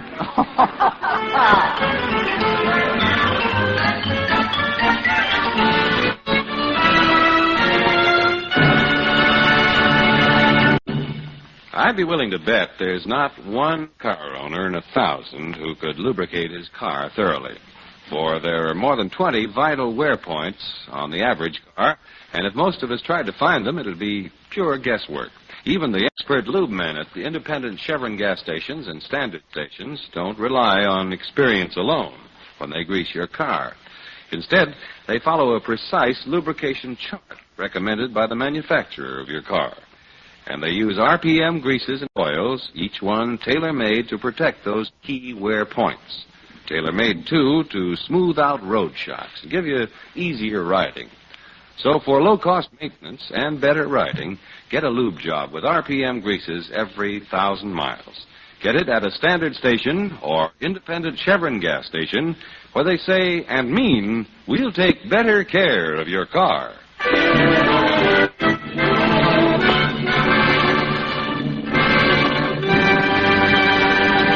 Next week, when you tune our way for another adventure of George Valentine, you'll hear Lieutenant Riley saying... Now, Valentine, you say your client was held up Tuesday night at 7 o'clock. Uh-huh.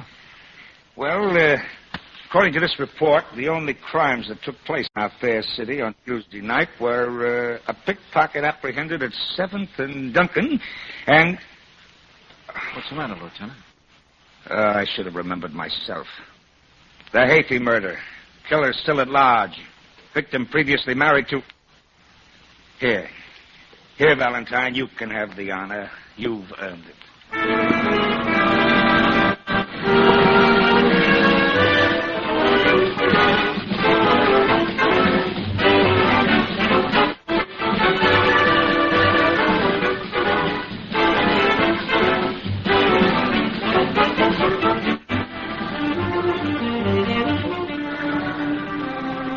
Tonight's adventure of George Valentine has been brought to you by Standard of California on behalf of independent Chevron gas stations and standard stations throughout the West. Let George Do It stars Robert Bailey as George with Frances Robinson as Claire. Wally Mayer appears as Lieutenant Riley. Tonight's story was written by David Victor and Herbert Little, Jr. and directed by Don Clark. Also heard in the cast were Gloria Blondell as Sheila Cronin, Virginia Gregg as Vivian Potter, Betty Lou Gerson as Maggie, Dick Ryan as Mort, and Tony Barrett as Charlie. The music is composed and conducted by Eddie Dunstetter. Your announcer, John Heaston. Listen again next week, same time, same station, to Let George Do It.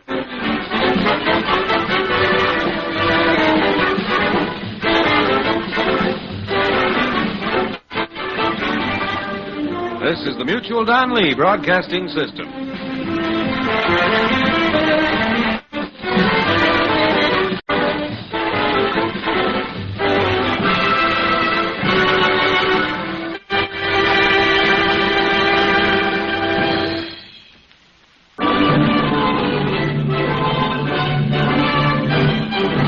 Standard of California, on behalf of independent Chevron gas stations and standard stations throughout the West, invites you to Let George Do It.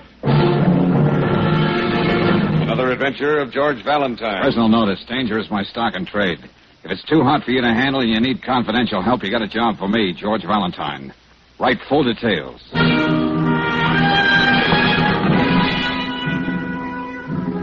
Dear Mr. Valentine, last night I told a stupid and needless lie. I didn't think it mattered to anyone but me. And yet because of it, an innocent man has been arrested today. Tell the truth, you say? And if I do, I lose my wife, lose my job, and end up in jail. There's got to be a way out. Will you see me at my office as soon as you get this letter? I'm editor of the News and Review magazine, and it's signed Arnold Loomis. Mr. Loomis certainly must have told a whopper, Brooksy. Oh, men will tell lies and women will shed tears. 'Twas ever thus. Okay, Sarah Bernhardt. I'm quoting Ma Perkins. Well, if this gentleman can tell such fabulous fibs, Angel, this whole letter could be the result of an overactive imagination. Yes, I know, dear. But since you have an overactive curiosity, shall we get started?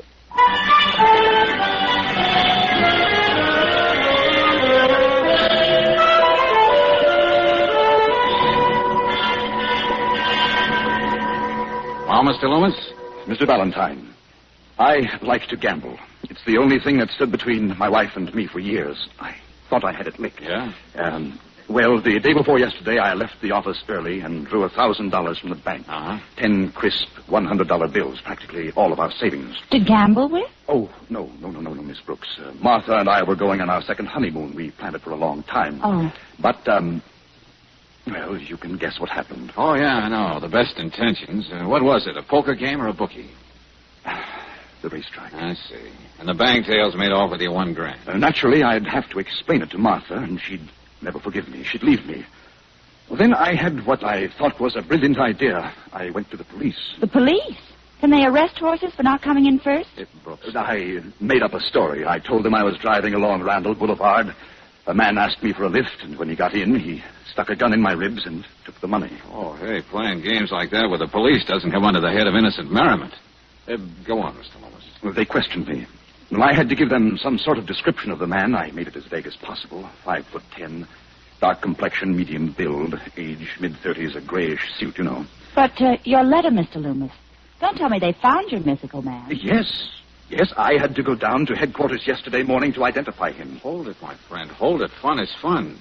What do you mean you identified him? I had no choice. The man confessed to holding me up. Huh? He identified me, yes.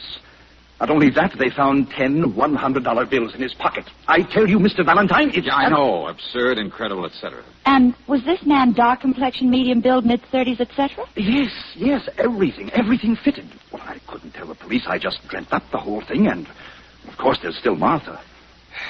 What do you want me to do, Loomis? I've got a conscience, man. I can't let this Neil Denquist, or whatever his name is, take the blame for a crime that never happened. There must be some mistake. But what? Was there any mention in the papers about your so-called holdup? Yes, a small paragraph on the back pages. What are you driving at, George? Well, no man in his right mind takes a rap for something he didn't do. What makes me feel even worse? The police gave me back my $1,000. I mean the $1,000 that I... This Denquist guy isn't crazy. He must have some very interesting reasons for playing the fall guy. I don't know what to think, Valentine, but you've got to find out what it's all about. Okay, I'll string along with you and try to keep this from your wife. Can you prove you were out at the racetrack and lost all that money? No, I'm sure there was nobody there to recognize me. Well, how about the tickets you bought on the horses? No, I tore them all up. Loomis, give Miss Brooks one of your pictures. Maybe one of the ticket sellers at the racetrack may remember you. Yes, of course. Meantime, I'll talk to Neil Denquist and see just why he's so anxious to frame himself.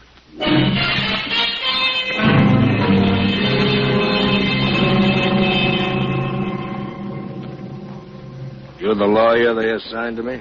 No, Denquist. Reporter? Yeah, that's right, a reporter.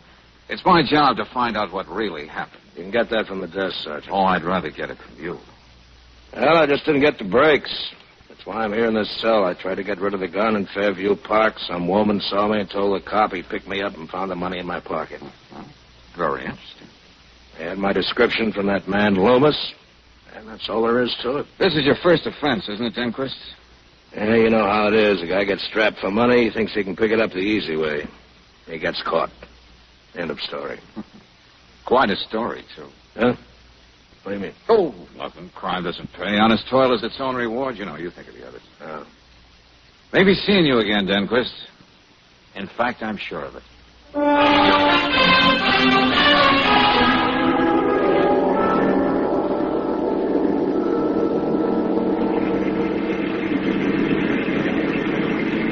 Well, Brooksy, what'd you find out at the track? Oh, not a thing, George. Arnold Loomis didn't leave an impression with any of the ticket sellers. I see. Well, I didn't get anything out of Denquist. You mean he doesn't mind sitting in jail for something he didn't do? Oh, no, he's very philosophical about the whole thing. Now, listen, Angel. Yeah? I didn't tell Denquist what Loomis told us, that he was never robbed. Well, wouldn't that have helped to get to the bottom of all this? Yeah, it might have. But I think there's a better way to go about it. And that brings us to you. Me? Yeah, you. There's a Mrs. Denquist, Francine Denquist. I looked it up. Now, here's the address. So? Well, if Francine cares anything about her husband, she doesn't like the idea of his languishing in jail. Now, if you talk to her, woman to woman, and tell her there was no robbery for Denquist to commit, we might get more out of her than we could possibly get out of him. And how am I supposed to know about Loomis? Well, tell her the truth. You're working with me. See, I'm sure Denquist is innocent, and I'm going to prove it. Okay, that's the story, Brooksy. Right, George. So fancy it up a little, Angel, and see what we get.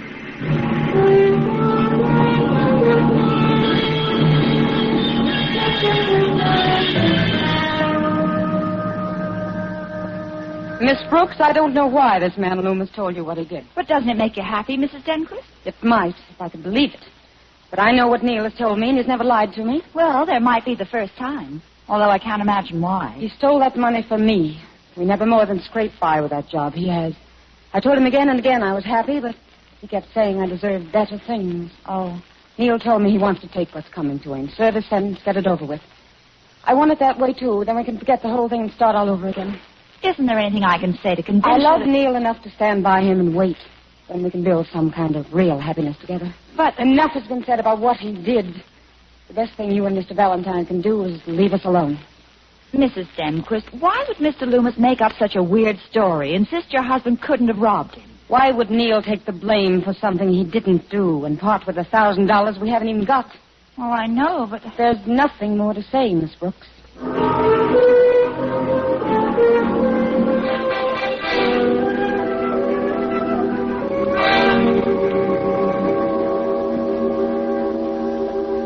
Lieutenant Riley, I admit Mr. Loomis did a very foolish thing when he handed in that false report of a robbery, but can't... Foolish thing? Oh, Valentine, you mustn't be harsh on your client. Huh? Just a little prank, that's all.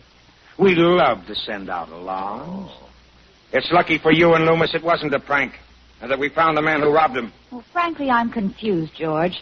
Both Denquist and Mrs. Denquist are satisfied with the way things are. Look, Lieutenant, I told you the only way I can make any sense out of it is Let's not go into that again, please. Of all the crazy... Look, a man reads in the paper about a hold. That's right. The description of the culprit might fit him. Yeah. So he puts 10 $100 bills in his pocket, gets himself picked up, then confesses all. Now, why? Why? Because he might want an alibi for something much more serious that took place about the same time. Ah, stop it, Valentine, stop it. I ought to have my head examined, but I'm having that information checked for you right now. Well, maybe it's reaching, Lieutenant, but if George is right, it would explain why Loomis and Denquist are acting as they are. And it's about the only thing that would. All right, all right. Here's the dope you asked for, Lieutenant. I'll take it, Sergeant. Thanks. Yes. Now, Valentine, I hope you'll be satisfied. Loomis was held up on Tuesday night at 7 o'clock. That's right. Well, according to this report here, the only crimes of a violent nature that took place in our fair city were... What's the matter, Lieutenant? Of course. I should have remembered the Hafey case. Yeah, what about it? Young Mrs. Hafey was found murdered in her home on Norton Heights. The medical examiner says it happened around, here it is, 7 o'clock Tuesday night. Come on, let's hear some more, Lieutenant. Murderer still at large, Gloria Hafey, 27. Husband's name, John Hafey, broker. Victim previously married to... Here, Valentine. You can have the honor. You've earned it. Holy Moses, get this book, see? Victim previously married to Neil Denquist.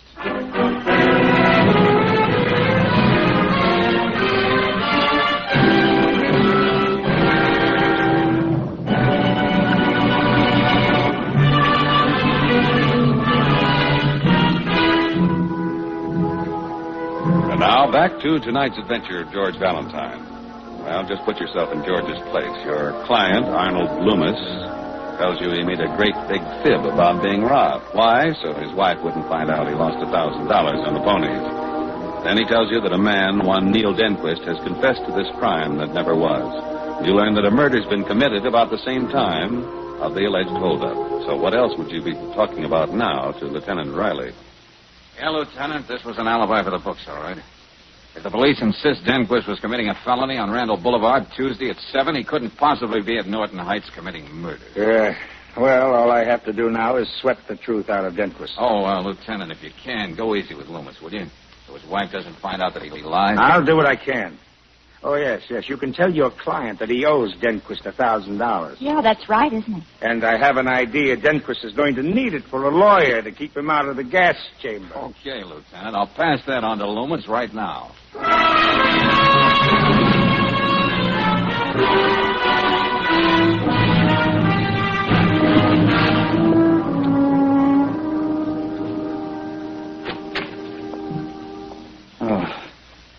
Oh, it's you, Valentine. Come in. What is this? Oh, what happened to you, Mr. Loomis? A bandage. You look like the boy with the fife in the spirit of 76. I feel older than that. Oh, don't tell me your wife found out what you did with that money. No, Martha's been out all evening, thank heaven. Come on, let's get to the point, Loomis. Who went to work on your head? I don't know. What? I was in the living room reading. I heard the front door open and took it for granted it was Martha. Yeah? Then, when I didn't hear anything for a few minutes, I went out into the hall to see. And the next thing I knew, I was getting up off the floor. Anything missing? No, that's the strange part of it. Not a thing. I went over the whole apartment. I don't understand it. Yeah. Something else that defies all reason, eh, Loomis? It seems you're allergic to that sort of thing. Well, George, don't you think you ought to tell Mr. Loomis about Denquist? Huh? Oh, what about him? Did you prove that he couldn't have possibly held me up? More or less. I'll be able to tell you more tomorrow. Now, think hard, Loomis. Do you know of anybody who'd want to conk you on the head just for the sheer joy of it? No, not a soul, Valentine. I don't have an enemy in the world. Ah. Well, maybe it was a dear friend. Anyway, I'll call you later.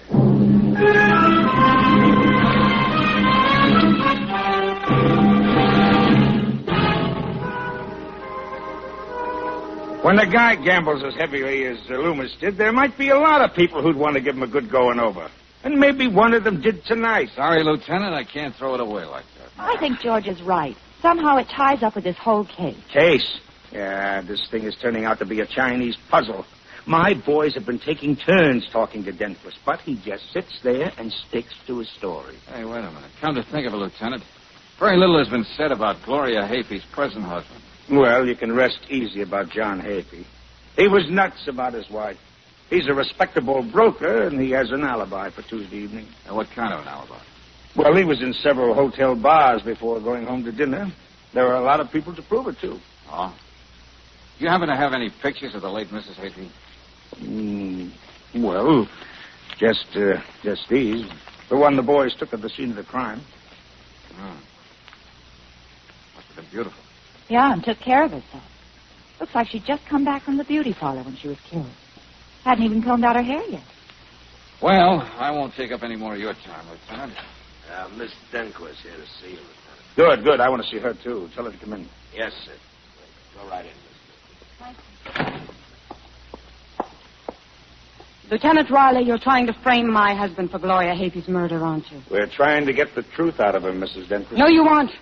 Why did this woman here come to my house and try to make me say that Neil was lying about that holdup? This woman here happens to be my assistant, Mrs. Denquist. My name is Valentine. And I didn't try to make you say anything. We were just trying to prove your husband's innocent. Yes, so the police could get him on a murder charge. Just a minute. How did you know we connected your husband with the Hafey case at all? You think I'm that stupid? I read about Gloria's murder in the papers. I knew you'd finally get around to Neil. Oh, yeah. You were bound to find out he hated her. When he was married to that Gloria, he had a good job. He was doing well. She bled him and spent every cent he made. When she divorced him, he had no spirit left, nothing. You know you're only building the motive for murder, don't you? You'd find out all those things anyway. But Neil is innocent. Lieutenant Riley, he was just where he said he was Tuesday night, and here's the proof. Huh? Money. To Arnold from Martha. Arnold Loomis. Martha's his wife's name. Where did you get this, Mrs. Denquist? Home, in Neil's bureau drawer. He took it when he stole that money. Are you sure you didn't get this somewhere else? And after going to a great deal of trouble? I don't know what you mean. Valentine, I'm beginning to feel like a weather vane. This money clip seems to support Denquist's story and call your client a screwball or worse. Yeah, well, I'm sticking with Loomis, Lieutenant. And it's going to take a lot to stop me from proving that Denquist is lying in his teeth.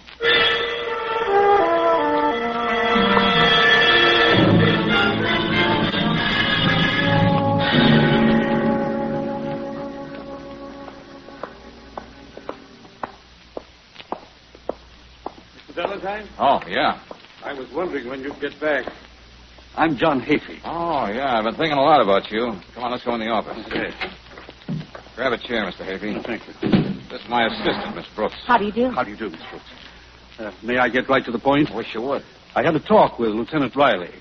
I know you're working on the Denquist case. Right.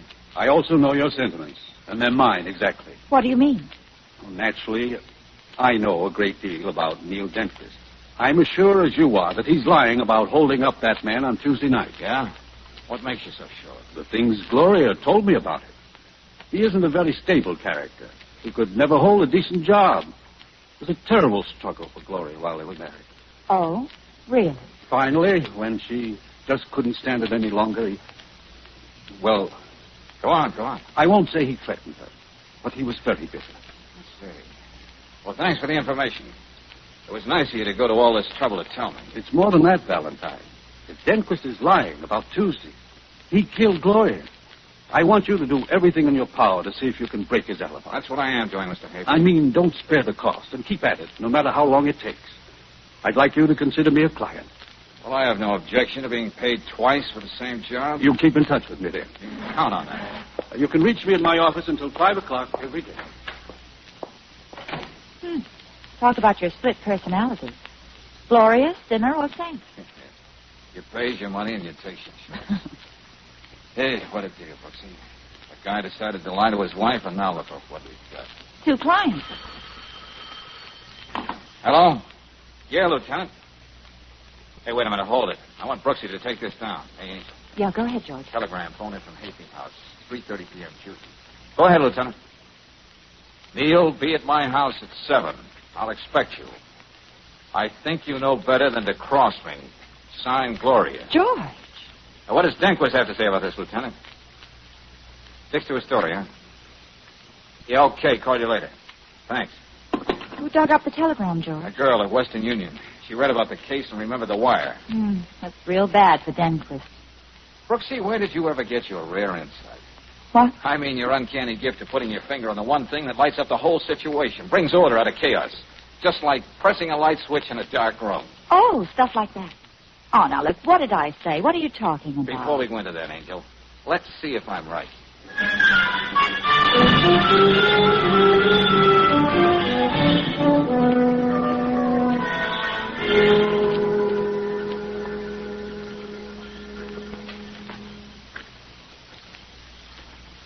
George, this could be technically called illegal entry. Now, what's illegal about dropping in at your client's house the back way through the garden? Hafey isn't home, no servants around, and I'm in a hurry. Well, let's try these French doors over here. Well, I wish you'd tell me what my psychic powers told you. You know, you can't tell a girl she's like a light switch in a dark room and then just clam up. Look. Hmm. Come on in. What do you suppose I'm like? That's me, remember? I'll just say something and behold, there shall be light. Brooksy, I got to find the name of the beauty parlor Mrs. Hafey was in the habit of using. Oh, I see. You remember what I said when we were looking at that picture in Riley's office. Yeah, that's right.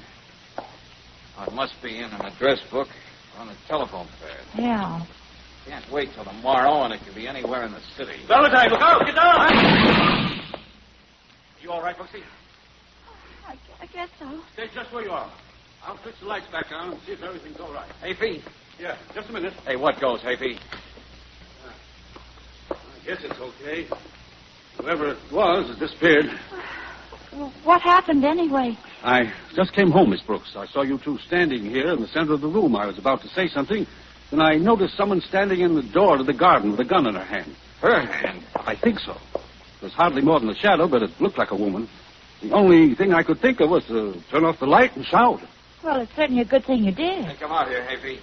You were right. It was a woman. Huh? You can see the heel marks here in the ground. Francine Denquist.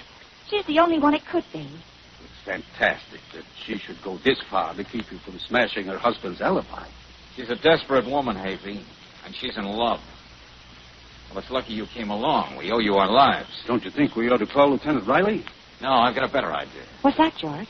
Hafey, I wonder if you'd drive Miss Brooks down to headquarters and wait there for me. Of course. Oh, yeah, and ask Lieutenant Riley to pick up Loomis and Mrs. Denquist. What have you got in mind? I just have to make one stop, then I'll join you. Mr. Hafey, I think I can clean this thing up for you tonight.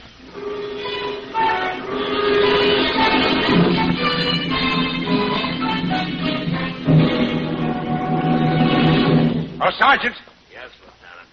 Tell Loomis and Hafey to keep their shirts on. I'll get around to them in a little while. Yes, sir. And as soon as Valentine arrives, get him right in here. Right. Mrs. Denquist, it's no use trying to keep anything from the lieutenant. Miss Brooks is right. We'll check and find out where you were every minute this evening. I did everything I could. I guess it's over now. It was a horrible thing to do, but I did try to kill Mr. Valentine. Because he was bent on proving your husband's alibi was a phony? Was it, Mrs. Denquist? Yes. Yes. From beginning to end. Neil got Gloria's telegram at the store where he works. He didn't know what to think, but he knew what kind of a woman she was. Mm-hmm. Go on. He went out to Norton Heights. When he got there, she was already dead. Well, why didn't he just call the police? It sounds very simple, Miss Brooks. But if he were found there, he'd be the first one to be suspected.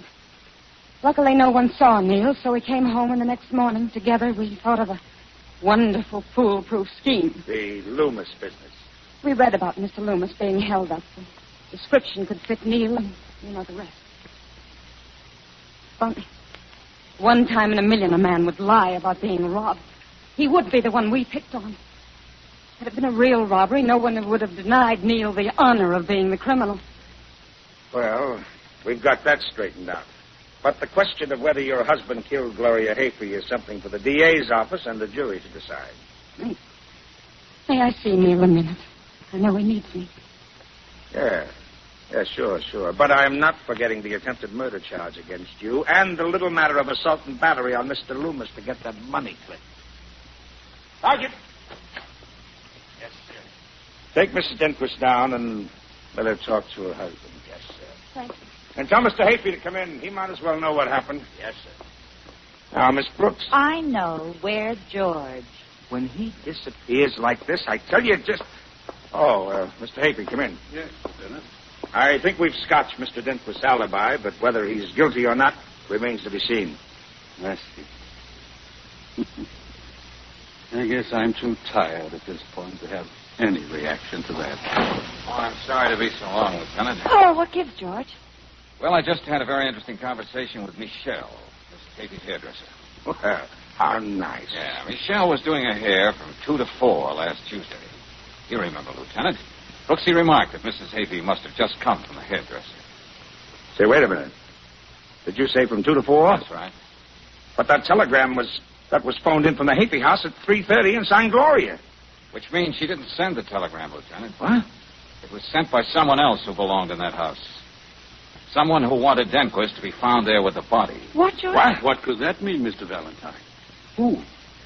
Well, this is a shabby way to repay someone who saved my life, but it was you, Havey, who sent that telegram. You killed your wife.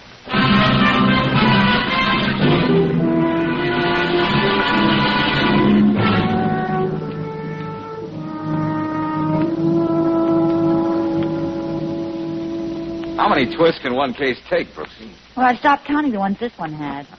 Mrs. Denquist, innocent as country butter, takes a pot shot at me. Havey, guilty as sin, saves me because we happen to be working in the same direction. Now, well, is he still sticking to his alibi? No, that went over the side, Angel. He made a round of the bars, all right, but he had time between stops for a little homicide. Gloria was giving him the works, just as she did Neil Denquist, but on a much bigger scale. Oh, hello, Mr. Loomis. Oh, Miss Brooks, I'm in a hurry, but I want you to do yourself a favor. Well, Mr. Loomis? Now, put this money I owe you on fair weather in the 5th at Corona Park, and put it on the nose. Oh, Mr. Loomis, I'm disappointed in you. I thought you'd reform. But I have, Miss Brooks. Thanks to you and Mr. Valentine. I only give tips now. I don't take them.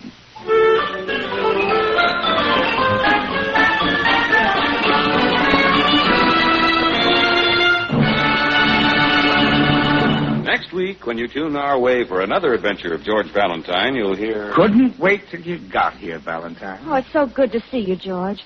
I was so afraid that gorilla saw me slip you that note. What about Bigelow, Lieutenant? Well, this is just how we found the place. Empty. I put out a general alarm for Bigelow. Hey, what was in that note about Collins, Brooksy? Well, it's too late now. Collins is dead. Not just dead either, Valentine. Collins was murdered. And that means we're not looking for just a stack of paper. We're after a murderer.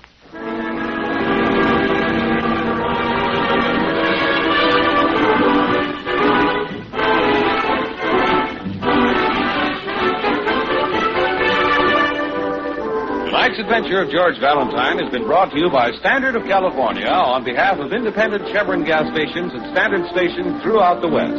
Let George Do It stars Robert Bailey as George with Frances Robinson as Claire. Wally Mayer appears as Lieutenant Riley.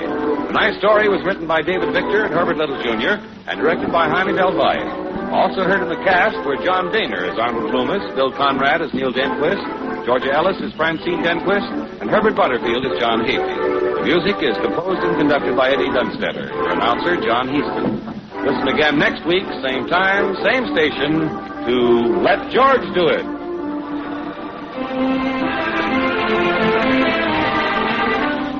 This is the Mutual Don Lee Broadcasting System.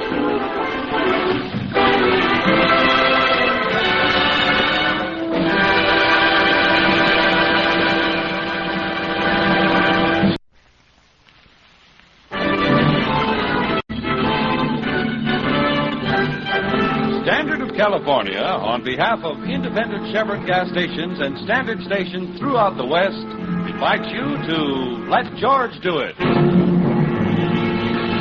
Another adventure of George Valentine. Personal notice. Danger is my stock and trade. If you find yourself way out on the limb and don't know how to get off, you got a job for me, George Valentine. Write full details.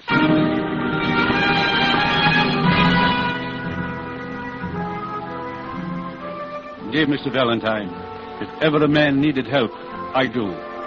There is a matter that involves not only millions of dollars, but several million people in a country I'm not at liberty to name. Believe me, I call on you only after a great deal of thought. What I know is just too much responsibility for one man to carry. I feel if anyone can help me, It would be a man like you, and it's signed Martin Kirsch, President, Bonded Paper Corporation. Well, weren't you listening, George? Mm-hmm. Matter that involves millions of dollars, millions of people, a country I'm not at liberty to name. Doesn't that get a rise out of you? Well, Angel, I'm trying to suppose I'm the head of a paper company.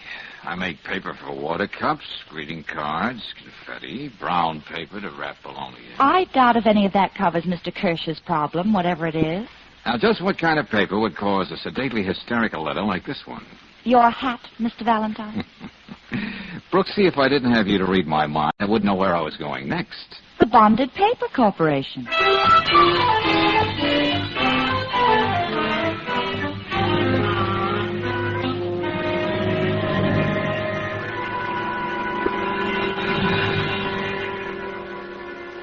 I imagine you're more observant than most people, Mr. Valentine. Oh, well, Mr. Kirsch? On the way in, you probably noticed several men watching you and Miss Brooks very carefully. Yeah, I couldn't help it. I could feel their eyes boring into the back of my neck. Police, Mr. Kirsch? No, Miss Brooks, my own private guards. Oh, now, wait a minute. You've got me winging here.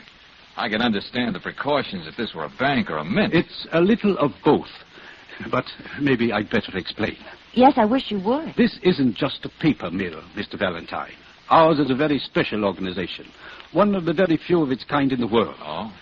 My family established it more than 100 years ago. The paper we turn out here is used for bonds, stock certificates, negotiable securities, even money for certain foreign countries. Oh, well, now I see what you mean by a combination bank and mint. It's a tedious and very scientific process to make paper so individual that it can't be duplicated by anyone else. Each one of our clients gets his own particular type of paper with characteristic watermarks and secret composition. Well, I knew the government went to all that trouble, Mr. Kirsch. We do the same thing, only on a private basis. Which brings us to what? 2 reams of paper, which can destroy the financial system of an entire country. What? You see, Miss Brooks, an expert engraver can make plates that will produce counterfeit money almost impossible to detect. What they can't do is duplicate the paper. And despite the guards, 2 reams of this paper are missing, is that right? Yes. The first time in the history of our firm. Just how did it happen, Mr. Kirsch? That's what baffles us all. All the men here are craftsmen in their field. They've been carefully investigated, and they've been with us for years. I see. One day last week, a fire broke out in the loft building next to us. The Estrelita Candy Company, naturally. There was quite a bit of commotion, firemen running in and out of here to get on the roof next door. Anyway, at the end of the day, when we took inventory, which we always do, these 2 reams of paper were gone. Stolen. Uh-huh. Well, that doesn't give me very much to work on, Mr. Kirsch. Anyone posing as a fireman could have been in and out of here that day without being noticed. I know, but still that paper must be found at any cost and with the utmost secrecy. Well, what was the paper to be used for? Money, Miss Brooks. Actually, I can't reveal the name of the country, but consider this. 2 reams of paper, 1,000 sheets on which can be printed currency of any denomination. Millions in currency indistinguishable from the money that's already in circulation. Yeah, I see what you mean.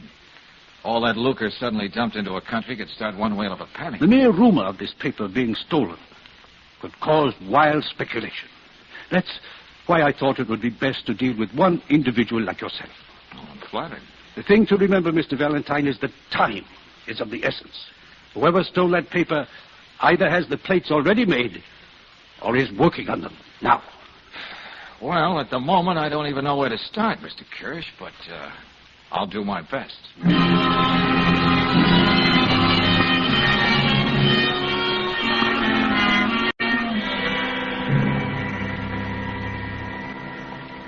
But, Lieutenant Riley... Believe me, Lieutenant, I'd tell you more about this deal if I could. Well... Please, Lieutenant, play ball. Look, I'm not holding out just out of loyalty to a client. This is something big. Valentine, if you talk me into a deal that's going to blow up in my face, I promise you it won't. Okay. The guy you'll need to work with you is Jigger Collins. Okay. And you think he knows all there is to know about forgers and counterfeiters? Listen, when it comes to hot money, this guy is an encyclopedia. Why, we got enough on him right now to send him back to jail. Then why is he running around loose, Lieutenant? He isn't. We know where he is and what he's doing every minute. Oh. You see, Miss Brooks, we have to have our sources of information. And Jigger knows that if he doesn't give us the right dope when we want it, we'll slap him right back in the can. Well, thanks a lot for this, Lieutenant. Well, here. I'll give you his address. It's a rooming house, Forsyth Street, number 76. Okay, got it. Maybe I'm getting feeble-minded, but I'll tell you what I'll do. What's that? I'll talk to Jigger. I'll even tell him I'll take the finger off him if he plays ball with you all the way. Maybe that'll help. You know you can be awfully sweet sometimes, Lieutenant. I'm just trying to... look, Valentine, if this case of yours is so all-fire important, why don't you get going?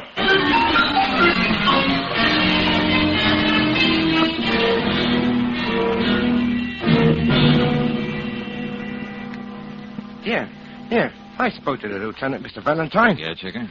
Yeah. Don't worry about me cooperating. I was waiting for a chance like this. I'll do anything to get those boys off my tail. Well, this is your chance, right? Okay. Now, let me get this straight. Now, Valentine, you want to know who I'd think of first if you was talking about a really big counterfeiting job? Yeah, that's right. Yeah, Fred Bigelow. Just like that. He makes the best place in the business. Why, that guy... Hey, wait a minute. What is it? Bigelow's in town right now. Huh? I was wondering why. He ain't been around for years. Well. It might be just the lead we're looking for. Well, you've got to start somewhere, George. Chicken, you're going to introduce me to Bigelow. Huh? Are you not? Yeah, you're going to say I'm fresh out of jail. I'm in town looking for a connection. Yes, but who are you supposed to be? Maybe you can answer that, Chicken. Me? Who do you know just got out of stir? Somebody who wouldn't be in town right now. Somebody Bigelow wouldn't know. Friend. You're playing with dynamite. Fred Bigelow is tough. He makes it a point to know things. Now, for instance, he'd know every ex-con I know. He'd spot you as a phony in no time. Oh, darling, I don't like this setup. You never did anything like this before. Hey, now, look, certainly, Jigger, I can pass for somebody Bigelow would take to his bosom, if I'm a good enough actor. Come on, now, think hard. Yeah, I am. Want a cigarette? No, thanks, I don't smoke. Hey, wait. Huh? Yeah. I did a rap back east with a guy named Art Saunders. Go on. And the poor jerk didn't come out. He didn't have no friends, no relatives, no nothing. You could be him. Nobody knows or cares if he's dead. You think fast, Jigger. Too bad you didn't decide to play it straight. You might have done pretty well for yourself instead of being jungled up in this worm-eating rooming house. Oh, I guess it's just the early environment's done it. That's what the psychologist in the jail always tells me. But are you sure you know enough about Art Saunders, Jigger? Bigelow would check, you know. I know everything about Art, lady. And what you don't know, I'll pick up at headquarters by teletype. I don't know. Even if I get you to see Bigelow, Mr. Valentine, you're going to have to walk light. Like I said, he don't take in so easy. And like I also said, he's a tough baby. Yeah, well, you just arrange for me to meet him. Yeah, but I don't know exactly where he lives. But I know he operates from the Claremont Hotel. You got my number. Call me up when you get it set. Well, let's go, Brooksy. Okay. You can brief me on Saunders later, Jigger. Okay, Mr. Valentine. George, you're taking a terrible chance. Hold it, Angel, and listen to this carefully. Brooksy, you're as important in this deal as I am. If I line up with Bigelow, it's going to be a long time before he trusts me. Yeah. From now on, you and I don't even know each other. George. You're my only contact. If there's anything important, we'll leave a message for each other, first with Jigger. If that doesn't work, we can trust Paul behind the cigar stand downstairs in our building. Yeah. And then there's Marcus, the bootblack. You got it straight? Mm-hmm. But, George, how do you know a stool pigeon like Jigger won't call up Bigelow and tell him who you are? I don't know. But then they might... Don't worry, Angel. You'll see me around. A guy'd be a fool not to come back to something like you. George. I'll promise you one thing, Brooksy. When I meet Bigelow, I'll be as much like the late Art Saunders as anybody can.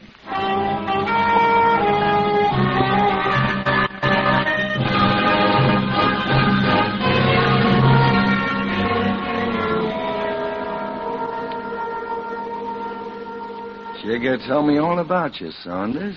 Said I might find some use for you. Well, you know how it is, Mr. Bigelow. You get out in the free and you want to make some connections. Oh, sure. Saunders, meet a couple of the boys. Hi. How do you do? Hi. Ask him what he does so good we can use him. I'll get to that, Ubaldo. Well, I can handle myself pretty good. I don't dress too bad, and I can push queer money in the best of circles. That sort of makes me your kind of guy, don't it? Look, Mr. Bigelow, you said this was going to be a big deal and not too many people in it. All right, Eddie, all right. Yes, Saunders, I heard about the rough deal you got back there at Joliet. Joliet? Yeah. You got it wrong, Bigelow. I spent my time in Fredericksburg. Oh, yes. Guess I got it wrong. Well, I don't know, Saunders. Perez here, your Baldo, handles her out pretty well. Not that we ever need it, of course. Of course not. And Eddie's pretty fancy with his fists. Eddie, why don't you show Saunders what I mean? Hey, what is this? I'll show you what you mean. You'll never do it that way, man. Let go. When you swing like that, you might lose an arm. He's breaking my arm. Stop him. Stay out of this, you Baldo. What do you say, Bigelow? Let him go. Oh, my arm. Now, what do you say we stop kidding, Bigelow? Have I passed all your tests? Tests? Yeah, you tried to trip me up about the jail I was in. You had Eddie throw a punch at me to see if I reacted right. You checked and found out that nobody can do that to me without ending up with a broken arm. You satisfied him, Saunders? I think so. Say, how do you get a hold of a guy's arm like that? I'll show you sometime, Eddie. No, never mind. Okay. When do I begin to work, Bigelow? As of now, but we'll talk about it later. Meanwhile, move your stuff into Eddie's room. It's down on the 4th floor. Come on, I'll show you. Thanks, Bigelow. Thanks a lot. Bigelow, why do we need him? This is no strong arm job. Oh, we need him very much, you Baldo. Why do you think I tested him? Made him feel we're convinced he's Art Saunders. Well, is he not? No. You see, I know Art Saunders is dead.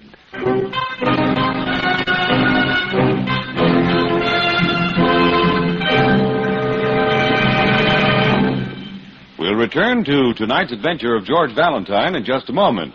Meanwhile, a word about smoother driving.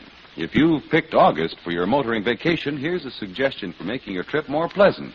Get a chassis lubrication tomorrow at an independent Chevron gas station or standard station.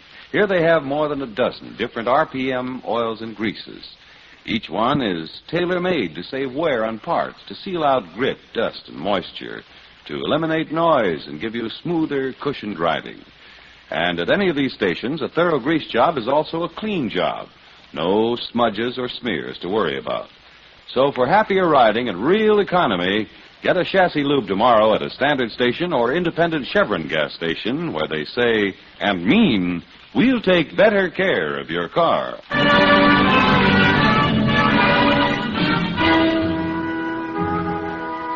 Now back to tonight's adventure of George Valentine, with George facing this situation. You're on the trail of 2 reams of paper, 1,000 sheets. Not important? Yes, but a foreign country happens to print its currency on this particular kind of paper. You find out that a tight little gang of counterfeiters is working on a big job. You worm your way in. You don't know it, but they've got you tabbed for a phony. Fortunately, the hulk of the man whose hotel room you share doesn't know that you're not Art Saunders. Yet. Let's have that again, Art. Oh, no, not again. I throw a right cross at you. Before I know it, I got my arm pinned up in back of me like this, huh? Yeah, that's right. You got it down pat. Nice room you got here, Eddie. Yeah, I like it. But the boss really lives in class. Yeah, I bet. He's got a penthouse at the Park Lane. Must be doing all right, huh? Say, Eddie. Huh? What's this big job everybody's so hepped up about? All I know is I got a soft spot here. I'm trying to be good to myself and clam up. Now, about this arm trick. Suppose a guy comes at you with a left. Wait a minute. Yeah? Yeah, it's me. What's that? Oh, you don't say. Sure, I'll take care of that little thing. That's my specialty. But what about... Yeah.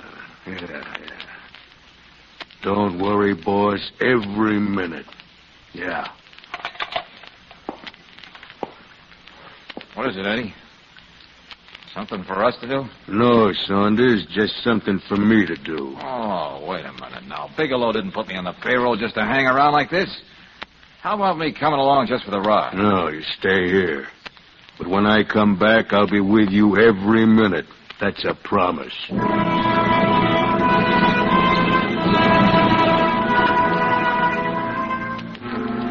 Miss Brooks, you say Valentine didn't leave word for you in any of those places he told you? No, and I'm beginning to get worried, Lieutenant.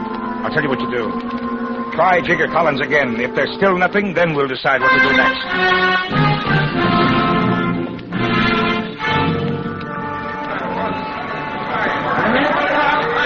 Anybody hurt?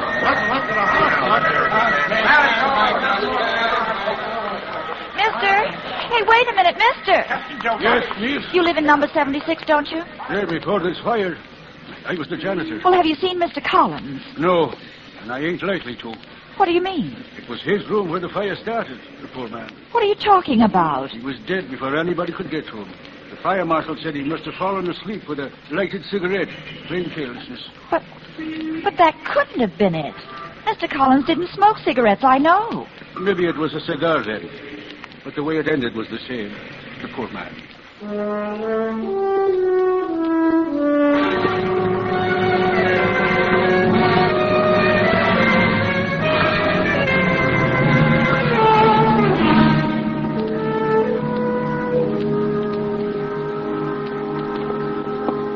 I went all through the files, Miss Brooks, when Lieutenant Riley called down here to the record room. Yes, Sergeant, what'd you find? Well, as far as we can tell, only this man here is connected with Bigelow for any length of time. Huh? Well, let me see. Turner, Edward. Yeah, worst kind of a rat. Age 36. 1938 suspicion of arson. 1943 arson conviction, 2 years Folsom. 1946... That's his racket, Miss Brooks. Turner sets fires so nobody knows how they started. You know, for insurance and other reasons. Fire. That loft building. And now Jigger Collins. Huh? Then Bigelow must know about George. Well, I don't get your meaning, Miss Brooks. Oh, I've got to find a way to warn him.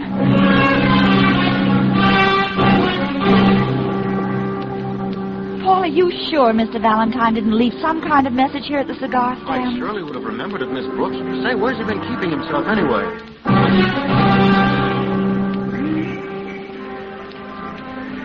Funny you ask me that, Miss Brooks. What do you mean, Marcus? Well, I was shining Mr. Valentine's shoes. Yeah? I kind of felt he wanted to say something to me, but there was a big, heavy-set man with him, so he didn't say nothing. Well, go on, Marcus. Of course, I didn't call Mr. Valentine by his name, just like he told me, so nobody said nothing.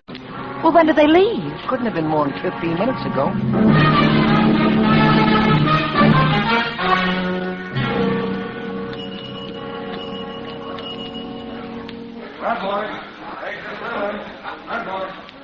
You know, Eddie, I like you.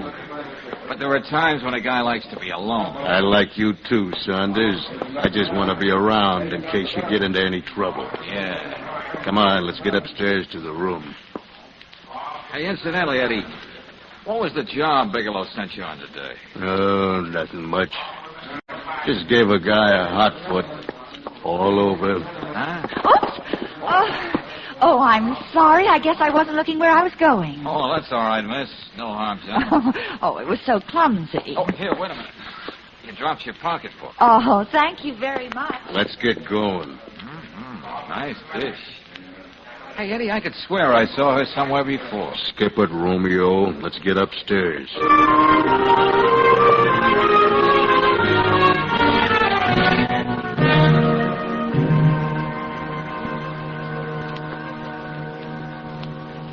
As I said before, Eddie, a fellow likes a little privacy sometimes. Let's not go through that again. Well, it looks as though this is the only way I'm going to get it. What? That ought to hold you till I get you tied up. Come on now. Over with you, big boy. To get out of this, you'll have to be a Houdini. Now, let's see what we can find. What are you doing? Just giving you the once-over lightly, Eddie. See what I can find that's interesting. Who wised you up that we're onto you? Oh, just somebody I bumped into. The bim down in the lobby, eh? Yes, wallet. Since when do you use foreign money? What is it to you? A whole lot. Yeah, a very fancy bit of currency. President of the Republic right in the middle, flanked by the whole cabinet, medals and all. Manuel Flores, Juan Aguinaldo, Ubaldo Perez, Ramon Cordova and company. Okay, Eddie, start talking. You haven't forgotten Saunders' favorite persuader. Hey, wait. Only this time I'll break your arm. The stakes are that high. Take your hands off me. This is a little souvenir you picked up, isn't it? Isn't this the money Bigelow is printing on that stolen paper? Eddie, don't force me to... Yeah, that's the stuff. Oh, where is he making it? Come on, talk. In the basement of the building next to the paper company. You mean that's for Ada Candy Company? Where the fire was? Bigelow thought it would be his safest place. Holy Moses, now it gels. Bigelow had that fire started. That's how he heisted the paper. Hello, operator. Let me have police headquarters.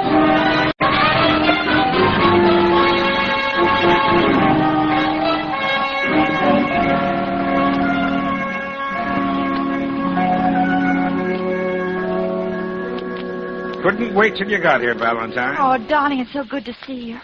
I was so afraid that gorilla with you saw me slip you that note. Say, what about Bigelow and the others, Lieutenant? Well, this is just how we found the place. Empty. Ah, you can't say they didn't work fast once they found out about me. Oh, I told Martin Kirsch he'll be over here in a minute. This isn't going to make him very happy. Miss Brooks told me what this deal is all about, so I put out a general alarm for Bigelow. Yeah, he won't waste a minute trying to get out of the country with all that money. What was that in your note about Collins, Brooksy? Well, he's dead, George. There was a fire in his rooming house. He was murdered. It was Eddie Turner at his best. So that's what he meant, the hot foot all over. Lieutenant Turner is all bundled up waiting for you at the hotel. Sergeant. Yes, sir. Send a car over to the Claremont. Bring Eddie Turner in. Well, you did a good job on this case, Valentine. You got a tough break, but don't worry about Bigelow. We'll pick him up sooner or later. I wasn't particularly thinking of Bigelow. What do you mean, George?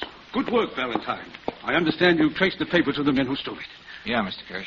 And to think it was right here, next door, all the time. I'm Lieutenant Riley, Mr. Kirsch. There's just one hitch. Hitch? Yes, take a look at these strips of paper here next to the press.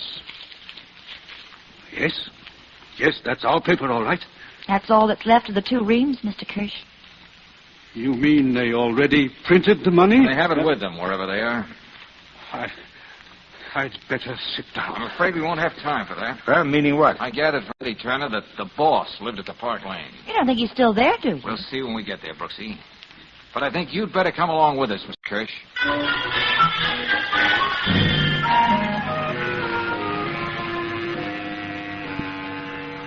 Oh, there's only one penthouse here at the Park Lane, isn't there, clerk? That's right, sir. Thanks, that's all I wanted to know. Who shall I say is calling? I really must announce it. Relax, friends, relax. This is the police. And you can let me have the pass key.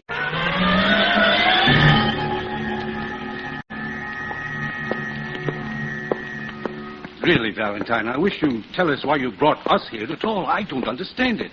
It won't do any good now. Well, we can't just give up, Mr. Kirsch. Here we are.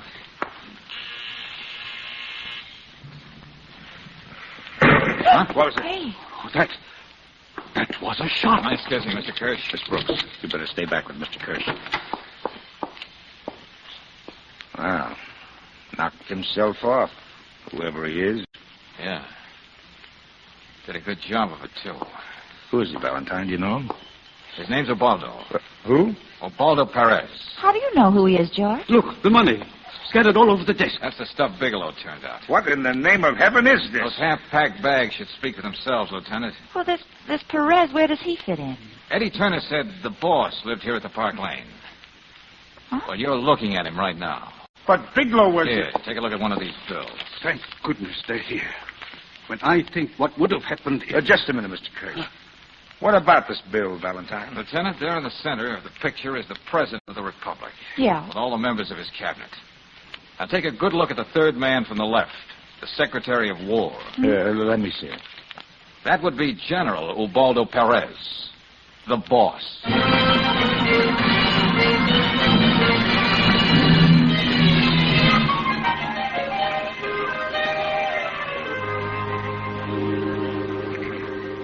George, that Perez was such a little man to have such a big, fantastic scheme. Well, Napoleon was a little man, Angel, and Hitler was no giant. Yeah, but I still don't quite understand how he expected to pull it off.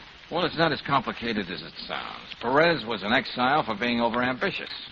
If his country were suddenly flooded with all this new money, well, there was bound to be a panic. In all the confusion, Ubaldo and his followers planned to step into power. Oh. You know, George, I almost wish the clerk hadn't called up and announced it. I would have loved to meet a fabulous character like that.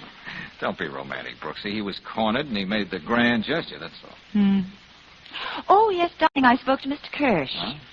He promised to make a very special kind of paper for my wedding invitations when I get married. The kind of paper nobody could possibly reproduce. You don't say. Oh, he's so grateful to us. He promised to work in all kinds of tricky watermarks, Cupid's arrows, lovers' knots, things like that. That's right. Doesn't that thrill you? It'd thrill me more if he gave you 2 reams of paper they print negotiable bonds on. Oh, you're mercenary. Oh, I wouldn't make a pig of myself, Angel. I wouldn't turn out a single bond after I reached a nice, round $1 billion.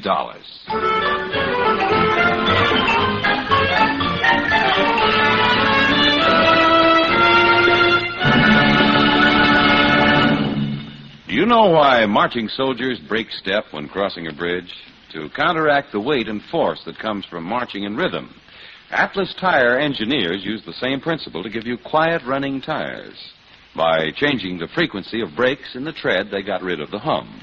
And quieter, smoother riding comfort is only one of the advantages you get with Atlas tires. 70 to 80 different compounds go into an Atlas tire for improved heat resistance, more mileage. Its deeper grooves and non-skid edges give you greater safety, too. Quick, straight stops, and it's a tire that sits right down on the turns. Also, with Atlas passenger tires, you get a written warranty. A warranty that's good at 38,000 Atlas dealers 7 days a week. So to give yourself safer driving with more comfort and more mileage, get grip-safe Atlas tires. Get them at your standard station or independent Chevron gas station, where they say and mean, we'll take better care of your car.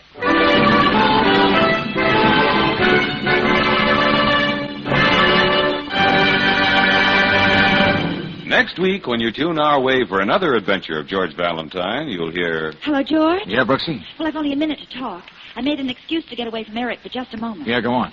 Eric just told me he gets $1,250 every month. The exact amount Dr. Penford draws out of the bank. Yes, but... Well, why would a son be blackmailing his own father? If I can find out the answer to that, Angel, I'll know who wrote that note to Dr. Penford. And maybe prevent a murder.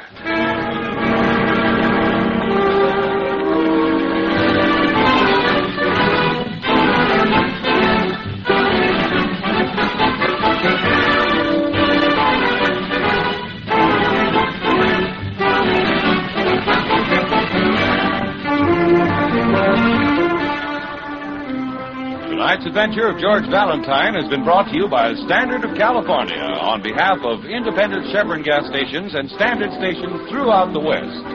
Let George Do It stars Robert Bailey as George with Frances Robinson as Claire. Wally Mayer appears as Lieutenant Riley. Tonight's story was written by David Victor and Herbert Little, Jr. and directed by Don Clark. Also heard in the cast were Herbert Butterfield as Martin Kirsch, Joe Forte as Bigelow, Eddie Fields as Ubaldo, Clayton Post as Eddie, and Charlie Lung as Jigger. The music is composed and conducted by Eddie Dunstetter. Your announcer, John Heaston. Listen again next week, same time, same station, to Let George Do It.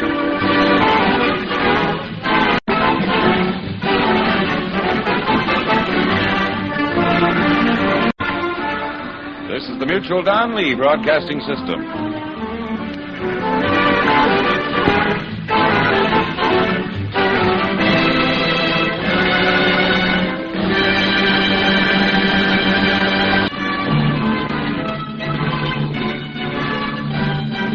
Standard of California, on behalf of independent Chevron gas stations and Standard stations throughout the West, invite you to Let George Do It. The Perfect Specimen, another adventure of George Valentine. Personal notice. Danger is my stock and trade. If it's the kind of trouble you can't handle without confidential help, you've got a job for me, George Valentine. Write full details.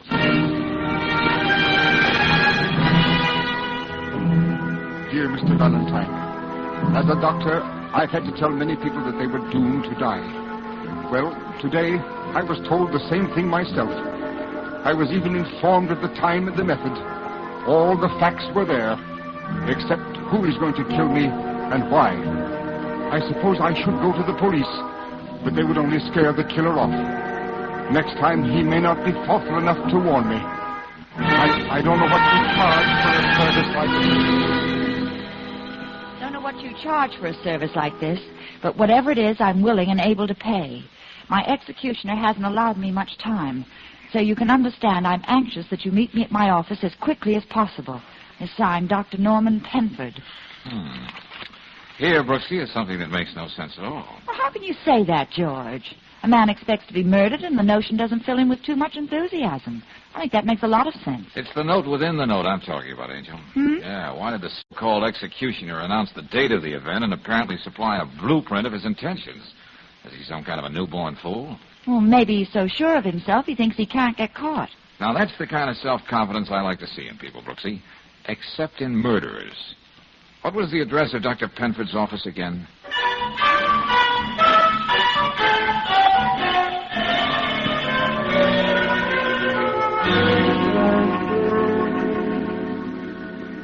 Tell me, Dr. Penford, you're a surgeon, aren't you? Not a psychiatrist. That's right, Mr. Valentine. Why do you ask? For a very good reason. The note Dr. Penford got. Read it again, will you, Brooksy? Oh, yeah.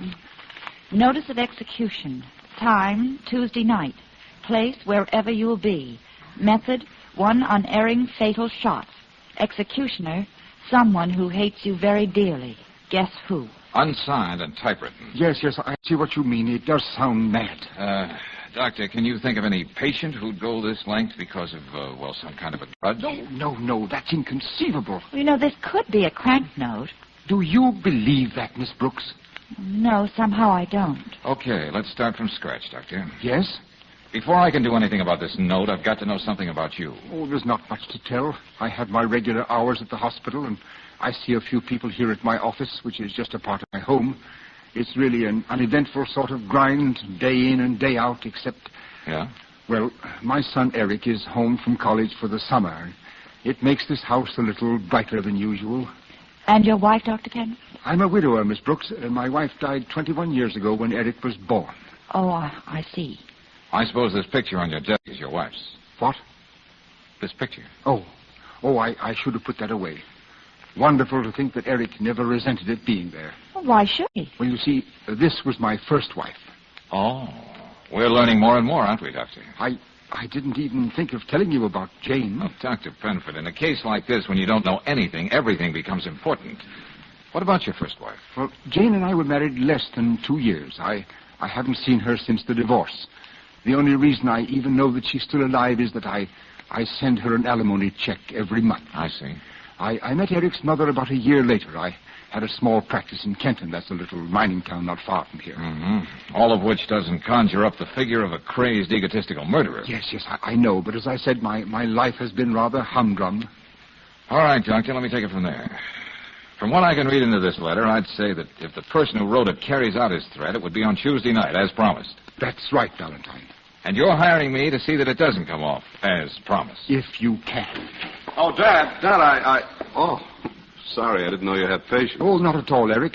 These are two friends. Miss Brooks, Mr. Valentine, my son. Oh, Miss Brooks, How do you Mr. do? Valentine, I know I'm probably interrupting something, but look, Dad, how about doing the town with me tonight? We'll start with a country club, and then, well, who knows? Sorry, Eric, I'm afraid not. Now, what do I have to do to make him come out of his shell? Dad imagines I have a score of debutantes just waiting to make an evening of it with me. The truth is, Dad did say Miss Brooks, didn't he? His very words. Well, then you might care to join me. Eric. Oops, I didn't mean to go plowing through the bounds of propriety, but it seemed like an idea, an inspired idea, Miss Brooks. Oh, I'm sure it would have been fun, Eric, but I had a few other ideas myself. Well, good try. Nice to have met you, Mr. Valentine. Now I'd better go out and shower. 6 sets of tennis in this sun is like a Turkish bath. See you later, Dad. Well, that's quite a hunk of man you've got for a son, Dr. Penford. Isn't he, though? But we seem to have gotten off the subject. Tomorrow is Tuesday. You may be sure I haven't forgotten. You understand, Doctor, I'll have to go about this any way I see fit. Of course. So I'll be in touch with you then. We'd better get started, Brooksy.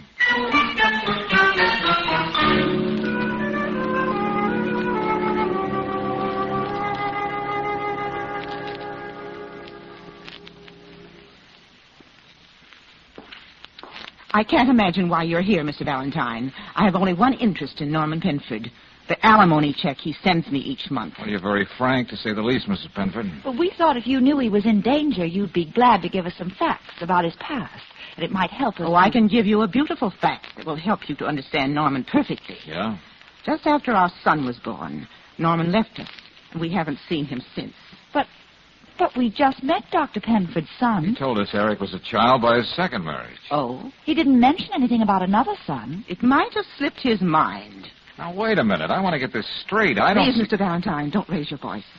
My son Wesley is working in the next room. He doesn't like to be disturbed while he's writing his book. Mother, who's there? Oh, no one, Wesley. Just some people. Friends of your father, as a matter of fact. Mr. Valentine, don't go in that room. My father? What are you talking about? Certainly you should be interested in your father if he happens to be in danger. Wesley, I tried to keep these people from disturbing you. My name is Valentine. This is Miss Brooks. How do you do? Forgive me if I don't get up. Now, about my father. Go on. I don't feel I have one. As for his being in danger, Miss Brooks, you can understand my lack of concern. Yes, but... Now, get out, both of you. See? Now you've upset him. Never mind the pen, Wesley. I'll pick it up. Sorry. My father isn't really worth any such display of emotion on my part. Now, I would appreciate it if you left. Okay. That's the way you want it. I think you can find your own way out. I'm sure we can.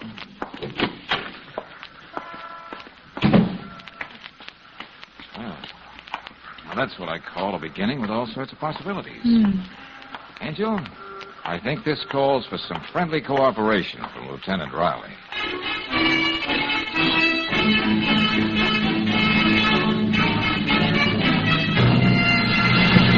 Valentine, I'm a public servant. I have a deep aversion to notes that threaten murder, but why in the name of everything that's holy didn't this doctor come straight to me? Oh, now you're not going to pout, Lieutenant. George explained all that. I can't take care of this thing myself, Lieutenant. It's a big brownstone house with plenty of ways of getting in and out. And I only have 2 eyes. Oh, okay. Oh, for the love of... Yeah, Riley speaking. Yeah, let me have it. Well, how long has this been going on? What? 9 months. $1,250 in cash every month? Yeah, I see. Okay, thanks a lot. Well, your hunch was right, Valentine. Dr. Penford's been drawing out $1,250 a month regularly for the last 9 months, and in cash. Uh-huh. Wouldn't you say that smells slightly like blackmail? And to high heaven? You'll have those men, Valentine. 5 of my best men. And once Dr. Penford comes home from dinner tomorrow night, no one will get in or out of that place without us knowing it. Thank you, Lieutenant. Shut up. George, you mean all we're going to do now is wait till tomorrow? Oh, no, Brooksy, no. You've got a date tonight. Have I? Oh, how nice. With Eric Penford.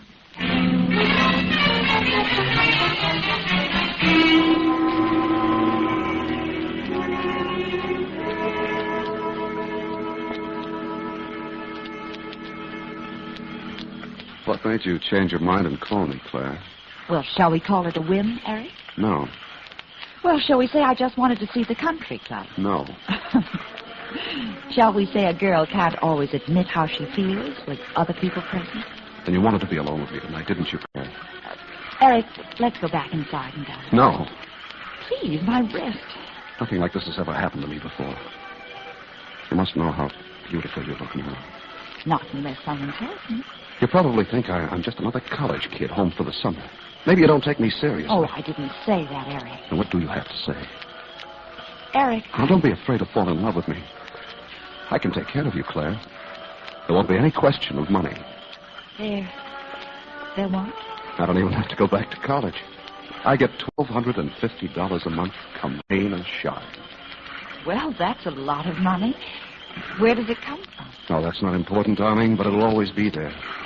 I've taken care of that. What do you say, Claire? I don't know what to say. You've got to give me a few minutes to think it over. No, not with you around. That wouldn't be fair. Oh, Claire, darling. It won't be long.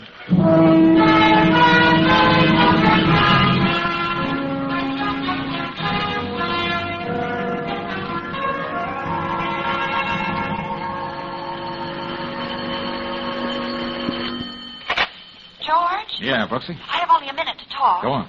Eric just told me he gets $1,250 every month. The exact amount Dr. Penford takes out in cash from the bank. Yes. Well, that's a new one for the book, Angel. A son blackmailing his own father.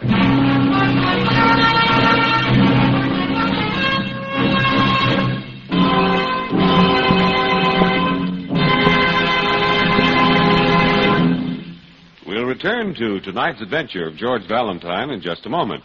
Meanwhile, a word about thrift. If upkeep for the family car has been putting too big a strain on your pocketbook, listen to this. It's a money-saving tip from Ben Franklin, a very real Ben Franklin who's a printer and who lives in San Francisco, California. Here's what Mr. Franklin says about RPM motor oil.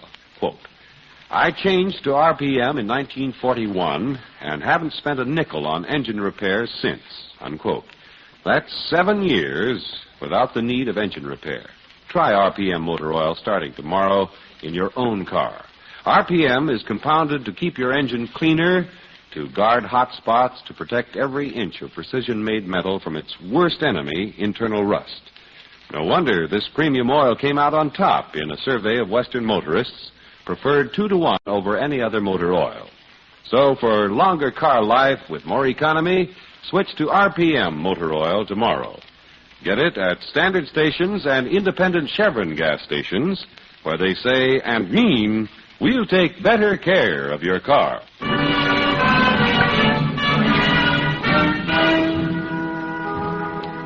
And now back to tonight's adventure of George Valentine. Well, when a respectable doctor hires you to protect him against a threatened murder summed up in a typewritten note, you'd think after that your client wouldn't be likely to lie to you.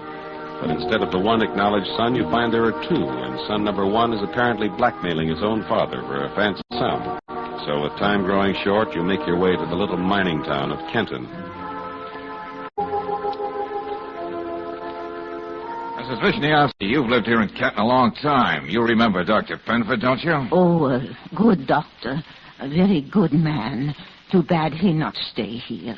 Well, maybe you remember his wife. Was he happily married? Married? Plenty girls wanted to marry doctor, but he was no married man when he lived here. Wait a minute, what's that? Are you sure? Oh, yes, very sure.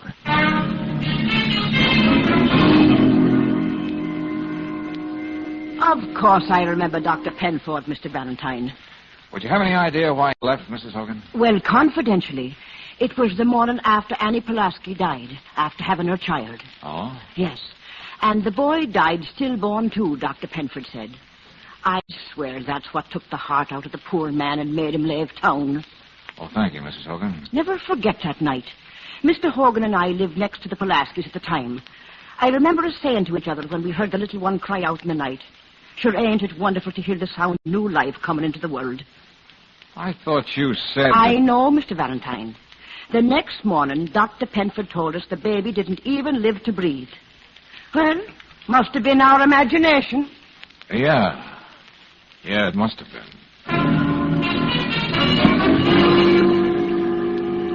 No, I assure you, Mr. Valentine, no marriage license has ever been issued to Dr. Norman Penford. Not here in Kenton. Our records are very complete. I see. And you're also sure there's never been a birth certificate for an Eric Penford? Well, if there were, we'd have it here. Yes, indeed. Any other information? Yeah. When's the next train back to town?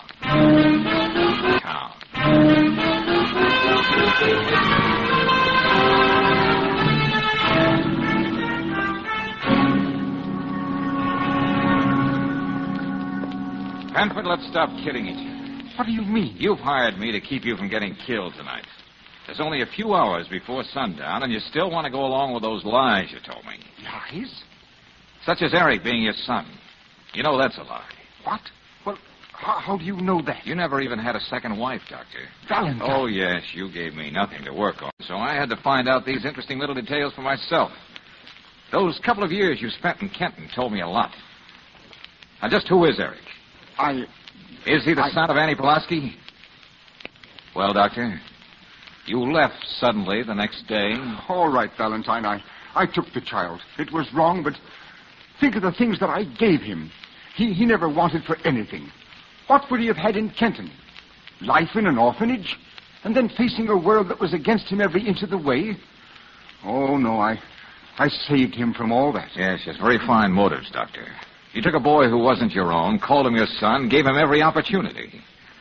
Still, you haven't seen or spoken to your real son for more than 20 years. Wesley? What do you know about him? Just something else I found out. Oh. Well, the truth is, Valentine, I never thought of Wesley as my son. He belonged to his mother, and I left it that way. And then when I thought I could have a son like Eric, I couldn't resist the temptation. He's repaying you beautifully, isn't he? What's that? He's holding you up, isn't he, Dr. Penford? He knows he's not your son. Oh, there were so many lies to tell, and he kept digging and probing, and it had to come out at last. $1,250 a month.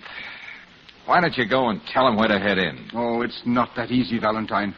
I've boasted of that boy all his life. How strong and tall and beautiful he is. You just don't let a truth like this come to life all of a sudden. All right. We got that all straight. Now, how does it tie up with that note? It doesn't. It has nothing to do with it. That could be another lie, Doctor. But it isn't, Valentine. This thing between Eric and me is entirely personal. I'll never admit to another living soul that he's been blackmailing me. And about tonight, all I know is what I've told you, and I need your help. You wouldn't walk out on me now, would you? No. Tonight you're going to get every protection a man can expect. But tomorrow morning, get yourself another boy or talk it out with the police. Thanks, Valentine. I'm just worried about tonight. Not still working, Dad. You ought to take a little time off. Oh, hello, Valentine. Hi. Swell swimming at the pool today. I couldn't find anybody to give me any real competition. You never can. I understand, Eric, that you're also on the boxing team up at college. Oh, it's nothing. I just happen to have a left jab that seems to hit in the right place at the right time. You mean something like this? Oh! What are you trying to do? Oh, maybe a right cross like this. Oh, Mr. Valentine! Dad, what's he trying to do? What's happening here? That, Eric, was to make up for all the times your dad didn't take you across his knees. Don't worry about tonight, Doctor. I'll be around.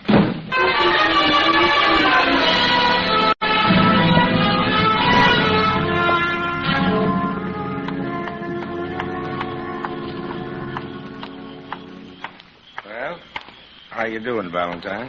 The good Lieutenant Riley. Your presence makes this quite an occasion. Oh, I just wanted to make sure you were happy with our service.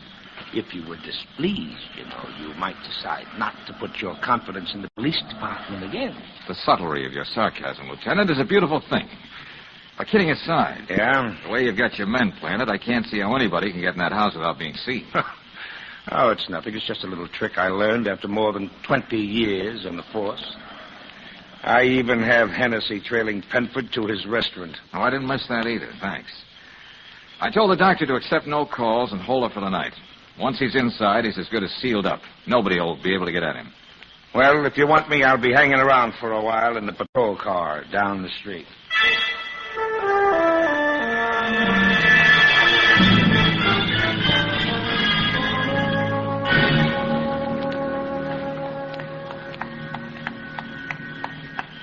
Oh, here you are, George.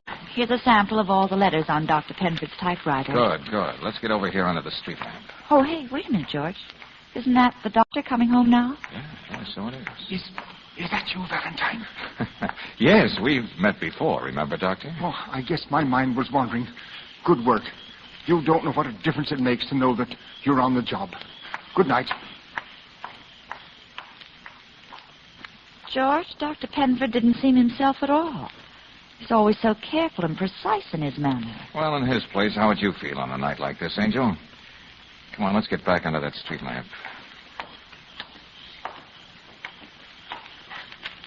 George, that's the threatening note Dr. Penford received. I thought that's why you wanted me to use his typewriter. How do you like this, Brooksy? The E's are all the same. And the broken corner on the W's and the O's slightly higher than the rest of the line. Eric. He would have had access to the typewriter. No time for guessing games. I've got to get to the lieutenant. Yes.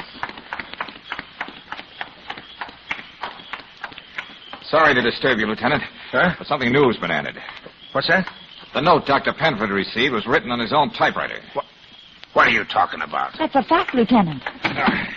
Stay parked right here where you are, Miller. I'll be right back. Yes, sir. Come on, Lieutenant. We'd better talk to Penford. And fast.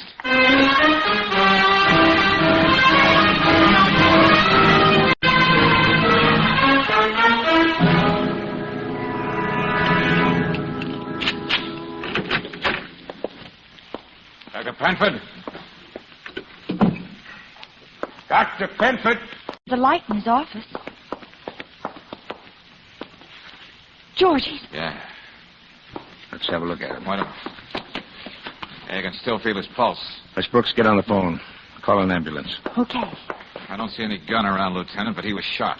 Oh, that's impossible, Valentine. Nobody could have come in this house without us seeing him. And I know he was all right a few minutes ago when we talked to him. I don't like repeating myself, but this is impossible. Still, it happened.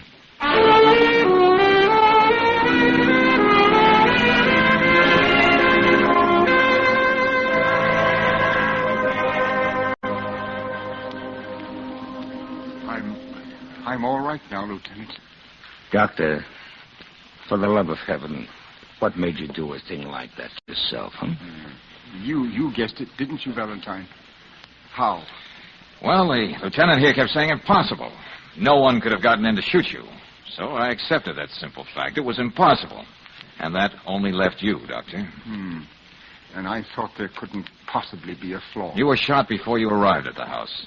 That's why you were so vague about things, so anxious to get inside.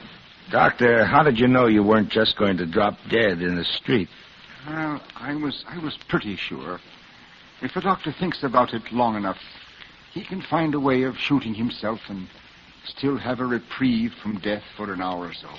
What? I shot myself just under the ribs, upward, toward the liver. Then I got rid of the gun. The bleeding, you see, would be internal. And I knew with enough effort I could make my way home. And the verdict would be murder, Doctor. Isn't that why you hired me in the first place? Yes. Look, Doctor, I know this isn't the time for a lot of questions, but I still want to know why you did it. Insurance, Lieutenant. They wouldn't pay off on suicide, but they would on murder. It was very important that somebody get that money to make up for, so many, many things. It may have seemed as simple as that to you, Dr. Penford, but it was all wrong. The only way you could have made it up to your son was to be alive. My son, he probably wishes me dead. You can't blame him. I don't think any of us can understand what really is going on in Wesley's mind. I'm just a simple cop, Doctor, but if you loved your son so much, why did you ever leave him? Why all this business with Eric, who isn't even your own flesh and blood? Let's just say it's the way a man thinks sometimes when he doesn't know any better. Oh, George, we're here. Is it all right to come in? Yeah, come on in, Brooksy. Maybe now you can understand how his son feels, Dr. Penford. Wesley. Yes, Father. You cared enough to come. I wanted you to know I'm glad it didn't work out the way you planned. I left you and your mother when you needed me most. How can you forgive me? How can you ever understand that? It isn't as difficult as you think, Father. It's just like when I sit down to write, I want things I say to come out beautiful. When they don't, I feel ashamed and want to run away. You must have felt like that when I was born. What is it, Wesley? Would it be all right if I could be alone with my father? Huh? Well, of course, young man, sure. Thank you. Mr. Valentine, would you wheel me over to his bed?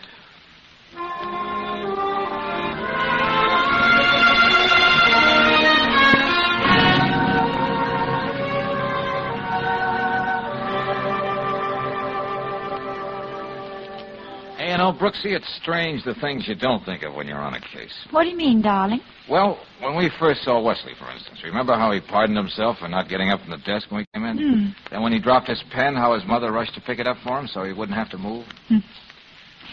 Strange the things you can't possibly think of or even imagine. I mean, a father feeling that way about a crippled child. Well, it's not an easy thing to justify, Angel. I suppose it's as Dr. Penford himself put it. It's the way a man thinks sometimes when he doesn't know any better. Yes. And when you pin all your faith on a perfect physical specimen like Eric, and he turns out to be a gold-plated heel, you begin to wonder what you've done with your life. Then you dream up a last desperate scheme to undo a terrible wrong. I wonder if it's possible for the Penfords to find any real happiness after all these years. Well, it looks that way, Brooksy, if you can believe this note I just got.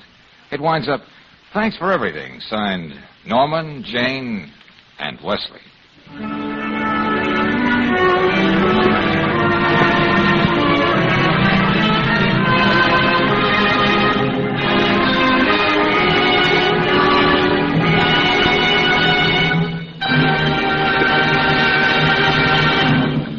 It's the second day of your vacation trip, and you're all set for some more happy motoring miles. But your car isn't. Feeble battery, or maybe just a plain dead battery. To avoid such a bleak moment, better get preventive service before you start out at your independent Chevron gas station or standard station. They'll be glad to test the battery's water level, terminal, cables. If it's a new battery you need, to assure instant starts wherever you motor, they have a quality Atlas that's made exactly for your make and model of car. On Atlas batteries, you'll find certified power capacity embossed where you can read it. Certified power that exceeds the requirements of the Society of Automotive Engineers. Atlas batteries for passenger cars are warranted for 21 months or more. So don't wait for your car's battery to let you down flat and unexpectedly. Get superior battery service tomorrow at a standard station or independent Chevron gas station where they say and mean, "We'll take better care of your car."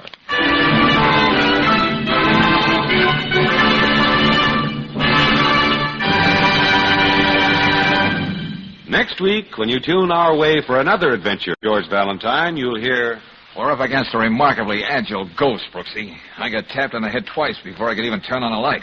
But where did this thing go? It couldn't get out. Oh, all I know is somebody tried to give me the same kind of scalp massage the late Mr. Mitchell got. Oh, what goes on here? I don't know, Brooksy, I don't know. But we're not leaving this haunted Victorian nest until we find the answer to that very pertinent question.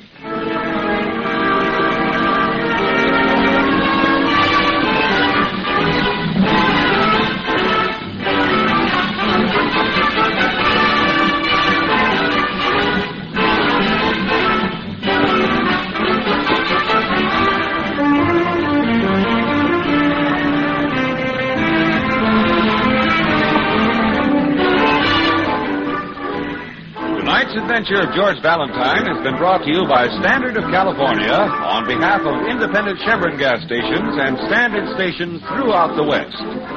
Let George Do It stars Robert Bailey as George with Frances Robinson as Claire. Wally Mayer appears as Lieutenant Riley. Tonight's story was written by David Victor and Herbert Little Jr. and directed by Don Clark. Also heard in the cast were Herbert Rawlinson as Dr. Penford, Hy Averback as Eric, Noreen Gamille as Mrs. Penford, Don Diamond as Wesley, and Martha Wentworth as Mrs. Hogan. The music is composed and conducted by Eddie Dunstetter. Your announcer, John Heaston. Listen again next week, same time, same station, to Let George Do It.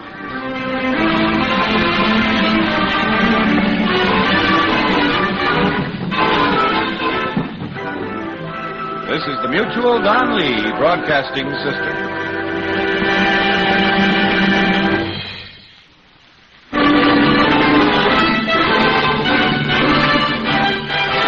Standard of California, on behalf of independent Chevron gas stations and standard stations throughout the West, invites you to Let George Do It.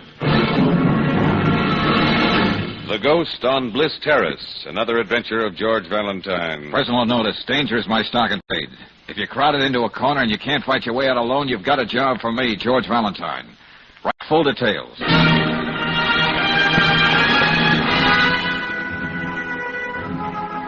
Dear Mr. Valentine, there's no such thing as a haunted house. You know that, and I know it.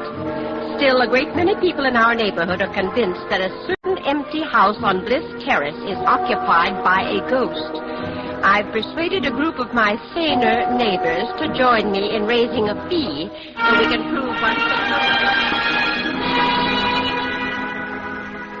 once and for all that it's all so much poppycock. You can find me at home any morning. And it's signed Mrs. Angela Macaulay. A haunted house, no less. Oh, I know how we can earn that fee in a hurry. All right, Angel, I'll play straight man. How? Just put out a for rent sign. Whatever ghosts happen to be around will be trampled to death. Brooksy, you take this too lightly. This isn't just one person's fanciful whim. This is a community project headed by a solid citizen named Angela Macaulay. We can't turn our backs on a civic enterprise like this. Oh, all right. But what's standard equipment for a job like this? Hand-tailored bed sheets, old props from an Abbott and Costello picture? No, Angel. Just pride in our work and a normal amount of curiosity.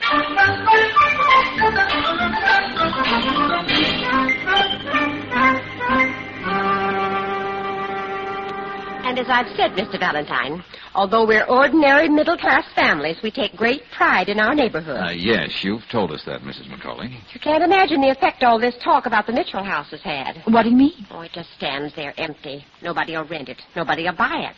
An eyesore for the whole neighborhood. Well, outside of saying boo to the ghosts, what do you expect me to do? It's entirely up to you, Mr. Valentine. We just want you to prove that all those stories about the Mitchell house are false. Well, just what are these stories, Mrs. Macaulay? Well, there was the milkman, Fred Horton. He swears that when he was delivering milk one morning, he saw a curtain swing back and a face suddenly appear in the window. I see. Well, is that all that happened? Well, Tommy Koenig, that's Martha Koenig's little boy, he says he saw a face in the window, too. Well, anyway, that's two people that saw it. I certainly wouldn't take Fred Horton's word for anything. And Tommy, that boy can dream up anything with his imagination. I doubt very much if a group of substantial people like yourself would have asked me in at all just because a milkman made a few wayward remarks and a little boy seconded the motion. Are you sure you're not leaving anything out, Mrs. Macaulay? Not a thing. As I told all the others, this never would have happened if Sam Mitchell hadn't been murdered. Murdered? Oh, well, this might be the thing you left out. Did you say Sam Mitchell was murdered? Yes, that's right. About a month ago. It was never solved. Why didn't you say that at the beginning? What a way to tell a story. An unsolved murder is an afterthought. And just because Sam Mitchell was hit over the head by some passing tramp, it doesn't mean the whole neighborhood should be given a bad name. Yeah, I know, and I see. Young man, do you or don't you want to accept this assignment? Oh, yes, Mrs. Macaulay. Yes, I'd like to take it on. Good. I don't know why. Maybe, as Miss Brooks said, it's just the fascinating way you tell a story, with murder as an afterthought.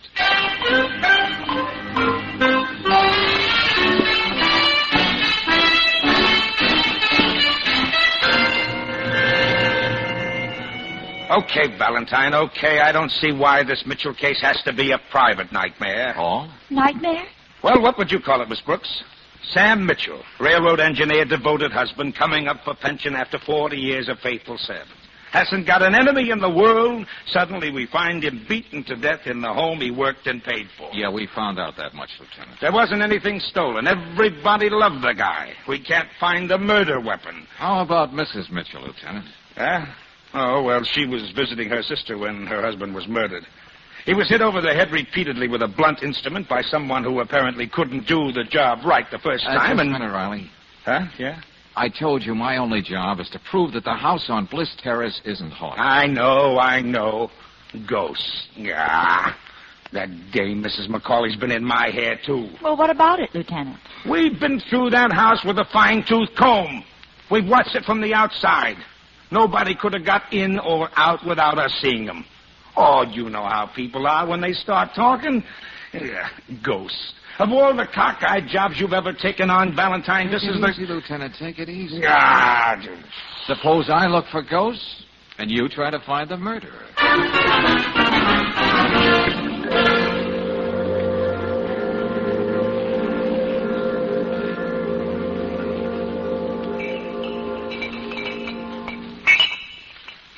I understand you deliver milk in the neighborhood of Bliss Terrace, Mr. Horton. That's right, mister.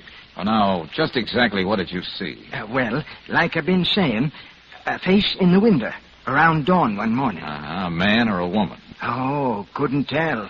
It was a thin face, like it was almost all bone. Long, stringy hair. Just seen it for a minute.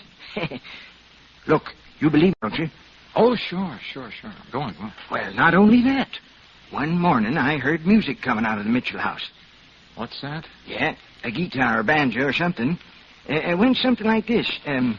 Da, da, da, da, da, da, da, da, da. You believe me, don't you? Oh, yeah, every word. I was just marveling at the way you carry a tune. Thanks for the information, friend.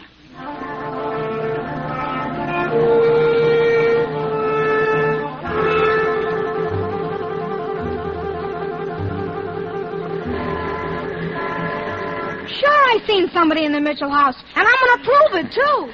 Okay, Tommy, take it easy. Well, tell us about it, dear.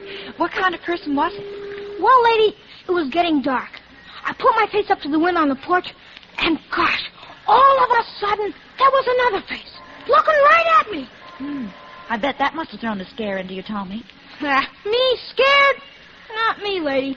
I just kept looking right back at him. I'd say it was me who scared the daylights out of him. So it was a man, huh? Golly, I don't know for sure. He had long hair like a lady, but... Well, anyway, it was real, like Mr. Horton said. Just wait till I prove it, too. Well, that's a job we've both got, son. Only it looks as though you've got a head start on me.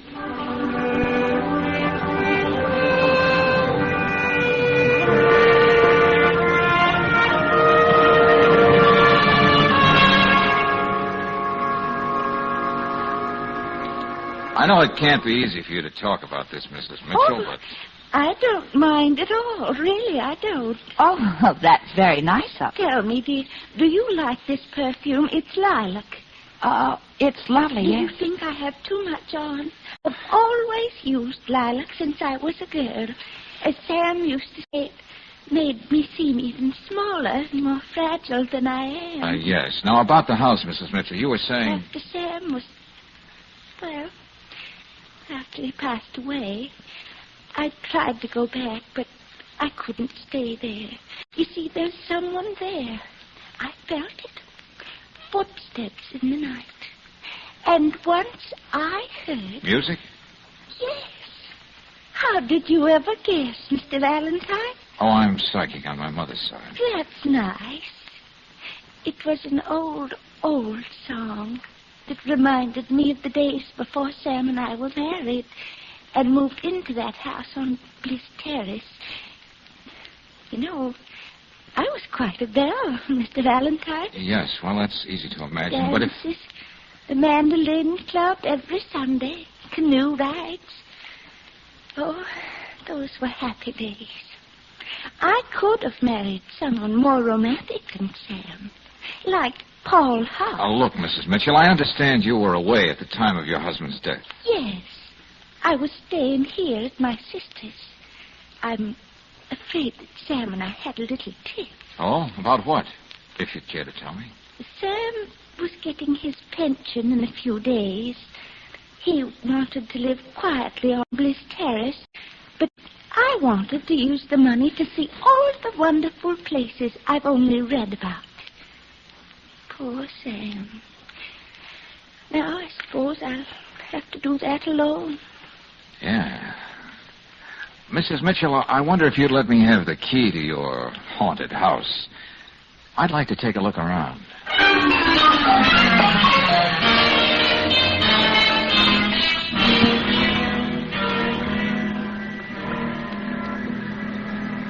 You know, George, we could sit here in the car and watch that house all night and still not see anything happen. Yeah, you're so right, Angel. I don't even know what I expect to see happen. Darling, Hmm? well, when we went through the house before, I did get sort of a funny feeling. Not you too, Brooksy. That's Mrs. Mitchell's private routine. Well, I kept getting the feeling that I was in a honeymoon cottage that hadn't been changed in 40 years. Oh, how do you like that? A honeymoon cottage, Bliss Terrace, and a murder.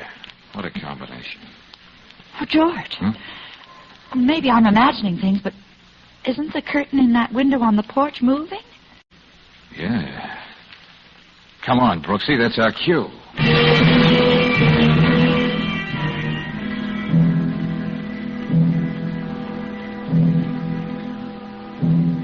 Brooksy, somebody was moving the curtain in this room.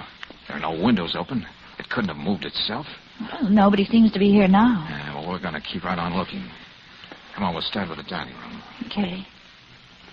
The light should be here on the wall somewhere. No, you don't. Huh? Stay where you are. Huh? George. Okay, you ask for it. What the?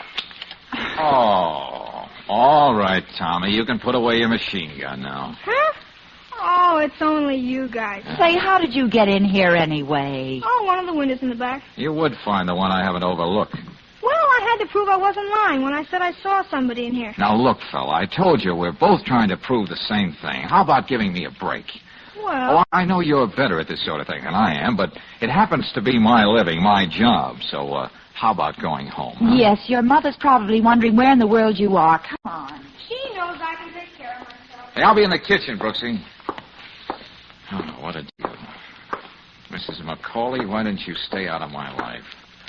You and your Citizens Committee for the Prevention of Ghosts. George? Oh, George. Oh, that Tommy character. Well, he's a character. Well, don't you believe in lights? Oh, George. Oh, don't be alarmed. Just a childhood habit sprawling out in the kitchen floor. What happened? You frightened off a remarkably agile ghost. I got tapped before I could even turn on the light. But it can't be. Oh, this bump is no make-believe. But where did this thing go? It couldn't get out. There's no place to hide. Tommy was playing around in here, and we were watching the house from the outside. Somebody tried to give me the same kind of scalp massage Mitchell got. Oh, what goes on here? Brooksy, we're not leaving this Victorian love bower until we find out.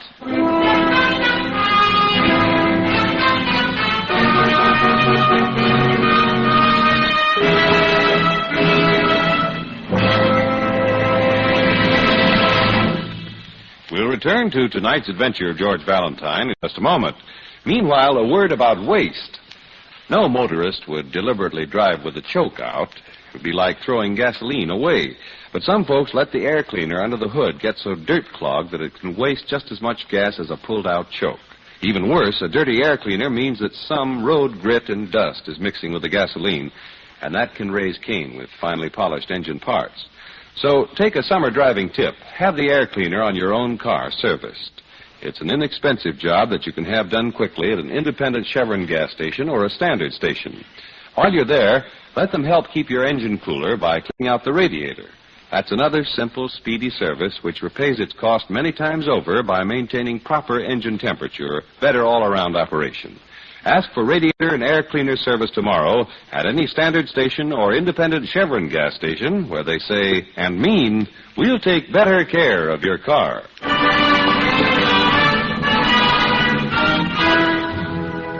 Now back to tonight's adventure of George Valentine.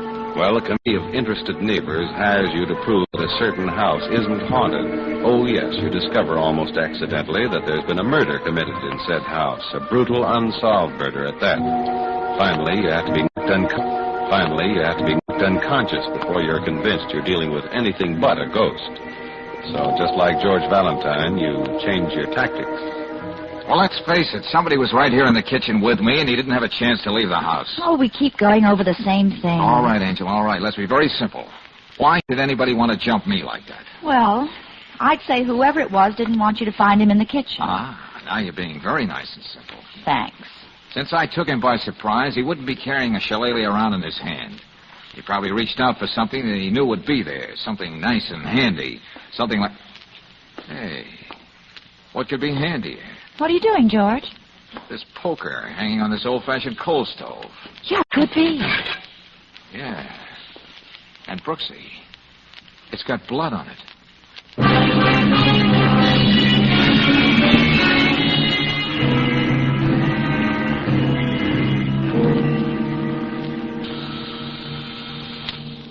Yeah, Riley. This is Samuels down in the lab, Lieutenant. And about that stove poker. Well, let's have it. We checked and talked to the medical examiner. That was the weapon used on Mitchell, all right. We're working on the fingerprints now. Well, good. Well, that does it, Lieutenant.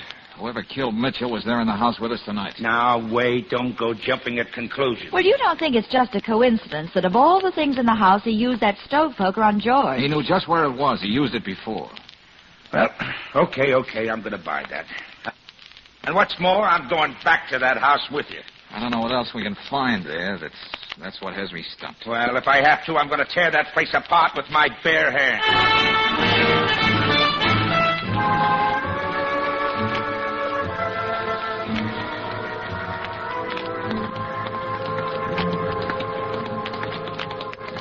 George, I'm sure we turned all the lights off when we left. Yes, so long. But there's a light in the parlor, all right. Come on.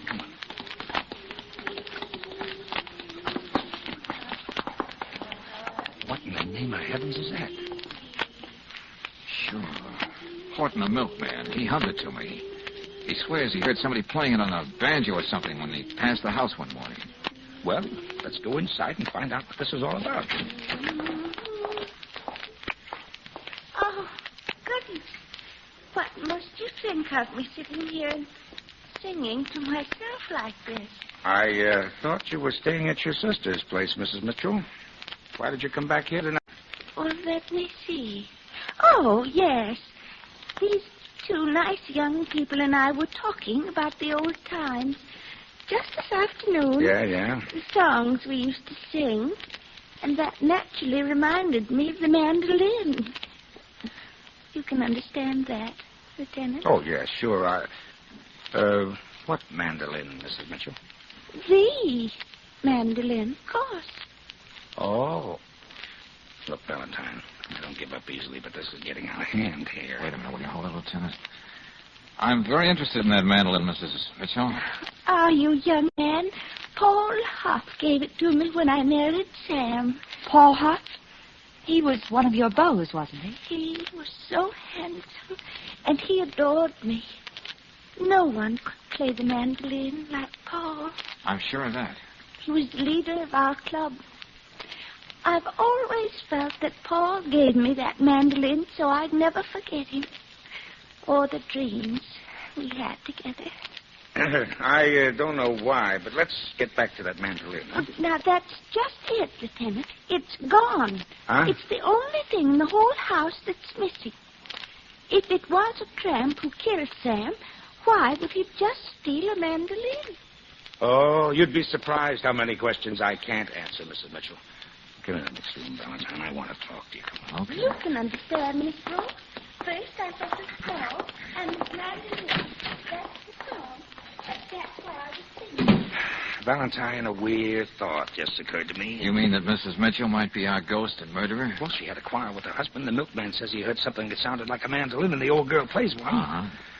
Ordinarily, if you wanted to kill somebody with a stove poker, just a couple of smacks on the head would have done it. Lieutenant, Mrs. Mitchell is small and fragile. Yeah. And it took a lot of blows on Mitchell's head to make her a widow. Now, I've kicked it around, too, Lieutenant. But if I don't come up with anything better than that, I'm going to buy me a mandolin and play on street corners. Well, I'm going to get Doc Farrell down here. Police psychiatrist? Yeah. Maybe he can get her to make some sense. I know I can.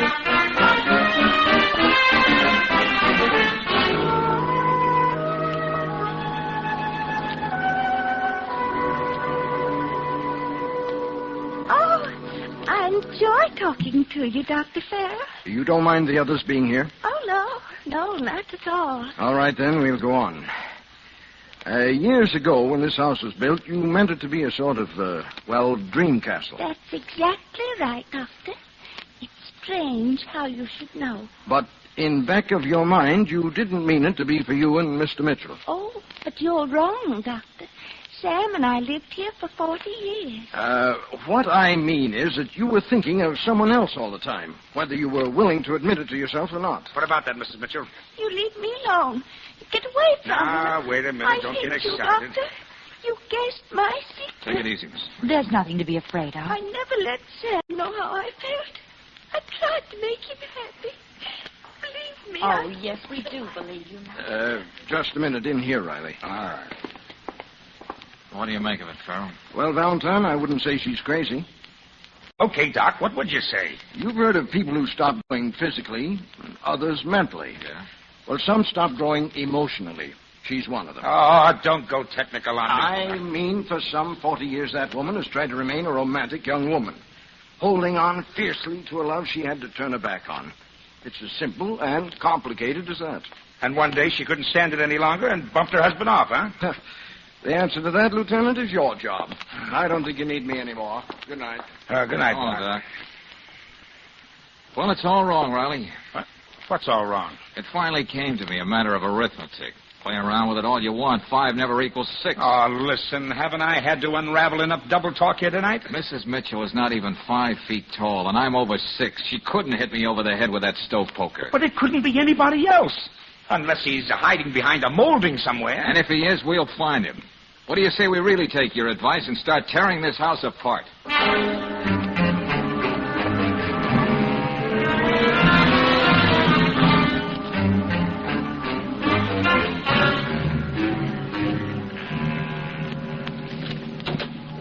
But, George, we've been through this closet before. All right, so we'll look at it again. What are you looking for, gentlemen?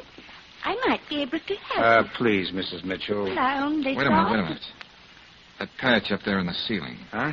That's funny. I never noticed that before. What, the little square? Well, even if it was an opening, it wouldn't lead anywhere. Uh-huh. Well, it couldn't be more than a few feet between the ceiling and the roof. Here, wait a minute. Let me have that umbrella. Oh, it does open. Well, if somebody could squeeze in and out of that hole, how could he stay up there? Well, why don't you give me a boost? Maybe I can take a look. Hey, how about that, Lieutenant? Do we borrow your flashlight? All right. Here.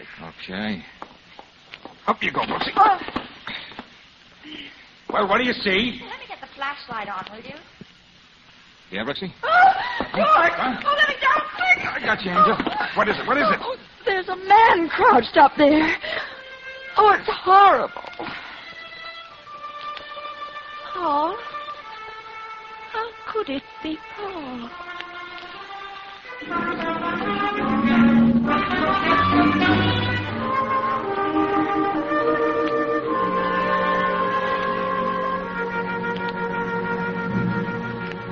Say, Valentine.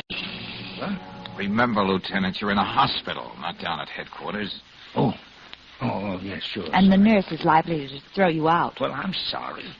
But look, Valentine, you and I are on this case together, aren't we? Well? Well, I just got a confession from this Paul Huff character. He admits he killed Mitchell. Well, that's that then. Just a minute, Miss Brooks. He must talk some more. But he keeps freezing up on me. Oh, Valentine, see what you can get out of him, will you, huh? Well, okay, Lieutenant.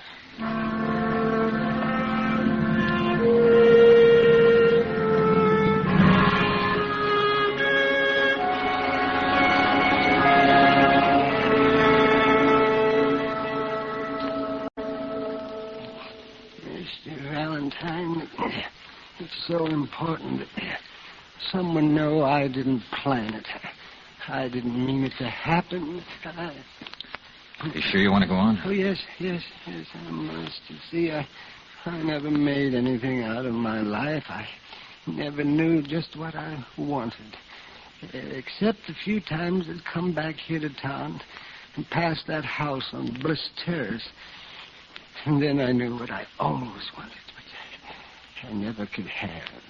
You mean you've been coming back here all these years? Oh, they never saw me, but this one time I knew I was getting old and sick.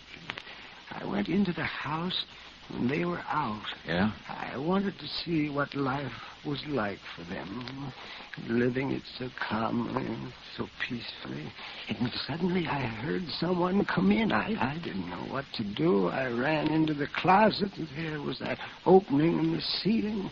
Somehow I climbed up there, and that's where I've been staying.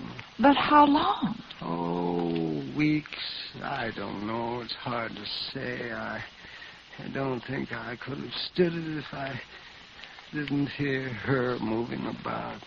But Sam Mitchell was your friend once. You could have talked to him. Well, I thought of that, too, but one night when she was away, he walked in, and he saw me in the kitchen, yes. And I was scavenging for food just like a tramp. He didn't even know who I was. Oh, don't try to sit up, Mr. Huff. Suddenly I felt nothing but hatred and envy. And I grabbed the stove poker and I had no place to go. I went on living up there. When you found me in the kitchen last night, you felt I was the intruder and you belonged in that house. Huh? And to think that she kept my mandolin for 40 years. That's a long time, isn't it, young lady? Yes, a very long time. Yeah, I guess that's all I wanted to tell you. Sorry, but I'm beginning to feel very tired. I'll see that the lieutenant gets your story straight. Well, thank you. Yeah. And I'll tell Mrs. McCauley there'll be no more ghosts on Bliss Terrace.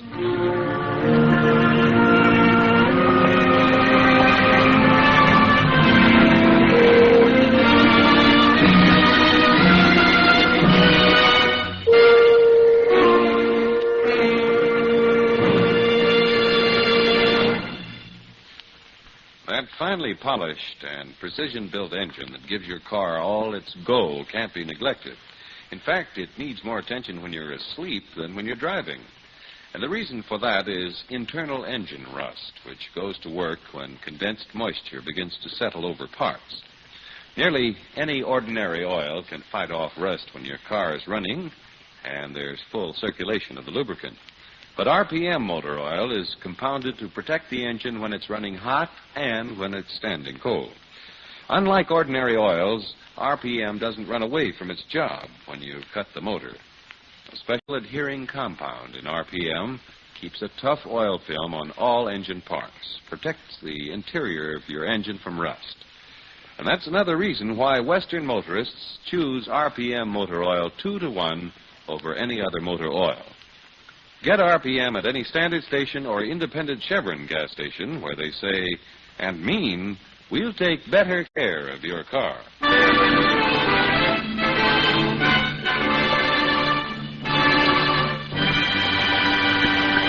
Next week, when you tune our way for another adventure of George Valentine, you'll hear Lieutenant Riley saying, Valentine, when you tell me there was a girl sitting in this chair when you came in, and that she had committed suicide, natural curiosity makes me ask, where is the body? I don't know, Lieutenant. But she was there.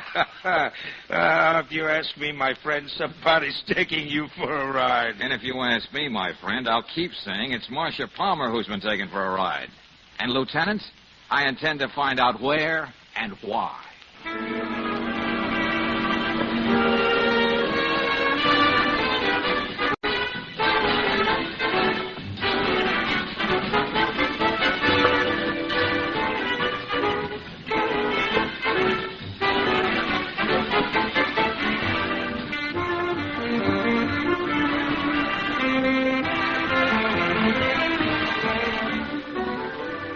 Tonight's adventure of George Valentine has been brought to you by Standard of California on behalf of independent Chevron gas stations and standard stations throughout the West.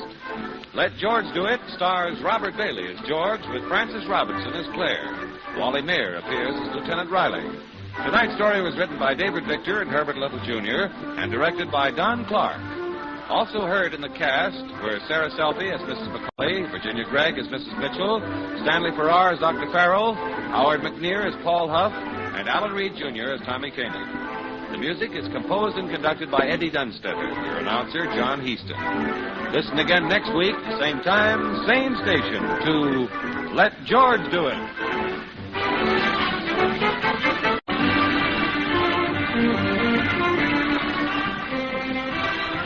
This is the Mutual Don Lee Broadcasting System.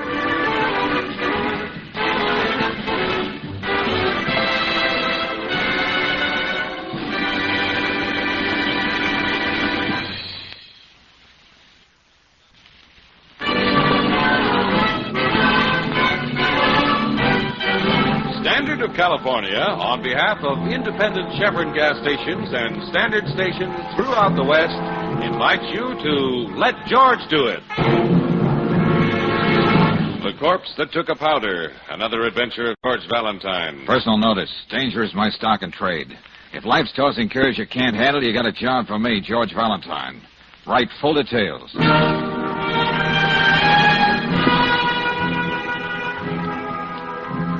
Dear Mr. Valentine, they say that if you think about suicide twice, you won't go through with it.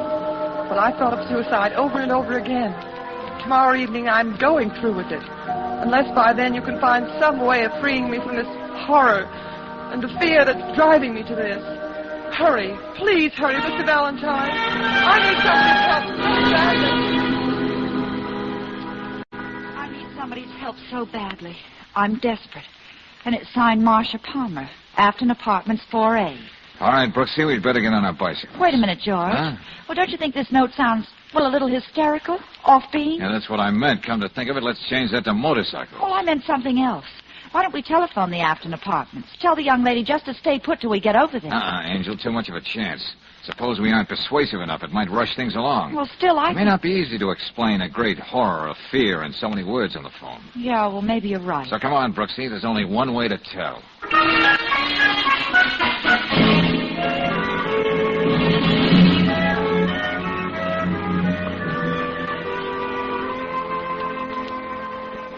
Excuse me, Mother. Oh, young man.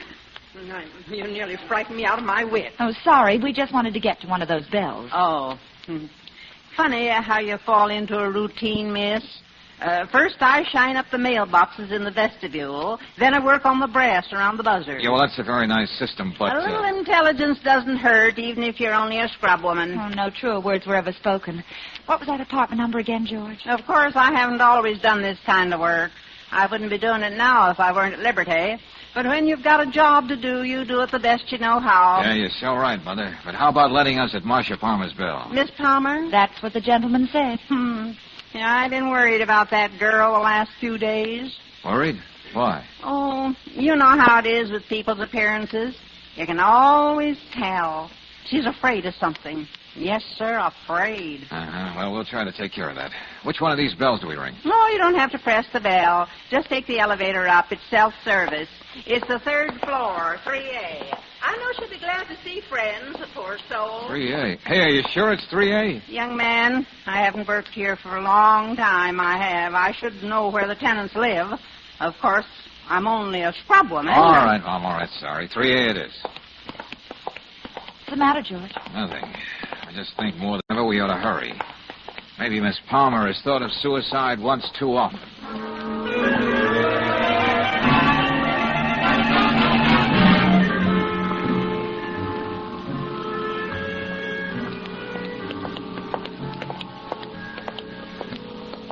Here we are, George. 3A. Yeah. She's just got to be in, Brooksy. Well, that's a good sign. I heard somebody moving inside. Good. Hello. Oh. Miss Palmer at home? I haven't the slightest idea. What? Well, I've been trying to work up enough nerve to find out that very thing for myself. Well, you certainly should be in a position to know. This is her apartment, isn't it? Huh? Look, did I meet you people somewhere with Marcia? Here at my place at a party, perhaps? Hey, now, wait a minute. Is this your place? Well, that's what the lease says. The name is Glenn Stratton. I'm a commercial artist when I work. Well, where does Marcia Palmer live? Right over my head, just like an angel. Apartment 4A. Sorry. It seems we got the wrong information. Hey, there's nothing wrong, is there? I've been worried about Marcia lately. She hasn't seemed herself. Yeah, I know. Afraid of something. That's exactly it. Come on, let's get upstairs, Brooksy. Oh, if you see her, old man, would you tell her that her persistent suitor would love to have dinner with her? The charge will be $1 for 10 words, Mr. Stratton. All right. Come on, honey. No use waiting for the elevator. Mr. Stratton is quite a boy. Any minute you expect him to step back into Esquire. Yeah, that's right. I wonder why Mother down in the vestibule gave us a bum steer about the apartment number. If anybody, she should know where people live in this place. Well, let's be charitable and say she's slightly pixelated. This must be it. Here, Angel. I better try it again.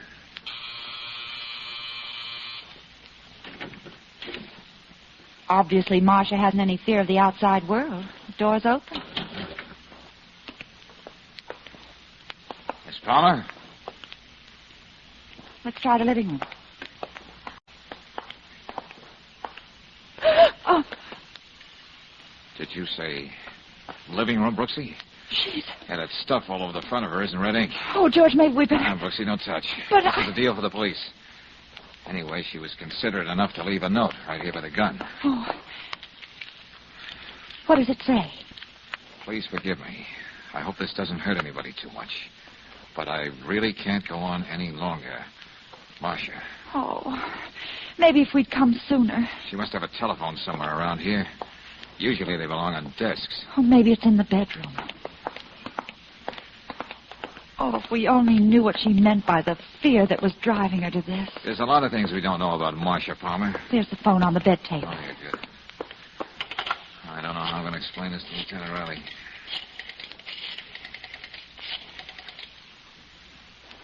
Hello, Riley's office, please. This is Valentine. Seems simple enough to explain, but when you're all through, somehow you don't believe it. Oh, hello, Riley. Yeah, me. I'm at the Afton Apartments, 45 Lorraine. Yeah, I know you're happy to know where I am. Now, look, a client of mine, Marcia Palmer's committed suicide. Okay, I know it's a big town and you can't go poking into every suicide, but... Oh, sure, I could report it through the ordinary channels, but believe me, there's something offbeat about this case. Okay, if you don't want to bother, I'll just take care of this myself. Okay. Well, I guess we can expect the lieutenant, Brooksy. Good. Now, let's get inside and see what we can find around here. Oh, I don't think I'd like to look at her again if I can help it. Just take it easy, Brooksy. I don't think you're going to have to look at her. What do you mean? She isn't there. But that's impossible. I know. She couldn't have just walked out of here. And the note's gone. Oh, Riley's going to love this. Well, anyway, the gun is still here. There's something I'd like to know right now, Brooksy. What do you mean, George? Do I or don't I have a client? Well... And if I do, where is she? Dead or alive?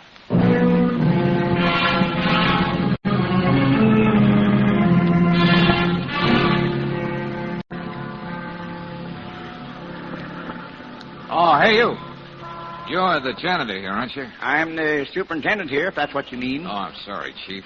Not that I believe anything like this happened, but did you notice Miss Palmer leave the building within the last few minutes? Oh, the model? Oh, whatever she was, did you see her? No, and I've been working on this lawn for the last half hour. And if she did, I certainly would have... Young lady, did you say whatever she was? Skip it, Chief. And did you see anyone else come out carrying a large bundle and driving off with it? Nobody. This is a very quiet time of the day around here. I see. Hey, look, who are you people anyway? Say, I want to talk to that elderly lady who cleans the halls for you. And have you understand that I do every stitch of work around here myself. That's why it's so neat and clean. But we talked to a scrub woman when we came in. In the flesh. We don't have a scrub woman here. The way I keep this place, you can eat off the floor. But We have no scrub woman.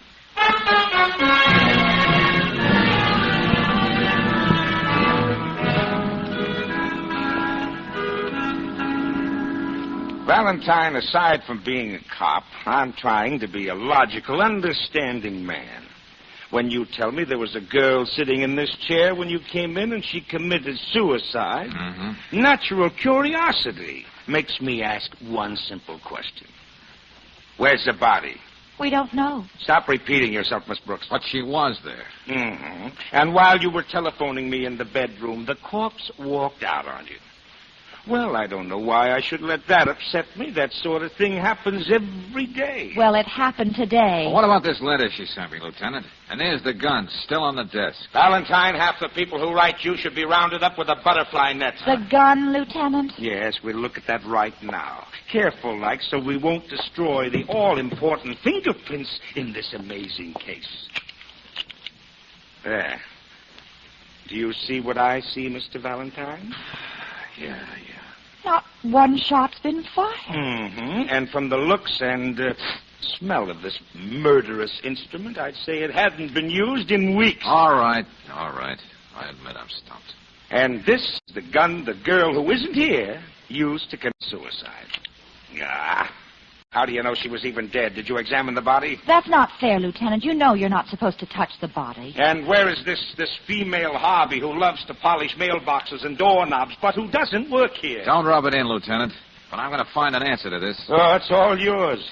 I'm going to have one of the boys track down your Miss Palmer for you, but if you ask me, my friend, somebody's taking you for a ride. Well, if you ask me, my friend, it's Marcia Palmer who's been taken for a ride.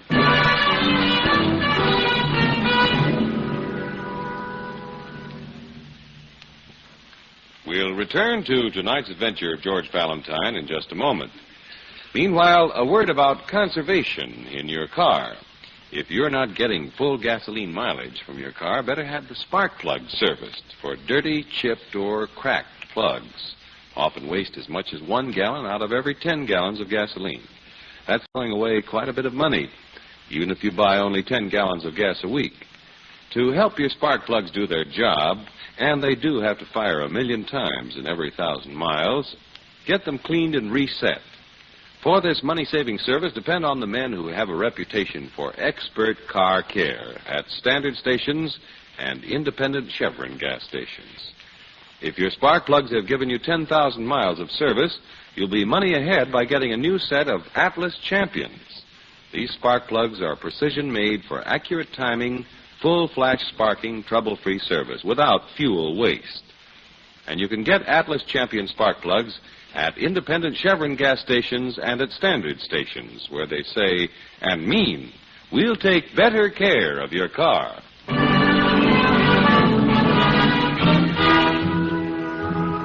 And now back to tonight's adventure of George Valentine. Well, a young model threatens suicide, so you darn quick get over to her apartment.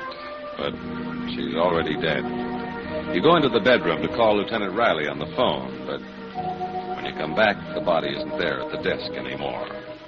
All of which makes no sense at all. But if you're like George Valentine, you find yourself face to face with, of all things, a theatrical agent. No, Max. None of the ladies in these pictures is the one I'm looking for. Ah, what are you saying, Georgie? Every one of these ladies spent the better part of their lives scrubbing floors in front of audiences. Yeah, I'll take your word for it. But Edna Tremaine. Look at her there. In one place, she spent 2 full nights on her knees scrubbing floors to send her son through medical school. Uh-huh. And then, in the third act, when he's the president of the same medical school, he passes her in the corridor. You don't even recognize it. Pathetic, ain't it? Yeah, I'm all choked up, Max. But will you listen to me? Wasn't I all the time? No, I told you I feel pretty sure that someone hired a woman and a darn good actress to play the part of a phony scrub woman at the Afton Apartments. How can you be so sure? She was an actress, Georgie. The phrase she used, Max. She said she only worked there because she was at liberty. Now, that's a theatrical term. You know that. At liberty. Oh, I hate those words. The more I hear them, the more money I don't make. Come on. Think hard, Max. I described her to you.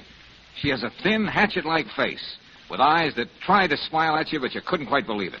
Wait a minute, Georgie. I got a few more pictures. And the people I ain't used for years. I'll let you see them. Hold it till I call my secretary. Who am I kidding? I ain't got a secretary. Oh, same old Max. Hey, there's room for $10 on the expense account if you can be of help. Must be down here in this drawer. Here, take a look, Georgie. Okay, all right. No. That one it wouldn't be. Very versatile. Well, it's strictly burlesque. Hey, wait a minute. Who's this? You recognize her? She's a one, all right. What's her name? Where does she live? I'll get you that information in a minute, sir. I'll just get my secretary. Max? Yeah. Who am I kidding? Well, I used to have a secretary. Anyway, on the back of it says her name is Amy Randall. Her address? Hotel Raleigh, character parts, all dialects, glad to audition, age over 21. They all say that. Okay, thanks, Max. I think I found just what I want.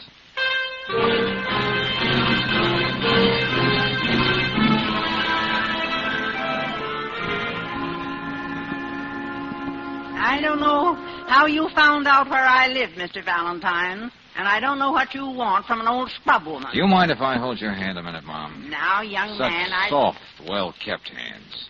Not the hands of a scrub woman. Huh? Come on, Amy. Give it to me straight. I know all about you. You're an actress. Oh. And I thought I played my part so perfectly. Oh, that you did. You did that. You deserve 3 curtain calls. But come on now. Who hired you to be there just when we arrived? When you've been out of work as long as I have, Mr. Valentine, you don't ask any questions. $50 for an hour's work is a lot of money. Who was the man? He never said. He gave you a check, didn't he? No, it was all cash. What did he look like? Well, he was rather short and stout. Uh-huh. And he had just a kind of fringe of gray hair on his head. Yeah? Told me he saw me on the stage once and looked me up. He said he was playing a practical joke on somebody. I just had to say I was worried about Miss Palmer and put on an act. Uh-huh. For a moment there, Didn't you really believe I was a scrub woman, didn't you? I told you before, Mom, you were slightly terrific. You don't know what it means for me to hear you say that. And you don't know just what kind of part you played in a little drama today. What? But then again, that makes us even, Mom. I don't know that either.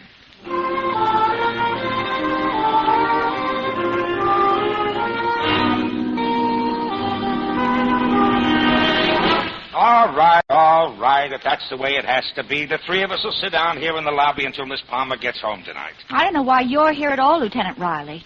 I thought you were convinced that this was all a weird joke and somebody was taking George for a ride. Well, practically your own words, Lieutenant. Valentine, I can handle you alone. And, Miss Brooks, I don't have too much trouble with you either.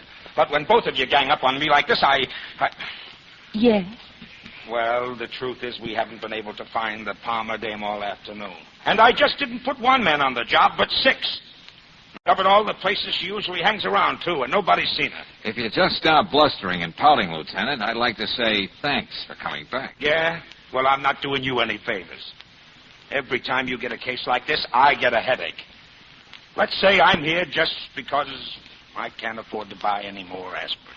Well, how do you figure it, Lieutenant? Somebody went to a lot of trouble to hire an actress so she could create an appropriate atmosphere for so-called suicide. I know, Miss Brooks, I know. Lieutenant Riley. Stratton, I told you the first word I got about her, I'd let you know. Oh, thank heaven you're still here. What's the matter with you? What happened? She's up there. Miss Palmer? Up where? In her apartment. She's sitting there at the desk. I thought for a moment she'd speak to me, but she didn't. Okay, don't fall apart. Let's have it in clear, simple language.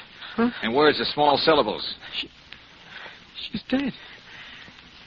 She killed herself.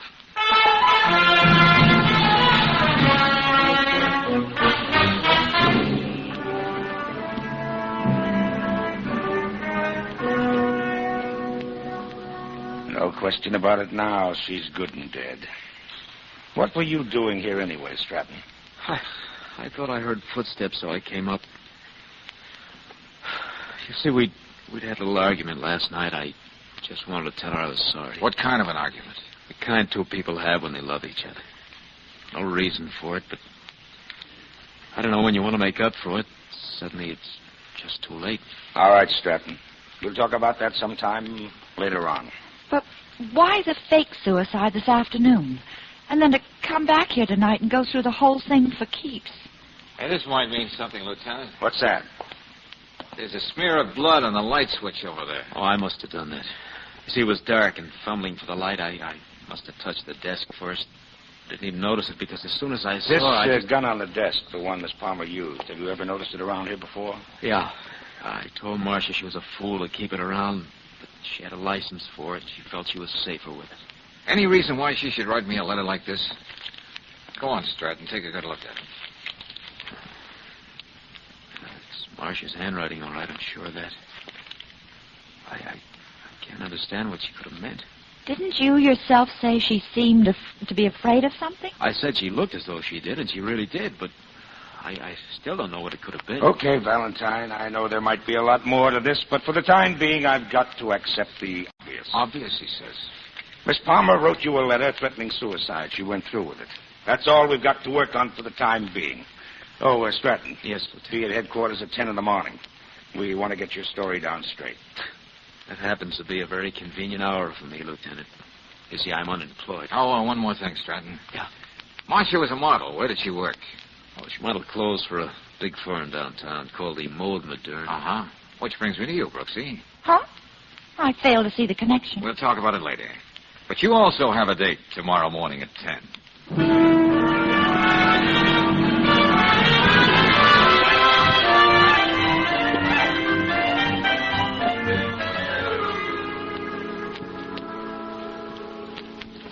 Yes, Miss Brooks.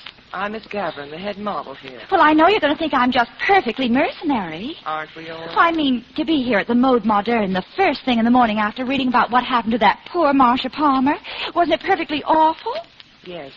It was quite a shock to all of us here. Well, I thought there might be an opening for me here. After all, I'm a perfect 12, and I've had loads of experience modeling. You can check with Mr. Gillespie at High Style Incorporated or Mr. Farbstein at the... Well, even if Mr. Wyatt were here, he's head of the firm, you know. I doubt if this would be the right time to talk about taking Marcia's place. I think he was more upset than any of us about what happened. Well, like I said, wasn't it perfectly awful? The paper said there was a note. She was afraid of something. That I don't believe, Miss Brooks. You don't? Marsh and I were quite close. She wasn't afraid of anything. She was always happy and cheerful, especially yesterday when we had lunch together. You don't say. I even asked her what there was to be so happy about. Oh, she said it was a joke, and she'd tell me about it some other time. A joke, huh? Isn't that just perfectly... I know. Awful. Now, if you'd like to leave your name... Oh, I would like to talk to Mr. Wyatt. I'm afraid you can't. He won't be in at all today. He's being honored at a luncheon at the Commodore, his club. How perfectly exciting. He even has a picture in the paper. Oh? Here. Oh, my, he looks so friendly and chubby. Marcia and I called Mr. Wyatt Cupid. Oh, but never to his face, if you know what I mean. Shall I tell him that you'll get in touch with him, Miss Brooks? Oh, but definitely.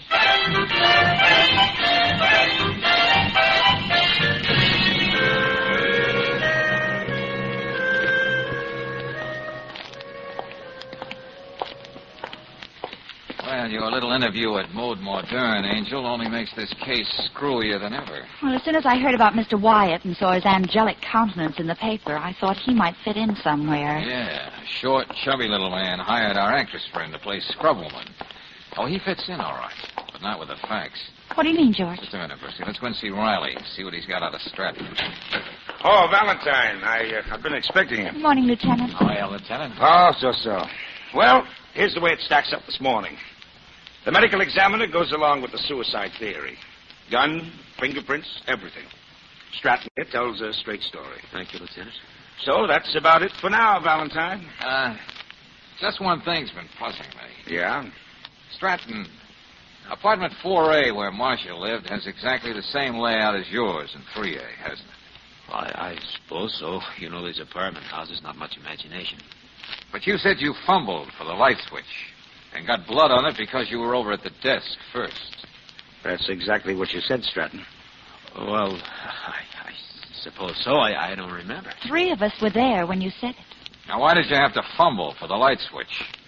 It's exactly in the same place in Marcia's apartment as in yours, right next to the door. Well, maybe I didn't explain myself just right. You were right, planning Marcia's body at the desk where it was, and the gun, too. No, you're That wrong. you wanted to do in darkness. Then you put on the light and went running downstairs. That's why... Hold it, Valentine, hold it. I'll take it from here. Look, Lieutenant, you got to listen to me. That smear of blood on the light switch puts you square on the spot, fella. Now, the less you say now without a lawyer, the better. I'm holding you on suspicion of murder. Well, you'll have to pardon us. Brooksy and I have a luncheon date at the Commodore. Huh? Have we? Oh, yes. Oh, wait a minute, Valentine. I want to talk to you Maybe about... you're happy about this way this case washed out, Lieutenant, but I'm not.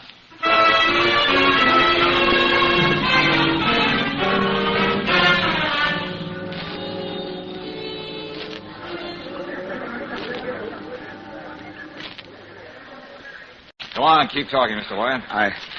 I don't know what to say.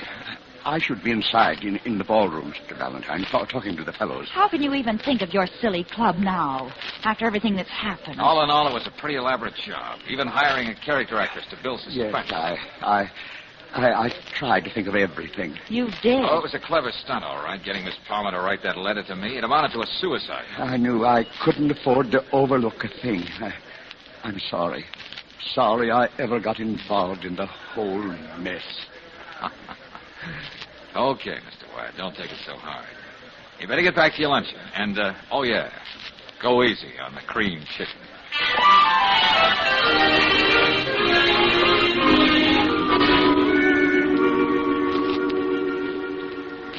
George, I'm still reeling. Okay, I see what you mean, all right. Oh, I know children can be children. But a grown man like Mr. Wyatt. Oh, not a mere man, Angel. The new president of the Liars Club, being honored at the Commodore, no less. Fantastic. You see, Brooksy, he had to have the tallest story ever heard for this inaugural. And he probably would have had. I'll say.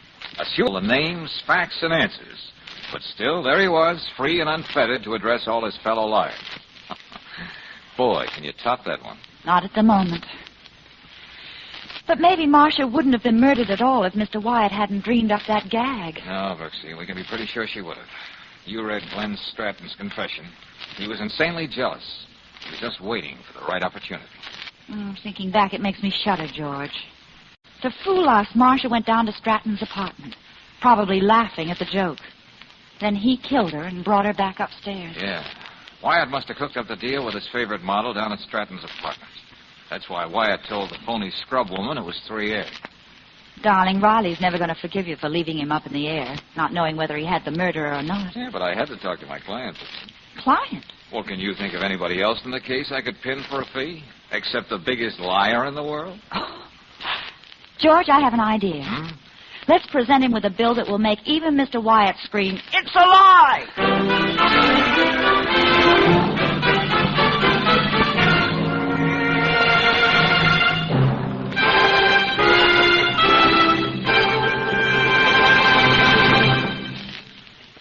It's often the little things that make your day a good one or a rough one. The simple business of starting your car, for example. If it's obstinate and gives you a bad time when you want to get going, it can add up to a lot of irritation. For fast starts every time and wherever you're driving, just try Chevron Supreme gasoline in your car. This premium quality gasoline is climate-tailored, specially adapted to each different climate and altitude zone in the West. Day or night, summer or winter, you can depend upon it for fast starts. And that's a saving, too, of the power in your battery. What's more, Chevron Supreme gives your car smooth acceleration and extra power for rugged hills. Get a tank full tomorrow at any standard station or independent Chevron gas station where they say and mean, we'll take better care of your car.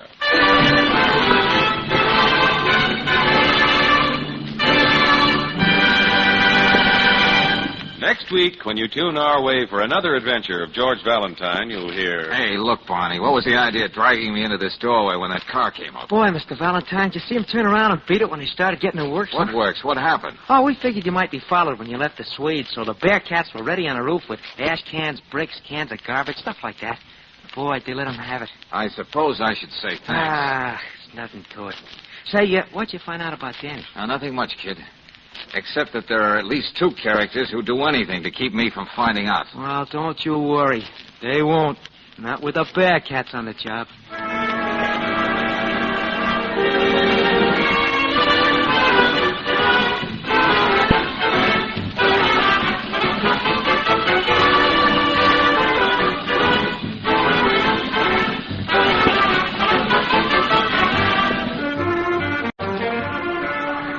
Tonight's adventure, George Valentine, has been brought to you by Standard of California on behalf of independent Chevron gas stations and standard stations throughout the West. Let George Do It stars Robert Bailey as George with Frances Robinson as Claire. Wally Mayer appears as Lieutenant Riley. Tonight's story was written by David Victor and Herbert Little, Jr. and directed by Don Clark. Also heard in the cast were Jacqueline DeWitt as Gloria, Tony Barrett as Glenn Stratton, Gwen Delano as the scrub woman, Ralph Moody as the janitor, and Harry Lang as Max. The music is composed and conducted by Eddie Dunstetter. Your announcer, John Heaston. Listen again next week, same time, same station, to Let George Do It.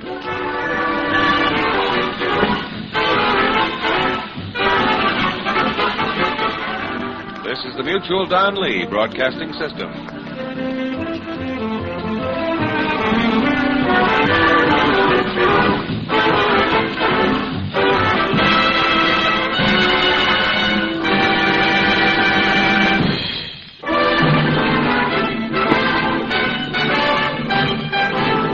Standard of California, on behalf of independent Chevron gas stations and standard stations throughout the West, invites you to Let George Do It. A minor case of murder, another adventure of George Valentine. Personal notice, danger's my stock and trade. If you're on a spot nailed there tight, you need my kind of help, George Valentine. Write full details. Dear Mr. Valentine, Esquire, one of the members of our Bearcat Social Club suddenly finds himself in a very embarrassing predicament. With more exactitude, he is in the can for murder. Now, knowing this fellow Bearcat as we do, we are convinced that he is innocent. Therefore, we are hiring you to prove same. As a starter, there is $100 in it for you. If that isn't enough, there's more where that came from. The rest of our our headquarters is 19½ Duane Street, and it's signed Chuck Wilson, acting captain. George, this sounds like a letter a kid wrote. But to quote from this provocative communique, a fellow Bearcat is in the can for murder. That's not kid stuff, Brooksy. That depends on just how old this fellow Bearcat is. Oh, they get old early down there around Duane Street. Well, we haven't had a social evening in a long time, darling. Would you suggest we drop in at the club? With great exactitude, I answer, yeah. Golly, I hate to think where they dug up that money for your fee. Stop sounding like a policewoman, Angel. All the Bearcats just got together and raided their piggy banks.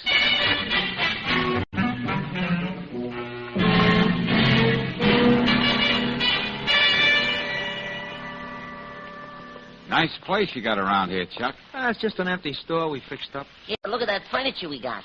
See that red plush chair? Right out of the lobby of the Piccadilly apartment. Shut up, Barney, will you? Valentine, I believe in getting right to the point. And that's the way I like to do business, too, Chuck. What's on your mind? Now, look, Dan Corey is the real captain of the Bearcats. Uh-huh. The cops got him jugged for shivving his stepfather. For what? Shivving him, lady. You know, pushing a knife in him. Oh. Yeah, but he didn't do it, Valentine, even if he said he did. Oh, he admits he did, huh? And just what kind of a miracle did he expect from me, fellas? Just to believe what I'm saying and find out what really happened. Well, I'm here to listen. Well, the Bearcats have our own special rules, see, and we don't go back on them. Yeah, that's right. Let me read them to you, Valentine. Yeah, okay, Barney. The guy that goes looking for trouble, unless it comes your way, is going to get their tails kicked in. Oh, there's nothing wrong with that rule. Try never to cop anything unless it's from an enemy gang. The fine for violating this rule is $1. Well, there might be some question about that rate. Well, get to the one we're talking about, will you, Barney? Oh, yeah, sure. Lead pipe, baseball bats, and other harmless things is okay. But don't carry dangerous weapons. You might be tempted to use them and give the club a bad name. Oh, yeah, nothing like trying to stay out of trouble. Violate this rule, and you get thrown right out. Yeah, now, Danny made that up himself, see? And he'd rather let you break his arm than break one of his own rules. Okay, Chuck, let's say I believe you. And Danny confessed to the police for reasons of his own. Yeah, that's right. Now, can you think of anyone in the neighborhood who'd want to kill Danny's stepfather? Just about everybody.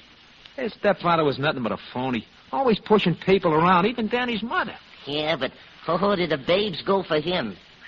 Look, why don't you drop dead? Don't you see we got a lady present? Huh? Oh, don't let me cramp your style. What else about Corey?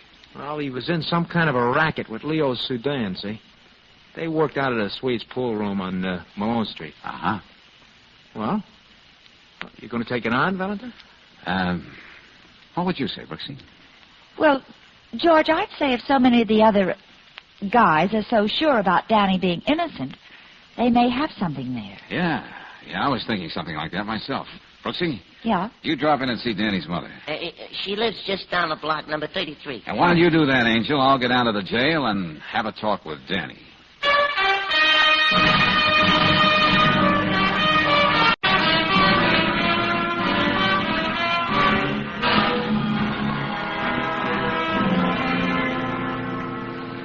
Just what did happen that night, Danny? The story's the same every time they make me tell it. I came home that night from the club. The key was in the door, so I just walked in. Yeah? Well, the man who married my mother was leaving. He had his bags all packed. I knew right then he was throwing her over. So I know. But how is it the police didn't find the knife? I threw it in the river. Yeah? Why'd you go to all that trouble, Danny?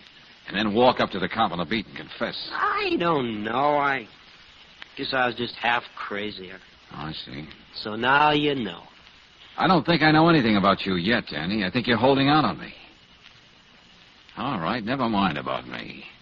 But do you think you're playing fair with Chuck, Barney, and the others? Think of those guys. Getting up all that dough and then hiring you. Well? Oh, they're nuts, all of them. And don't think I'm sorry for what I did. Corey had it coming to him. You don't treat any woman the way he treated my mother. I ought to know. After the swell way my real father always acted. Before he... All right, Danny. All right, take it easy. You're just wasting your time, Mr. Valentine. Forget it. Danny. I can be just as tough as you. I'll be seeing you, kid.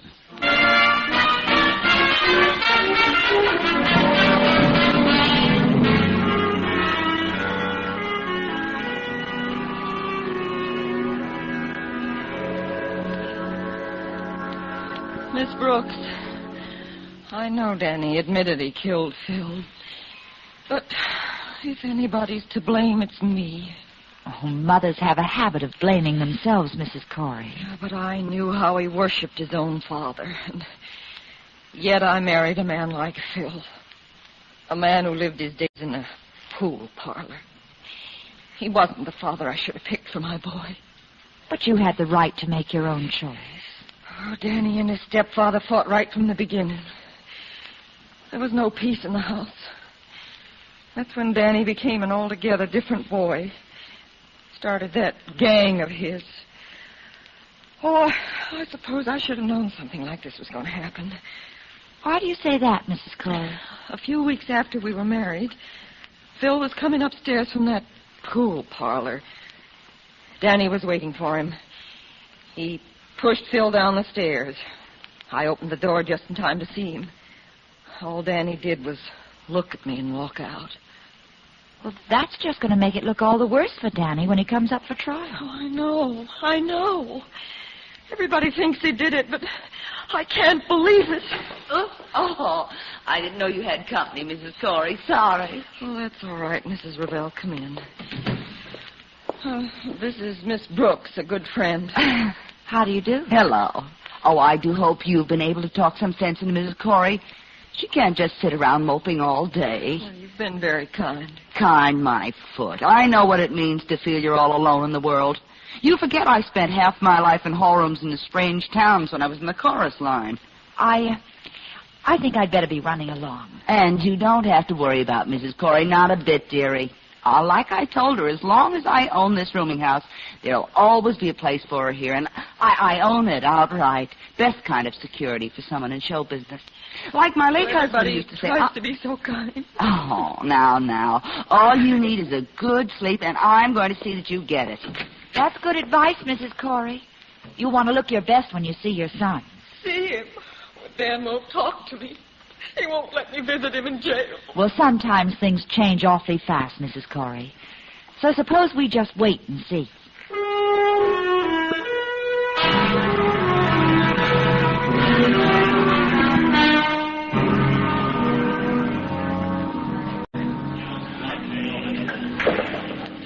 Sudan? Yeah. Who are you? Let's go somewhere and talk. I just see I'm in the middle of a pool game. What you trying to do, jinx me? Hey, wait a minute. How'd you know my name? I never seen you before. Yeah, I'll be right with you. I asked you a question, friend. Now, what gives? I thought we might have a little talk about what happened to Phil. You know, your business partner. You a dick? No. But I'm not just the inquiring reporter either. Okay, whoever you are, scram. I got $5 in this game. What was the deal between you and Corey? The numbers, rackets, slot machines? What was it? I said beat it. Wouldn't you be at all curious if I told you maybe it wasn't Corey's kid who knifed him? Me? I ain't got a curious bone in my body. Okay. Have it your way, Sudan. But I think you can tell me a lot outside. I got one thing to tell you.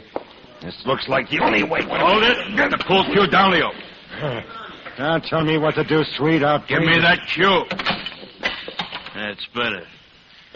I try to run a respectable place. Yeah, talking about that, you better put the pool ball back on the table, too, Mac. Oh, this. Yeah. Glad you reminded me. Leo almost got it between his teeth. Swede, this guy's been asking me about Phil Corey. You don't say. Hey, look, be a nice fellow, Mr. Run Along. Leo wants to finish his game. You and him got a beef, see him later. Somewhere else. Okay, you win. I know when I'm not wanted. Don't get me wrong, pal. Nothing against you personal. Just that I pride myself on running a nice, peaceable recreation parlor. You know, Swede, you're a man with ideals. I like that. But I got a few broken down ideals, too. What's that supposed to mean? I never get kicked out of the same place twice. I mean, and still leave it nice and peaceable.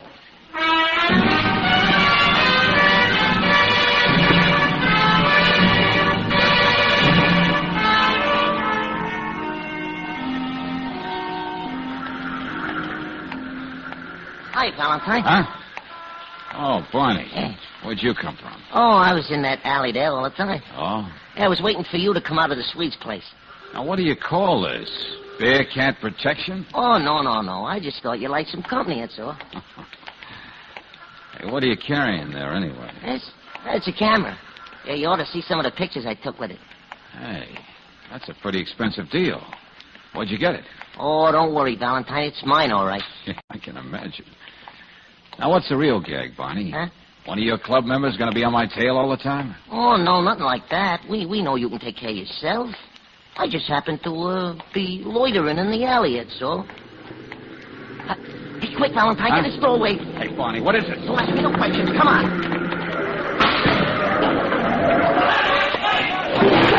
Hey, what the devil is this, Barney? What, you mean all that noise? Yeah, you're dragging me in this doorway. Boy, look at that cloud turn around. It's getting the works. I wish I could take a picture of it. Hey, what works, Barney? What's going on? Give. Well, Chuck figured you might be followed when you left the suite, see? So the Bearcats were already on the roofs up and down the street. They must have seen that car was trailing you. How do you like that? But all that stuff out there on the street. Oh, the street cleaning department will clean that all up in the morning. Nothing but ash cans, bricks, cans of garbage, things like that. I suppose I should say thanks.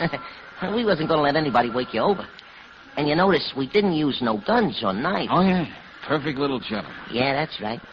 But what did you find out about Danny, huh? Nothing much, kid. Except now there are at least two characters who do anything to keep me from finding out what really happened to Phil Corey.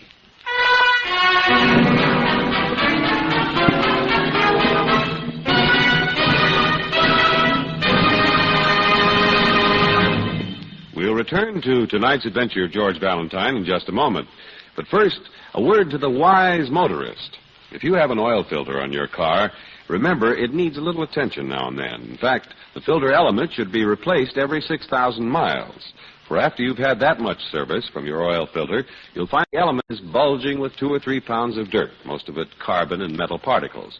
And then it can no longer clean the engine oil. So to keep the engine oil in your car cleaner for longer periods, just make sure the oil filter element is replaced every 6,000 miles. It's another speedy service they're glad to do for you at standard stations and independent Chevron gas stations where they say and mean, we'll take better care of your car.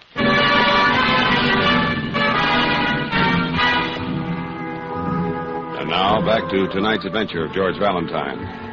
Well, you find yourself working with a gang of rough kids called the Bearcats, just about as tough as they come. They won't believe that one of their members, Dan Corey, is guilty of murdering his stepfather. You play along because you don't believe young Danny did it either, and that's why, like George Valentine, you find yourself with Brooksy in the one-room headquarters of the Bearcats right now, addressing the membership. All right now, all you guys, clam up. Come on, stop yapping, will you? I mean, the meeting will come to order. We got some official business to discuss. Okay, Mr. Valentine, the floor is yours. Oh, yeah, thanks a lot, Chuck. Well, fellas, before I get started, what do you say about unloading some of those harmless weapons your Constitution allows you to carry? Okay, I'm waiting, fellas. Come on now, put them on the table. Well, come on, fellas. You're not afraid to walk down the streets like everybody else without all that stuff. Or are you? Well, okay, you heard what the lady said. Come on, get clean, will you? He said, come on, get clean, will you? That's good. Thank you, Angel. Hey, did you hear that? He called her Angel. All right, forget it. All right, Valentine, what about Danny? I'm coming to that right now. I don't have anything like real proof to clear him. Huh? What? Hey, look, we're paying you $100. You're supposed to have all the answers. Yeah, that's right, like you said in that ad you had in the paper. Please, boys, let Mr. Valentine finish. You see, fellas, it isn't as easy as you think. Before I can help Danny, you've got to have absolute proof of his innocence. Well, after you left the Swedes and talked to Sudan, somebody tried to get you. That ought to be enough for you to work on. It'd be a lot easier if I was sure we were telling each other all we know about this thing. The truth is, unless I'm sure of that, I'm pretty much up a blind alley. Now, somebody here knows what I mean. You win, Valentine. Here. No. I got the shit. That's an ugly-looking knife. You see, Danny's old man brought it back with him when he come home to the Pacific. He got it off a Jap. Now, where did you get it, Chuck? I might as well tell you the whole thing. See, I was standing on the corner that night right next to the candy store. Danny went upstairs for something, and the next thing I know, he was giving this to me. He said, make sure you ditch it, Chuck. Then he goes right over and gives himself up to a cop. Well, weren't you afraid that if this knife were found with Danny's fingerprints on it, it'd make the case really open and shut? Yeah, I thought of that, Angel. I mean, Miss Brooks. Then why were you so careful to preserve the fingerprints, Chuck? I see you got it all wrapped up in a handkerchief. Look, I got more than half a brain, Valentine. If they convicted Danny and he didn't have a chance, I was going to come up with this. Maybe there'd be some other fingerprints on it besides his. Uh-huh.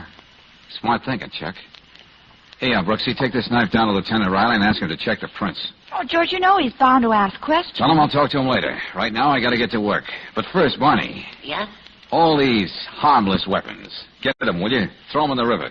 Throw him in the river? What's the idea? Now, look, it's up to you, guys. Either get rid of this stuff or I forget I ever heard of Danny. Wait a minute. He's right. Come on, he's right. Good, that's the idea. Now, with what you told me about the knife, Chuck, maybe I can really start getting places.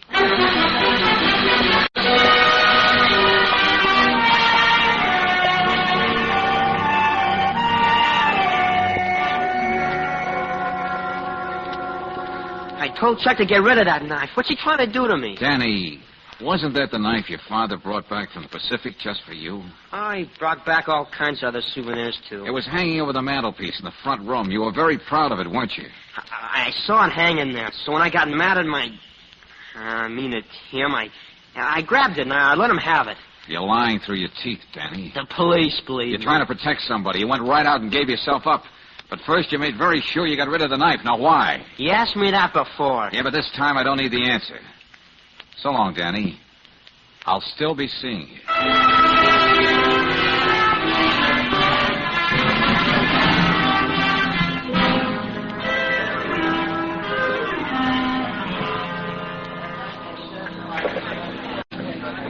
Swede, you and Sudan had me followed last night because you were afraid I might find out you were making book on the races in back of this joint. What are you talking about? I told you, Valentine, I run a peaceable pool parlor. Or on the other hand, I don't think you would have gone to all that trouble just for that.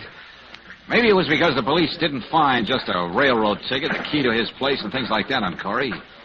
They also found quite a wad of dough. The police never overlook anything, do they? Was he trying to get out of town with your cash, boys? Listen, Valentine, I never like to get one more tough, thing. but... Now stop shoving me with that oversized bay window of yours. Speak your piece and get out. Okay. I found the murder weapon, the knife. Now, that ought to tell us who the murderer is. Don't say. Excuse me. I gotta get back to my pool game. You, my friend, you're getting out of here. Go on, you heard me. Go on out. Not before I give way to an impulse I've had since I first saw that big beer belly of yours.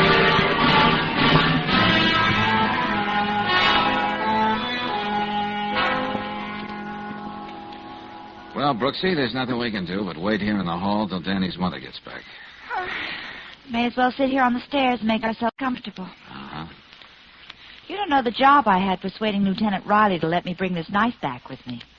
Why'd you want it anyway, George? Oh, just a hunch, Angel. May come in handy. About Danny. When they arrested him, all they found was a key to the door and a couple of dollars in change. But those fingerprints, I don't see how... Hold it, Angel. Huh? Oh, hello, Mrs. Corey. Oh, Miss Brooks. This is Mr. Valentine. Remember, I was telling you about him. Oh, how do you do, How do you do? Mr. Valentine? Now, look, Mrs. Corey, there's no time to waste. Dan's trial begins tomorrow. Oh, I know. That's why I've been out walking, trying to think what to do next. Mrs. Corey, your son thinks you killed your husband. Are you sure, George? What are you saying, Mr. Valentine? When he came in that night, your husband was already dead on the floor. Dan saw the knife. He was sure you did it. Oh, no. He knew the police had reasoned that only two people could be inside here along with Corey, you and he. So he took the blame. That's why it was so important to Dan to get rid of the knife. He didn't want any suspicion to point to his mother. But what am I going to do? I didn't kill Phil, and neither did Danny. Where were you that night, Mrs. Corey? A good, tight alibi would help. Oh, I don't know where I was. Just like today, I left the house and started walking. Didn't matter where. Phil told me he was going to leave me. I'd lost my son and my husband. I'll get it.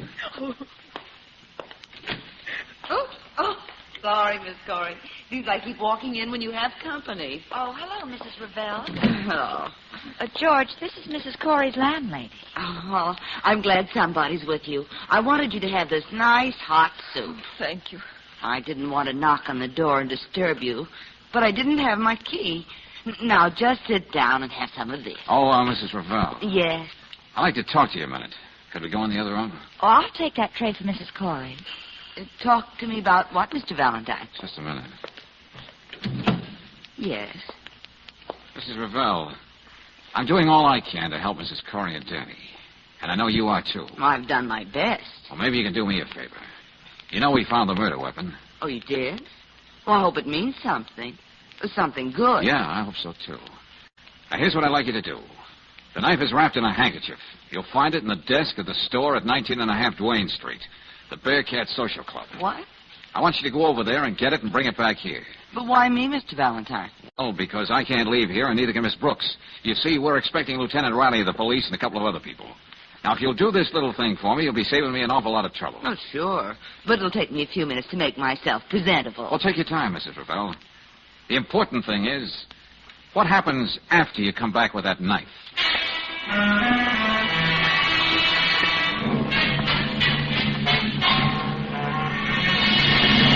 Brooksy, you know what to do. Now get on it. I got to use that hall phone here. I suppose it would be impolite if I asked what was going on. No time, Angel. I have to call Lieutenant Riley. Ask him to have a squad car pick up Sedan and the suite and bring him over here. Oh, that's all very enlightening. Now get going. Mrs. Ravel is not going to take forever to make herself presentable. Now, if I can only get Barney on the phone.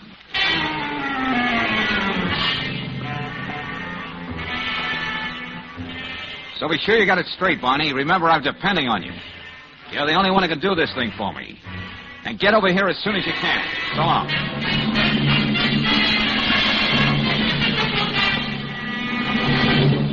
All right, sweet Sudan, you may as well sit down.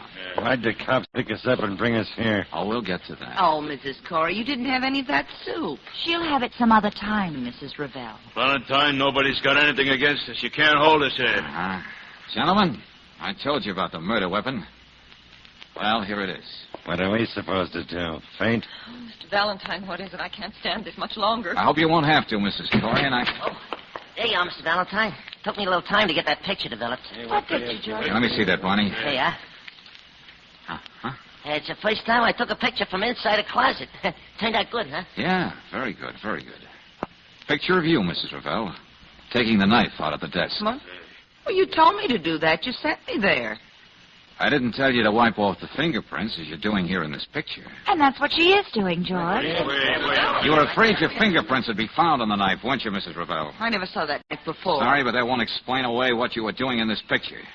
Besides, the fingerprints were already taken off the handle down at headquarters. Mrs. Ravel, I can't believe that you'd... Don't be a fool.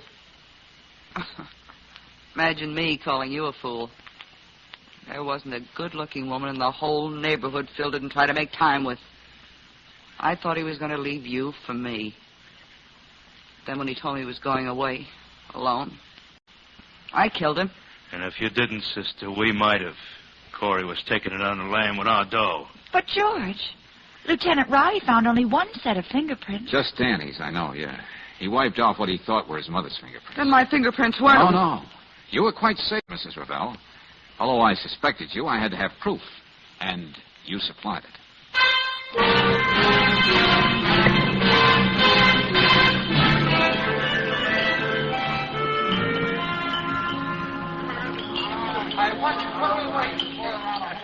All right, now, all you mugs, clam up, will you? Hey, stop yapping. I mean, the banquet will now come to order. Hey, listen, before we get started, Chuck, I got something to say to Mr. Valentine, and I want the rest of you guys to listen, too, will you? Okay. I already told you, Mr. Valentine, how I feel after what you did for me. But there's something else. Nobody but you would have gone along with a gang like us. You believed everything Chuck told you. You trusted Barney and all of us. You stuck by us. I guess the Bearcats have been a little off the beam. But you can take my word for it. After this, we're going to straighten up and fly ride. We're going to start a baseball team and use those bats the way they were meant to be used. Well, Well, fellas, after that, I I don't think there's anything to add, except, well, let's see. Sure. And don't worry about the food, Mr. Valentine. We paid for it with our own money. Oh, yeah, Mr. Valentine, how did you suspect that Mrs. Ravel anyway? Well, it was all a matter of keys, Barney. Whoever killed Corey had to be inside the apartment. Yeah? When Danny came upstairs that night, he found a key in the door. The police took it as evidence. Mrs. Corey had her key. Phil Corey's key was found on him, and you, Danny, they found your key on you and you were arrested. Now, the only person who didn't have a key, had to knock to get in, was, of all people, the landlady. The landlady? How do you like Order. Come on, everybody. Wait a minute. I got a motion, hey. What this club needs is an honorary captain. We already decided who it's going to be, huh, fellas? We have. Oh, no. Now, wait a minute, fellas. You don't have to do that. After all, Sorry, Mr. Valentine. We was really thinking about Angel. I mean, Miss Brooks.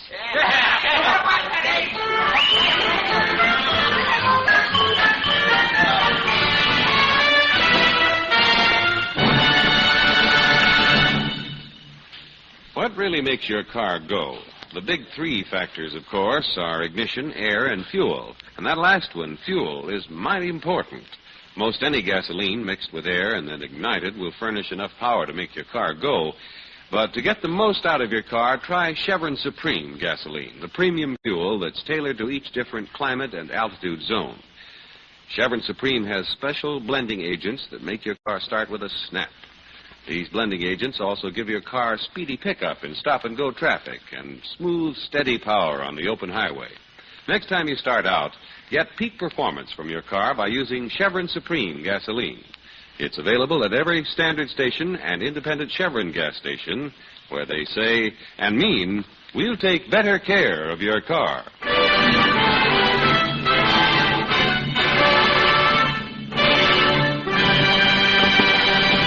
Next week, when you tune our way for another adventure of George Valentine, you'll hear...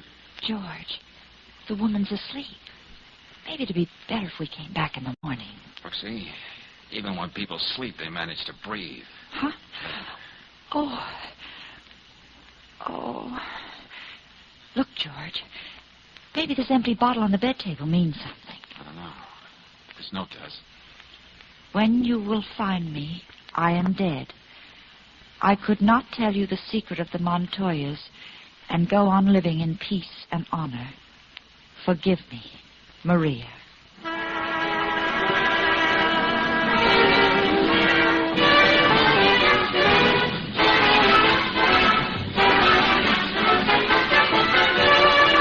Tonight's adventure of George Valentine has been brought to you by Standard of California on behalf of independent Chevron gas stations and Standard stations throughout the West. Let George Do It stars Robert Bailey as George with Frances Robinson as Claire. Tonight's story was written by David Victor and Herbert Little Jr. and directed by Don Clark. Also heard in the cast were Irene Tedrow as Mrs. Corey, Gloria Blondell as Mrs. Ravel, Tommy Cook as Danny, Tony Barrett as Chuck, Sidney Miller as Barney, Herb Litton as Sudan, and Jack Crucian as Swede. The music is composed and conducted by Eddie Dunstetter. Your announcer, John Heaston. Listen again next week, same time, same station, to Let George Do It.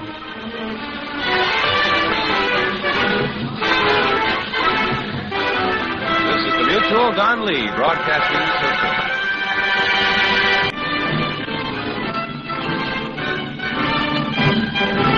Standard of California, on behalf of independent Chevron gas stations and Standard stations throughout the West, invites you to Let George Do It. The Impatient Redhead, another adventure of George Valentine. Personal notice, danger's my stock and trade. If you feel you're trapped and can't see your way out alone, you got a job for me, George Valentine. Write full details.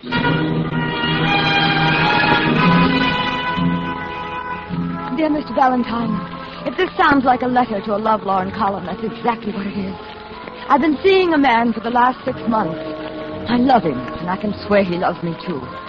I must know what it is that's keeping him from admitting his feelings. What is he afraid of? Is there a secret in his life he can't share with me? All this you must find out. Must find out because I must bring things to a head somehow. I shall be in my apartment at the Raleigh Towers all day waiting for you. And it's signed Blanche Legler. Legler. Blanche Legler. Yeah, that'd be the daughter of the late beer baron, Otto Legler. Sure, Legler's Lager, the brew with tradition. Yeah, she must be worth millions, Brooksy. I wonder what does make this guy so backward about being forward. Well, maybe the gentleman has a wife and 4 kids in Hackensack. Well, there's no harm in talking to Blanche. No matter what happens, I bet you get a cold bottle of beer out of it. Well, you know I'm dying of curiosity. But I've got to stay here and wait for that long-distance call you're expecting from Detroit. Oh, well, now, don't take it to heart, Angel. Whatever Blanche Legler has to provide, I'll let you have it in gaudiest detail. See you later.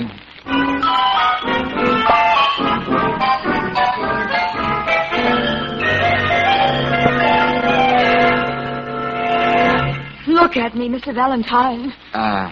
That doesn't take any effort at all, Miss Legler. Oh, stop being coy. I don't need that reassurance. Well, suppose you stop quarter-decking up and down. Then maybe we can find out just what you do need. All right. Maybe you've read some things about me in the paper. I make good copy. They say my father spoiled me. And I'm used to getting what I want. Words to that effect. Vicente Montoya is something I want. I know he loves me. I can feel it. I can see it in his eyes. But what happens? All I get is that continental charm and gentility until it almost makes me sick. Sit down, Miss Legler. I can't. I'm too nervous. I've done everything but get down on my knees to propose to Vicente. Miss Legler. Let's make it Blanche. All right, Blanche. Now, aside from the glint in his eye, how do you know you're the only woman in his life? Oh, I know there have been others, George. One after another for a year, and all of them redheads. Well, that's very interesting.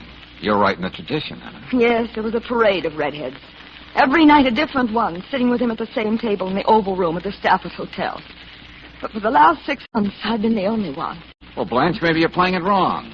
It might be a good idea if you were on the defense. Play hard to get, instead of leading with your left. Oh, don't be naive, George. I've tried being elusive and oh, so very feminine. That doesn't work either. I see. Well, from what you told me, this Vicente character is an exceedingly polished gentleman, son of a Spanish marquess and stuff. So what? Take another look at me. Is it such a come down for him to marry me? Okay, Blanche, I admit the odds are with you, unless the man is blind. Thank you. But I'll be equally frank. Throwing out male icebergs isn't exactly my racket. Nor is snooping into people's private lives, except when they've definitely strayed from the straight and narrow. Can't you use a big fat fee? Oh, sure, always. But not if it's going to make me unhappy with myself. Suppose I can assure you it won't be snooping. I bet you're good at cryptic. I'll show you what I mean. Here, in the drawing. Blanche, what is it? I received your call and... Oh. Do you realize, Vicente, this is the first time we've seen each other during the day? It's always been Oval Room at night. That is no matter. Is there anything wrong? Oh, this is Mr. Valentine, Mr. Montoya. How do you do? Vicente, this seems to be the day for frankness. Como? I hired this man to find out what it is that stands between us, darling. You did this, Blanche? Why? Why? Now, look. Oh, come now, George. You can't call it snooping when we put all our cards on the table. That you did this is very unfortunate, Blanche. Well, what did you expect me to do? Do you think I sat there all those evenings just to sample all the rare wines you ordered with such authority? Or indulge in glib conversation? Please, Blanche. Whatever is keeping you from saying what you feel I want to know, bring it out in the open. I'll stand by you, Vicente.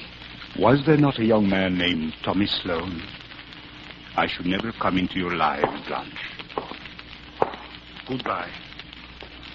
Oh, Mr. Valentine. Yeah? I know Blanche's power of persuasion, but if I were in your place, I would not pursue this matter any further. It would bring no good to anyone, especially you. What's that supposed to mean?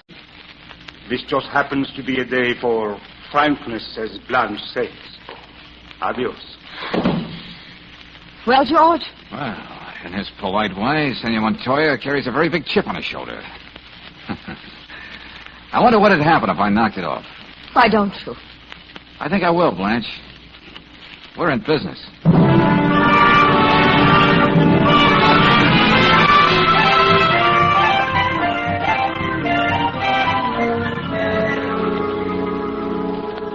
If you must know, Miss Brooks, I bribed a maid. That's how I know Blanche called in Valentine. Oh, you've got it bad, Mr. Sloan. You're not wrong. I can't think, I can't work, I can't do anything. Well, I don't know what to tell you until we find out what Mr. Valentine's decided to do. Wait a minute. Miss Brooks, a woman's no different from a man. Well, You can tell when someone's meant just for you and you for him, can't you? I think I can. Well, that's the way it's been between Blanche and me for years, until Montoya came along. He isn't right for her, I tell you. They've got nothing in common. It's different between Blanche and me. We know how to laugh together, have fun. All right, calm down, Mr. Sloan. Oh. Well, anyway, will you give Valentine this message? Yes. Whatever he finds out about Vicente Montoya, I want to know, too. I'm willing to pay for it. Well, I'm sure that will interest him a great deal. And you can also add, Blanche will never marry Montoya, no matter what I have to do.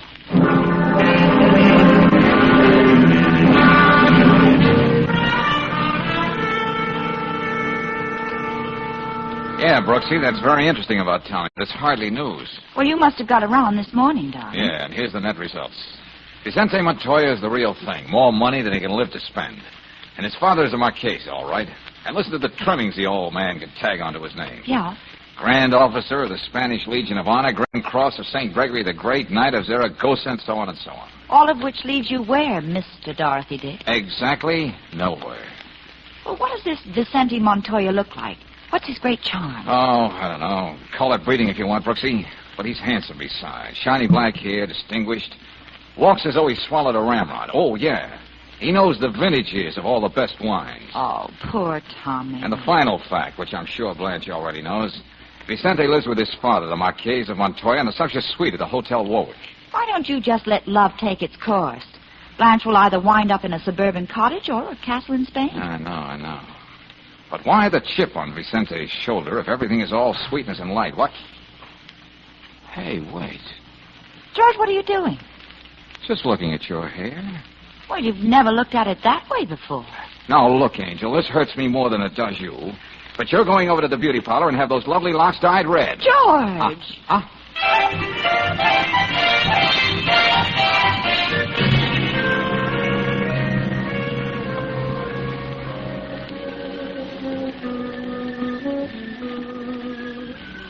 I suppose you wonder why I had the head waiter ask you to come over to my table.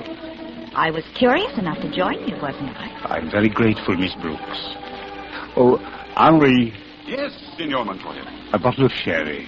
You know, the only year I think is worthy of a great occasion. Oh, of course. The moment you walked in, I noticed your hair. It is truly very lovely. Oh, thank you. I'm not just making idle conversation, please, believe me. All the men in the Montoya family, as far back as anyone can remember, have chosen women who had red hair. Oh, no wonder when I walked in you didn't take your eyes off me for a moment. I only know of one woman with red hair more beautiful than yours. I should get up and leave you, Mr. Montoya. No woman likes to think herself second best. Where's your gallantry? I'm afraid I lost it, along with a great many other illusions. Well, we're going to do something about that tonight. When you came in, I thought you might be able to take her place. Make me forget Blanche. Blanche? She's the only woman I ever loved. I'm giving her up. Oh. Sherry, senor. The way you like it. Thank you. Why did you tell me all this, Mr. Montoya? Why? So you can run back and tell Mr. Valentine. What did you say? Red hair is becoming to you, Miss Brooks. But I can see that it was dyed. Remember, I'm a connoisseur. Okay. That leaves you the top man on the totem pole. I beg your pardon. Skip it. Just let me ask you a simple question. If you love Miss Legler, why are you so willing to give her up? Why don't you tell Mr. Valentine he will never find that out the day that I die?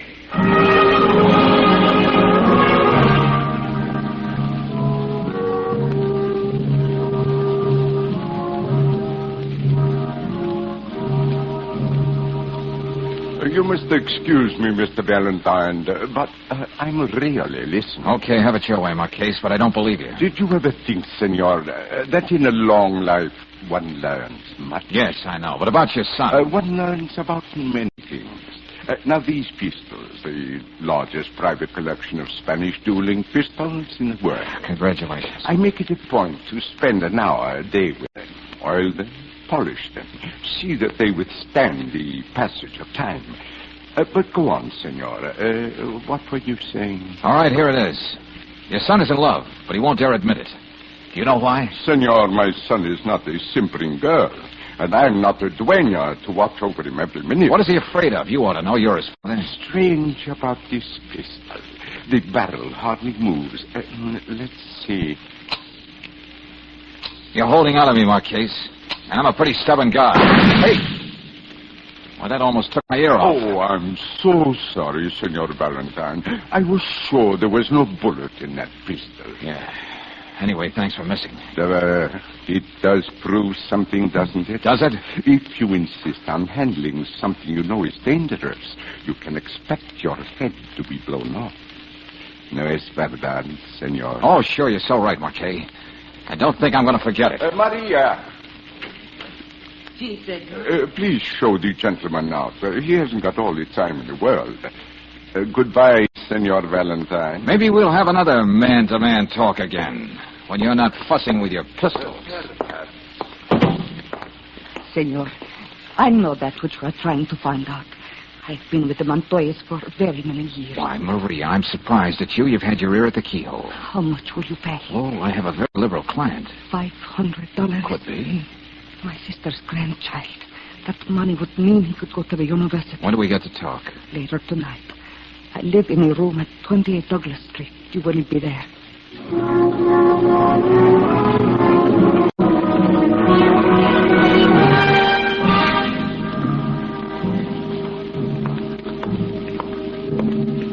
This ought to be room 6. Brooksy, over here. Tomorrow I'm going to have the most expensive shampoo at Rudolph's and put it on the office expense account. Well, you're welcome to it, ain't you?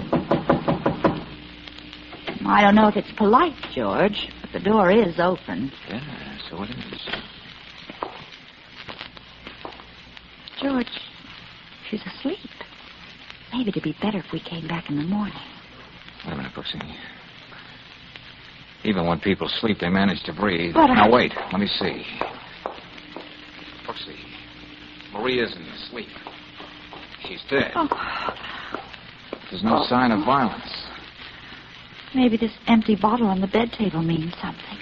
I don't know, but this note here does. What does it say, George? When you will find me, I am dead. I know now I could not tell you the secret of the Montoyas and go on living in peace and honor, so I do this thing.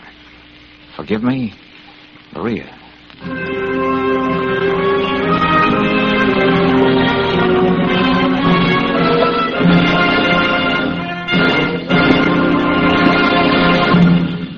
We'll return to tonight's adventure of George Valentine in just a moment.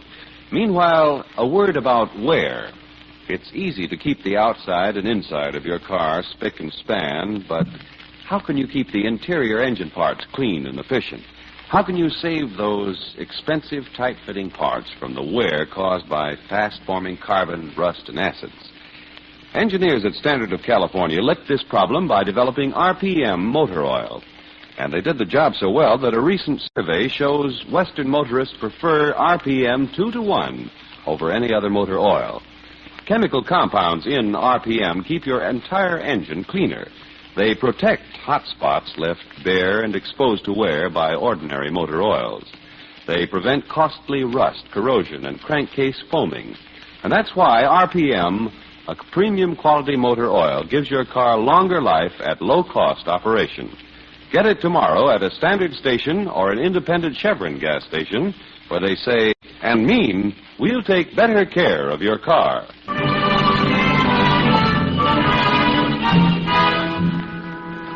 And now, back to tonight's adventure of George Valentine. Well, a fiery, red-headed heiress hires you to find out all you can about a certain Spanish nobleman. He's what she wants. So, with some reluctance, you take the case, only to find yourself threatened with violence on all sides. What's more, the faithful old servant of the Montoya family prefers suicide to revealing the secret that you know is there. But being as stubborn and curious as George Valentine, you pay a visit with Claire to the old Marquise of Montoya. I don't know if I want to talk to you tonight, Mr. Valentine. Miss Brooks. Sorry, Marquise, but you're going to have to. May I get you a glass of sherry, young lady? I'll call Maria. No. Nobody will call Maria anymore. I cannot get used to the idea. You see, she has been in the family so many years. Which just about brings us to the point, doesn't it, Mr. Montoya? Yeah, there's no question that Maria committed suicide. But that's not enough for me. What made her do it? What makes any of us do what we do with our lives? In the note she left, she said something about not being able to live in peace or honor. In our country, more important than bread and water, or even life itself, are dignity and honor. Marquise, you knew Maria was going to tell me whatever it is you and your son are trying to hide. There is very little I do not know that goes on in this house. Well, then let's not mince words. You forced her to kill herself. That is very harsh, Mr. Valentine. I'm not true. What is true, then? I merely reminded her of the years we considered her a member of the Montoya family and the kindness we showed her. I never meant it to be more than a reminder. I never thought that she would go so far. Uh-huh. But it was better for you rather than have a talk. Think what you please, Senor Valentine. As far as that young man in Barcelona... The one Maria wanted the money for? The one she was willing to forsake all loyalty for, yes. I will take care of him. He will not want for anything.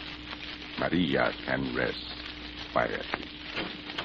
Oh, we thank them. Yes, Father. As you see, we have visitors. I know. Miss Brooks, I'm sorry about that little fiasco I carried out in the Oval Room. Believe me, I am seldom that rude. Oh, don't let it worry you, Mr. Montoya. I seldom walk around with blazing red hair. There's really nothing more to say, Mr. Valentine. Father, just a moment.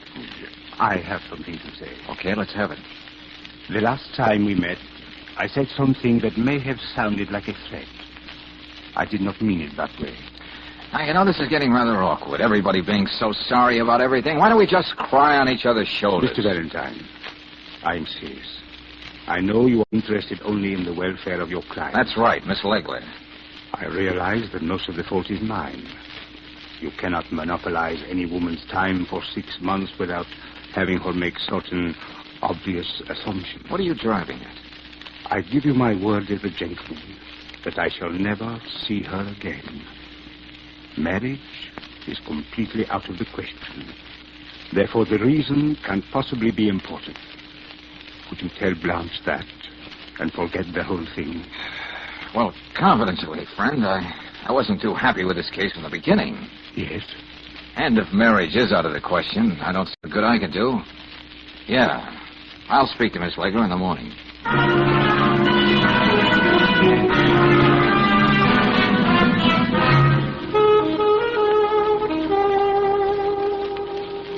And so that's how it is, Blanche. And I'm inclined to agree with Vicente. So how about dropping the whole thing? Maybe the day after tomorrow. You think that's pretty good advice. Since I was 4 years old, Miss Brooks, the only advice I've taken was my own. I want to talk to you, Blanche. Oh, tell me, what are you doing here? I told you we have nothing more to talk about. We'll see about that. You're Valentine, aren't you? That's the name the mother insisted on. It happened to be my father's name. Now, take it easy, Thomas. I spoke to Montoya after you and Miss Brooks left. Vicente certainly had a busy evening. Blanche, why don't you get it through your crazy little head? Vicente doesn't want you. Why don't you mind your own business? Slap me all you want. That won't change things. Isn't that what Montoya said to you, too, Valentine? Well, he was a little more suave about it. Look at me, Blanche. I love you. It isn't something that happened just yesterday or 6 months ago. It's been there for years. And you love me, too. You told me there's no changing that. Oh, Tommy, please. Please go. Okay, I'm leaving. But I'm never going to be too far away. You know, Blanche, I think your friend Tommy has the right idea.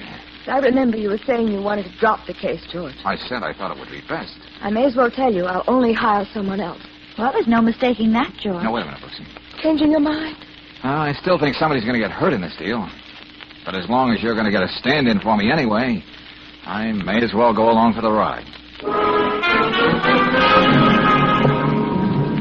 Oh, now listen, friend. The Spanish news syndicate should know more than that about one of the most prominent families in Spain. Perhaps, Mr. Valentine, but that's the only information that's available. Professor Ortega, if there's anybody who knows all about Spanish history, it's you. There must be something about the Montoyas. Forgive me, young man. I am not a gossip columnist. The historian deals only with the facts, and I gave you those. No, Mr. Valentine, Miss Brooks, don't apologize. The writer's always looking for an excuse to knock off work. Oh, that's very kind of Mr. Wendell. The truth is, my dear, I wasn't even working. I just sit here in front of the typewriter in case my wife comes in. Okay, but what about the Marquis Montoya? Fascinating old gentleman. Had lunch with him in Seville once. I'll never forget it. He never even cracked a smile. Wendell, you've written enough books about Spain to be an authority. Could there be anything about the Montoya family that they go to all this trouble to conceal? I mean, why would a man like Vicente Montoya turn his back on a woman who's beautiful and has a fortune? Well, there is one story, but I don't know whether I ought to... What's that supposed to mean? The Montoya line goes way back, even beyond the time when Columbus became America's first tourist. Well? It's hard to separate legend from fact, especially when it has to do with Spain. But there's supposed to be a curse on the Montoyas. Oh, wait a minute. Now, hold on. Now, don't look at it that way. There's more fact than legend. Ask a Spaniard about it, and you'll probably get nowhere. But it's all there on the records. What's in the records? Well, don't be so mysterious, Mr. Wendell. Without being too descriptive, Miss Brooks, it seems there's been a strange creature popping up on the Montoya family tree every fourth generation. Strange creature? What are you talking about, Wendell? A stunted little beauty. Always about 3 or 4 feet tall, his feet end where the normal man's knees begin. And he never has a single hair on his body. The last one I remember being born was in 1828. Oh, how terrible. There's probably a very sound scientific reason for it, but I suppose it's much more romantic calling it a curse. So that's it. What? Well, don't you see, Brooksy? That's why Vicenti's afraid to marry.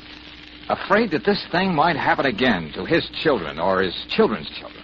But it doesn't have to happen every fourth generation, does it, Mr. Wendell?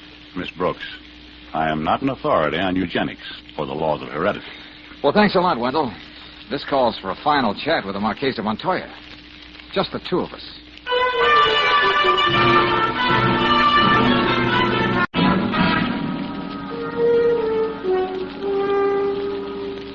So you did find out, Joe? Oh, I get all kinds of jobs, Marquis. Some I like, some I don't. Now you understand why it had to be kept a secret. Mm-hmm. And I'm willing to leave it that way. I'll think of a good reason to give Blanche so she'll have no more questions to ask. Gracias. Suppose I say that Vicente has a wife in South America. I think I can even produce a fake marriage certificate. Could you do that, senor? I thought you had a reputation for never smiling. I know, but I never thought that a young man from a young country could have so much understanding and so much. Well, it doesn't take too much understanding to know what you've gone through, Marquis. The courage and the iron will it took for you and Vicente to live with the Montoya curse. One does what one has to. But you're right about our leaving the country, Mr. Valentine. I have an estate in Argentina, Vicente, and I will leave for there as soon as we can arrange. Yeah, I think that'll be best, and the chapter will be closed. Well, goodbye, sir. Good luck. And I mean that. Adios y gracias, amigo. And I mean that, too. All right, George? As well as it can be, Angel. Un momento. I must come downstairs and see you in Mr. Valentine. Now, look, there's nothing to worry about, Vicente, so take it easy, will you? I don't know from nothing, and I'm really off the case. I do not believe it. What did my father tell you? I've got to come downstairs and find out. Oh, Mr. Montoya, be careful. I've got to know. Valentine! Oh, George, he tripped. Wait, I'll help. Don't look at me. I don't want anybody to see me this way. George. Now you see me as I was born. There are my artificial legs. Wait. Oh, no. Now you have your answer. I am the fourth generation.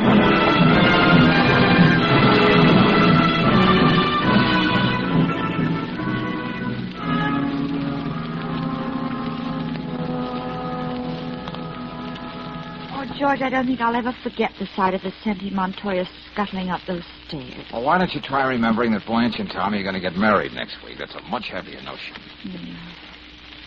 You know something?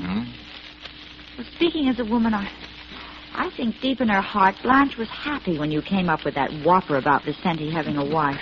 I don't think that white lie will be held against me. Oh, I'm sure it won't. But, George, when you were inside talking to the Marquise, you suspected the truth, didn't you? Oh, Brooksy, it was a weird thought I didn't even want to admit to myself.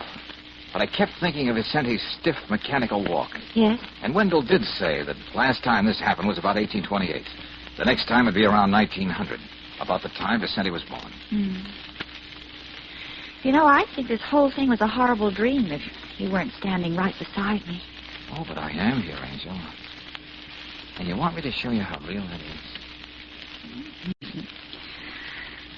It's all right.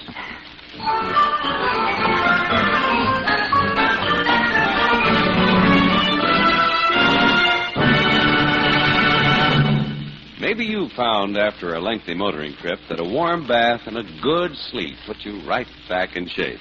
But don't forget, your car needs a little attention, too, after a long trip. In fact, every 1,000 miles, your car needs the expert lube service it can get at a standard station or an independent Chevron gas station. For these are the only service stations using RPM greases and oils, each lubricant tailor-made to shield vital wear points from road dust, grit, moisture. Without proper lubrication, spring shackles and other stress points wear down unduly fast, and they make quite a rattle doing it. RPM oils and greases assure longer wear and quieter, softer riding. So when you're on a long trip and every 1,000 miles, ask for lube service where you know it's expert, at an independent Chevron gas station or a standard station, where they say and mean, we'll take better care of your car.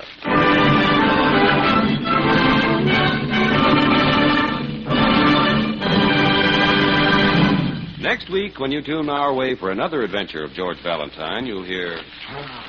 Well, here's just about everything on the case, except the receipt.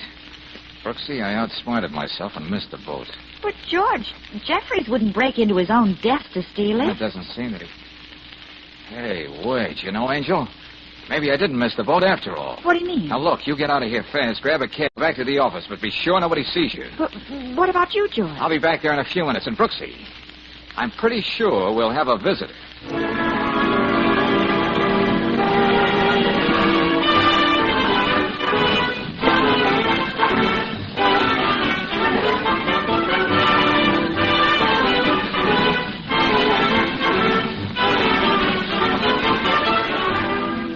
Tonight's adventure of George Valentine has been brought to you by Standard of California on behalf of independent Chevron gas stations and standard stations throughout the West. Let George Do It stars Robert Bailey as George with Francis Robinson as Claire. Tonight's story was written by David Victor and Herbert Little, Jr. and directed by Don Clark. Also heard in the cast were Jay Novello as Vicente, Lorene Tuttle as Blanche, Pedro de Cordova as the Marquise, Ken Peters as Tommy, and Virginia Craig as Maria. The music is composed and conducted by Eddie Dunstetter. Your announcer, John Heaston. Listen again next week, same time, same station, to Let George Do It.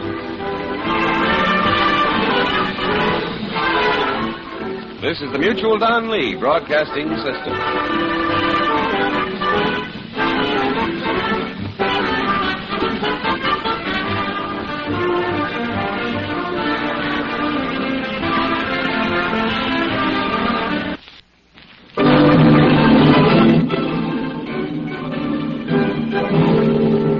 Of California, on behalf of independent Chevron gas stations and standard stations throughout the West, invites you to Let George Do It.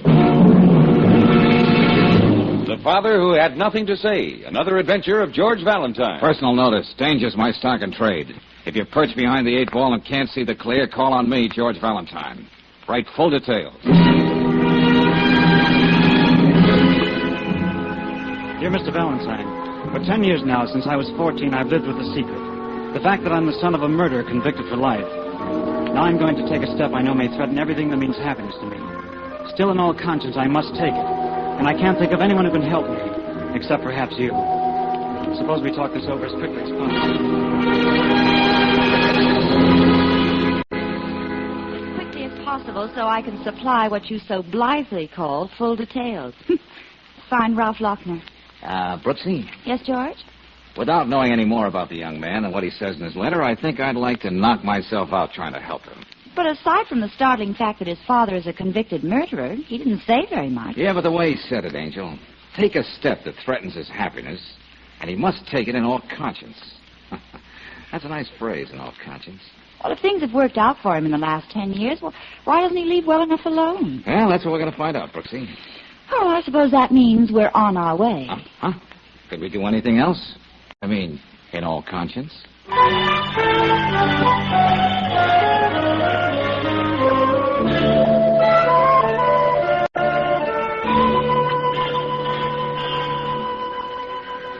Mr. Valentine, some cynical people would say the best thing in the world happened to me when my father was convicted of killing that woman. Well, that's a sweet way of looking at it. Well, what did happen to me?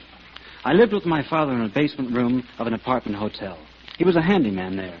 Not very much to look forward to. Well, men have started much lower in life than that. But then my father suddenly becomes a front-page sensation. The murder of Lillian Wayne. And I get put in an orphanage. That's what you'd say.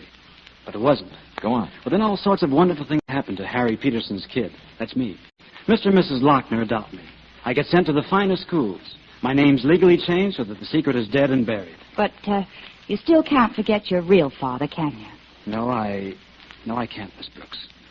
I can only think of him as a pathetic little man who did all he could for me, not as a murderer. But you were only 14 then, Ralph. You naturally wouldn't want to think anything like that of your father. But the courts... I know. Guilty. With a recommendation for mercy. Well, he got a fair trial, didn't he? Yes, and I can appreciate how fair.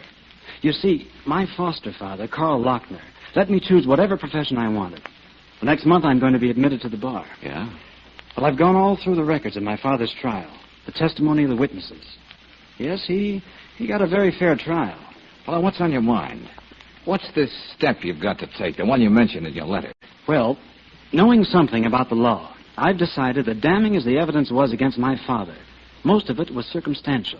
And he never did admit he killed that girl. But, well, if this is just a feeling you have and the case is 10 years old... Look, Ralph, you ought to know it's going to take something a lot more concrete than that to get past the receptionist at the DA. Yes, but at least I'll feel I've done all I can. Oh, son, is this Mr. Valentine, the gentleman you told me about? Oh, yes, Father, and this is Miss Brooks. Oh, how do you do? Dad, I told Valentine everything, and I hope you still don't feel that... No, Ralph, I thought it over. I think you're right. Well, frankly, Mr. Lochner, I don't know what good I can do. And digging around in the past always involves a risk. I mean, publicity. Yes, and my secret may not remain a secret. Father and I have been all through that. You can understand my anxiety, Mr. Valentine. Ralph's starting out in a career that holds a great deal of promise.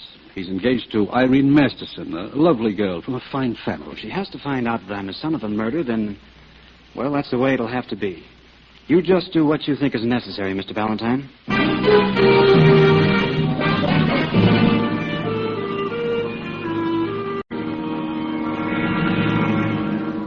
Mr. Valentine, the warden told me you're going to try to prove I'm innocent. I want you to do nothing. Get out. Now, wait a minute, Peterson. I don't want you to reopen the case. You will not find anything different. Aren't you changing your tune after 10 years? Not once did you admit you killed Lillian Wayne. Just the same, you stay out of this. And do not come back to see me again. Wait, take it easy, Peterson. We still got a few minutes. You heard what I said? Yeah. I may as well tell you, no matter how you feel about it, I'm going to find out the truth. Why do you do this when I tell you no? Your son wants it that way, Mr. Peterson. Ralph? Yeah. Look at me, Valentine. You see, a very happy man. I don't believe it. Prison has been good to me. Here I learned to read and write. I'm in charge of the books in the library. Your life's complete, huh? 10 years ago, I fixed it so my son gets everything I could never give to him. Now in the newspapers, I read he's marrying a big society girl. He is happy. I am happy. Why do you poke your nose in? Don't you like to see people happy? Oh, Peterson, let's stop kidding each other. You'd rather throw away a chance to get out of this place than to have people find out that Ralph Peterson and Ralph Lochner are one and the same. You don't know what you're talking about. Okay. Have it your way, Peterson. But if you didn't kill Lillian Wayne, it's my job to find out who did. And believe me, I'm going to give it a good try.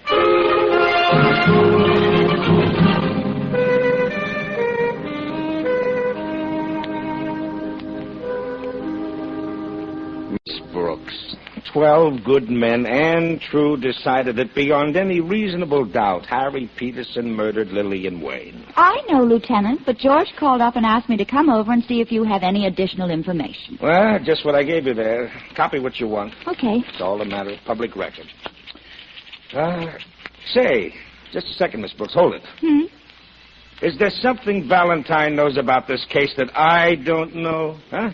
I mean, just being a member of the police force. Oh, I couldn't tell you. The last time I heard from him, he was calling from the penitentiary after he saw Mr. Peterson. What? You mean he went all the way up there to... another one of his hunches, huh? Say, what's the name of this witness here, Lieutenant? You can read, Miss Brooks. But I tell you, there can't be anything to it. 5 witnesses put Harry Peterson on the scene of the crime. His fingerprints were all over the table lamp that was used to knock her off. And what about motive, Lieutenant Riley? Well, to pull it delicately, Miss Brooks, this little shrimp gets a yen for Lillian Wayne, who's, by the way of being a gorgeous model. She can't see him, he can't take no for an answer, and zowie. Very delicately put, Lieutenant. Why? Well, if it's as open as shut as all that, George will just come up with the answer you've got here. Well, of course. There's only one answer. He's just wasting his... Oh, never mind. I'm just whistling in the dark.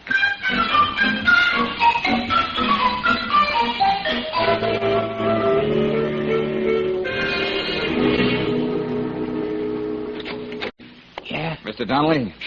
Not so loud. Huh? What's the matter? Look, miss, did you ever have a baby? Oh, wrong question, huh? Well, anyway, come on in. But try to be quiet. Hey, what's this all about? Oh, it's the kid. The wife's out shopping. You should have seen the time I had getting that baby to sleep. Say, who are you anyway? And how'd you know who I was? Look, where can we talk above a whisper? Oh, well, come on in here. Okay, now what do you want? I'm just checking on exactly what happened to Lillian Wayne the day she was murdered. Who? Lillian Wayne. Yeah, I heard you. But why are you bringing that up? Look, who are you, mister? Just someone who's not so sure Harry Peterson killed Miss Wayne. Oh, I don't know anything about that. I told the police my story. Sure, I had a fight with Lillian, but that was all. And they let it go at that? They had to. Well, I went down the elevator an hour before the chambermaid saw Peterson go into the apartment. What was the fight about? It's me waking up to find out what a sucker I was. Hey, translate that, will you? Well, I was a pretty sharp middleweight those days. Dames a dime a dozen. But Lillian says she's only got eyes for me. And like a school kid, I believed her. Oh, then you found out about the little black book. Yeah, but that I didn't know till later, Peterson's trial. All I knew then was that some guy was sending flowers to her every day from a florist shop around the corner. So we had a fight, and I guess I lost my temper. How badly did you lose it? Well, I guess I poked her one. Oh. Uh-huh. Well, if it weren't for Peterson, then you would have been tagged for suspect number 1. Don't remind me, pal. And for Pete's sake, don't let this get back to my wife. She don't know anything about me and Lillian. Oh, don't worry, Donnelly. I have to be good at keeping secrets. Oh, thanks. You don't know my wife's temper. If she ever found out, she'd knock my ears off.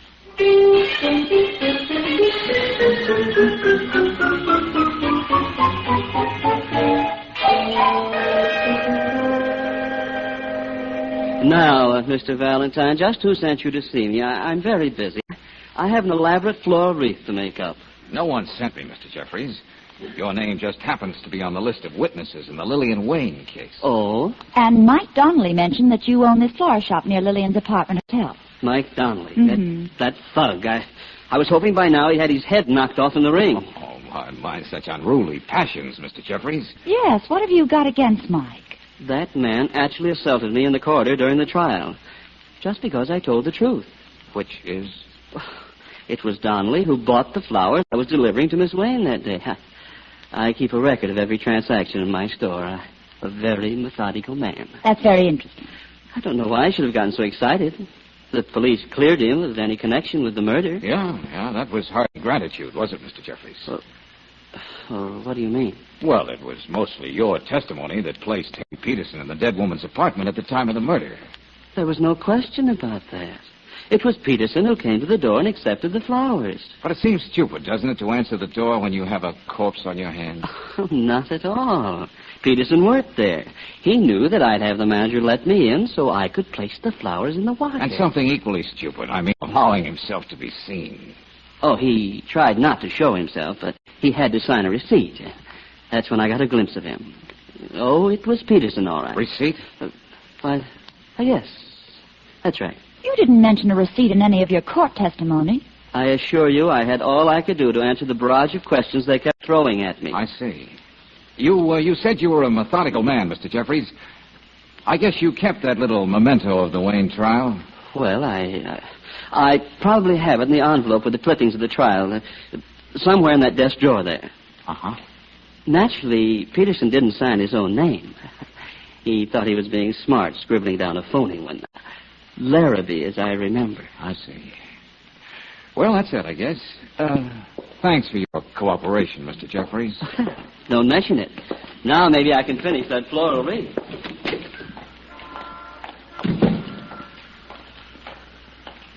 All right, George, let's have it. Why'd you give up so easily? I mean, about the receipt. Just being cautious, Angel. But you said yourself it would be so conclusive, one way or the other. Just comparing the handwriting with Peterson. Yeah, I know, Brooksy. But as I said, let's take it easy like. Jeffries is lying through his teeth, but I can't afford to scare him off until I find out why. You mean he actually framed poor Peterson? I'm sure of it. You see, Angel, Peterson couldn't possibly have signed that receipt. Huh? He didn't learn to read or write until after he was sent to prison.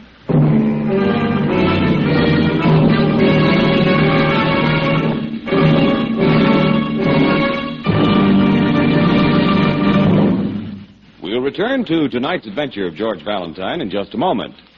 Meantime, here's some exciting, valuable news for today's car owners. Atlas Tire engineers have produced a new tire that gives the softest ride you've ever had, even when you're on the roughest roads. It's the Atlas Grip Safe Cushion Air, a kind of big brother to the famous Atlas Grip Safe tire. Cushion Air is a big brother because it has the same quality, extra safety, quietness, and steering ease of Atlas Grip Safe tires, plus more air at lower pressure to put your car on a cushion of air. And it's backed by the most valuable warranty in the tire industry, the written Atlas warranty that's good at 38,000 stations in 48 states and Canada 7 days a week. Ask about extra low-pressure Atlas Cushion Air tires tomorrow. They're made especially for new cars and can be adapted to many older models, too.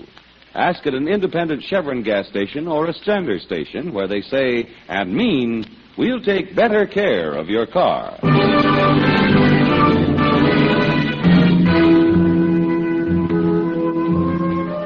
And now, back to tonight's adventure of George Valentine.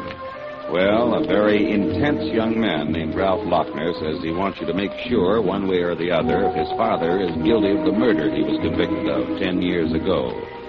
Finally, if you play it like George Valentine, you arrive at the unshakable conviction that the father is innocent.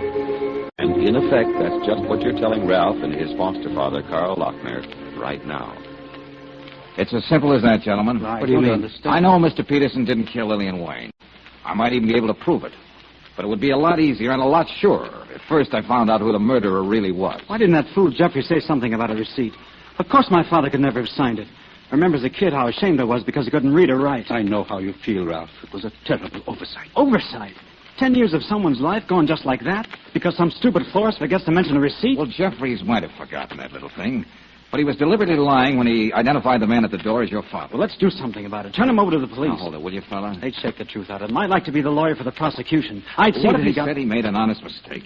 After all, there were other witnesses. What do you propose to do, Valentine? Well, I'd like to know why Jeffries put the finger on Mr. Peterson, whom he was trying to protect. Do you think he's at all suspicious? Oh, he's bound to be a little, but I tried to ease out of it. I'd feel a lot better if we had that receipt. Oh, it's safe enough. It's in the middle drawer of the desk in back of his florist shop. Mm-hmm. I agree with your thinking, Valentine, but just the same, you're up against a pretty impossible job. The name Larrabee is patently fictitious, and this is a murder that's 10 years old. Where do you start? With the obvious, Mr. Lochner. And I can't think of anyone more obvious than our ex-pugilist friend, Mike Donnelly.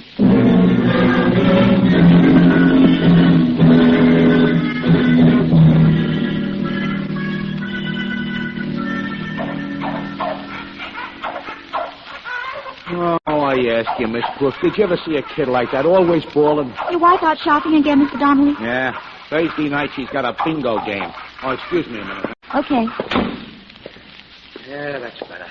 Now we can go on talking. Well, you don't mind giving us your signature so we can compare it with the one on Mr. Jeffrey's receipt. Oh, why should I mind? Fine. Here you are. Oh, thanks. Hey, just what did that guy tell you about me anyway? Well, he said you ordered the flowers for Miss Wayne the day she was murdered. Oh, he did, huh? Go on, what else? And, that you and he had a little fight in the courthouse during the trial. A little fight? I nearly killed him. And I'll tell you why. Because it might interest you, Miss Brooks. Yes. Of course, it makes me look like a dope, but here it is just the same. I knew he was getting flowers and presents from somebody. So I used to stroll around downstairs to see who it was. I see. All I saw was Jeffries delivering flowers. The owner of the flower shop himself, mind you, not one of the boys. Then it dawned on me.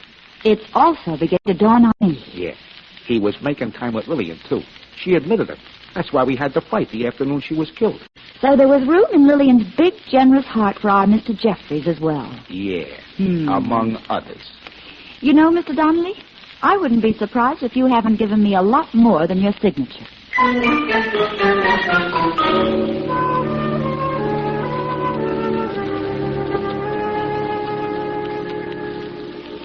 Didn't I tell you not to come back? Look, Mr. Peterson, the man who killed Miss Wayne signed a receipt for some flowers. And you didn't learn how to write till you came here. That's true. Well, don't you see there's enough doubt now to get you another hearing?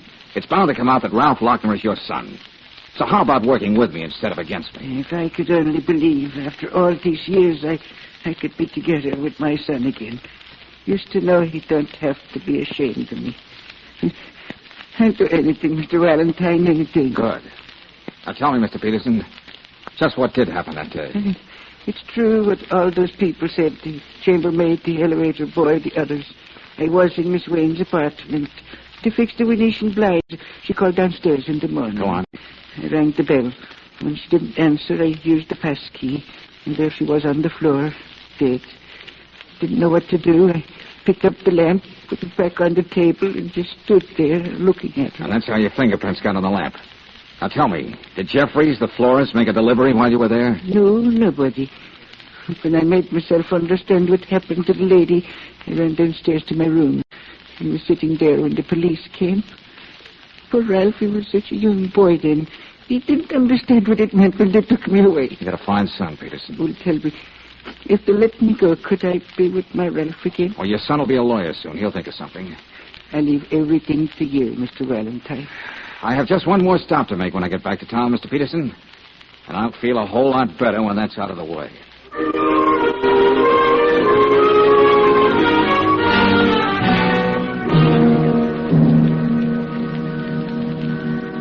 Come on, quick, Brooksy. Close that door. We don't want the cop on the beat to spot the light back here. Oh, we'll just tell him we're a couple of flower lovers. What do you think of Donnelly's story about Jeffries being on Lillian Wayne's bandwagon, too? More about that, Angel. Right now, I want to get a picture of that receipt. If I can get Riley working on it without Jeffries getting suspicious... George, look. The desk. Hey, a very clumsy job. Oh. I would have jimmied open the drawer with much more finesse. It's only a formality. Let's see. Yeah. Just about everything else on the Wayne trial, but no receipt. Oh, I outsmarted myself, Brooksy, and missed the boat. Well, one sure thing, George. Jeffries wouldn't break into his own desk. Why not? If he wanted to make it appear that someone else stole that all-important piece of paper. If it meant so much to somebody, he probably destroyed it by now. Yeah, Hey. You know, Angel, maybe I didn't miss the boat after all. Maybe it just looked that way. It wasn't going out, it was coming in. Well, funny, things don't look any rosier to me, darling. Well, that's because it's late. You're tired. You need some sleep. Oh, now, George, wait a minute. Now, be careful when you get to the end of the alley. Be sure nobody sees you. Then grab a cab, and I'll be in touch with you later. Yeah, but what about you? I'll be going back to the office in a few minutes. I'm sure I'm going to have a visitor. Now, scram.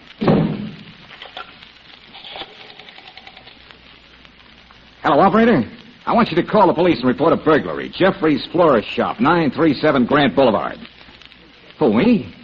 Oh, just put down a public-spirited citizen.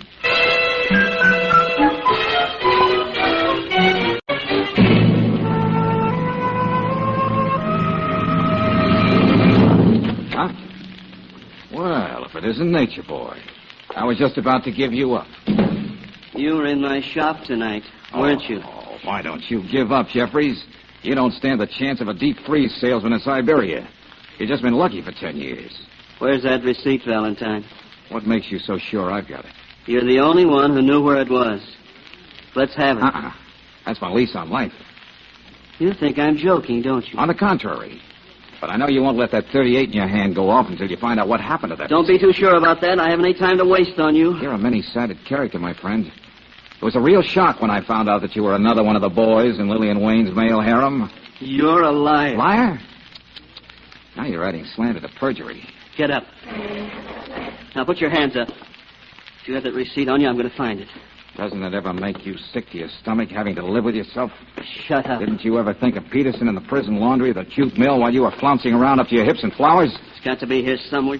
You're Get trapped, back. Jeffries. You're trapped. Peterson couldn't sign anything. He didn't know how to read or write. What was that? What did you say? I'm going to get a rise out of you. I'll kill you. Better drop it, Jeffries, if you want to use this arm again. All right. Well, what are you going to do? I was just wondering how to make you stay put while I make a couple of phone calls. You can't. Uh-huh. I think Harry Peterson would like it done this way. No.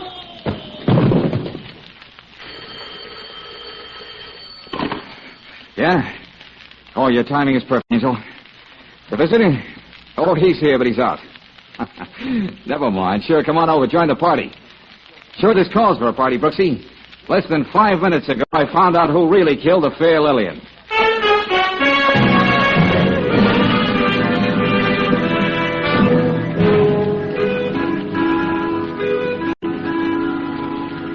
Valentine, I know it's probably just an oversight, but I've never been advised the Homicide Bureau has been moved over here to your office. Well, I thought we could clean this thing up faster over here, Lieutenant. I never killed that woman.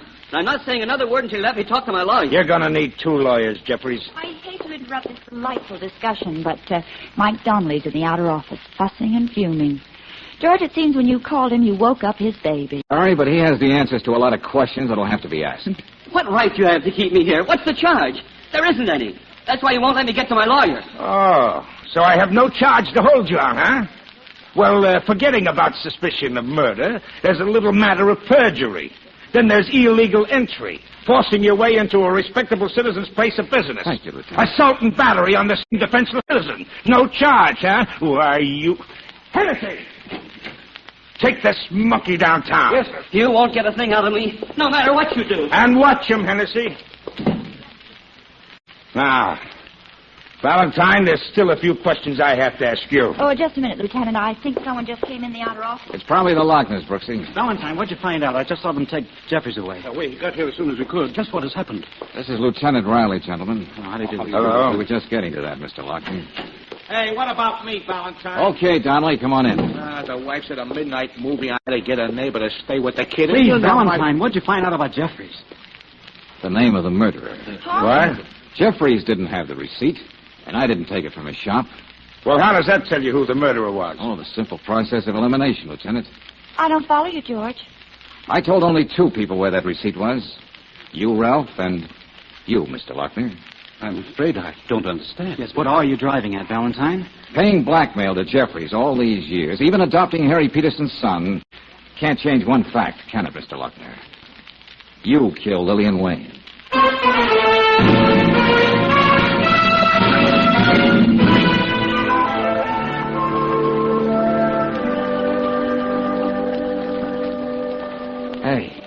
Hey, come on, Brooksy, come on.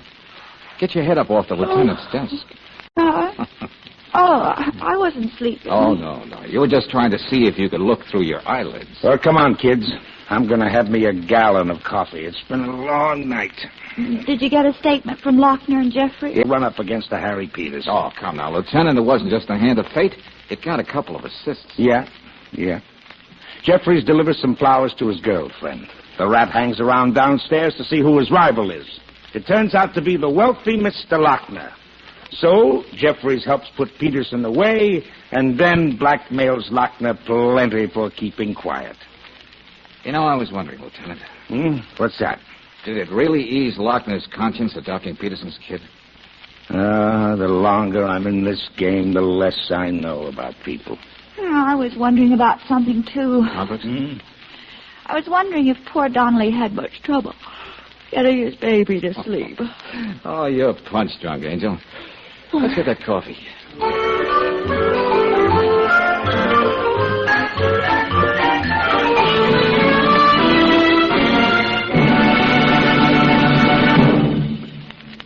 Some folks claim that one motor oil is just like another until a mechanic tells them they need a new set of piston rings. But folks who use RPM motor oil find piston ring troubles are few and far between. This premium quality motor oil is compounded to keep a cool lubricant on upper cylinder walls at all times. Whether your car is standing cold for hours at a time or running hot, RPM clings to vertical engine parts left bare and exposed to wear by ordinary oils. And because RPM is always on the job, your chances of engine trouble caused by rust are reduced to about zero. That's mighty important when you remember that hidden rust causes as much as 80% of engine wear in the average car. No wonder RPM motor oil is the choice of Western motorists 2-to-1 over any other motor oil. For trouble-free operation and longer car life, get RPM tomorrow at independent Chevron gas stations and standard stations where they say and mean, we'll take better care of your car.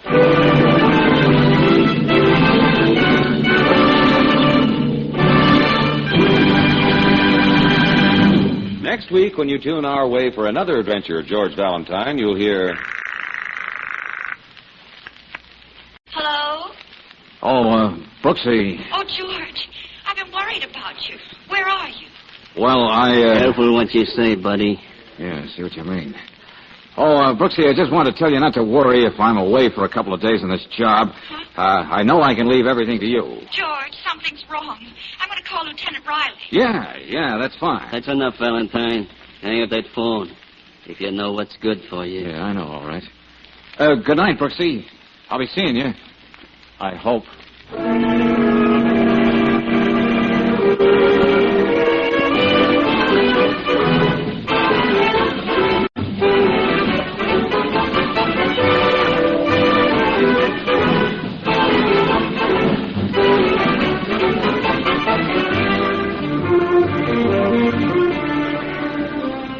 Tonight's adventure of George Valentine has been brought to you by Standard of California on behalf of independent Chevron gas stations and standard stations throughout the West. Let George Do It stars Robert Bailey as George with Frances Robinson as Claire. Wally Mayer appears as Lieutenant Riley. Tonight's story was written by David Victor and Herbert Little Jr. and directed by Don Clark. Also heard in the cast were Harry Lewis as Ralph, Herbert Butterfield as Lockmere, Louis Van Rooten as Pearson, Eddie Marr as Donnelly, and Robert Jellison as Jeffries. The music is composed and conducted by Eddie Dunstetter. Your announcer, John Heaston. Listen again next week, same time, same station, to Let George Do It.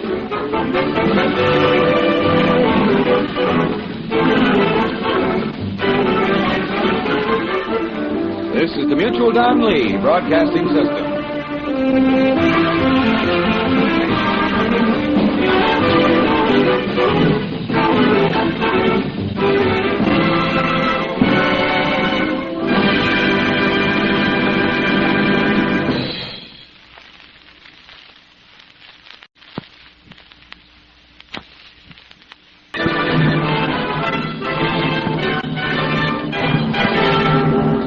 California, on behalf of independent Chevron gas stations and standard stations throughout the West, invites you to Let George Do It. The hearse was painted pink, another adventure of George Valentine. Personal notice, danger's my stock and trade. If you're up a blind alley and nobody can help you, give yourself another chance and call on me, George Valentine. Write full details. Dear Mr. Valentine, how much do you charge for making a play for a beautiful dame? There's more to it than that. I may add the lady is dynamite. I may also add that the money is going to be okay. Also this. If everything works out, you'll be helping a lot of people out of that blind alley you mentioned in your ad. If you happen to be interested, let's talk. Happen to be interested, let's talk it over. I'm in room 918, Hotel Somerset. The name is yours truly, J.C. Collins. Oh, Brooksy's never going to forgive herself for being late this morning.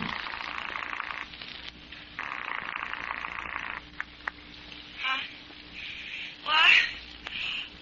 Who is this? Me, Angel. What goes with you this morning? Oh, it's you, George. Oh, shucks, you guessed. I guess I overslept. We were out so late last night on the McMillan job. Well, just stay right where you are, Angel. I just wanted you to know where I was going to be. Where's that, George? Oh, just having a chat with one J.C. Collins at the Hotel Somerset. Yeah, it seems we have a very distasteful assignment, Brooksy.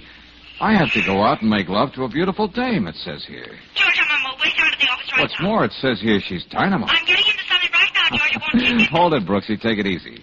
Let me see what this is all about, and I'll talk to you later.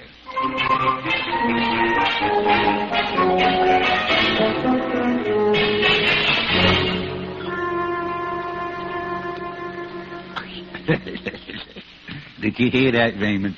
This guy thinks there's actual J.C. Collins. That was the general impression we tried to create in that letter, Ernie. Sit down, sit, Valentine. Hey, now look, I'm not a country cousin who just got in yesterday. Yeah. I don't work for guys like you, Gorman. That's what you think. As far as anyone's concerned, you'll just be working for J.C. Collins. Oh, be smart. As far as I'm concerned, I'd be working for a grade A rat. Huh?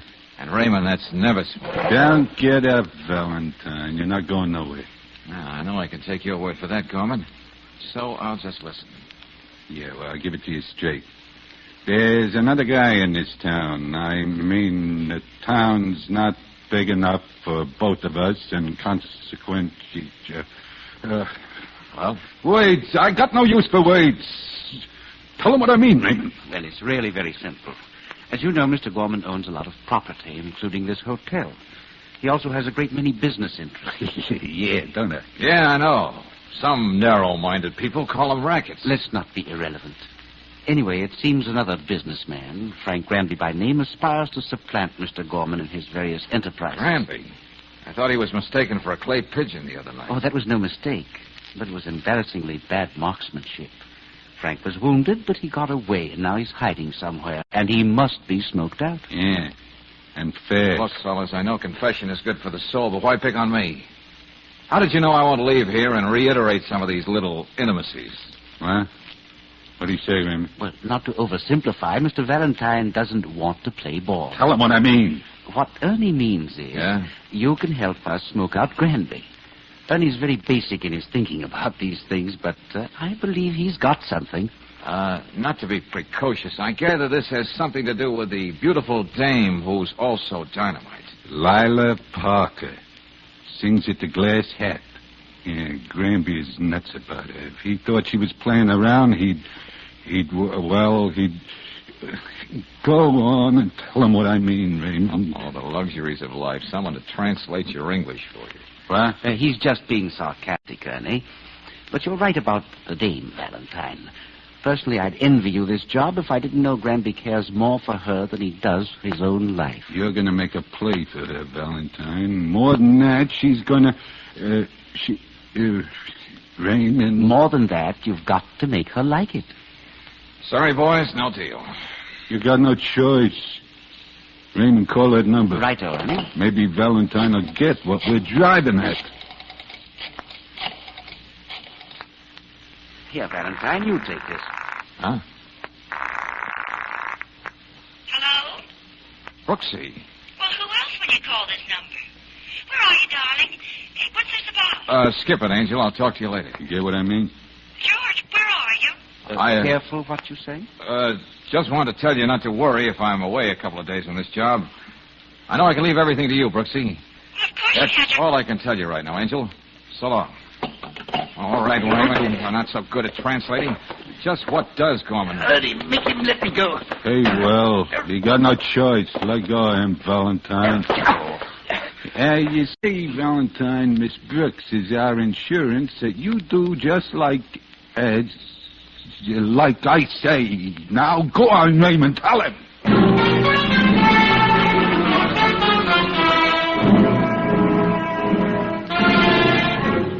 Brooks, you've heard of hardened criminals, haven't you? Yes, Lieutenant Riley, but what does this have to do with George? Well, I'm a hardened cop. I only deal in facts. Well, I've been giving you facts. I know. You didn't like the way Valentine sounded on the phone. He called the office and seemed so surprised when I answered the phone. Well, so what? Sometimes I forget what number I'm calling. Well, he sounded so strange when he said that was all he could tell me, and then he hung up. Oh, look, are you sure it isn't this business about a beautiful dame that's getting you so excited? Oh, don't be ridiculous. I know George. So does Mrs. Riley know me, but even she has her doubts sometimes. Can't you see I'm serious?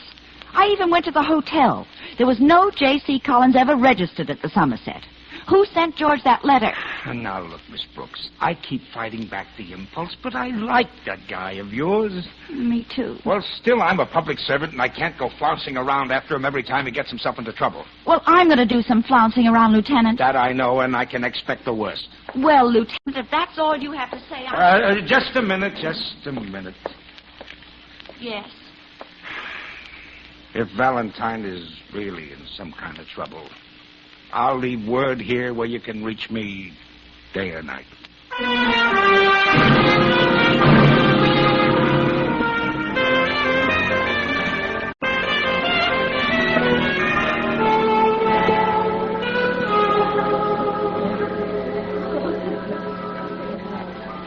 Mr. Valentine? Yeah. Gus, the piano player, told me you wanted to see me. That's right, Miss Parker. Won't you sit down? Gus said you were one of my greatest admirers. My singing, no doubt. Singing? Well, that never occurred to me. That's a new approach. I think I will sit down. Well, Mr. Valentine, it isn't my singing. Just what is it about me that you admire so much? Well, don't you know? Yeah. I've known since I was 14. You're one of the few women who'll be hearing that when you're 40. Is that supposed to be so good? May I order you something? I'm happy the way I am. What do you want? Oh, I'm just a lonely guy feeling sorry for myself in a strange town. Same line, but I can't say I've heard it read any better. What are you doing after your last show? Going home, rinse out a few things. I'll be waiting for you in the parking lot when you're through. You can grow an awful long beard waiting for somebody who isn't going to show up.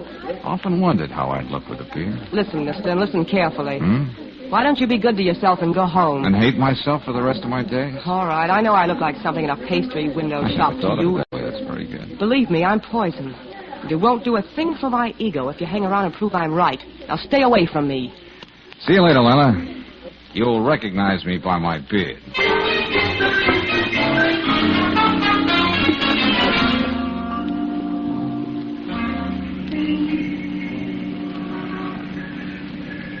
I'm afraid you picked yourself the wrong boy, gentlemen. The fair Lila seems particularly allergic to me. What? What do you say, Raymond? They don't get along together. Don't give me that, Valentine. You're a pretty good-looking guy, and Lila, she isn't used to being lonely. Just keep trying, Valentine. The sooner Frank Granby finds out you have designs on Lila, the sooner this unpleasant little job will be over. Well, I do have a sort of one-sided date to meet her here later in the parking lot. Hey, see, Raymond, he's doing okay. But don't try to play cute, Valentine. There'll be somebody watching you every minute. They'll beat you. Tell him what I mean, Raymond. I think he knows what you mean. Coleman, as you've said several times, I don't have any choice. I have to play the game your way because you have all the cards. Yeah, it makes sense. But look, if anything happens to Miss Brooks, you better make sure I'm dead first. Because I'm going to be out looking for you.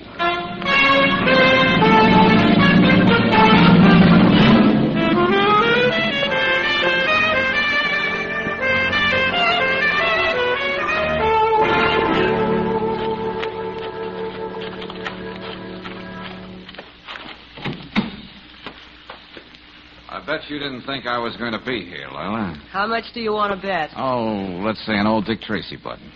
Move over. How'd you know this was my car? The parking lot attendant said this pink convertible dreamboat belonged to you. Oh. Where do we go from here? You're only hitchhiking, mister. You've got to take your chances. Okay, fair enough. I can give you this much of a hint before we start. Well, that's a pretty good start in any man's language, Lila. But why the sudden change of heart? Suppose we say I'm curious about a man who's so willing to take poison.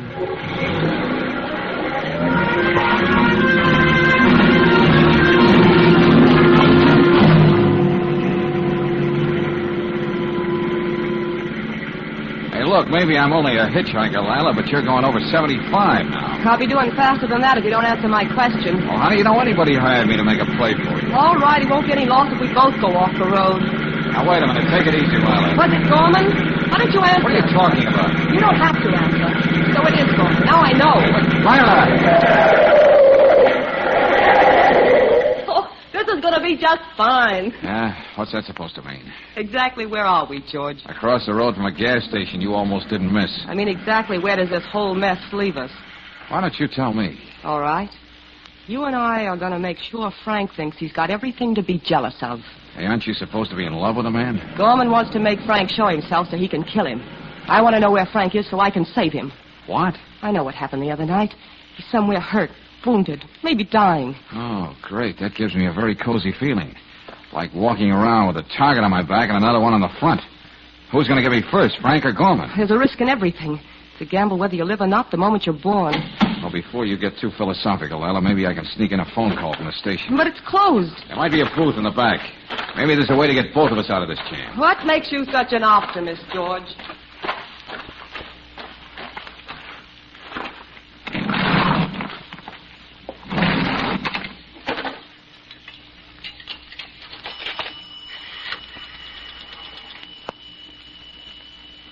Let me have police headquarters. Lieutenant Riley in homicide. Uh-huh, that's right. Yeah, I'll wait. Oh, sorry. Look, mister, you Better hang up, Valentine. I think you've got the wrong number. Well, I'm glad you know how to take advice. You make it very easy, Raymond. You insist on pointing a gun at people. Come on out, Valentine. Oh, just wouldn't be an act without you, eh, Gorman? You're too smart, Valentine. You're too... Tell him what I mean, Raymond. Oh, you... And to think words were unnecessary. That's right, Raymond. Work him over. But don't let it show. We have to keep him nice and pretty for Miss Parker.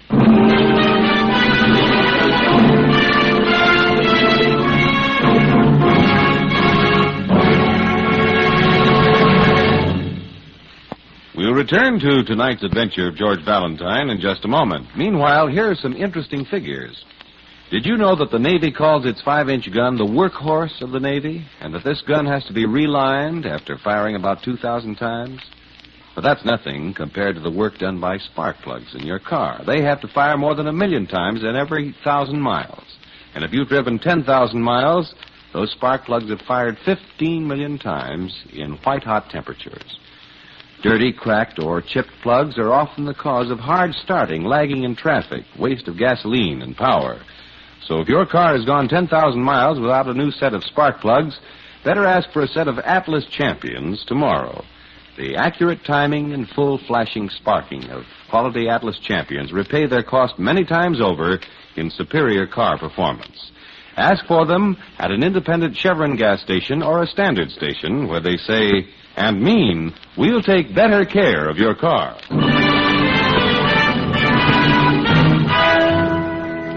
Now back to tonight's adventure of George Valentine, and here's the situation.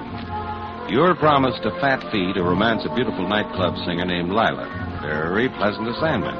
If you didn't find out that Lila is a decoy in a gun-happy feud between two racketeers. Yes, and that their insurance against you making a single wrong move is the girl you happen to love. That's why, like George Valentine, you think your words carefully now as you talk to her.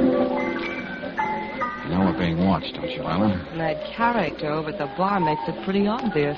What do you say we give him his money's worth? You're supposed to find me very fascinating. I'm doing all right. In a quiet sort of way. At least he thinks so. Frank ever saw me look at another man like this, drive him crazy. Yeah, I see what you mean. If he ever saw me light a cigarette like this. Take the first puff and give it to you to smoke like this. What then? That would be murder, darling. How are we doing? I don't know. But I can see how you can lose an awful lot of ground this way. You still haven't told me why you're working for Gorman. Before you answer, try to look romantic. It's expected of us. I'm in this thing for love's sweet sake, Lila, just like you are. So what do you say we leave it that way? George, I've got to find out where Frank is so I can help him. Gorman wants Frank to come out, too, only he wants to kill him. Have you got an answer? No, not much of one. But it may be worth playing. Well, why don't you, then? All right, here we go. Oh! Gosh, that was very clumsy of me, Lila. I'm awfully sorry. Oh, waiter. It's nothing, George. Just a little water. Oh, I'm sorry. Will you take care of this, please, waiter? Of course, right away. It'll only take a minute. Well, you shouldn't dismiss a minute like that, friend. It's 60 seconds long. You can get a lot done in that time.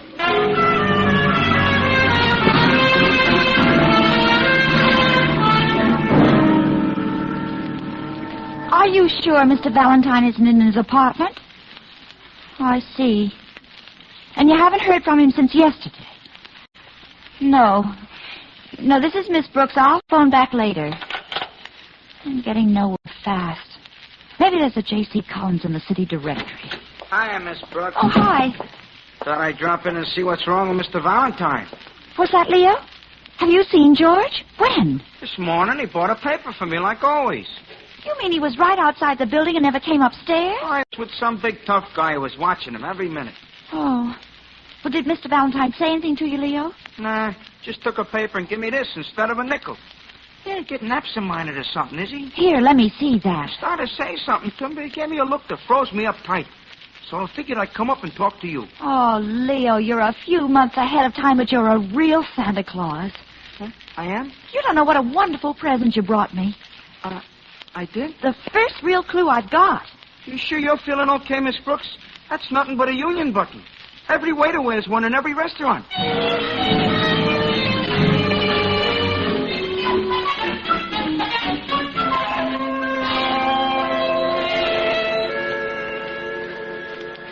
Lieutenant, I told you I was going to do some flouncing around. I know, and you did. Now, what's this about the waiter's button? I checked with the union. It was issued to Mike Spiegel, who works at the Glass Hat. He reported it lost this morning. I see. And you're sure Valentine slipped it to the newsy for a reason? A good reason. Lieutenant, did you know that Hotel Somerset is owned by Ernie Gorman? Oh, so what? Even a thug like Gorman can own real estate as long as he pays his taxes? Then Gorman could have told the clerk to say there was no J.C. Collins registered there. Yeah, I suppose so. In the letter George got, there was much to do about a beautiful dame. Well, there's a beautiful dame named Lila Parker singing at the Glass Hat. Oh, there's a lot of beautiful dames singing in a lot of nightclubs. But Lila happens to be the girlfriend of Frank Brandy, who in turn happens to be Ernie Gorman's biggest rival in this town. Say, that's a thought, Miss Brooks. It sort of interests me. In fact, I like it. Say, where's that waiter's button? Where are you going, Lieutenant? Well, now it's my turn to do some flouncing around.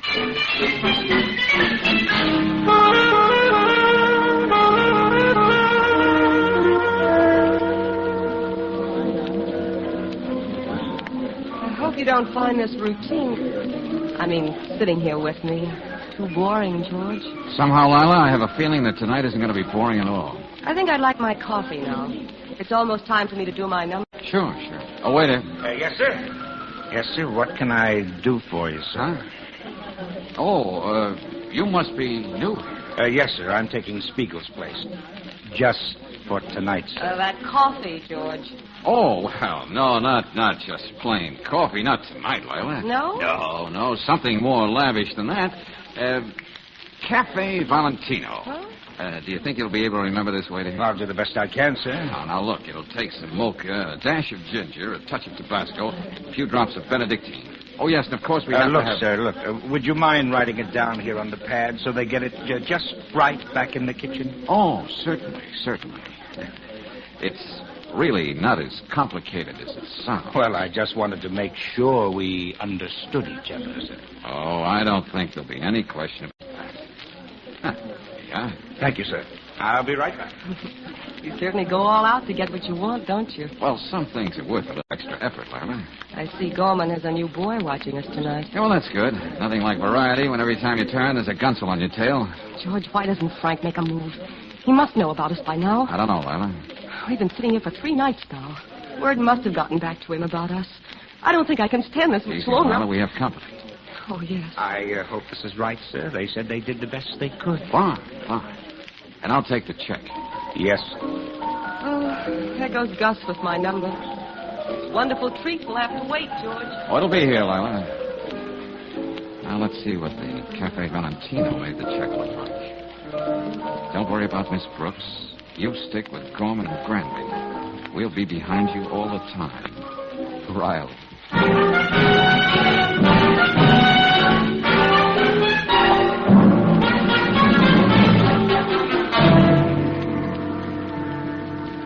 We're sorry to drag you out of the Glass Hat the way we did, Don Valentine, aren't we, Raymond? Personally, I'm filled with remorse. Oh, yeah, I can just see the tears in your baby blue eyes, Raymond. I don't like taking you out of the company of a beautiful dame, but the time has come. It's here. Tell what I mean, Raymond. Granby's going to stop hiding tonight. He's coming out. How do you know? We caught up with one of his boys after a little persuasion. Yeah, it's good persuasion. He told us. Granby knows what a Casanova Lily thinks you are, Valentine. So he can't hold out anymore, and he's going to pay her a little visit after she gets through singing at the Glass Hat. They're going away together. And that's when you're going to get your chance in him, huh? Congratulations. Well, what do you say, Raymond? Just being sarcastic again. Oh, is that what you call it? Anyway, you're not through yet, Valentine. Surprise. I didn't think I was. You see, Delilah goes right home after the club. Then you meet me across the street. I'd like us to be together to see how this thing winds up. You're so good to me. Oh, Ernie. Yeah. Shall I bring Langley in now? Yeah, but you talk to him. I don't want to know nothing what happens except that it's done right. See you later, Valentine. I'll be downstairs at the barber's, Raymond. Well, you got a very sensitive boss. He does all right. Well, Langley, come in here. It's about time. Got me flying from Detroit. How long am I supposed to wait? Not long now. You, Gorman? No, you're going to deal with me. Who's that guy? Oh, I'm just sitting here passing the time of day. Now, if you listen carefully, Langley, you can be back in Detroit tomorrow morning. What do I do? Somebody getting the complete treatment? The full course. Now, you park your car in the 800 block on Sierra Avenue. Yeah. Sometime after midnight, a pink convertible is going to pass you. You can't miss it. It's a big custom job. I don't have to tell you what to do then. Hey, Raymond, wait a minute. You can't... What about Lila? Now who's being sensitive?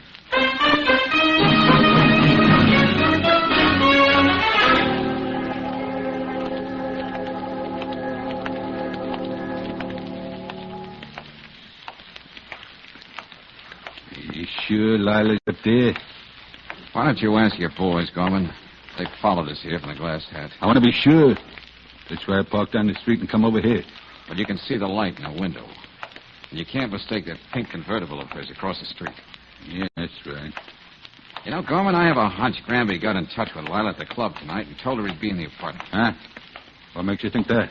Oh, when we got back here, she was in such a hurry to get upstairs, she jumped out and left the keys in her car. Yeah? And all the boy's got to do now is wait. We'll stay right here in this doorway. You're the boss. Look what goes here, Valentine. I don't like the way you're acting. What are you cooking up? My, what a suspicious nature. I just know when I'm licked, that's all. Say, what happened to Raymond? You got something else to do. My usual stay out of things like this, but Granby. And this I got to see for myself. Wait a minute. The light just went out up there. He must be coming downstairs. You stay here, Valentine. I'm going to get a little closer. I want to see him better when he comes out with it. I knew you'd be there, Gordon. What? See what you can do about this. She's trying to kill me. Lila, stop it. Don't be a fool. Go on, Gordon. Try to run. Where are you going to hide in empty streets? Oh, please, Lila, don't. Let me talk this over with Frank. Frank's not here, but he just died. Go on. Anything you got, Gordon. The car. That's right, a car. Wait, Gorman. Stay out of that car. Don't you think she's trying to kill me? Gorman! I told you I gotta get away. You can't get away. Gorman, wait. I tried to tell you. You can't get away. It's a plan. Gorman!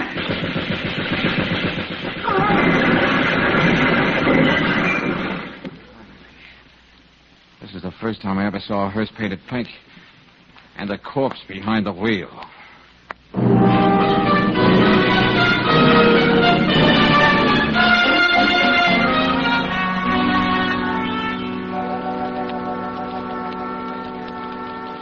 Valentine, when you called that car a pink hearse, you weren't far wrong.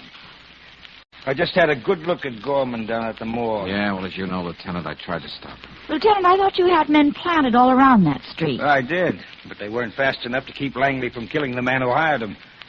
Anyway, he and Raymond are going to be out of circulation for a long, long time. What about Lila?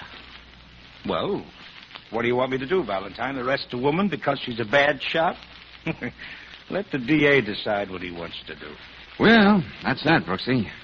Oh, Lieutenant, would you join us in some Cafe Valentino? Why, Say, I've been meaning to ask you. What kind of a concoction is that? Oh, just a little thing I dreamed up, Lieutenant. But I'd sure hate to drink it.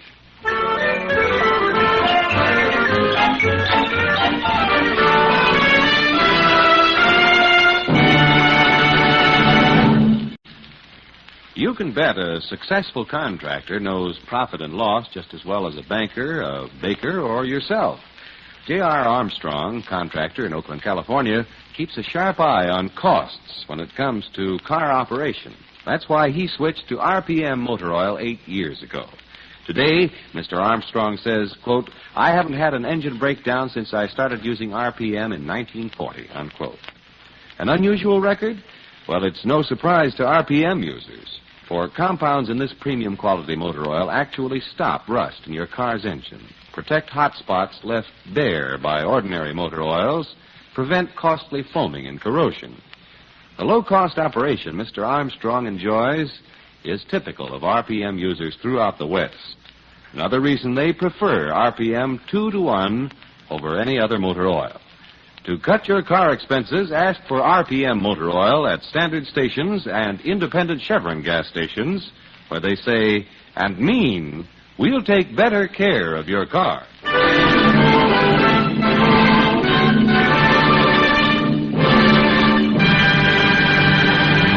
Next week, when you tune our way for another adventure of George Valentine, you'll hear...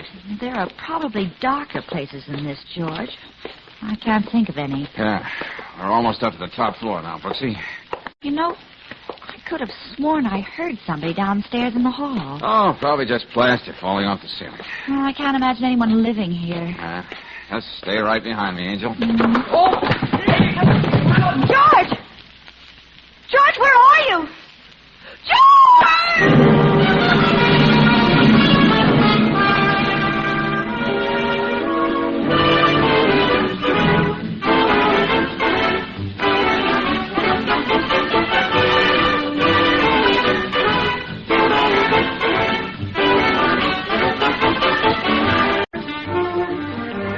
Tonight's adventure of George Valentine has been brought to you by Standard of California on behalf of independent Chevron gas stations and standard stations throughout the West. Let George Do It stars Robert Bailey as George with Frances Robinson as Claire. Wally Mayer appears as Lieutenant Riley. Tonight's story was written by David Victor and Herbert Little, Jr. and directed by Don Clark. Also heard in the cast were Louise Arthur as Lila, Ed Max as Gorman, Louis Van Ruten as Raymond, and Jack Crucian as Langley. The music is composed and conducted by Eddie Dunstetter. Your announcer, John Heaston. Listen again next week, same time, same station, to Let George Do It.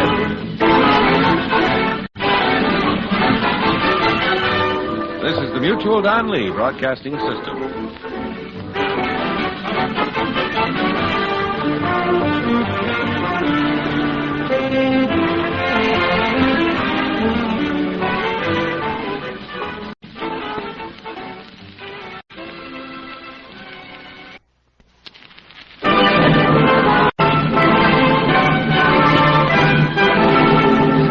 California, on behalf of independent Chevron gas stations and standard stations throughout the West, invites you to Let George Do It. The Little Man Who Was Everywhere. Another adventure of George Valentine. Personal notice, danger's my stock and trade. If you can't handle it alone without getting hurt, you got a job for me, George Valentine. Write full details.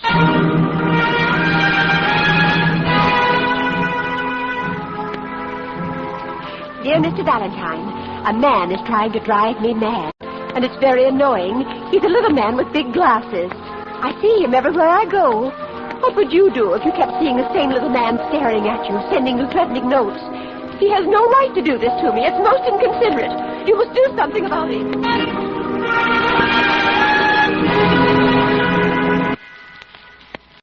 Something about it. I shall be at my home, 940 Walton Drive, all day waiting for your call. It's signed Vivian Newcomb. Oh, now, wait a minute. Let me see.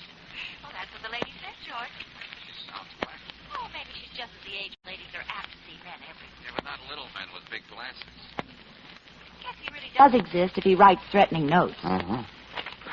Okay, Angel, I'm intrigued. Let's go and see about this little man who is or isn't there.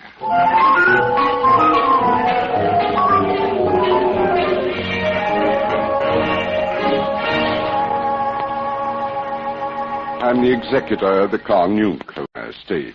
That was Vivian's father, and it's probably a good idea that I'm here. What do you mean, Mr. Wilton? Oh, just to make sure you understand what Vivian says. Oh, what's the matter? Doesn't she speak English? That's just it. Decidedly. She overspeaks it. Her father used to say Vivian has a grasshopper mind. The way she jumps.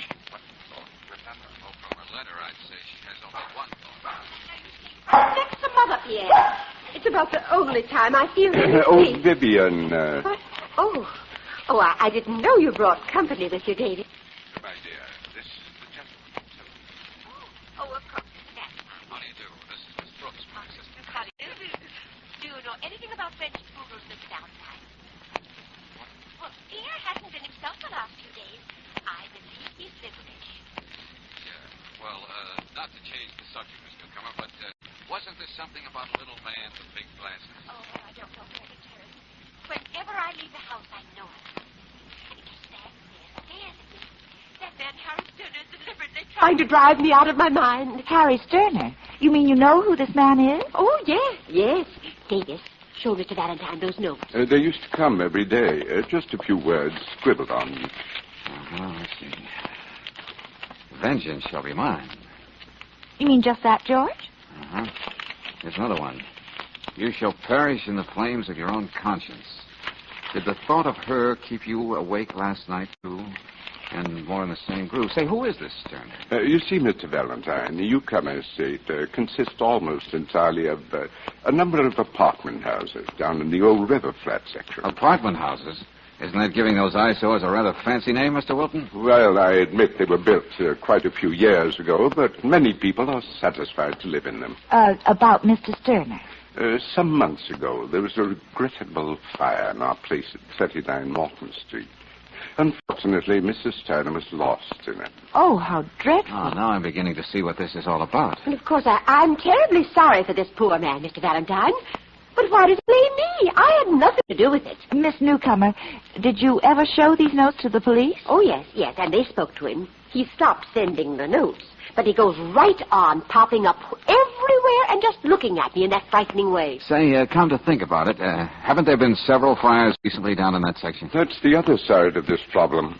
After the one in 39 Morton Street, there have been 3 others, all in our building. Luckily, the damage wasn't too great. Sterner?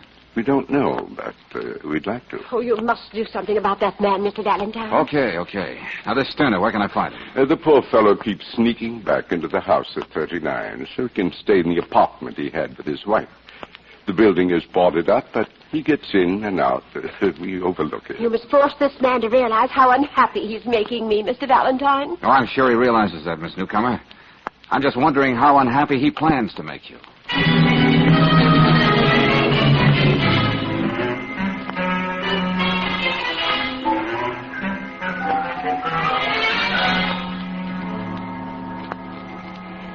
I don't care who you are. How did you get in here? Look, what I want to know, Sterner, is how do you live in this place? No lights, the windows all boarded And up? the stench of burnt wood. And that's what I like most. It doesn't let me forget what happened. Not for a moment. Why do you torture yourself like this, friend? It can't do any good. I look around this burned-out tenement and I think of my wife. And when I think of Irene, I think of Miss Newcomer. Okay, I'll take and it. then I find out where she is and I go there. And I stand just looking at her. She's beginning to crack under it, isn't she? Why don't you face it, Sterner? Miss Newcomer isn't going to let this go on. Oh, what can she do? The streets are free. That's one thing her money can't change. Look, if you carry this thing too far, a couple of guys in white jackets are going to suggest a padded cell for you. Is it insane to want to teach a woman some respect for human life? All her buildings are fire traps. She knows that. But still, she doesn't do anything about it. Well, look, I can understand how you feel, but... Irene, she didn't have to die. That fire didn't have to sweep through here like it did. It was plain murder. You don't let a known murderer get away with it, do you? Those other fires in the Newcomer buildings, is that part of your little campaign, The police weren't able to prove anything. Oh, yes.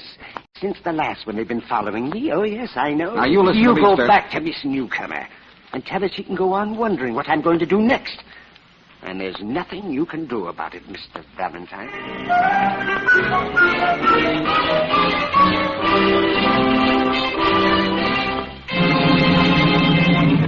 Miss Brooks, if it has to do with fires, the arson squad takes care of it.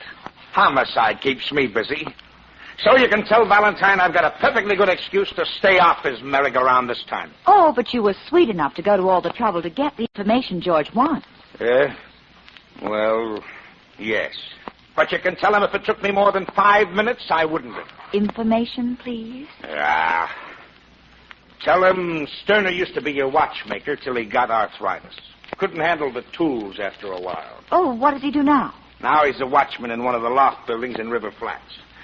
Now, about those fires... Oh, it's hard to believe any man would deliberately set fire to a crowded tenement. The arson boys say they were definitely the work of a pyromaniac, a firebug. Oh. The jobs were too sloppy to be professional. Well, and that seems to point to Sterner. Okay, if Sterner's playing with matches, they're gonna nail him. And if he keeps making faces at Miss Newcomer, he's gonna end up in the booby hatch. Yeah. Yep, at long last, a nice, simple job for our friend. Except for one thing. Well, I think I know what you mean. Yeah. Nothing Valentine's in the middle of ever stays simple.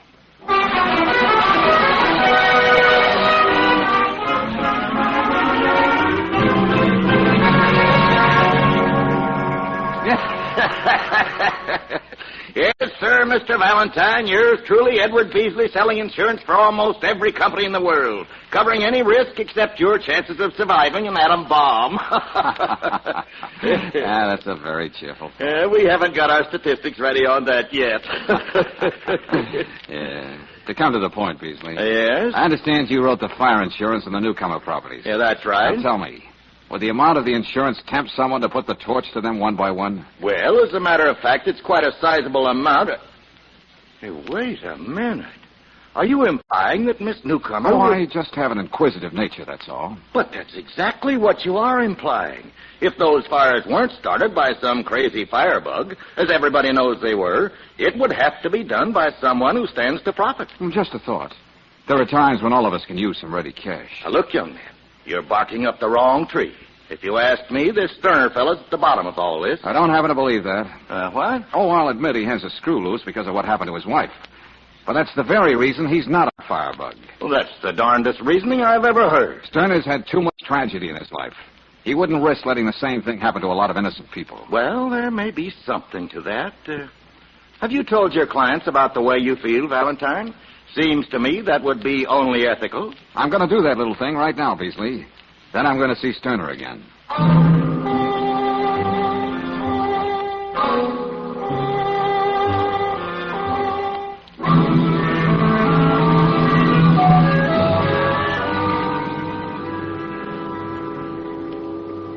In effect, you're putting me and Miss Newcomer under suspicion. I only know the way I feel.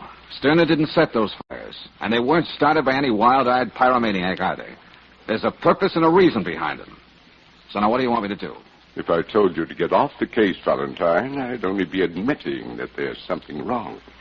So I want you to stick with it. I believe I speak for Miss Newcomer, too. Okay. I still think you'll find that Sterner's your man. But the important thing is to stop him from hounding Vivian. She may not sound it, but she's a thoroughly frightened woman. Indeed, on the verge of a breakdown. Okay, I'll do what I can. I just thought you'd better know how things stand before I go to work on Sterner again. A very frank young man. Oh, Vivian. I just wanted to tell you I think you made an admirable choice in Valentine. He was just here. He said he doesn't believe Sterner had anything to do with those fires. And naturally, I told him to go right ahead. I think everything will be all right.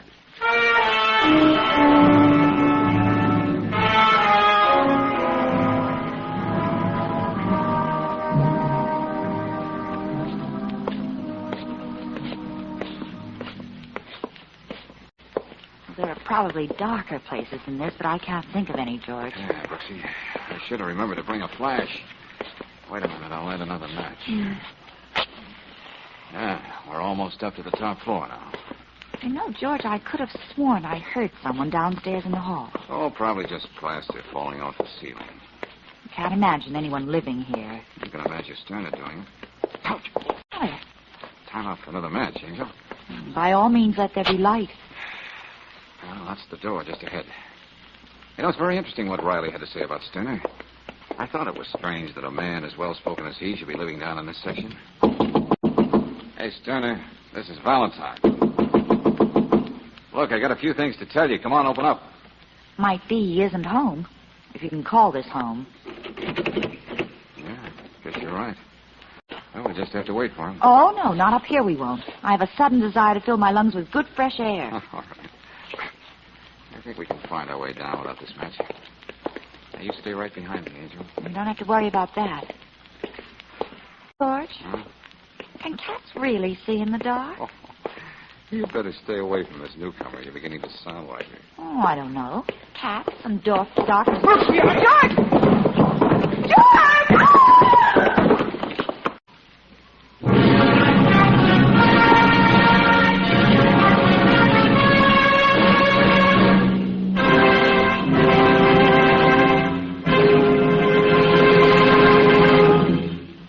We'll return to tonight's adventure of George Valentine in just a moment. Meanwhile, a word about playing it safe. When you shop for meat, you're confident of quality because you know you're protected by health department regulations. But how can you be sure of quality when you're buying a battery for your car? The National Society of Automotive Engineers established protection for you when it established 3 rigid battery tests. Atlas batteries excel in all 3 of these tests required by the Society. Next time you look at an Atlas battery, notice the certified capacities embossed on the back panel, which also shows the number of plates in it. So for a sure starting battery with greater capacity through a longer service period, make sure it's an Atlas battery. You can get one at any standard station or independent Chevron gas station. Certified Atlas batteries and expert battery service are 2 reasons why independent Chevron gas stations and standard stations say and mean, we'll take better care of your car.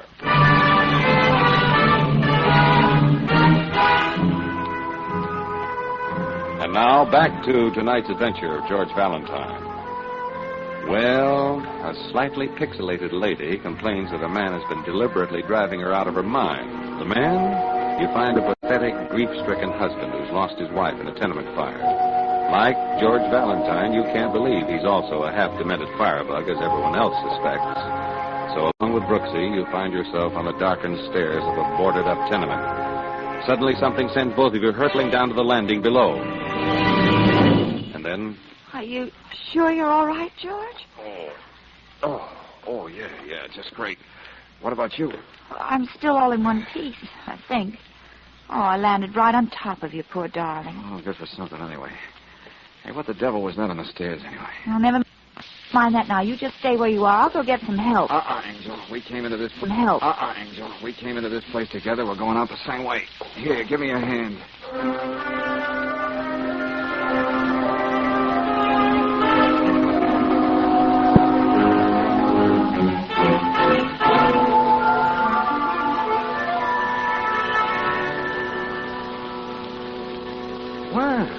Fancy seeing you, Lieutenant. Oh, I just happened to be in the neighborhood, Valentine. Couldn't resist dropping by at the office and seeing how quickly you heal. I thought you were going to stay off the merry-go-round this time, Lieutenant. Huh? Oh, well, this is just a duty call on a sick friend. Thank you very much. The abrasions are numerous but superficial. I warn you, Lieutenant, he's in a very sour mood. Yeah? Well, maybe this will cheer you up. Why, thank you, Lieutenant. You know, I've always wanted to have a piece of wire of my very own. Now, what is this? This is what was stretched across the stairs. Let me see. After you called me, Miss Brooks, I went down to Morton Street and had a look-see. Of course, George. There was somebody in the hall. And whoever it was put the wire there while we were fussing outside Sterner's door. And I can tell you who it was. Sterner. Huh? All right, now make me believe it. Valentine, this is a special kind of wire. Yeah? Very fine, very strong, and it's used almost exclusively by watchmakers. I checked. And Sterner used to be a watchmaker, George. All right, yeah, I know. And I can tell you why he wanted you out of the way. Go on, Lieutenant. This is strictly your party now. Well, here's something we all overlooked. All 4 of the fires down in River Flats happened on the 8th of the month, beginning with the one that got Mrs. Sterner. Lieutenant, are you trying to say that these fires are a sort of anniversary present from Sterner to the newcomer estate? Well, that's the way a firebug's mind would reason. Hey, wait a minute. Today is the 8th of the month, too. Well, don't you see? He wants you off the scene. I take it you've questioned Sterner, Lieutenant. Yeah, and he denies everything, and we don't have enough to pin it on him. But now we'll detail an extra man to follow him. Just a minute, Lieutenant. Okay. Yeah, hello? What? Now, wait a minute. Who is this? Oh, yes, Miss Newcomer. One thing at a time. What does your French poodle have to do with it? What's that? Oh, I see. Yeah, okay, I'll be right there. Now what does she want? Yeah, come on, let's have it. It seems my word-happy client has had a change of heart. Now she wants me off the case.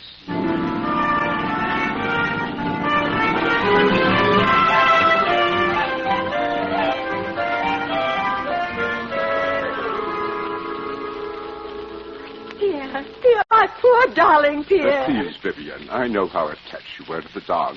But what's done is done. Exactly what has been done, Mr. Wilton? Why, that fiend. He poisoned Pierre. Now, my dear, well, sure. Well, who else could it be?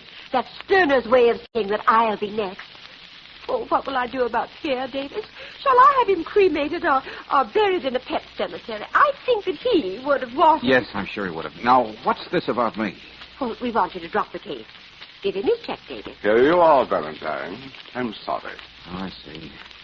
Had it all ready, huh? Well, don't you see, Mr. Valentine? Sterner knows that I hired you. That's why he killed Pierre. If I don't dismiss you, I'm sure he'll do away with me. Thanks for the check, but I'm still on the case. Oh, really, young man? From here on in, I'm working for Sterner. Well, how can you work for a man who goes around killing dogs? Mrs. Sterner died in a fire that could have been prevented. Now, hold on. You think I'm stretching a point to say that the person responsible is worse than a man who killed a dog?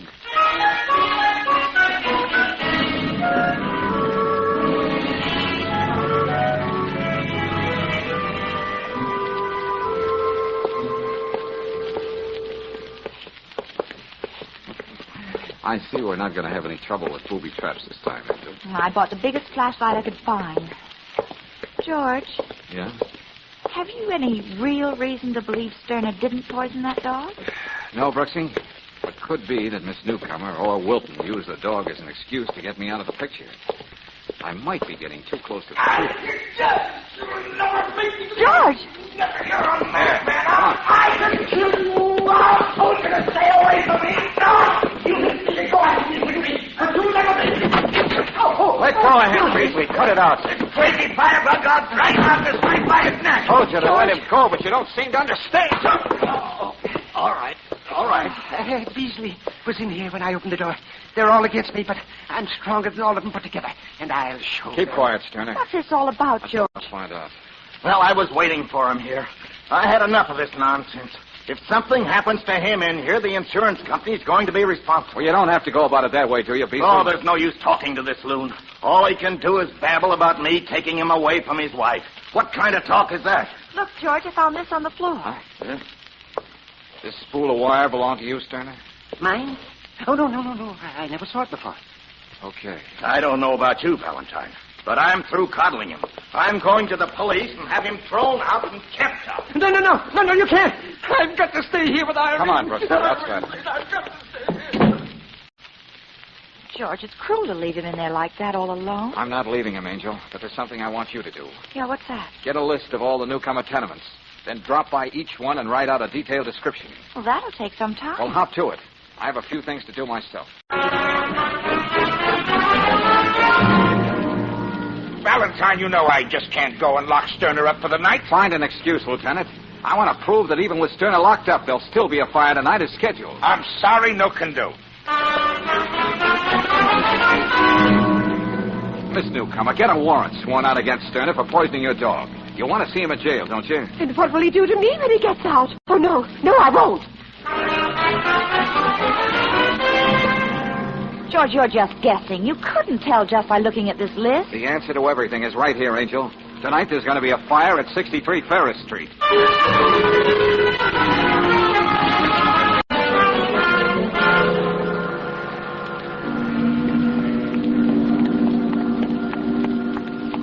See anybody we know going to 63?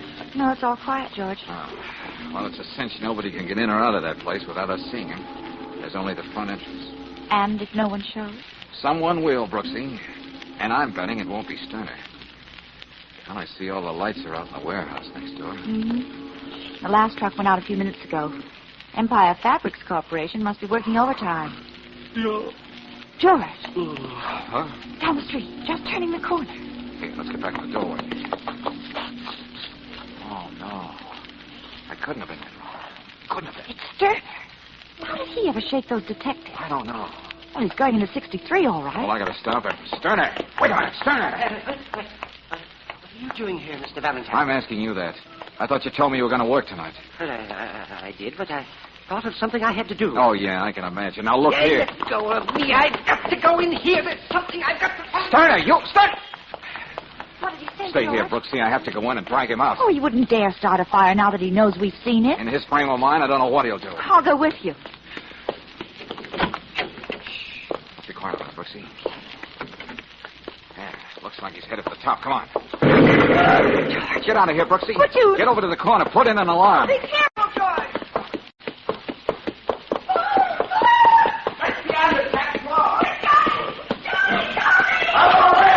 I gotta get to the top floor. You'll never get past them flames! Help! Somebody! Do something for me! I'm trapped!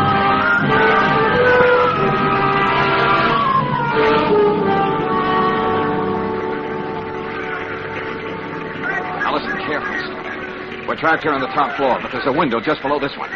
Yes. I'm going to let you down outside as far as I can, then I'll swing you in. No, I'm afraid. Prefer the fire? No, I'll do it. Anything you say. All right, now climb outside. Don't worry, I won't let you fall. Yes, but you... I'll take my chances with this drain pipe.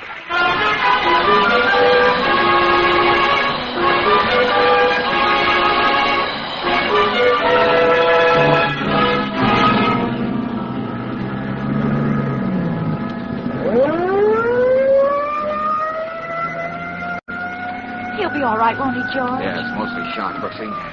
Once they get Sterner to the hospital, he'll be okay. Oh, the way he kept mumbling about his wife. Finding an answer here tonight. Just one more errand for you, Angel, and we can call it a day. Yeah, what's that? Get hold of Lieutenant Riley and meet me at the hospital.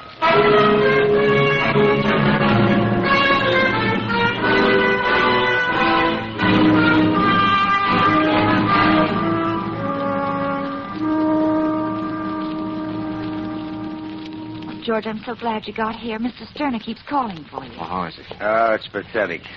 The guy thinks you can help him. He doesn't seem to realize that all you can do is land him in the state hospital for the criminally insane. How'd you make out, George? Where were you anyway, Valentine? Well, you'd call it illegal entry, Lieutenant. Here's What? the present. What's this? Allied Fire and Indemnity Company. Amount of insurance. $800,000. Wow. Name of insured Empire Fabrics Corporation. But that's the name on the warehouse, right? Right next to the tenement where the fire was tonight. The idea was for both of them to burn down. But go on, Lieutenant, the line on the bottom. Name of agent. What's this? Huh? Edward Beasley. Yes, Beasley. The firebug who was crazy like a fox.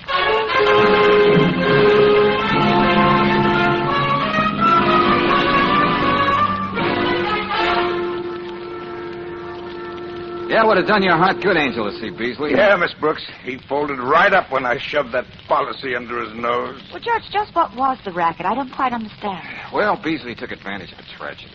When Sterner began to hound Miss Newcomer, Beasley saw a chance to create the myth of a firebug. He knew the Empire Fabrics people were having money trouble, so he cooked up a deal to split the insurance money with them.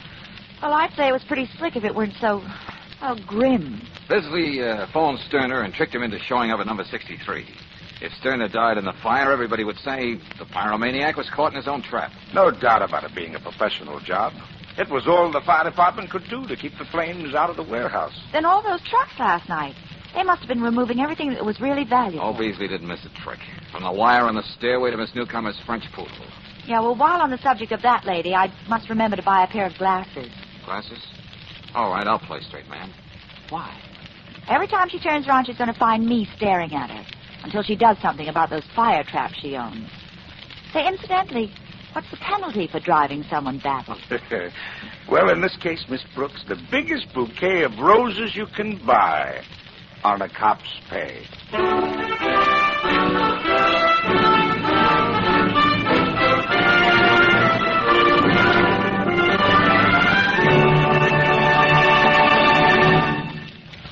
Now that summer is officially over, I'd like to pass along a money-saving tip for your autumn driving. Chances are your car has purred through many a cloud of road dust in the past few months, and the air cleaner under the hood may be as clogged up as a freshly used tea strainer. If that's the case, you may be wasting as much gasoline as you would be with the choke out all the time. And the fact that a dirty air cleaner lets dust and road grit mix with the gasoline is equally costly, maybe more. So, for driving economy, ask the independent Chevron gas station or the standard station to service your air cleaner tomorrow. While you're there, ask them to tell you how to get rid of grease and foreign material in the cooling system. Both of these services are speedy and inexpensive. And helping you maintain low-cost operation is another reason standard stations and independent Chevron gas stations say and mean, we'll take better care of your car.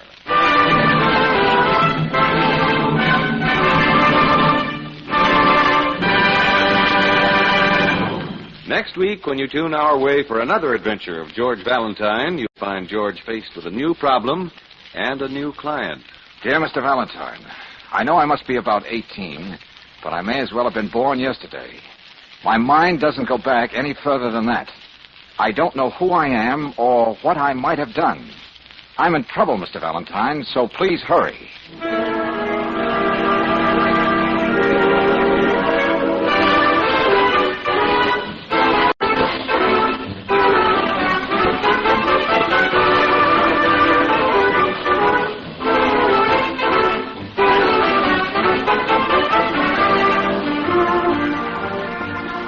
Tonight's adventure of George Valentine has been brought to you by Standard of California on behalf of independent Chevron gas stations and standard stations throughout the West.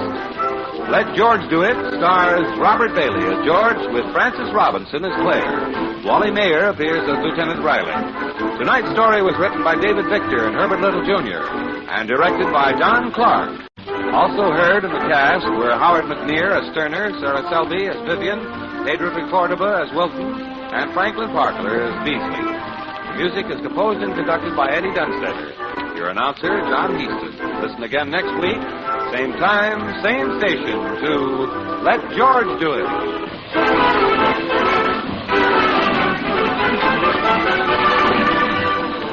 This is the Mutual Don Lee Broadcasting System.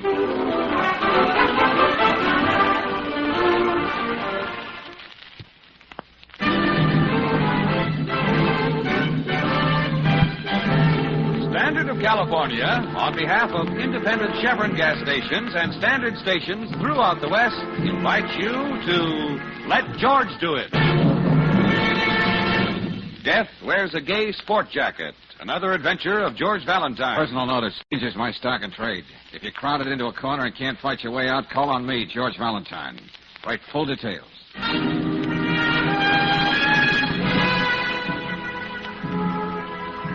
Dear Mr. Valentine, in the last month, violent death has struck 4 people in the Warrington Square section. Death in a gay sport jacket. I think I know who the killer is, but I can't be sure, and I'll never have a moment's peace until he's caught. The police don't seem to believe there's any connection between these 4 murders. That's why I'm hiring you. Enclosed find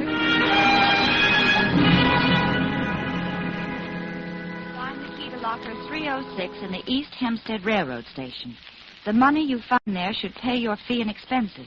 It's yours whether you accept the case or not. I leave that up to your conscience. Mm-hmm. I gather, Brooksy, there's no signature. No, just a generous amount of white space on the bottom, George. And the letter's typewritten. Our correspondent seems to revel in mystery. Well, here's something more specific. You might call it a postscript. Yeah? List of Warrington Square victims. Uh-huh. Well, whoever wrote this, he or she, didn't have to go to that trouble.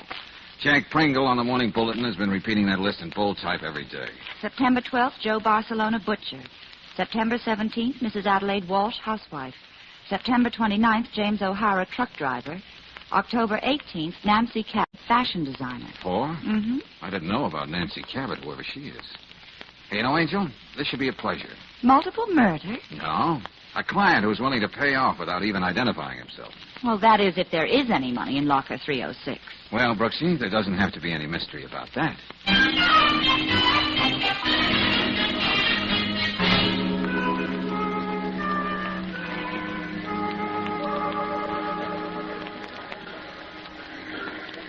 Pacific Limited, leaving on track 14 in 5 minutes. 5 minutes.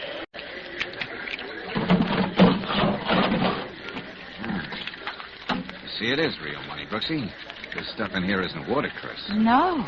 I can recognize the pictures of some of our nicest presidents. How about that? There's $300 here.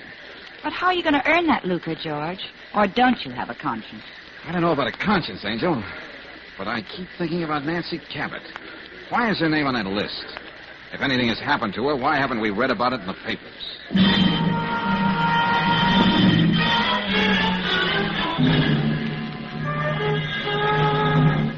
Valentine, believe it or not, when a crime is committed, the police somehow manage to hear about it. I told you there's been no report about a Nancy Cabot. Okay, Lieutenant, okay. What do you make of this letter? Oh, we've been getting our share of love notes like that, too. Everybody has an idea who the man in the plaid sport jacket is. Why don't you check up on the delivery boy in our neighborhood? He likes plaid shirts. My neighbor has an uncle who isn't right in the head, and so on and so forth. Well, it's not impossible that there is a character like that floating around. It's only possible when you have a mind like Jack Pringle's. Why, even I own a plaid sport jacket. Now we're getting somewhere. Oh, you're cute, Valentine. Well, after all, Lieutenant, people Look, did Miss see... Brooks, here's all I have to say, then I want to forget it. Joe Barcelona, butcher, has a brawl and ends up with a knife in his back. An old woman out walking her cat tells Pringle that she saw a guy in a plaid coat leaving the scene. Could be. Okay, so we're working on the case. And how about Mrs. Walsh? Oh, that was no murder. The woman was up on the roof and decided to end it all. But Pringle digs up a neighborhood character by the name of Mallory, who swears he saw the same fashion plate slinking away from the building. So right away, she was pushed off the roof. And that leaves James O'Hara. Yeah, I know. This time, Pringle came up with a ham actor named Emmett Carey who said the victim was shoved under a truck by the same plaid-coated individual. The medical examiner says O'Hara was plastered and didn't know where he was going. Now, can you blame me if I don't see eye to eye with Pringle? What does he care if he starts a minor crime wave as long as it builds circulation for his lousy Lieutenant, don't mind me. Pringle, how did you get in I here? just walked in. You get steamed up like that, how do you expect to hear doors open? I don't know how you can stand it in here, Valentine, without your ears stopped. Get out of here. Now, hold on, Lieutenant. I'm just doing my job, which is to repeat the same question I asked yesterday. What's being done to track down this sadistic monster in a gay sport coat? Now, look here, What's your interest in this case, Valentine? Oh, me? Oh, I'm always interested in the fee. Oh? Who are you working for? Well, even if I knew myself, friend, I wouldn't tell you. Oh, no offense.